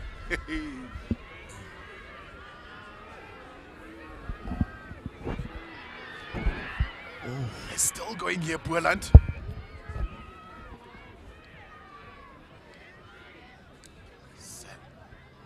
Try time.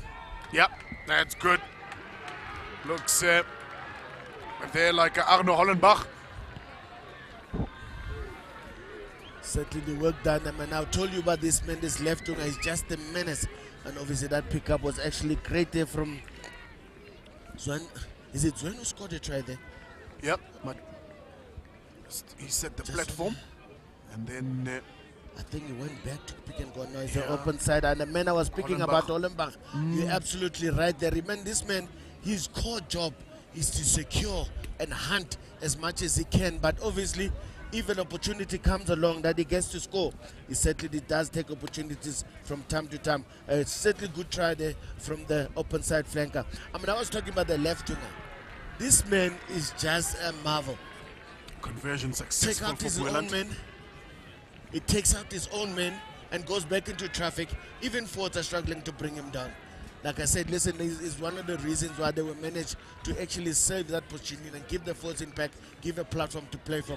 And Boland is certainly back into the driving seat at the moment. What a take. Oh, what a take from the Umar Daniels. Eyes on the ball all the time, and now they look for some real estate. That ball needs to sit. Yeah. Probably would have liked a bit more on that. Or make it a contestable. Or straight up, yep. Even the shots when they pick can it you up. see how they're catching here? You can take your pick 11, 12, 15, zonke bonke. What I've also noticed as well that the Boland chase lines is probably one of the best in terms of pushing up as a unit, and certainly actually keeping those chains connected to make sure that if an opportunity comes along, there's people at hand. Oh, good contest there from Boland. Great contest. Let's see now. Let's see how they go. Ball in two hands. Shrugs one off and almost another. Hanging on there is Umar Daniels. And now a bit of space onto the outside, but the gang tackling of the Sharks working to full effect for the moment. Switch in direction. They come around the corner here. This is good stuff here. Tackle effected tackler must roll away. They go again here. Ooh! Tis. I think the Sharks number 17 might be in trouble here if the Red does pick it up. Yeah. I mean, 2 consecutive hits that he actually went too high. I mean, the first one on Zwene Martinez was actually massive. And the thing is going to get away. Look at this man dropping his shoulder. Zenek Josephus. The guy. So I beg your pardon. Amukele Kosi, who basically dropped the shoulder. But I think the impact was so much that he actually bounced off before he could rep. Yep. And he like, nah, I'm coming back. And he kept on chasing as well. How determined was Martinez there. Just kept on going after that bit. Didn't connect enough to drop him.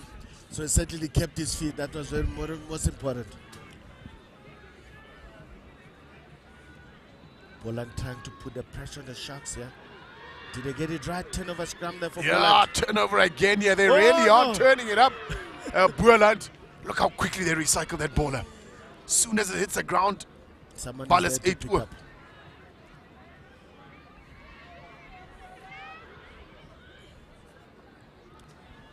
Now they turn it up here. That ball looks good. Can he get one more? It needed a pass there. The cavalry arrives just in time. Bustling forward there through the likes of Martinez.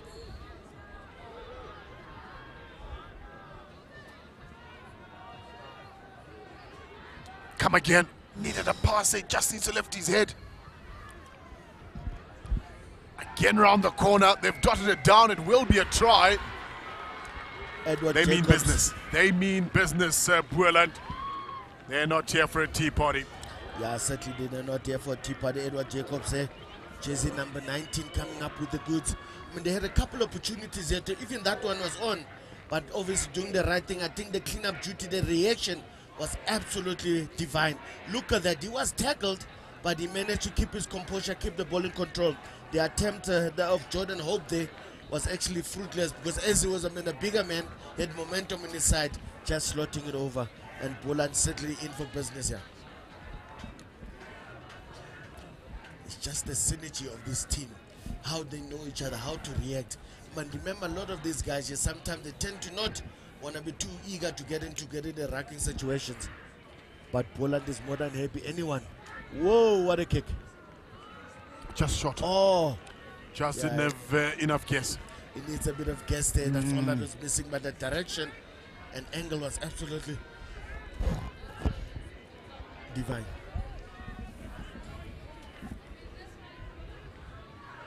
I completely forgot how cold it's become all of a sudden. Whoa. Collects his old ball. Does Jacobs off the restart. They come again here. They've been really slick with their handling skills.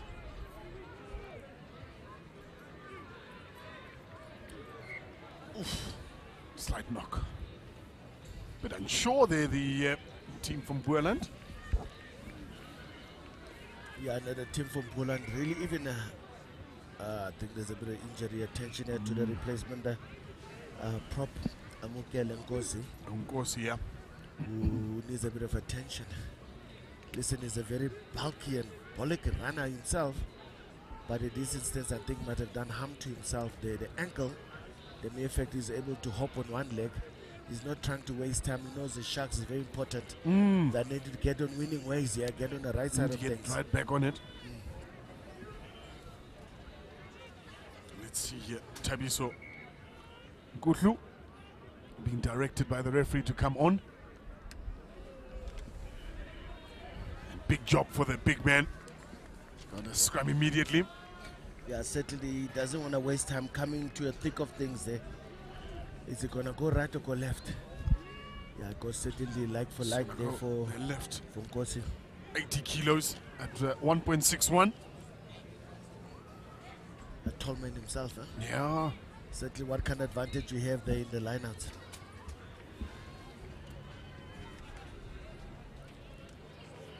Oh, the hit was put on the ball and scrum there. Did they get the ball? No. Well done on them. Down his throat. Zanazo is attempting to rip that ball there. Danger, he didn't go down quick enough. I think the ref might just let him have it. Hangs on, does that Tabiso.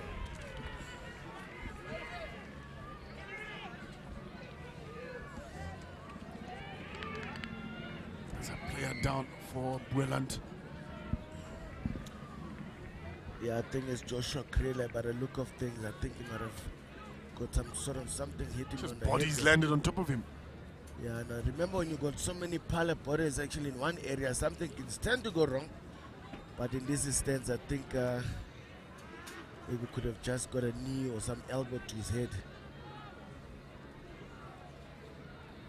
It's 2 players down. A replacement looks to be coming on. Sterling Buddy to replace the lock. This is fantastic to see. This is the last game of the day. 2 out-of-town provinces playing, and nobody's pretty much left their seat here. It's still a full stadium. Nice to see that the other teams stay on to support each other as well. Yeah, certainly. Sometimes when the rugby that good, there's a reason to go home. Remember, when you go home now, you're going to get stuck in Joburg traffic. Rather be here not than just there. that, load shedding. Stage 6. There's nothing to run back to. Certainly, it's warmer here where the action is absolutely hot. The Lions, they were victorious against Western Province. At one stage, it looked like it was going to be an easy win. Then they came back, Western Province, to set up a 5-pointer towards the end of it. And always lovely to see players walking off the field. But I thought today there's another game that was actually, to my surprise, Border actually putting a strong win there over the Leopards. That was an upset and a half, because I didn't expect that one. I didn't see it coming. When I lifted my hand, I thought something was going wrong with my eyes. I had to look twice, but certainly Border put in a very enterprising fight there over the Leopards. And it was classy, it was slick, it was enterprising, like you say. And we hope young Joshua Kruger will be okay. He's got his shoulder just... it's never a good sign, that one. Wrapped up there in the jersey. Good set there from the Sharks. And on the far side, if our cameraman can pick that up, on the far side of the field, the assistant coach has got the prop on his back, carrying him there to bring him back to safety. Playing a fatherly figure. Father figure, yeah. Vital that is under certainly 30. what they are to these kids here when they're away from home. Yeah. There he is walking him across the field. Don't know why they never use the buggy. It's just there for advertising. Remember, it's not that fast to actually get around. Remember here, there's no time to waste. The game might be going started as the Sharks takes on. And a simple, there was a 3-man overlap, and I wonder what happened there. And Minsky, they thought they were going to tap and go from there. Remember when I said if the ball needs to go wide as quickly as possible, you'll find Minsky at first receiver, and obviously they had numbers to burn as the Sharks reply immediately there via the inside center. The mere fact that the inside center was scoring that far, how much numbers did they actually have? Well done there to the Sharks, and certainly get back on the scoreboard before it runs away from them. There is a take it quickly. Numbers on the outside. Minsky off to Fabiano Fierro. And the coach in the background gave him a bit of a stretch after he almost did his back in, carrying a big prop. That's his workout for today. 72 kilos he's just carried across. Beautiful conversion there from across Minsky. the field. Folks, we've got a game in our hands here, just a 3 points in it. And BOLAND probably knows it as well. They need to really up the ante. That little break of lack in concentration, they might have realized that was the case. And because this is a dangerous team they're playing, they might have been leading on the scoreboard with a huge margin. But if you're going to fall asleep on the wheel, the Sharks will come back and bite you.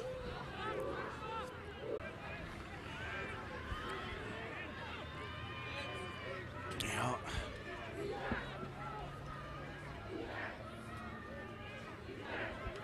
Got the best of passes from the halfback, and that one is dislodged.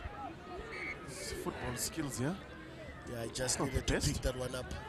He's got advantage, could have picked it up and run his own direction and then regather himself. He still would have been fine, and definitely there's something to do with the collarbone there. when that shoulder's hooked in like that. Yeah, no, it's a shame. This man is at a stellar tournament so far.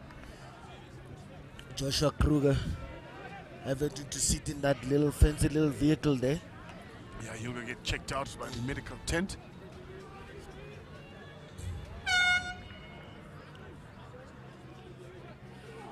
Channel 1 is required. Nice scrum there from BOLAND. Oh! He was coming at pace. Would have loved to see if that ball had stuck. Yeah, and I think the pass was slightly behind him there. He couldn't get it, but at that pace you needed something right in front of you. Yeah, in the bread punch basket a hole into the Sharks. Folks, I don't know about you, but the first half is pretty much just raced away here. It's been jam-packed and full of action. BOLAND with a flying start, but Sharks with a late reply. It's just 3 points at the difference. Second half coming shortly.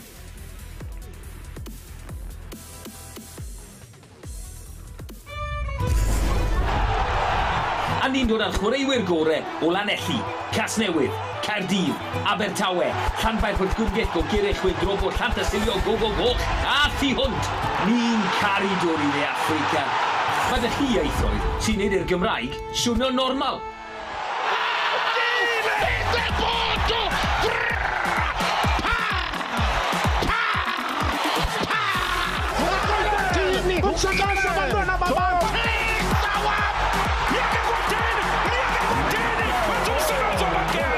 Felly, pen campwyr byd! Oeddech chi'n barod?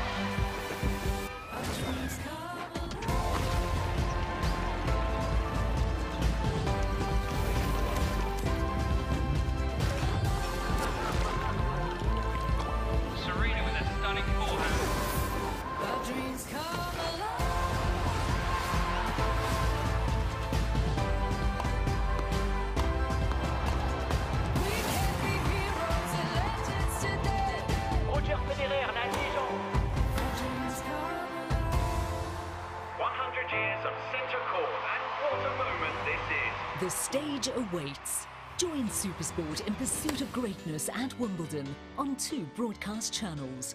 Proudly brought to you by Spa. You have too many new voice messages.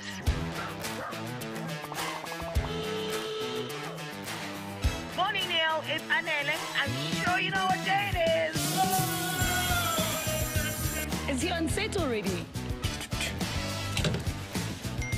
Do you think that this is better for Insta or the red carpet? Good morning from Loftus.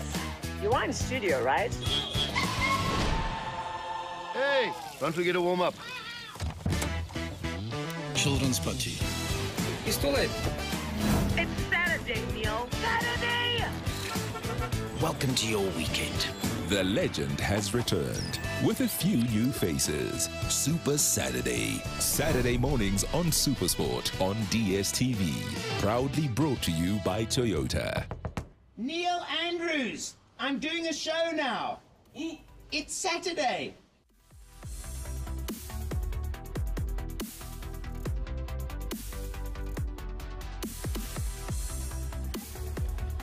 Jam-packed we saw in the first half here, expecting much more of the same. A couple of injuries as well, but hopefully both those players will be okay.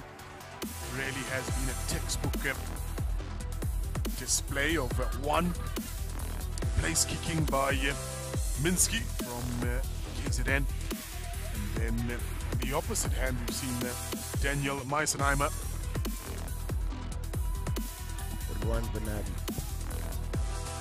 Seen the likes of Daniel Meisenheimer from Busa Premier. He's loved to run the ball, so two differences in terms of fly-offs. But of course, you mentioned the fact that Minsky, as soon as he slots out of that first receiver position and Roscoe comes in, it's going to be a question of danger, yes.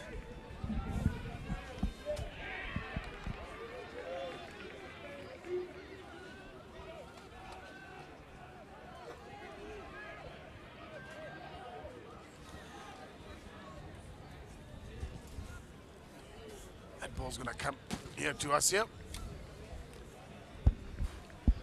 And interesting enough as well, I mean, the maturity at this point in time, this is normally the stuff that you see at international level, where playmakers actually swap roles to do a specific job. But in every time that I've picked up now, what a Shark does actually here, when they move the Minsky to the middle, to the front, it means that ball needs to go back to the fullback, outside to the outside backs as quickly as possible. And the centers on the same page, because the ball doesn't get stuck with them. They do some fancy moves. Like, for instance, here, they need to put it up the forwards to generate exactly that. Carrying it is James Watmore, another player that's had a really busy tournament. Really strong carries. Still keeping it tight amongst them.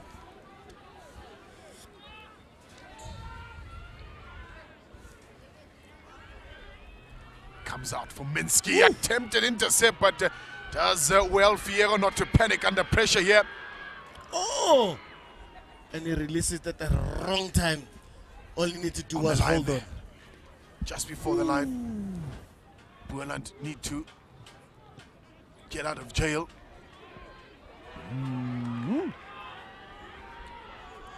He's going to shift across there. That's good tracking back. Really good tracking back. They're back now where are BOLAND. Samuel Kitsov. Williams. Stepped himself on the second occasion. Hands in the rack there.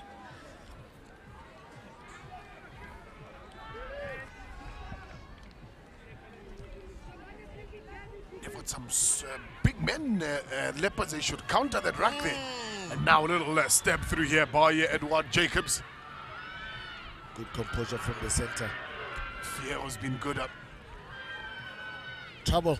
Ooh! Luckily he's got footwork. There was big trouble coming there from jersey 19. Now here come the big guys.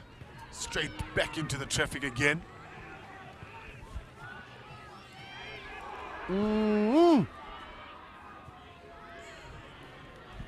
That won't trouble Van Kolfer at all. Hoist one. Can he fetch it himself? Oh. Just missing Minsky, and now it's on here for the Sharks. Got to get it through the hands, and now it comes Akita. White Kita. Oh. Yeah, no, he knows he just messed up there, but obviously the good composure there from his teammates says, listen, it's only a mistake. I know you're trying to mean well, like you tried to mean well. Just lifted his head here as he saw Gershom Peterson coming towards him. Medics have been busy this last game. I think he's complaining with his knee there.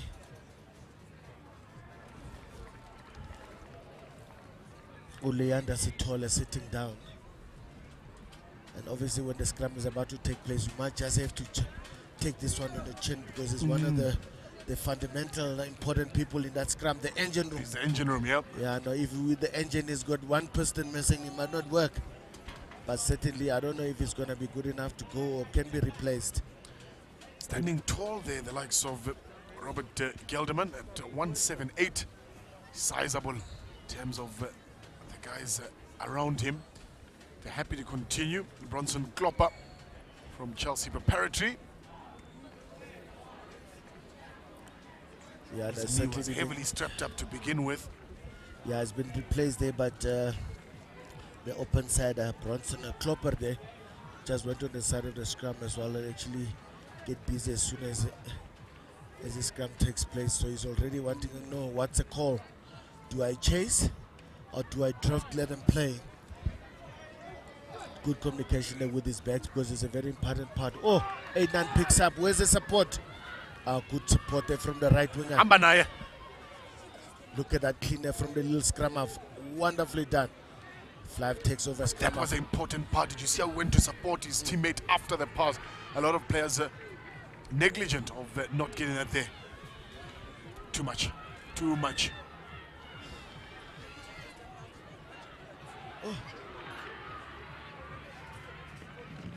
the ball ball is lost. I think from the side there, just over eager, needed to counter it. More numbers on the ground.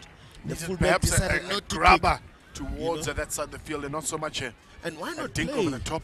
It's a good side to pass to.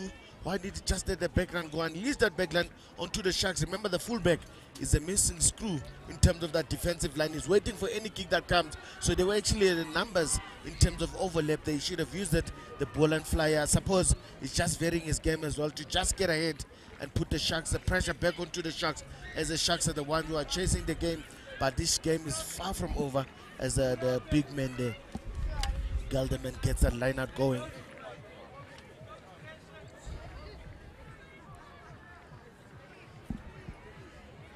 Ball out here for the Sharks, and Minsky puts one in the air there. Sizing up his options here. He's going to go towards Roscoe, team tackle there. That ball is out and needs to have the hands now. Stolen. Good.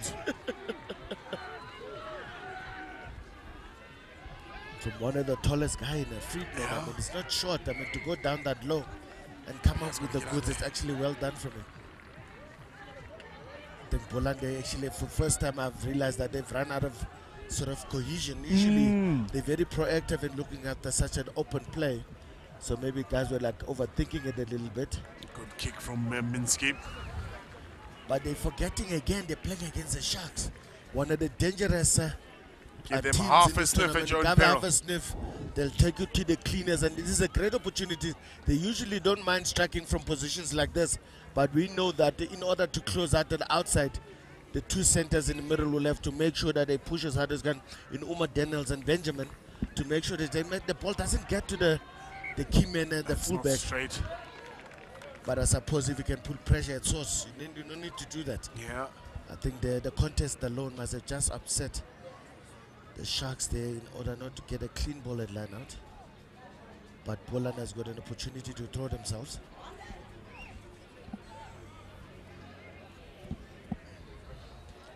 Even the reserves. Anticipation here. Still in some discomfort there.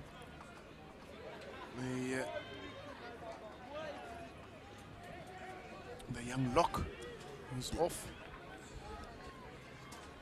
Now that is actually gonna come back from that lucky. See the close there. There was a late hit on Minsky. Still did exceptionally well to get rid of that ball, and there's an overlap here. They can straighten and go through their hands, which they certainly do. It's gonna be Roscoe Williams. He'll come into the corner there. Wow, you don't need 2-second invitation with this man. This man is lethal. Lethal with one man overlap defense, not decisive. What they're gonna do is gonna punish. And certainly that's how they were so calm in their endeavor as well. They were not panicking, and Minsky getting that ball and doing the right thing. Just a one-step pass and let the send. Unfortunately, that was slightly high, but the right winger did the right thing. Pulled two players. I mean, playing like a center himself. And obviously with the other winger, they're still not being used. The fullback didn't need him. Certainly well done from the captain, leading straight from the back there, trying to strike him over. And this kick needs to happen. Is it Minsky? Yeah, it's Minsky. You can see his white scrum cap next to him there. Certainly this kick would be very key here if they can get it over. They just make it that difficult, and even a penalty can't get them into trouble here. No. Yeah, no, this game is still in A. 2 points difference. 2 points difference. Saucy last 15 minutes here, folks. We've got a game in our hands. There's certainly nothing to worry about. Entertainment that still you're going to get. If BOLAND didn't lose the belief that they can actually put a fast one on the Sharks here, certainly they need to get back on that horse, because I think some flame has gone dead somewhere along the way. Coach needs to invite it away, whatever best way he knows how to ignite it. That ball against the sun. In the sun there, but where are the chasers? Eventually, the likes of Kitsoff getting involved.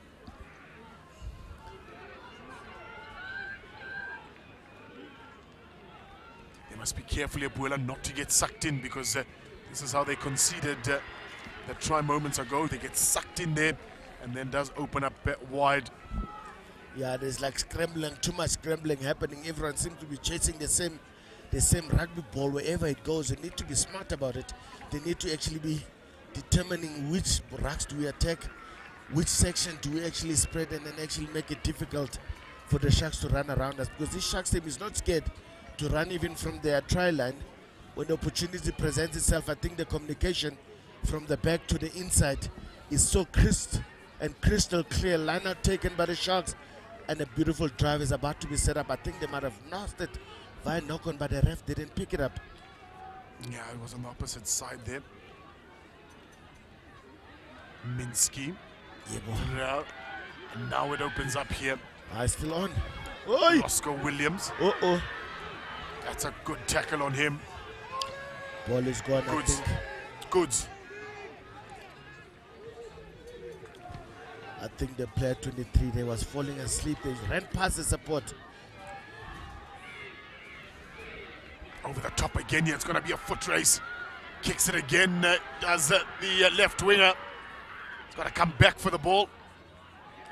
Good defense here from the Sharks. Ushered into touch. Yeah, and I'm telling you, these boys, they want to actually get us on the edge of our seats at this point in time. I think something must have gone away. And if I look at the Sharks, obviously Tabiso Kanyile, they didn't calculate that he needed to just slow his steps in terms of rolling and protect the ball. I mean, if the Sharks are playing such nice, the line players are enjoying it. No one has moved. Certainly watching, and obvious anticipation who's going to play who tomorrow is going to be key. So they want to pick up as much as they can. Who's playing who?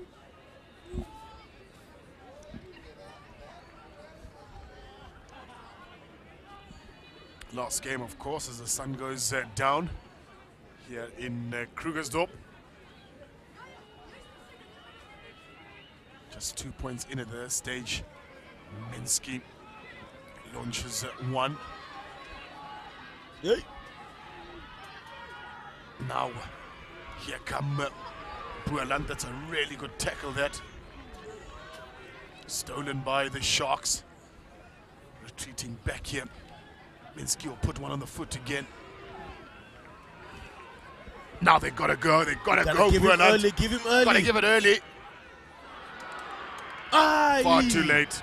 Far too late. He overcooked it there. Should have given even before that dummy. The job would have been done. Didn't overcook him. Buddy left the pot on the stove. Oh, standing Buddy. Unbelievable stuff. That was try time. No, he needed to give the ball early and support. That was try time. I don't know what he missed it, and at least the ball opportunity is gone now. I think just frustration here from a ball, and can't believe he actually did that. Oh, even the parents can't believe he did it. The parents are like, hey, where's Antoni Fundi? You know, I mean, you beat him on one person already. You beat him. It's a good ball to let go and go support. And obviously, I think. And he was right. He was right there with Shane Alexander. And we know how deadly Shane Alexander is with ball in hand. And this time, they actually haven't been giving the ball as much as they should. I mean, knowing the player like the player he is, I mean, they know better than we do. Here's a Kruger here just in front of the commentary tower. He's got a cast on already on his forearm. Just see if we can get that for you. Yeah, no, certainly. Yeah. Needs to keep him warm. I'm sure it's going to be painful as well. Yeah, it's going to be painful. Once adrenaline kicks out. Yeah, definitely looks like a dislocation on the shoulder. Just in front of us here. That whole forearm is already been put in a cast. Sharks, they come again here. Joining the line again is Roscoe Williams. Onto the boot here, that'll be direct. Yeah, no. There's a flag out from the ref, the assistant.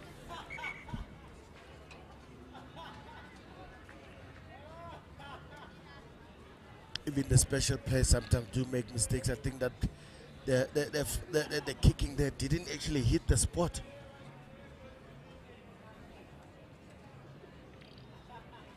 Oh, I think there must have been a tackle post that kick.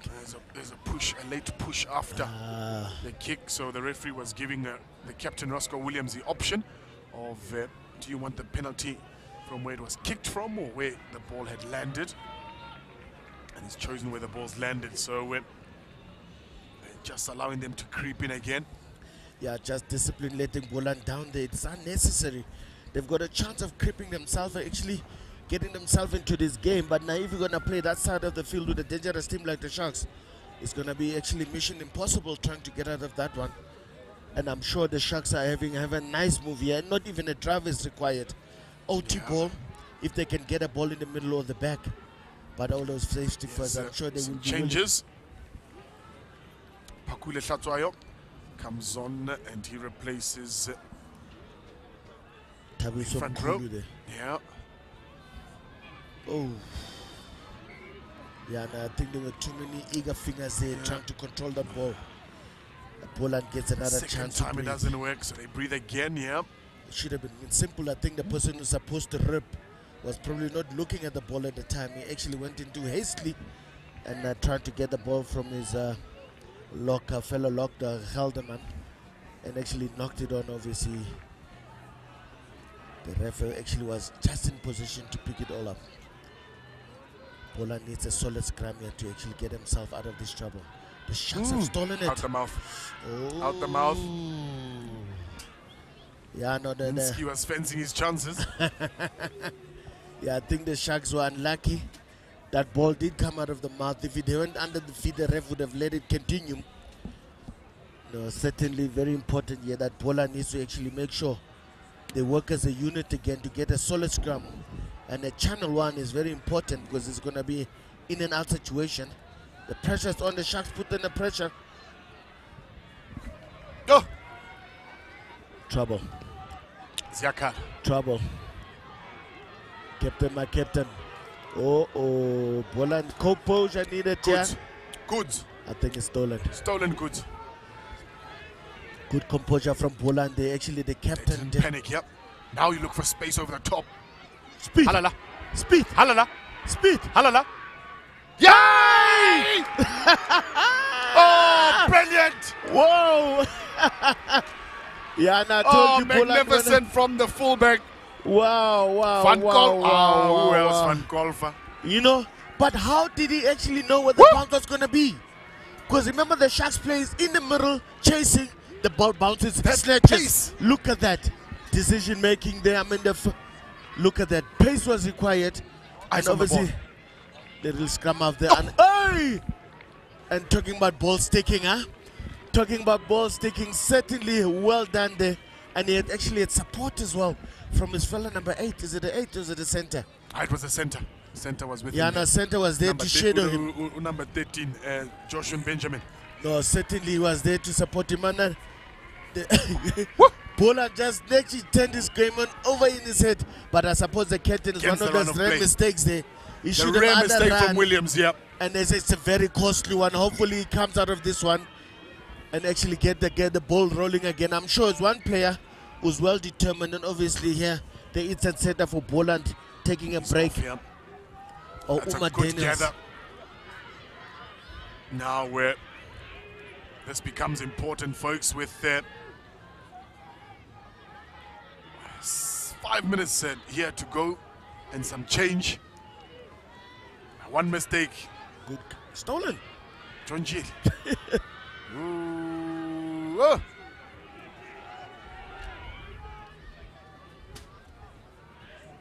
Minsky. Farrell. Now for the winger there. Crosser to Williams. Balls out. Balls out. Yeah, no. Certainly the pressure's on. Then Violence has been washed like a hawk, yeah. And obviously it seemed like the right winger number 14 from the Sharks is moving to the center. Into the center position, yeah. I mean, noticing why does he keep on popping him between the centers, and then obviously player 23, Ukanyile, that side has gone to the wing. And it's actually been good as well. It's been industrious coming in here. He's actually been looking for them probing. But the Sharks need to try and compete here. And they do compete and come up with the goods. And obviously the two lots. Who's got the ball? Nah, no one is going to let go at this point in time. I think Boland might just come up with the goods here. Boland ball. Sharks ball. I think the ref might have picked it up in the air. No, remember they simultaneously got the ball and they were wrestling for it in the air. So I feel like the ref, because the Sharks slightly went forward, and that's why on those grounds is giving it back to the Sharks. Sure. That you're talking about 50-50, isn't it? High 50-50, yeah. No, certainly they're talking about very important things there.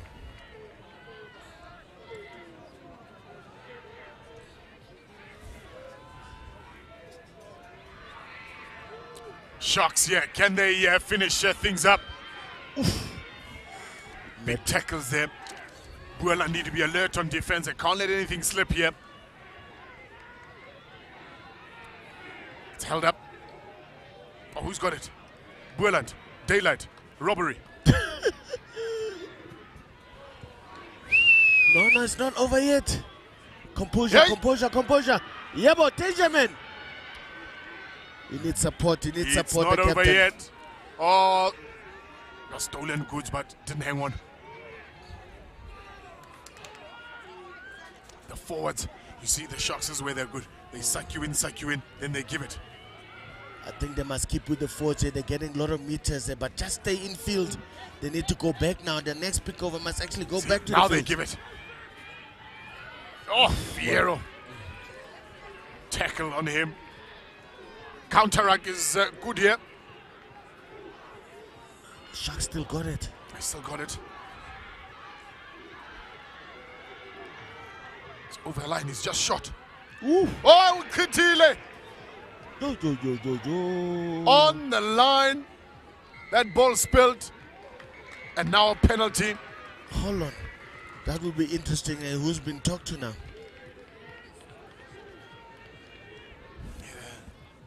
Nah, clearly the Sharks are in trouble, yeah? Is it Minsky? Is it a little Minsky in trouble? I think just the ill discipline, probably just chipping there. I think he might have spoken a bit of French to the ref. Yeah, perhaps. The side of frustration there because he didn't understand how the ball came out. An opportunity gone missing there. We'll get a replay for you just now, but as they place the ball, he lost it forward. It's not done. You'll make it. Oh, okay. That's a monster. Whew. You had to make sure this time. Because you can't give this captain, Roscoe Williams, too many chances. 2 minutes with to go, little time to go. And then he'll punish you. We've seen it already. And that's why he's staying calm and composed. But I think everyone needs to be on the same boat. I mean, the Sharks have been really competitive in the line-out. And Helderman been very instrumental going up in the air, reading the good contest there. BOLAND getting a scrappy ball, but they're fighting for everything. The open side needs to let the ball go. Give it! Yay! Yay! Hey! Oh!